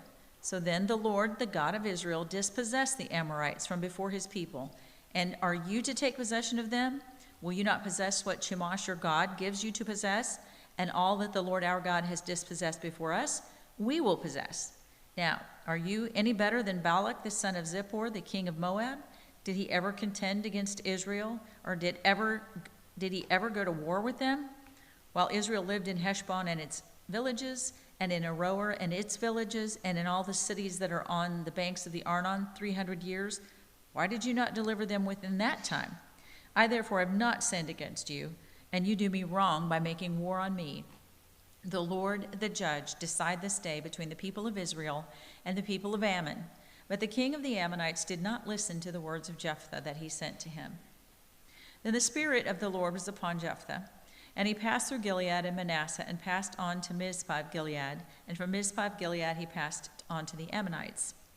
And Jephthah made a vow to the Lord and said, "If you will give the Ammonites into my hand, then whatever comes out from the doors of my house to meet me when I return in peace from the Ammonites shall be the Lord's, and I will offer it up for a burnt offering." So Jephthah crossed over to the Ammonites to fight against them, and the Lord gave them into his hand. And he struck them from Aroer to the neighborhood of Minnith, 20 cities, and as far as Abel-keramim, with a great blow. So the Ammonites were subdued before the people of Israel. Then Jephthah came to his home at Mizpah, and behold, his daughter came out to meet him with tambourines and with dances. She was his only child. Besides her, he had neither son nor daughter. And as soon as he saw her, he tore his clothes and said, "Alas, my daughter, you have brought me very low, and you have become the cause of great trouble to me. For I have opened my mouth to the Lord, and I cannot take back my vow." And she said to him, "My father, you have opened your mouth to the Lord. Do to me according to what has gone out of your mouth, now that the Lord has avenged you on your enemies and on the Ammonites." So she said to her father, "Let this thing be done for me. Leave me alone 2 months, that I may go up and down on the mountains and weep for my virginity, I and my companions." So he said, "Go." Then he sent her away for 2 months, and she departed, she and her companions, and wept for her virginity on the mountains. And at the end of 2 months she returned to her father, who did with her according to his vow that he had made. She had never known a man, and it became custom in Israel that the daughters of Israel went year by year to lament the daughter of Jephthah the Gileadite 4 days in the year. The men of Ephraim were called to arms, and they crossed to Zaphon and said to Jephthah, "Why did you cross over to fight against the Ammonites, and did not call us to go with you? We will burn your house over you with fire." And Jephthah said to them, "I and my people had a great dispute with the Ammonites, and when I called you, you did not save me from their hand. And when I saw that you would not save me, I took my life in my hand and crossed over against the Ammonites, and the Lord gave them into my hand. Why then have you come up to me this day to fight against me?" Then Jephthah gathered all the men of Gilead and fought with Ephraim.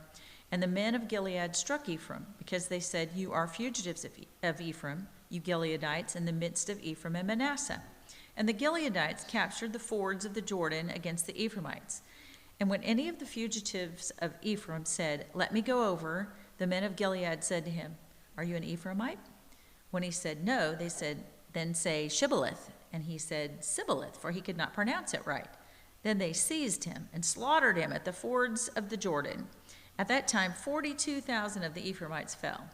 Jephthah judged Israel 6 years. Then Jephthah the Gileadite died and was buried in his city in Gilead.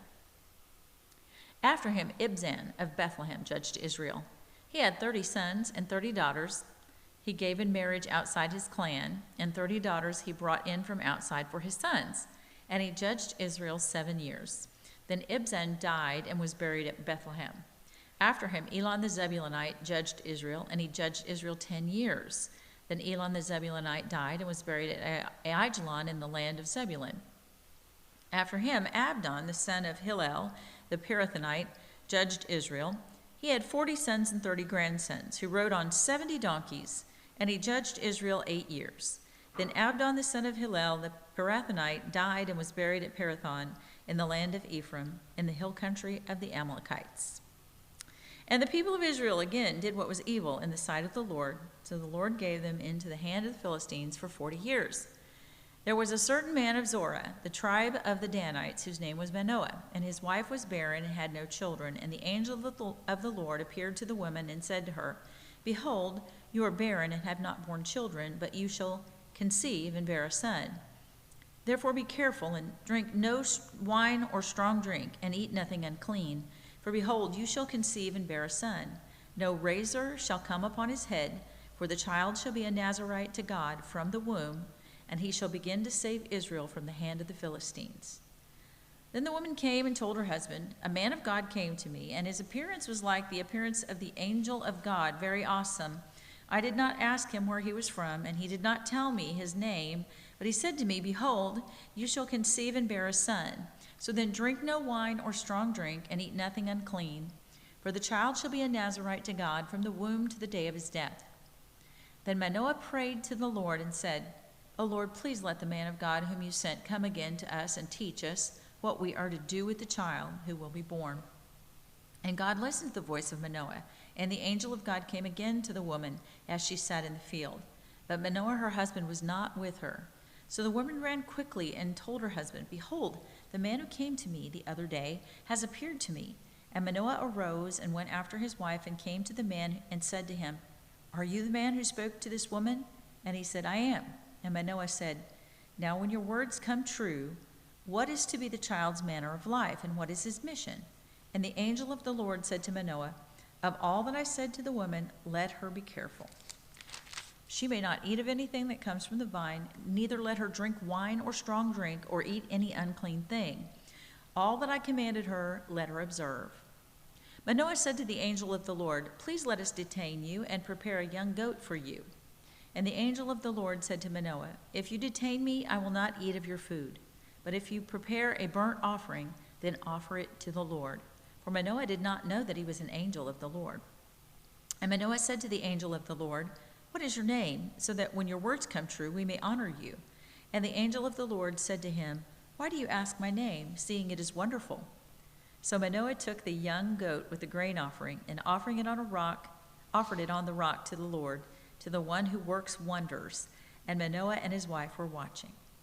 And when the flame went up toward heaven from the altar, the angel of the Lord went up in the flame of the fire, or of the altar. Now Manoah and his wife were watching, and they fell on their faces to the ground. The angel of the Lord appeared no more to Manoah and to his wife. Then Manoah knew that he was the angel of the Lord. And Manoah said to his wife, 'We shall surely die, for we have seen God.' But his wife said to him, 'If the Lord had meant to kill us, he would not have accepted a burnt offering and a grain offering at our hands, or shown us all these things, or now announced to us such things as these.' And the woman bore a son and called his name Samson. And the young man grew, and the Lord blessed him. And the Spirit of the Lord began to stir him in Mahanadan, between Zorah and Eshtaol. Samson went down to Timnah, and at Timnah he saw one of the daughters of the Philistines. Then he came up and told his father and mother, I saw one of the daughters of the Philistines at Timnah. Now get her for me as my wife. But his father and mother said to him, Is there not a woman among the daughters of your relatives or among all our people that you must go take a wife from the uncircumcised Philistines? But Samson said to his father, Get her for me, for she is right in my eyes. His father and mother did not know that it was from the Lord, for he was seeking an opportunity against the Philistines. At that time, the Philistines ruled over Israel. Then Samson went down with his father and mother to Timnah, and they came to the vineyards of Timnah. And behold, a young lion came toward him roaring. Then the Spirit of the Lord rushed upon him, and although he had nothing in his hand, he tore the lion in pieces as one tears a young goat. But he did not tell his father or his mother what he had done. Then he went down and talked with a woman, and she was right in Samson's eyes. After some days he returned to take her, and he turned aside to see the carcass of the lion. And behold, there was a swarm of bees in the body of the lion, and honey. He scraped it out onto his hands and went on, eating as he went. And he came to his father and mother and gave some to them, and they ate. But he did not tell them that he had scraped the honey from the carcass of the lion.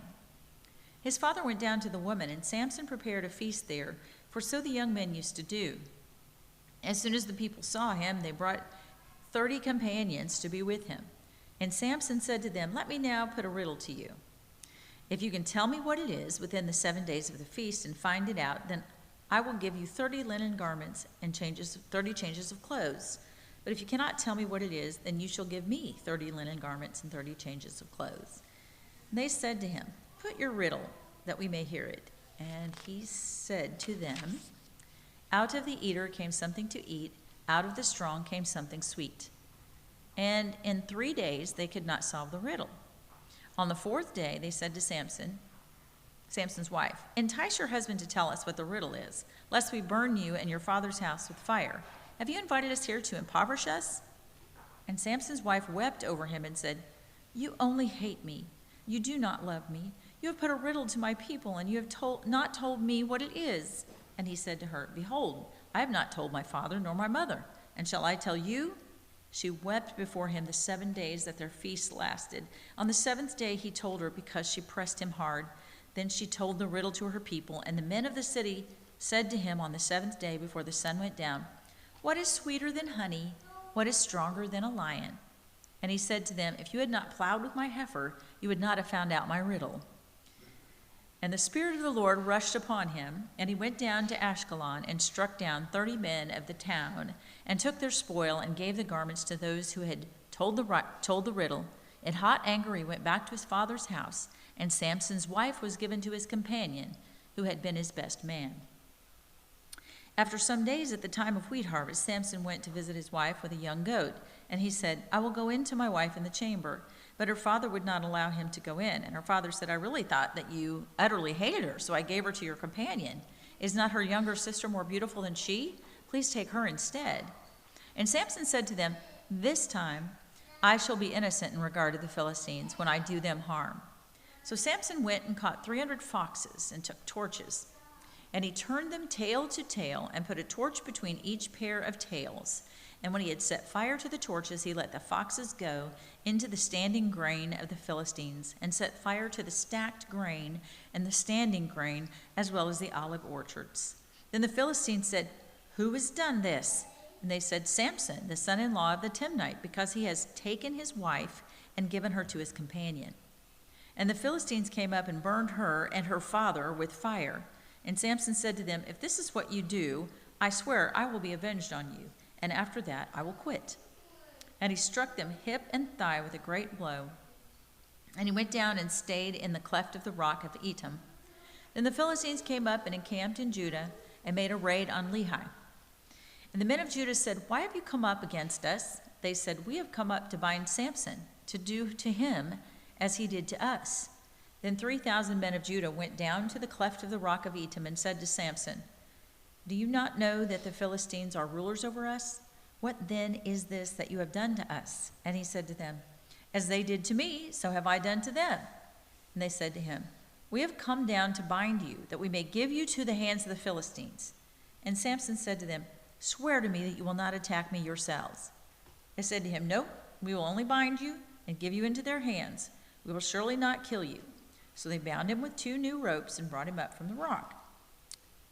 While he came to Lehi, the Philistines came shouting to meet him. Then the Spirit of the Lord rushed upon him, and the ropes that were on his arms became as flax that has caught fire, and his bonds melted off his hands. And he found a fresh jawbone of a donkey, and put out his hand and took it, and with it he struck 1,000 men. And Samson said, With the jawbone of a donkey, heaps upon heaps, with the jawbone of a donkey, have I struck down 1,000 men. As soon as he had finished speaking, he threw away the jawbone out of his hand, and that place was called Ramoth Lehi. And he was very thirsty, and he called upon the Lord and said, You have granted this great salvation by the hand of your servant, and shall I now die of thirst and fall into the hands of the uncircumcised? And God split open the hollow place that is at Lehi, and water came out from it. And when he drank, his spirit returned, and he revived. Therefore the name of it was called En-Hakkor. It is at Lehi to this day. And he judged Israel in the days of the Philistines 20 years. Samson went to Gaza, and there he saw a prostitute. And he went into her. The Gazites were told, Samson has come here. And they surrounded the place and set an ambush for him all night at the gate of the city. They kept quiet all night, saying, Let us wait till the light of the morning, then we will kill him.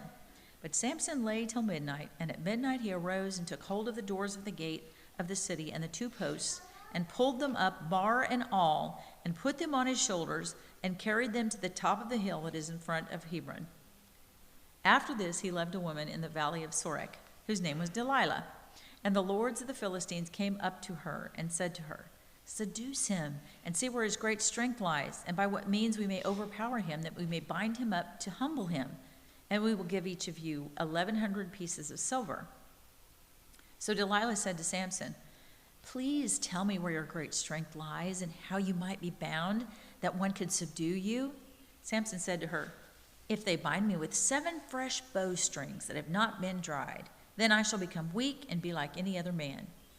Then the lords of the Philistines brought up to her 7 fresh bowstrings that had not been dried, and she bound him with them. Now she had men lying in ambush in an inner chamber, and she said to him, The Philistines are upon you, Samson. But he snapped the bowstrings as the thread of flax snaps when it touches the fire. So the secret of strength was not known. Then Delilah said to Samson, Behold, you have mocked me and told me lies. Please tell me how you might be bound. And he said to her, If they bind me with new ropes that have not been used, then I shall become weak and be like any other man. So Delilah took new ropes and bound him with them, and said to him, The Philistines are upon you, Samson. And the men lying in ambush were in an inner chamber. But he snapped the ropes off his arms like thread. Then Delilah said to Samson, Until now you have mocked me and told me lies. Tell me how you might be bound. And he said to her, If you weave the 7 locks of my head with the web and fasten it tight with the pin, then I shall become weak and be like any other man. So while he slept, Delilah took the 7 locks of his head and wove them into the web, and she made them tight with the pin and said to him, The Philistines are upon you, Samson. But he awoke from his sleep and pulled away the pin, the loom, and the web. And she said to him, How can you say I love you when your heart is not with me? You've mocked me these 3 times, and you've not told me where your great strength lies. And when she pressed him hard with her words day after day and urged him, his soul was vexed to death. And he told her all his heart, and he said to her, A razor has never come upon my head, for I have been a Nazirite to God from my mother's womb. If my head is shaved, then my strength will leave me, and I shall become weak and be like any other man. When Delilah saw that he had told her all his heart, she sent and called the lords of the Philistines, saying, Come up again, for he has told me all his heart. And the lords of the Philistines came up to her and brought the money in their hands. She made him sleep on her knees, and she called a man and had him shave off the 7 locks of his head. Then she began to torment him, and his strength left him. And she said, The Philistines are upon you, Samson. And he awoke from his sleep and said, I will go out as at other times and shake myself free. But he did not know that the Lord had left him. And the Philistines seized him and gouged out his eyes and brought him down to Gaza and bound him with bronze shackles. And he ground at the mill in the prison, but the hair of his head began to grow again after it had been shaved. Now the lords of the Philistines gathered to offer a great sacrifice to Dagon their god and to rejoice. And they said, "Our God has given Samson our enemy into our hand." And when the people saw him, they praised their God, for they said, "Our God has given our enemy into our hand, the ravager of our country, who has killed many of us." And when their hearts were merry, they said, "Call Samson, that he may entertain us." So they called Samson out of the prison, and he entertained them. They made him stand between the pillars. And Samson said to the young man who held him by the hand, "Let me feel the pillars on which the house rests, that I may lean against them." Now the house was full of men and women. All the lords of the Philistines were there. And on the roof there were about 3,000 men and women who looked on while Samson entertained. Then Samson called to the Lord and said, "O Lord God, please remember me, and please strengthen me only this once, O God, that I may be avenged on the Philistines for my 2 eyes." And Samson grasped the 2 middle pillars on which the house rested, and he leaned his weight against them, his right hand on the one and his left hand on the other. And Samson said, "Let me die with the Philistines." Then he bowed with all his strength, and the house fell upon the lords and upon all the people who were in it. So the dead whom he killed at his death were more than those whom he had killed during his life. Then his brothers and all his family came down and took him and brought him up and buried him between Zorah and Eshtaol in the tomb of Manoah his father. He had judged Israel 20 years. There was a man of the hill country of Ephraim whose name was Micah. And he said to his mother, "The 1,100 pieces of silver that were taken from you, about which you uttered a curse and also spoke it in my ears, behold, the silver is with me. I took it." And his mother said, "Blessed be my son by the Lord." And he restored the 1,100 pieces of silver to his mother. And his mother said, "I dedicate the silver to the Lord from my hand for my son, to make a carved image and a metal image. Now therefore I will restore it to you." So when he restored the money to his mother took 200 pieces of silver and gave it to the silversmith, who made it into a carved image and a metal image, and it was in the house of Micah. And the man Micah had a shrine, and made an ephod and household gods, and ordained one of his sons, who became his priest. In those days there was no king in Israel. Everyone did what was right in his own eyes. But there was a young man of Bethlehem in Judah, of the family of Judah, who was a Levite, and he sojourned there. And the man departed from the town of Bethlehem in Judah to sojourn where he could find a place. And as he journeyed, he came to the hill country of Ephraim, to the house of Micah. And Micah said to him, "Where do you come from?" And he said to him, "I am a Levite of Bethlehem in Judah, and I am going to sojourn where I may find a place." And Micah said to him, "Stay with me, and be to me a father and a priest, and I will give you 10 pieces of silver a year, and a suit of clothes, and your living." And the Levite went in, and the Levite was content to dwell with the man, and the young man became to him like one of his sons. And Micah ordained the Levite, and the young man became his priest, and was in the house of Micah. Then Micah said, "Now I know that the Lord will prosper me, because I have a Levite as a priest." In those days there was no king in Israel, and in those days the tribe of the people of Dan was seeking for itself an inheritance to dwell in, for until then no inheritance among the tribes of Israel had fallen to them. So the people of Dan sent 5 able men from the whole number of their tribe, from Zorah and from Eshtaol, to spy out the land and to explore it. And they said to them, "Go and explore the land." And they came to the hill country of Ephraim, to the house of Micah, and lodged there. When they were by the house of Micah, they recognized the voice of the young Levite, and they turned aside and said to him, "Who brought you here? What are you doing in this place? What is your business here?" And then he said to them, "This is how Micah dealt with me. He has hired me, and I have become his priest." And they said to him, "Inquire of God, please, that we may know whether the journey on which we are setting out will succeed." And the priest said to them, "Go in peace. The journey on which you go is under the eye of the Lord." Then the 5 men departed and came to Laish, and saw the people who were there, how they lived in security after the manner of the Sidonians, quiet and unsuspecting, lacking nothing that is in the earth, and possessing wealth, and how they were far from the Sidonians, and had no dealings with anyone. And when they came to their brothers at Zorah and Eshtaol, their brothers said to them, "What do you report?" They said, "Arise, and let us go up against them, for we have seen the land, and behold, it is very good. And will you do nothing? Do not be slow to go to enter in and possess the land. As soon as you go, you will come to an unsuspecting people. The land is spacious, for God has given it into your hands, a place where there is no lack of anything that is in the earth. So 600 men of the tribe of Dan, armed with the weapons of war, set out from Zorah and Eshtaol, and went up and encamped at Kiriath-Jearim in Judah.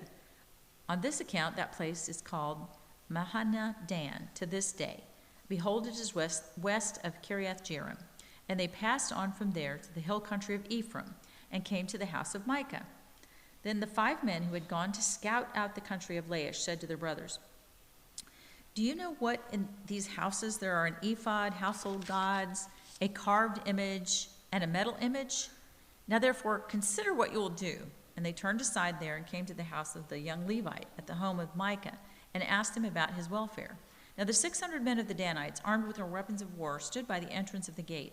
And the 5 men who had gone to scout out the land went up and entered and took the carved image, the ephod, the household gods, and the metal image, while the priest stood by the entrance of the gate with the 600 men armed with weapons of war.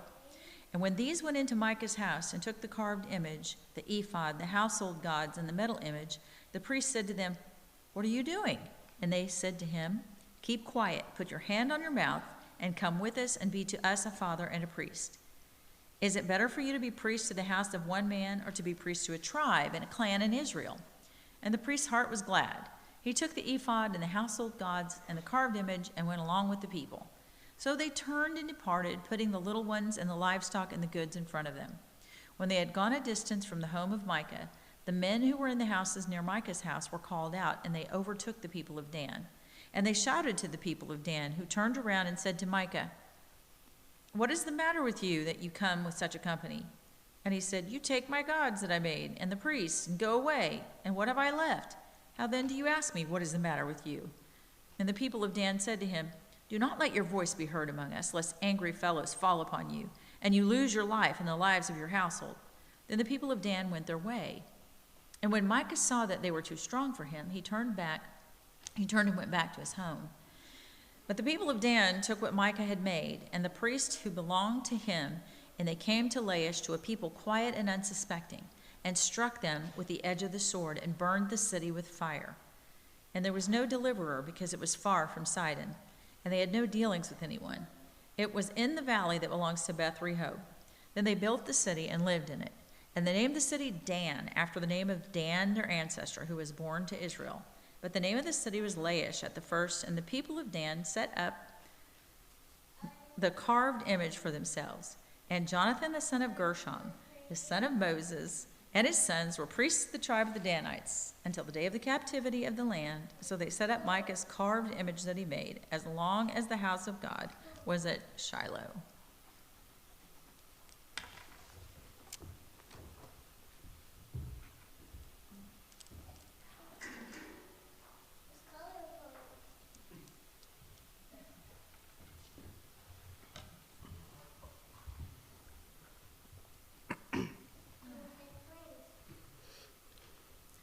In those days, when there was no king in Israel, a certain Levite was sojourning in the remote parts of the hill country of Ephraim, who took to himself a concubine from Bethlehem in Judah.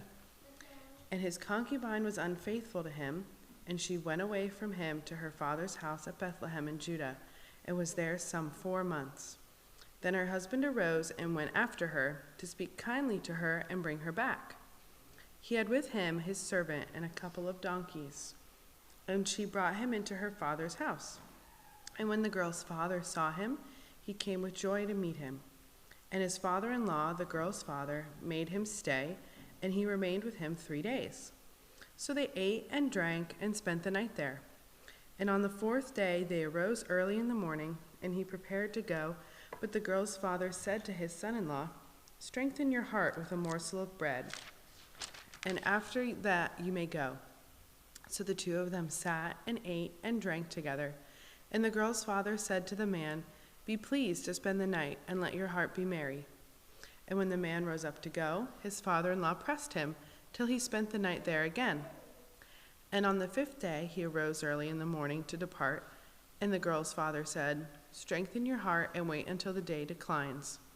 So they ate, both of them. And when the man and his concubine and his servant rose up to depart, His father-in-law, the girl's father, said to him, "Behold, now the day has waned toward evening. Please spend the night. Behold, the day draws to its close. Lodge here and let your heart be merry, and tomorrow you shall arise early in the morning for your journey and go home." But the man would not spend the night.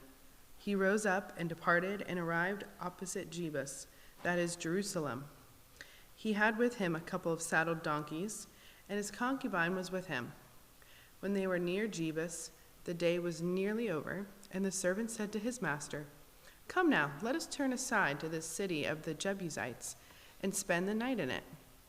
And his master said to him, "We will not turn aside into the city of foreigners who do not belong to the people of Israel, but we will pass on to Gibeah." And he said to his young man, "Come and let us draw near to one of these places and spend the night at Gibeah or at Ramah." So they passed on and went their way.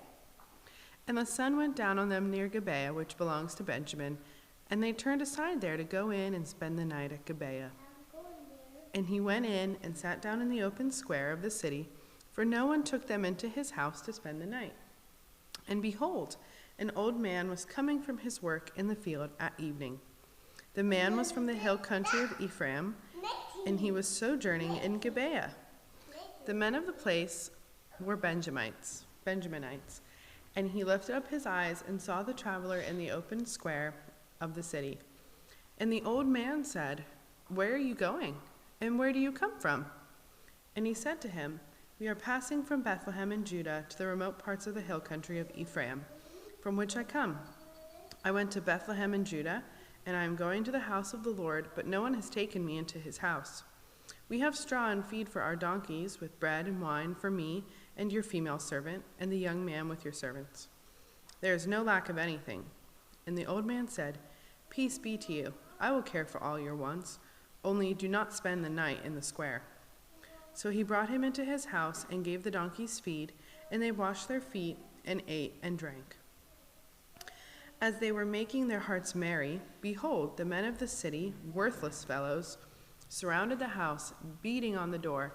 And they said to the old man, the master of the house, "Bring out the man who came into your house, that we may know him."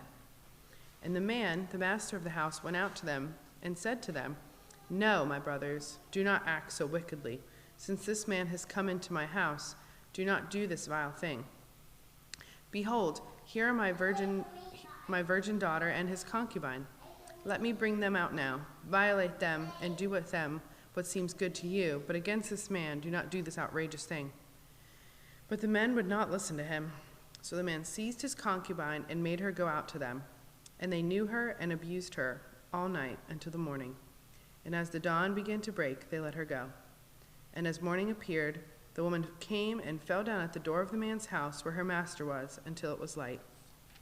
And her master rose up in the morning, and when he opened the doors of the house and went out to go on his way, behold, there was his concubine laying at the door of the house with her hands on the threshold. He said to her, "Get up, let us be going."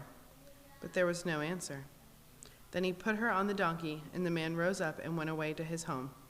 And when he entered his house, he took a knife, and taking hold of his concubine, he divided her, limb by limb, into 12 pieces, and sent her throughout all the territory of Israel. And all who saw it said, "Such a thing has never happened or been seen from the day that the people of Israel came up out of the land of Egypt until this day. Consider it, take counsel, and speak." Then all the people of Israel came out from Dan to Beersheba, including the land of Gilead, and the congregation assembled as one man to the Lord at Mizpah. And the chiefs of all the people of all the tribes of Israel presented themselves in the assembly of the people of God, 400,000 men on foot that drew the sword. Now the people of Benjamin heard that the people of Israel had gone up to Mizpah. And the people of Israel said, "Tell us, how did this evil happen?" And the Levite, the husband of the woman who was murdered, answered and said, "I came to Gibeah, that belongs to Benjamin, I and my concubine, to spend the night. And the leaders of Gibeah rose against me and surrounded the house against me by night. They meant to kill me, and they violated my concubine, and she is dead. So I took hold of my concubine and cut her in pieces and sent her throughout all the country of the inheritance of Israel, for they have committed abomination and outrage in Israel. Behold, you people of Israel, all of you, give your advice and counsel here. And all the people arose as one man, saying, None of us will go to his tent, and none of us will return to his house. But now this is what we will do to Gibeah. We will go up against it by lot, and we will take 10 men of 100 throughout all the tribes of Israel, and 100 of 1,000, and 1,000 of 10,000, to bring provisions for the people, that when they come they may repay Gibeah of Benjamin for all the outrage that they have committed in Israel. So all the men of Israel gathered against the city, united as one man. And the tribes of Israel sent men throughout all the tribe of Benjamin, saying, What evil is this that has taken place among you? Now therefore give up the men, the worthless fellows in Gibeah, that we may put them to death and purge evil from Israel. But the Benjaminites would not listen to the voice of their brothers, the people of Israel. Then the people of Benjamin came together out of the cities to Gibeah to go out to battle against the people of Israel. And the people of Benjamin mustered out of their cities on that day 26,000 men who drew the sword, besides the inhabitants of Gibeah, who mustered 700 chosen men. Among all these were 700 chosen men who were left-handed. Every one could sling a stone at a hair and not miss. And the men of Israel, apart from Benjamin, mustered 400,000 men who drew the sword. All these were men of war. The people of Israel arose and went up to Bethel and inquired of God, Who shall go up first for us to fight against the people of Benjamin? And the Lord said, Judah shall go up first. Then the people of Israel rose in the morning and encamped against Gibeah. And the men of Israel went out to fight against Benjamin, and the men of Israel drew up the battle line against them at Gibeah. The people of Benjamin came out of Gibeah and destroyed on that day 22,000 men of the Israelites. But the people, the men of Israel, took courage and again formed the battle line in the same place where they had formed it on the first day. And the people of Israel went up and wept before the Lord until the evening. And they inquired of the Lord, Shall we again draw near to fight against our brothers, the people of Benjamin? And the Lord said, Go up against them. So the people of Israel came near against the people of Benjamin the second day. And Benjamin went against them out of Gibeah the second day, and destroyed 18,000 men of the people of Israel. All these were men who drew the sword. Then all the people of Israel, the whole army, went up and came to Bethel and wept. They sat there before the Lord and fasted that day until evening, and offered burnt offerings and peace offerings before the Lord. And the people of Israel inquired of the Lord, for the ark of the covenant of God was there in those days. And Phinehas, the son of Eleazar, son of Aaron, ministered before it in those days, saying, Shall we go out once more to battle against our brothers, the people of Benjamin, or shall we cease? And the Lord said, Go up, for tomorrow I will give them into your hand. So Israel set men in ambush around Gibeah, and the people of Israel went up against the people of Benjamin on the third day, and set themselves in array against Gibeah as at other times. And the people of Benjamin went out against the people, and were drawn away from the city. And as at other times they began to strike and kill some of the people in the highways, one of which goes up to Bethel, and the other to Gibeah, and in the open country about 30 men of Israel. And the people of Benjamin said, They are routed before us, as at the first. But the people of Israel said, Let us flee and draw them away from the city to the highways. And all the men of Israel rose up out of their place and set themselves in array at Baal Tamar. And the men of Israel who were in ambush rushed out of their place from Ma'arah Geba. And there came against Gibeah 10,000 chosen men out of all Israel, and the battle was hard, but the Benjaminites did not know that disaster was close upon them. And the Lord defeated Benjamin before Israel, and the people of Israel destroyed 25,100 men of Benjamin that day. All these were men who drew the sword. So the people of Benjamin saw that they were defeated. The men of Israel gave ground to Benjamin because they trusted the men in ambush whom they had set against Gibeah. Then the men in ambush hurried and rushed against Gibeah. The men in ambush moved out and struck all the city with the edge of the sword. Now the appointed signal between the men of Israel and the men in the main ambush was that when they made a great cloud of smoke rise up out of the city, the men of Israel should turn in battle. Now Benjamin had begun to strike and kill about 30 men of Israel. They said, "Surely they are defeated before us, as in the first battle." But when the signal began to rise out of the city in a column of smoke, the Benjaminites looked behind them, and behold, the whole of the city went up in smoke to heaven. Then the men of Israel turned, and the men of Benjamin were dismayed, for they saw that disaster was close upon them. Therefore they turned their backs before the men of Israel in the direction of the wilderness, but the battle overtook them. And those who came out of the cities were destroying them in their midst. Surrounding the Benjaminites, they pursued them and trod them down from Nohah as far as opposite Gibeah on the east. But 18,000 men of Benjamin fell, all of them men of valor, and they turned and fled toward the wilderness to the rock of Rimmon. 5,000 men of them were cut down in the highways, and they were pursued hard to Gedom, and 2,000 men of them were struck down. So all who fell that day of Benjamin were 25,000 men who drew the sword, all of them men of valor. But 600 men turned and fled toward the wilderness to the rock of Rimmon, and remained at the rock of Rimmon 4 months. And the men of Israel turned back against the people of Benjamin, and struck them with the edge of the sword, the city, men and beasts, and all that they found, and all the towns that they found they set on fire.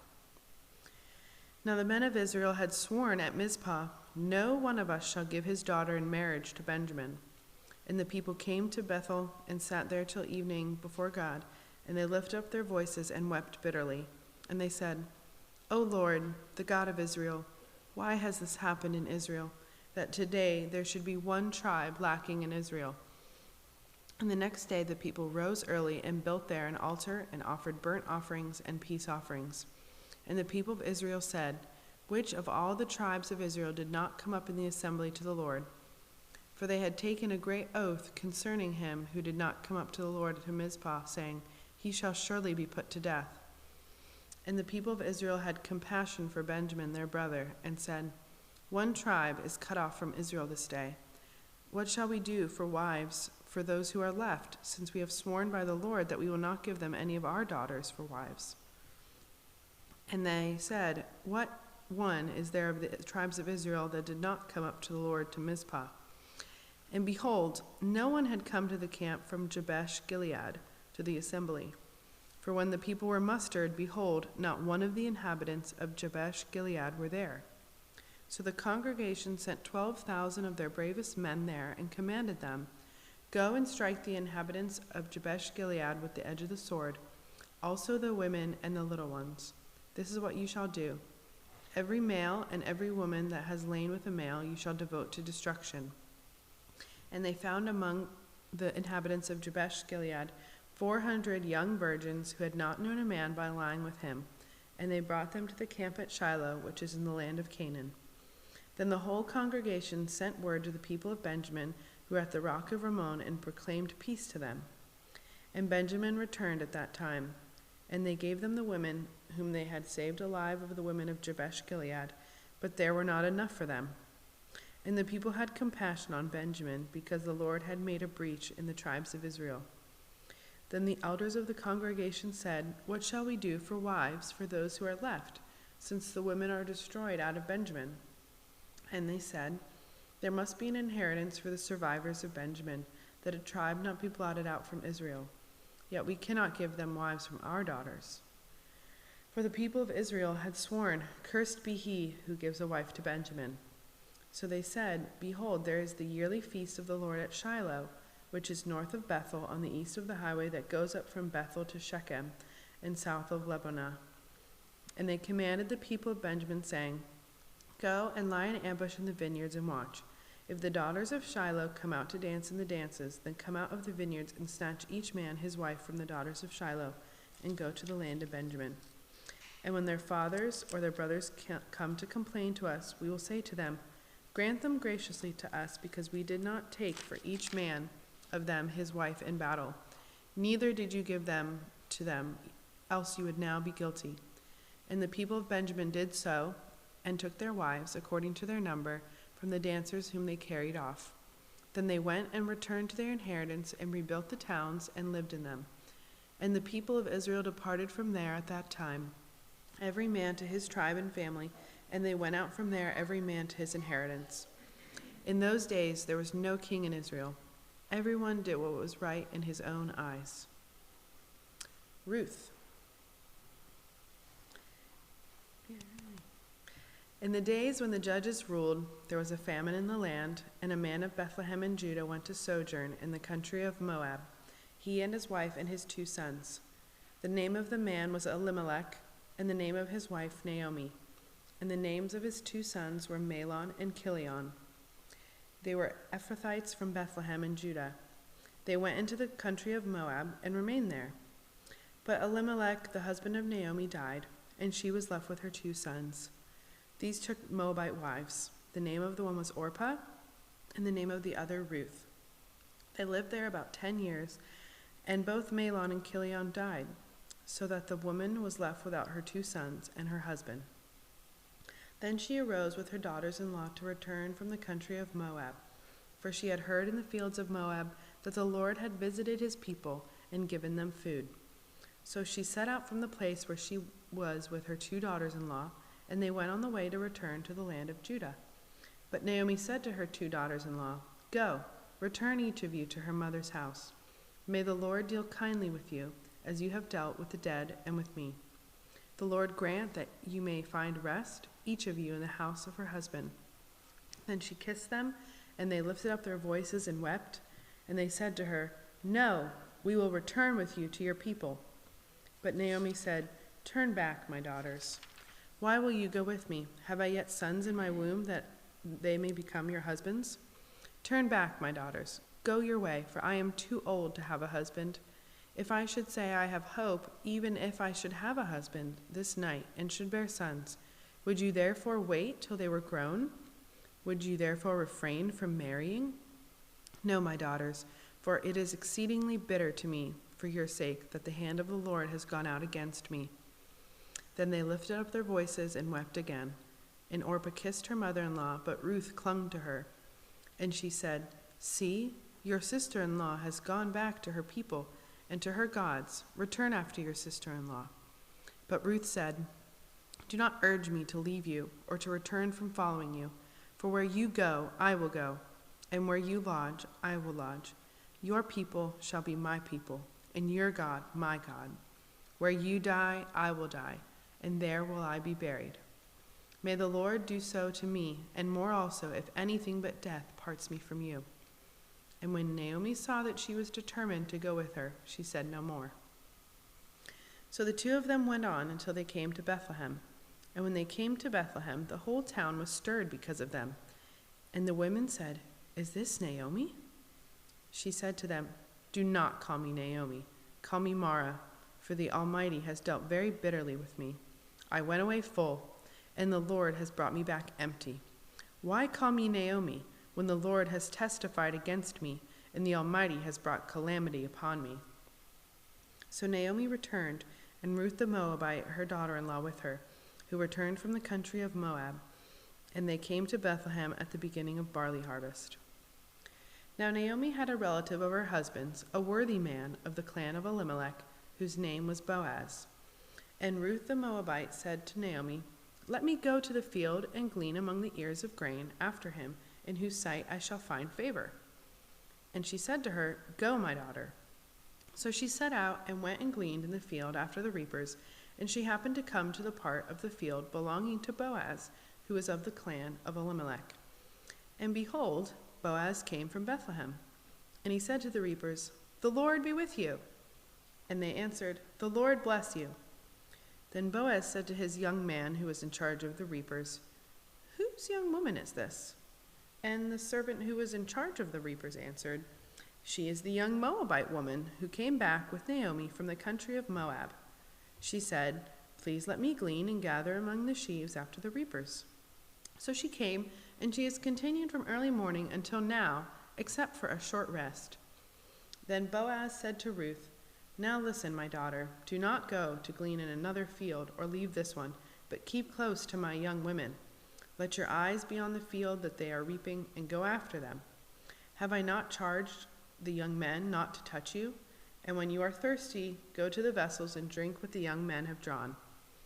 Then she fell on her face, bowing to the ground, and said to him, "Why have I found favor in your eyes, that you should take notice of me, since I am a foreigner?"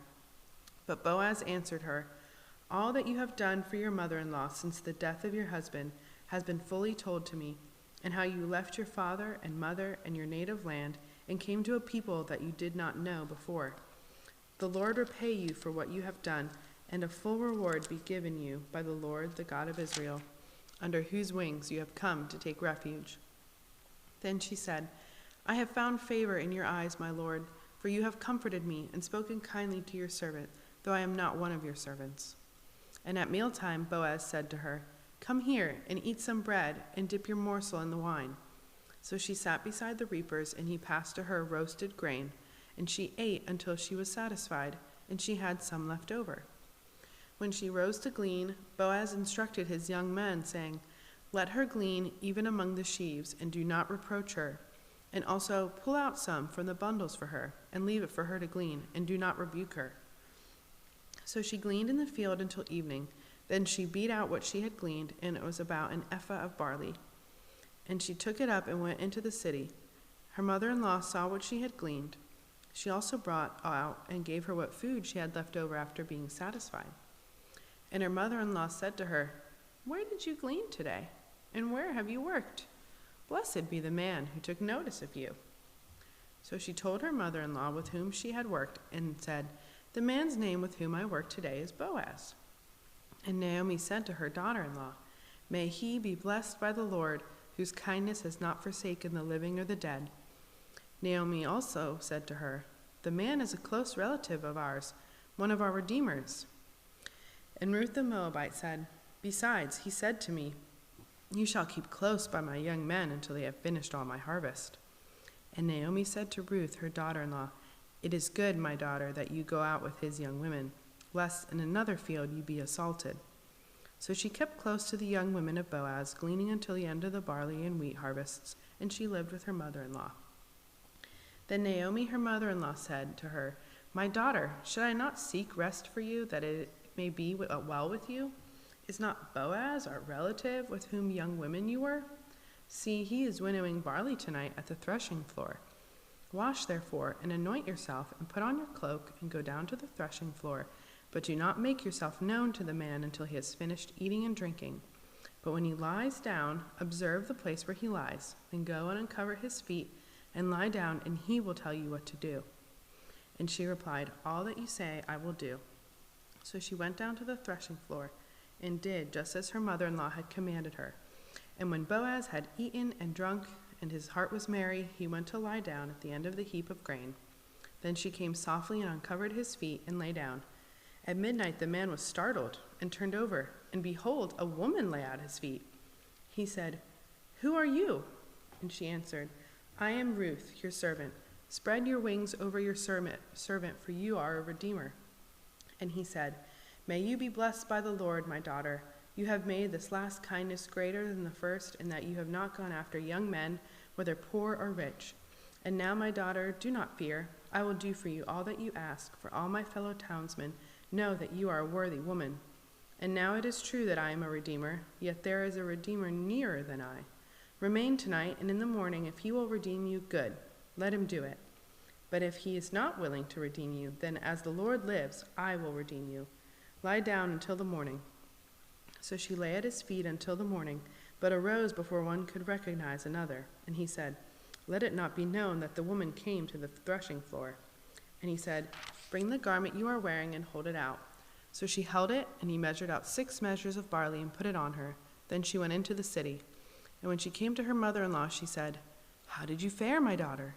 Then she told her all that the man had done for her, saying, "These 6 measures of barley he gave to me, for he said to me, 'You must not go back empty-handed to your mother-in-law.'"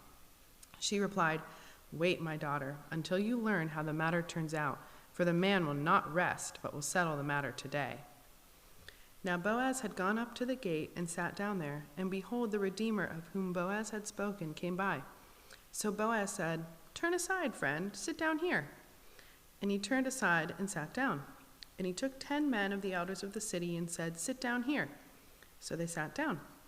Then he said to the Redeemer, Naomi, who has come back from the country of Moab, is selling the parcel of land that belonged to our relative Elimelech. So I thought I would tell you of it and say, buy it in the presence of those sitting here and in the presence of the elders of my people. If you will redeem it, redeem it. But if you will not, tell me that I may know, for there is no one besides you to redeem it, and I come after you. And he said, I will redeem it. Then Boaz said, the day you buy the field from the hand of Naomi, you also acquire Ruth the Moabite, the widow of the dead, in order to perpetuate the name of the dead in his inheritance. And the Redeemer said, I cannot redeem it for myself, lest I impair my own inheritance. Take my right of redemption yourself, for I cannot redeem it. Now this was the custom in former times in Israel concerning redeeming and exchanging. To confirm a transaction, the one drew off his sandal and gave it to the other, and this was the manner of attesting in Israel. So when the Redeemer said to Boaz, buy it for yourself, he drew off his sandal. Then Boaz said to the elders and all the people, you are witnesses this day that I have bought from the hand of Naomi all that belonged to Elimelech and all that belonged to Chilion and to Mahlon. Also Ruth the Moabite, the widow of Mahlon, I have bought to be my wife to perpetuate the name of the dead in his inheritance, that the name of the dead may not be cut off from among his brothers and from the gate of his native place. You are witnesses this day. Then all the people who were at the gate and the elders said, we are witnesses. May the Lord make the woman who is coming into your house like Rachel and Leah, who together built up the house of Israel. May you act worthily in Ephrathah and be renowned in Bethlehem. And may your house be like the house of Perez, whom Tamar bore to Judah, because of the offspring that the Lord will give you by this young woman. So Boaz took Ruth, and she became his wife. And he went into her, and the Lord gave her conception, and she bore a son. Then the woman said to Naomi, blessed be the Lord, who has not left you this day without a redeemer, and may his name be renowned in Israel. He shall be to you a restorer of life and a nourisher of your old age, for your daughter-in-law who loves you, who is more to you than 7 sons, have given birth to him. Then Naomi took the child and laid him on her lap and became his nurse. And the women of the neighborhood gave him a name, saying, a son has been born to Naomi. They named him Obed. He was the father of Jesse, the father of David. Now these are the generations of Perez. Perez fathered Hezron. Hezron fathered Ram. Ram fathered Amminadab. Amminadab fathered Nahshon. Nahshon fathered Salmon. Salmon fathered Boaz. Boaz fathered Obed. Obed fathered Jesse. And Jesse fathered David.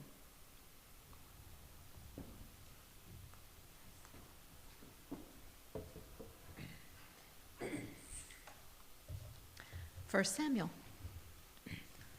There was a certain man of Ramathaim Zophim of the hill country of Ephraim, whose name was Elkanah, the son of Jeroham, the son of Elihu, the son of Tohu, the son of Zuph, an Ephrathite. He had 2 wives. The name of one was Hannah, and the name of the other Peninnah. And Peninnah had children, but Hannah had no children. Now this man used to go up year by year from his city to worship and to sacrifice to the Lord of hosts at Shiloh, where the 2 sons of Eli, Hophni and Phinehas, were priests of the Lord.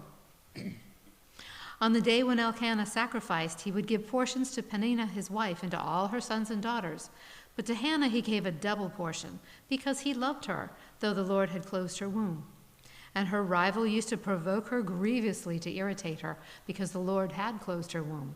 So it went on year by year. As often as she went up to the house of the Lord, she used to provoke her. Therefore Hannah wept and would not eat. And Elkanah, her husband, said, Hannah, why do you weep, and why do you not eat? And why is your heart sad? Am I not more to you than 10 sons? After they had eaten and drunk in Shiloh, Hannah rose. Now Eli the priest was sitting on the seat beside the doorpost of the temple of the Lord. She was deeply distressed and prayed to the Lord and wept bitterly. And she vowed a vow and said, O Lord of hosts, if you will indeed look on the affliction of your servant and remember me and not forget your servant, but will give to your servant a son, then I will give him to the Lord all the days of his life, and no razor shall ever touch his head. As she continued praying before the Lord, Eli observed her mouth. Hannah was speaking in her heart, only her lips moved, and her voice was not heard. Therefore Eli took her to be a drunken woman, and Eli said to her, How long will you go on being drunk? Put your wine away from you. But Hannah answered, "No, my Lord, I am a woman troubled in spirit. I have drunk neither wine nor strong drink, but I have been pouring out my soul before the Lord. Do not regard your servant as a worthless woman, for all along I have been speaking out of my great anxiety and vexation." Then Eli answered, "Go in peace, and may the God of Israel grant your petition that you have made to him." And she said, "Let your servant find favor in your eyes." Then the woman went her way and ate, and her face was no longer sad. They rose early in the morning and worshipped before the Lord. Then they went back to their house at Ramah. And Elkanah knew Hannah his wife, and the Lord remembered her. And in due time Hannah conceived and bore a son, and she called his name Samuel, for she said, "I have asked for him from the Lord." The man Elkanah and all his house went up to offer to the Lord the yearly sacrifice and to pay his vow. But Hannah did not go up, for she said to her husband, "As soon as the child is weaned, I will bring him, so that he may appear in the presence of the Lord and dwell there forever." Elkanah, her husband, said to her, "Do what seems best to you. Wait only until you have weaned him. Only may the Lord establish his word." So the woman remained and nursed her son until she weaned him. And when she had weaned him, she took him up with her, along with a 3-year-old bull, an ephah of flour, a skin of wine, and she brought him to the house of the Lord at Shiloh, and the child was young. And they slaughtered the bull, and they brought the child to Eli. And she said, "O my Lord, as you live, my Lord, I am the woman who is standing here in your presence, praying to the Lord. For this child I prayed, and the Lord has granted me my petition that I made to him. Therefore I have lent him to the Lord. As long as he lives, he is lent to the Lord."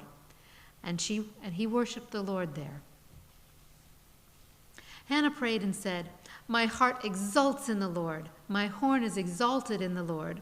My mouth derides my enemies because I rejoice in your salvation. There is none holy like the Lord, for there is none besides you, no rock like our God. Talk no more so very proudly. Let not arrogance come from your mouth. For the Lord is a God of knowledge, and by him actions are weighed. The bows of the mighty are broken, but the feeble bind on strength. Those who are full have hired themselves out for bread, but those who are hungry have ceased to hunger. The barren has borne 7, but she who has many children is forlorn. The Lord kills and brings to life. He brings down to Sheol and raises up. The Lord makes poor and makes rich. He brings low and he exalts. He raises up the poor from the dust. He lifts the needy from the ash heap. He makes them sit with princes to inherit a seat of honor. For the pillars of the earth are the Lord's, and on them he has set the world. He will guard the feet of the faithful ones, but the wicked shall be cut off in darkness. For not by might shall a man prevail. The adversaries of the Lord shall be broken to pieces. Against them he will thunder in heaven. The Lord will judge the ends of the earth. He will give strength to his king and exalt the horns of his anointed. Then Elkanah went home to Ramah, and the boy was ministering to the Lord in the presence of Eli the priest. Now the sons of Eli were worthless men. They did not know the Lord. The custom of the priests with the people was that when any man offered sacrifice, the priest's servant would come while the meat was boiling with a 3-pronged fork in his hand, and he would thrust it into the pan or the kettle or the cauldron or the pot. All that the fork brought up, the priest would take for himself. This is what they did at Shiloh to all the Israelites who came there. Moreover, before the fat was burned, the priest's servant would come and say to the man who was sacrificing, "Give meat for the priest to roast, for he will not accept boiled meat from you, but only raw." And if the man said to him, "Let them burn the fat first, and then he can take as much as you wish," he would say, "No, you must give it now, and if not, I will take it by force." Thus the sin of the young men was very great in the sight of the Lord, for the men treated with the offering of the Lord with contempt. Samuel was ministering before the Lord, a boy clothed with a linen ephod, and his mother used to make for him a little robe and take it to him each year when she went up with her husband to offer the yearly sacrifice. Then Eli would bless Elkanah and his wife and said, "May the Lord give you children by this woman for the petition she asked of the Lord." So then they would return to their home. Indeed, the Lord visited Hannah, and she conceived and bore 3 sons and 2 daughters. And the boy Samuel grew in the presence of the Lord. Now Eli was very old, and he kept hearing all that his sons were doing to all Israel, and how they lay with the women who were serving at the entrance to the tent of meeting. And he said to them, "Why do you do such things? For I hear of your evil dealings from all the people. No, my sons, it is no good report that I hear the people of the Lord spreading abroad. If someone sins against a man, God will mediate for him. But if someone sins against the Lord, who can intercede for him?" But they would not listen to the voice of their father, for it was the will of the Lord to put them to death. Now the boy Samuel continued to grow both in stature and in favor with the Lord and also with man. And there came to the man of God, to Eli, and said to him, "Thus says the Lord, did I indeed reveal myself to the house of your father when they were in Egypt, subject to the house of Pharaoh? Did I choose him out of all the tribes of Israel to be my priest, to go up to my altar, to burn incense, to wear an ephod before me? I gave to the house of your father all my offerings by fire from the people of Israel. Why then do you scorn my sacrifices and my offerings that I commanded for my dwelling, and honor your sons above me by fattening yourselves on the choicest parts of every offering of my people Israel? Therefore the Lord, the God of Israel, declares, I promised that your house and the house of your father should go in and out before me forever. But now, the Lord declares, far be it from me, for those who honor me I will honor, and those who despise me shall be lightly esteemed. Behold, the days are coming when I will cut off your strength and the strength of your father's house, so that there will not be an old man in your house. Then in distress you will look with envious eyes on all the prosperity that shall be bestowed on Israel, and there shall not be an old man in your house forever. The only one of you whom I shall not cut off from my altar shall be spared to weep his eyes out, to grieve his heart, and all the descendants of your house shall die by the sword of men. And this that shall come upon your two sons, Hophni and Phinehas, shall be the sign to you. Both of them shall die on the same day. And I will raise up for myself a faithful priest, who shall do according to what is in my heart and in my mind. And I will build him a sure house, and he shall go in and out before my anointed forever. And everyone who is left in your house shall come to implore him for a piece of silver or a loaf of bread, and shall say, Please put me in one of the priest's places, that I may eat a morsel of bread. Now the boy Samuel was ministering to the Lord in the presence of Eli, and the word of the Lord was rare in those days. There was no frequent vision. At that time Eli, whose eyesight had begun to grow dim so that he could not see, was lying down in his own place. The lamp of God had not yet gone out, and Samuel was lying down in the temple of the Lord, where the ark of God was. Then the Lord called Samuel, and he said, Here I am. And he ran to Eli and said, Here I am, for you called me. But he said, I did not call. Lie down again. So he went and lay down. And the Lord called again, Samuel. And Samuel rose and went to Eli and said, Here I am, for you called me. But he said, I did not call, my son. Lie down again. Now Samuel did not yet know the Lord, and the word of the Lord had not yet been revealed to him. And the Lord called Samuel again the third time, and he arose and went to Eli and said, Here I am, for you called me. Then Eli perceived that the Lord was calling the boy. Therefore Eli said to Samuel, Go lie down, and if he calls you, you shall say, Speak, Lord, for your servant hears. So Samuel went and lay down in his place. And the Lord came and stood, calling as at other times, Samuel, Samuel. And Samuel said, Speak, for your servant hears. Then the Lord said to Samuel, Behold, I am about to do a thing in Israel at which the 2 ears of everyone who hears it will tingle. On that day I will fulfill against Eli all that I have spoken concerning his house, from beginning to end. And I declare to him that I am about to punish his house forever for the iniquity that he knew, because his sons were blaspheming God, and he did not restrain them. Therefore I swear to the house of Eli that the iniquity of Eli's house shall not be atoned for by sacrifice or offering forever. Samuel lay until morning. Then he opened the doors of the house of the Lord. And Samuel was afraid to tell the vision to Eli. But Eli called Samuel and said, Samuel, my son. And he said, Here I am. And Eli said, What was it that he told you? Do not hide it from me. May God do so to you and more also if you hide anything from me of all that he told you. So Samuel told him everything and hid nothing from him. And he said, "It is the Lord. Let him do what seems good to him." And Samuel grew, and the Lord was with him, and let none of his words fall to the ground. And all Israel from Dan to Beersheba knew that Samuel was established as a prophet of the Lord. And the Lord appeared again at Shiloh, for the Lord revealed himself to Samuel at Shiloh by the word of the Lord. And the word of Samuel came to all Israel. Now Israel went out to battle against the Philistines. They encamped at Ebenezer, and the Philistines encamped at Aphek. The Philistines drew up in line against Israel, and when the battle spread, Israel was defeated before the Philistines, who killed about 4,000 men on the field of battle. And when the people came to the camp, the elders of Israel said, "Why has the Lord defeated us today before the Philistines? Let us bring the ark of the covenant of the Lord here from Shiloh, that it may come among us and save us from the power of our enemies." So the people sent to Shiloh and brought from there the ark of the covenant of the Lord of hosts, who is enthroned on the cherubim.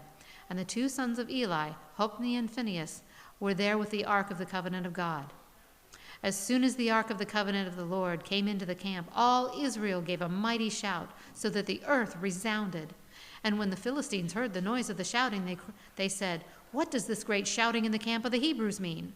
And when they learned that the ark of the Lord had come to the camp, the Philistines were afraid, for they said, "A god has come into the camp." And they said, "Woe to us, for nothing like this has happened before. Woe to us, who can deliver us from the power of these mighty gods? These are the gods who struck the Egyptians with every sort of plague in the wilderness. Take courage and be men, O Philistines, lest you become slaves to the Hebrews, as they have been to you. Be men and fight." So the Philistines fought, and Israel was defeated, and they fled, every man to his home. And there was a very great slaughter, for 30,000 foot soldiers of Israel fell. And the ark of God was captured, and the two sons of Eli, Hophni and Phinehas, died.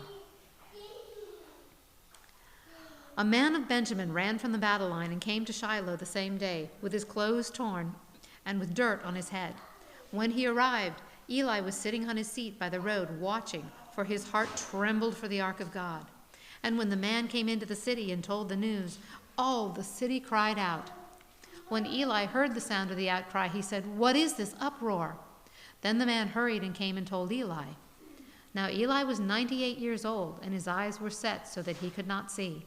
And the man said to Eli, "I am he who has come from the battle. I fled from the battle today." And he said, "How did it go, my son?"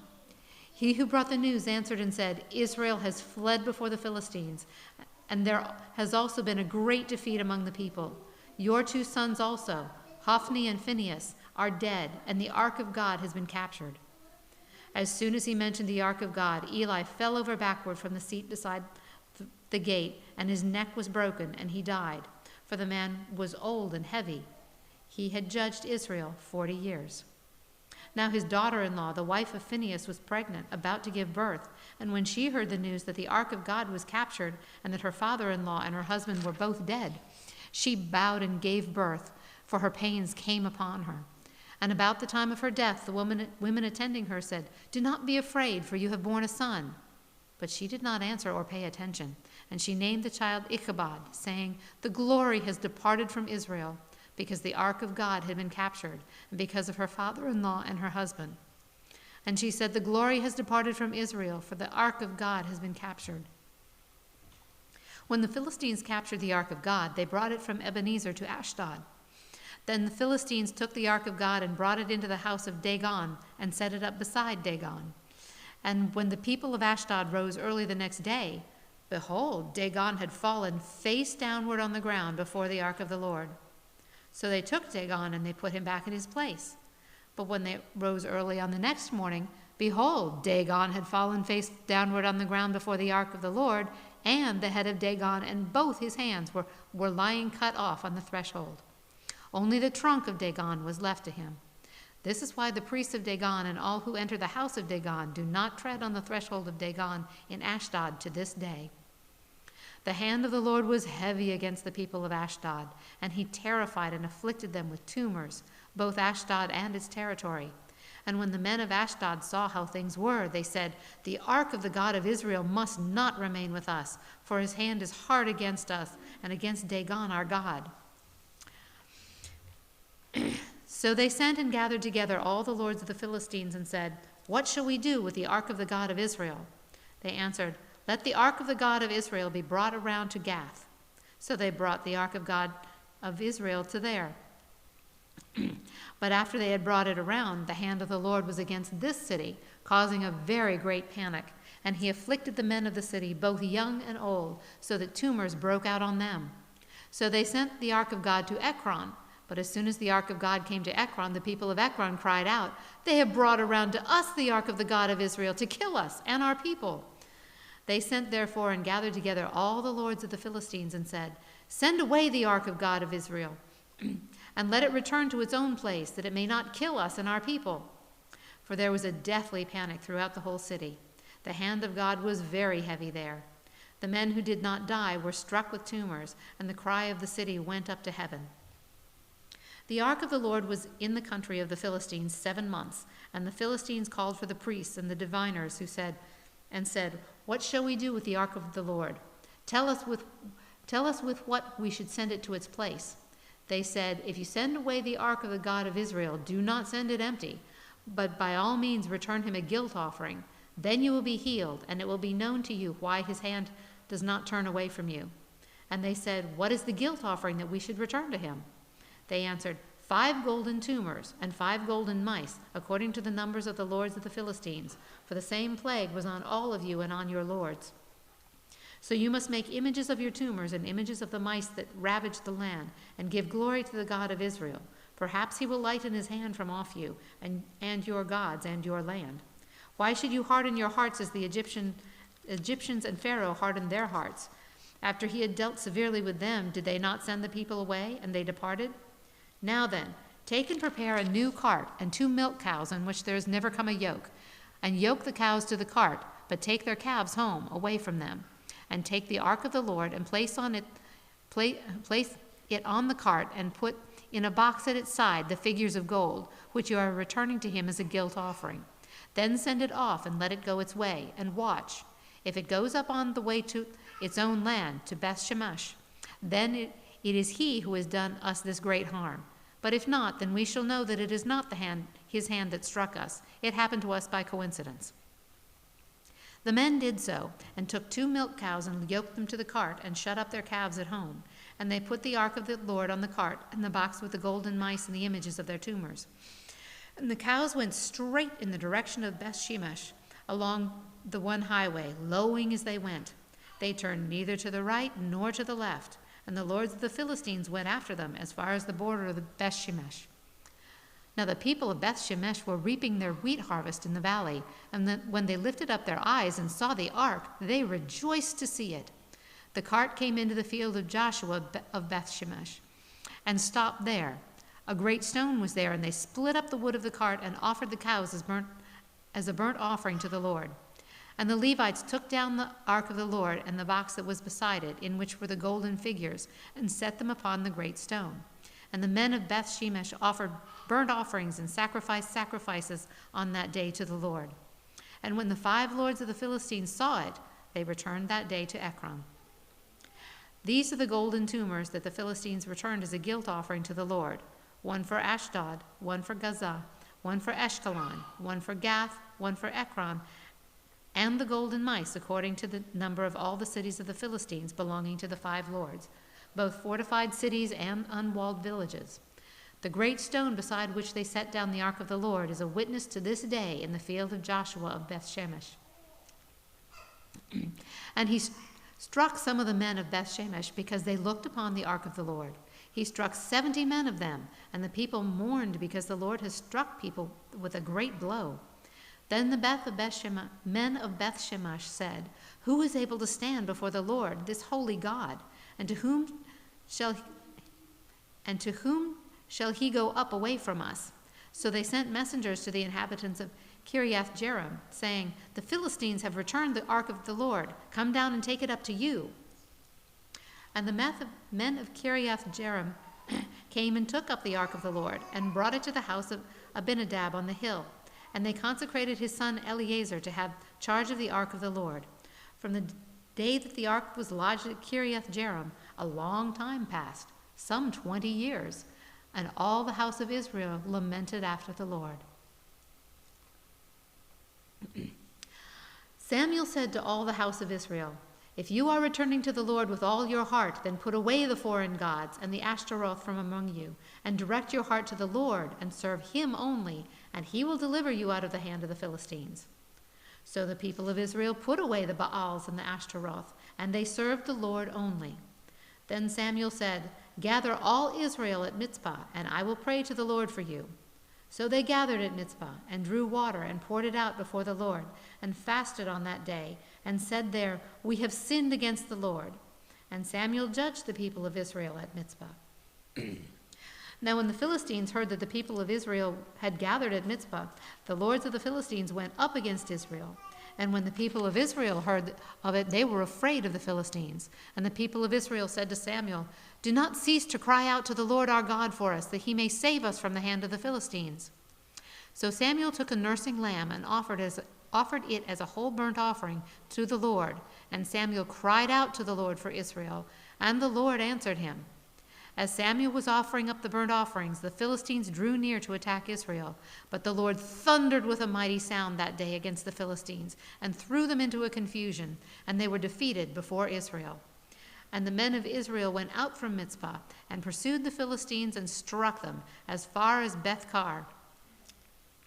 Then Samuel took a stone, and set it up between Mizpah and Shen, and called its name Ebenezer, for he said, "Till now the Lord has helped us." So the Philistines were subdued, and did not again enter the territory of Israel. And the hand of the Lord was against the Philistines all the days of Samuel. The cities that the Philistines had taken from Israel were restored to Israel, from Ekron to Gath, and Israel delivered their territory from the hand of the Philistines. There was peace also between Israel and the Amorites. Samuel judged Israel all the days of his life, and he went on a circuit year by year to Bethel, Gilgal, and Mizpah, and he judged Israel in all those places. Then he would return to Ramah, for his home was there, and there also he judged Israel, and he built there an altar to the Lord. When Samuel became old, he made his sons judges over Israel. The name of his firstborn son was Joel, and the name of his second, Abijah. They were judges in Beersheba. Yet his sons did not walk in his ways, but turned aside after gain. They took bribes and perverted justice. Then all the elders of Israel gathered together and came to Samuel at Ramah, and said to him, "Behold, you are old, and your sons do not walk in your ways. Now appoint for us a king to judge us like all the other nations."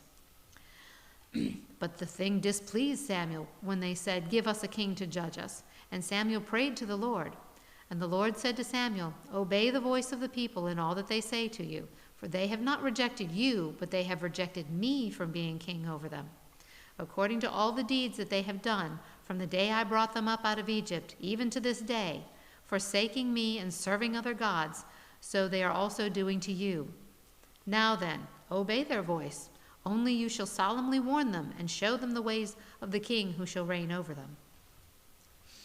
So Samuel told all the words of the Lord to the people who were asking for a king from him. He said, "These will be the ways of the king who will reign over you. He will take your sons and appoint them to his chariots, and to be his horsemen, and to run before his chariots. And he will appoint for himself commanders of thousands and commanders of 50s, and some to plow his ground and reap his harvest, and to make his implements of war and the equipment of his chariots. He will take your daughters to be perfumers and cooks and bakers. He will take the best of your fields and vineyards and olive orchards and give them to his servants. He will take the tenth of your grain and your vineyards and give them to his officers and to his servants. He will take your male servants and your female servants and the best of your young men and your donkeys and put them to his work. He will take the tenth of your flocks, and you shall be his slaves. And in that day you will cry out because of your king, whom you have chosen for yourselves. But the Lord will not answer you in that day." But the people refused to obey the voice of Samuel. And they said, "No, but there shall be a king over us, that we also may be like all the other nations, and that our king may judge us and go out before us and fight our battles." And when Samuel had heard all the words of the people, he repeated them in the ears of the Lord. And the Lord said to Samuel, "Obey their voice and make them a king."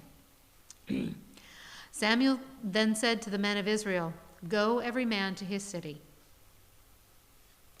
There was a man of Benjamin whose name was Kish, son of Abiel, son of Zeror, son of Berechorath, son of Aphiah, a Benjaminite, a man of wealth. And he had a son whose name was Saul, a handsome young man. There was not a man among the people of Israel more handsome than he. From his shoulders upwards he was taller than any of the people. Now the donkeys of Kish, Saul's father, were lost. So Kish said to Saul his son, "Take one of the young men with you, and arise and go look for the donkeys." And he passed through the hill country of Ephraim, and passed through the land of Shalishah, but they did not find them. And they passed through the land of Sha'alim, but they were not there. Then they passed through the land of Benjamin, but did not find them. When they came to the land of Zuph, Saul said to his servant who was with him, "Come, let us go back, lest my father cease to care about the donkeys and become anxious about us." But he said to him, "Behold, there is a man of God in this city, and he is a man who is held in honor. All that he says comes true. So now let us go there. Perhaps he can tell us the way we should go." Then Saul said to his servant, "But if we go, what can we bring the man? For the bread in our sacks is gone, and there is no present to bring the man of God. What do we have?" The servant answered Saul again, "Here, I have with me 1/4 shekel of silver, and I will give it to the man of God to tell us our way." Formerly in Israel, when a man went to inquire of God, he said, "Come, let us go to the seer," for today's prophet was formerly called a seer. And Saul said to his servant, "Well said, come, let us go." So they went to the city where the man of God was. As they went up the hill to the city, they met a young woman coming out to draw water, and said to them, "Is the seer here?" They answered, "He is. Behold, he is just ahead of you. Hurry, he has come just now to the city, because the people have a sacrifice today on the high place. As soon as you enter the city, you will find him before he goes up to the high place to eat. For the people will not eat until he comes, since he must bless the sacrifice. Afterward, those who are invited will eat.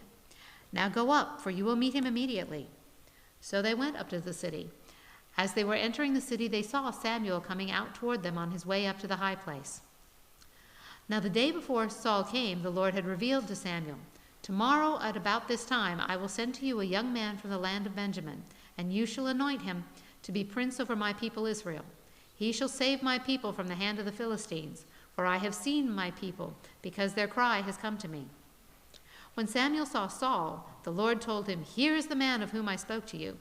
He it is who will restrain my people." Then Saul approached Samuel in the gate and said, "Tell me, where is the house of the seer?"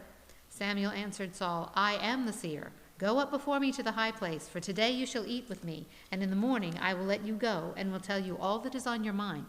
As for your donkeys that were lost 3 days ago, do not set your mind on them, for they have been found. And for whom is all that is desirable in Israel? Is it not for you and for all your father's house?" Saul answered, Am I not a Benjaminite from the least of the tribes of Israel? And is not my clan the humblest of all the clans of the tribe of Benjamin?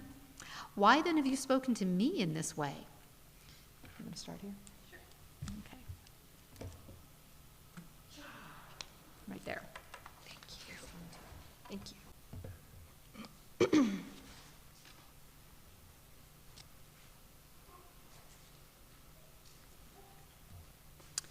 Then Samuel took Saul and his young man and brought them to the hall and gave them a place at the head of those who had been invited, who were about 30 persons.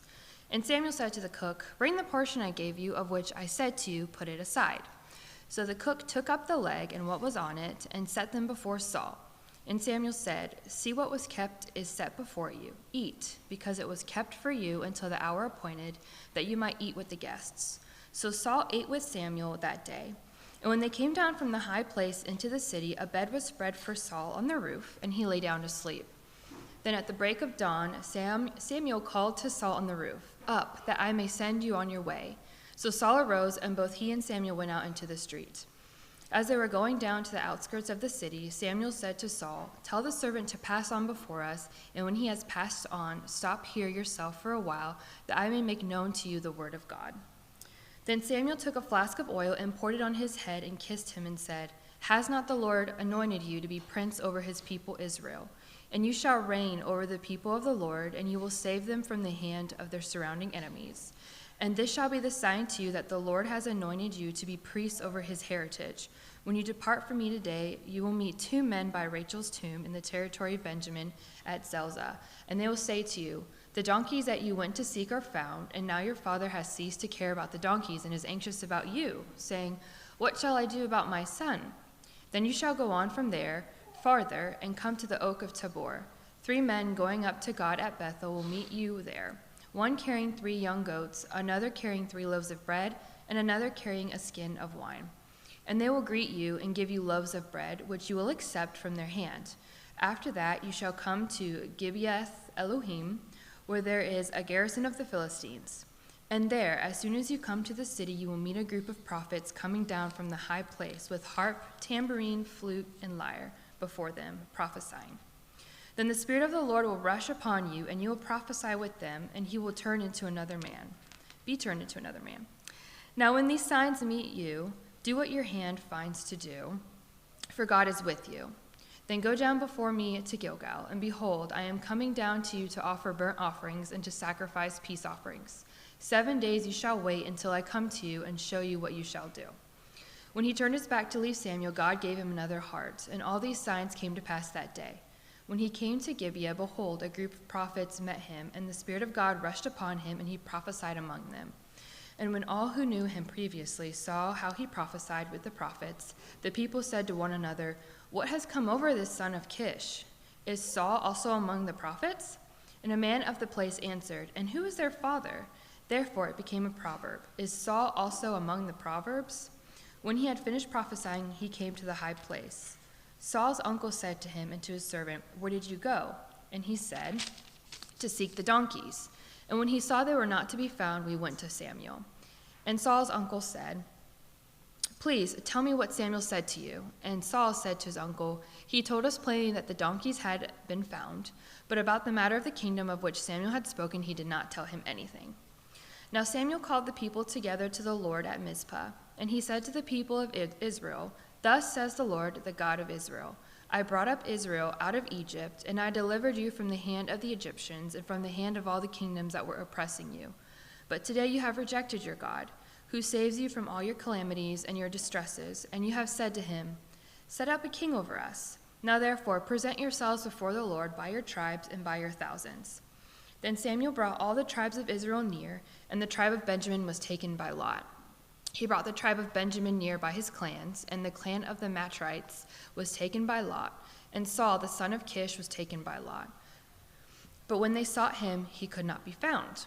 So they inquired again of the Lord, is there a man still to come? And the Lord said, behold, he has hidden himself among the baggage. Then they ran and took him from there, and when he stood among the people, he was taller than any of the people from his shoulders upward. And Samuel said to all the people, do you see him whom the Lord has chosen? There is none like him among all the people. And all the people shouted, long live the king. Then Samuel told the people the rights and duties of the kingship, and he wrote them in a book and laid it up before the Lord. Then Samuel sent all the people away, each one to his home. Saul also went to his home in Gibeah, and with him went men of valor whose hearts God had touched. But some worthless fellows said, how can this man save us? And they despised him and brought him no present, but he held his peace. Then Nahash the Ammonite went up to besiege Jabesh Gilead, and all the men of Jabesh said to Nahash, take a treaty with us, and we will serve you. But Nahash the Ammonite said to him, on this condition I will make a treaty with you, that I gouge out all your right eyes, and thus bring disgrace on all Israel.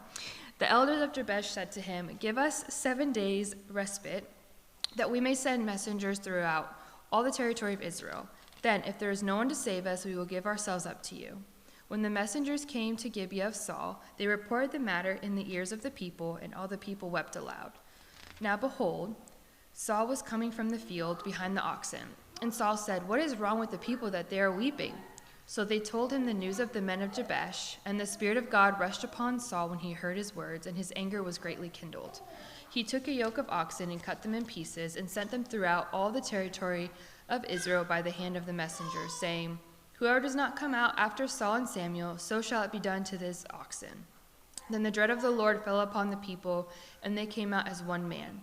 When he mustered them at Bezek, the people of Israel were 300,000, and the men of Judah 30,000. And they said to the messengers who had come, "Thus shall you say to the men of Jabesh Gilead, Tomorrow, by the time the sun is hot, you shall have salvation."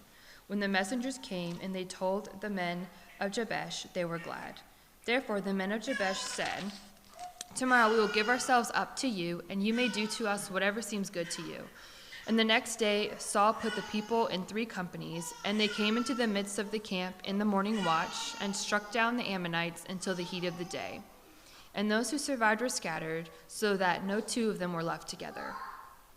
Then the people said to Samuel, "Who is it that said, 'Shall Saul reign over us?' Bring the men, that we may put them to death." But Saul said, "Not a man shall be put to death this day, for today the Lord has worked salvation in Israel." Then Samuel said to the people, "Come, let us go to Gilgal, and there renew the kingdom." So all the people went to Gilgal, and there they made Saul king before the Lord in Gilgal. There they sacrificed peace offerings before the Lord, and there Saul and all the men of Israel rejoiced greatly. And Samuel said to all Israel, "Behold, I have obeyed your voice in all that you have said to me, and have made a king over you. And now, behold, the king walks before you, and I am old and gray, and behold, my sons are with you. I have walked before you from my youth until this day.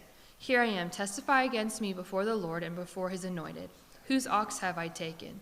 Or whose donkey have I taken? Or whom have I defrauded? Whom have I oppressed? Or from whose hand have I taken a bribe to blind my eyes with it?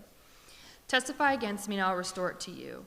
They said, "You have not defrauded us or oppressed us or taken anything from any man's hand." And he said to them, "The Lord is witness against you, and his anointed is witness this day that you have not found anything in my hand." And they said, "He is witness." And Samuel said to the people, "The Lord is witness, who appointed Moses and Aaron and brought your fathers up out of the land of Egypt. Now therefore stand still, that I may plead with you before the Lord concerning all the righteous deeds of the Lord that he performed for you and for your fathers." When Jacob went into Egypt and the Egyptians oppressed them, then your fathers cried out to the Lord, and the Lord sent Moses and Aaron, who brought your fathers out of Egypt and made them dwell in this place. But they forgot the Lord their God, and he sold them into the hand of Sisera, commander of the army of Hazor, and into the hand of the Philistines, and into the hand of the king of Moab. And they fought against them. And they cried out to the Lord and said, "We have sinned, because we have forsaken the Lord and have served the Baals and the Ashtaroth. Now deliver us out of the hand of our enemies, that we may serve you." And the Lord sent Jerubbaal and Barak and Jephthah and Samuel, and delivered you out of the hand of your enemies on every side, and you lived in safety. And when you saw that Nahash, the king of the Ammonites, came against you, you said to me, "No, but a king shall reign over us, when the Lord your God was your king." And now behold, the king whom you have chosen, for whom you have asked, behold, the Lord has set a king over you. If you will fear the Lord and serve him and obey his voice and not rebel against the commandment of the Lord, and if both you and the king who reigns over you will follow the Lord your God, it will be well. But if you will not obey the voice of the Lord, but rebel against the commandment of the Lord, then the hand of the Lord will be against you and your king. Now therefore stand still and see this great thing that the Lord will do before your eyes. Is it not wheat harvest today? I will call upon the Lord, and he will send thunder and rain, and you shall know and see that your wickedness is great, which you have done in the sight of the Lord, in asking for yourselves a king." So Samuel called upon the Lord, and the Lord sent thunder and rain that day, and all the people greatly feared the Lord and Samuel. And all the people said to Samuel, "Pray for your servants to the Lord your God, that we may not die, for we have added to all our sins this evil, to ask for ourselves a king."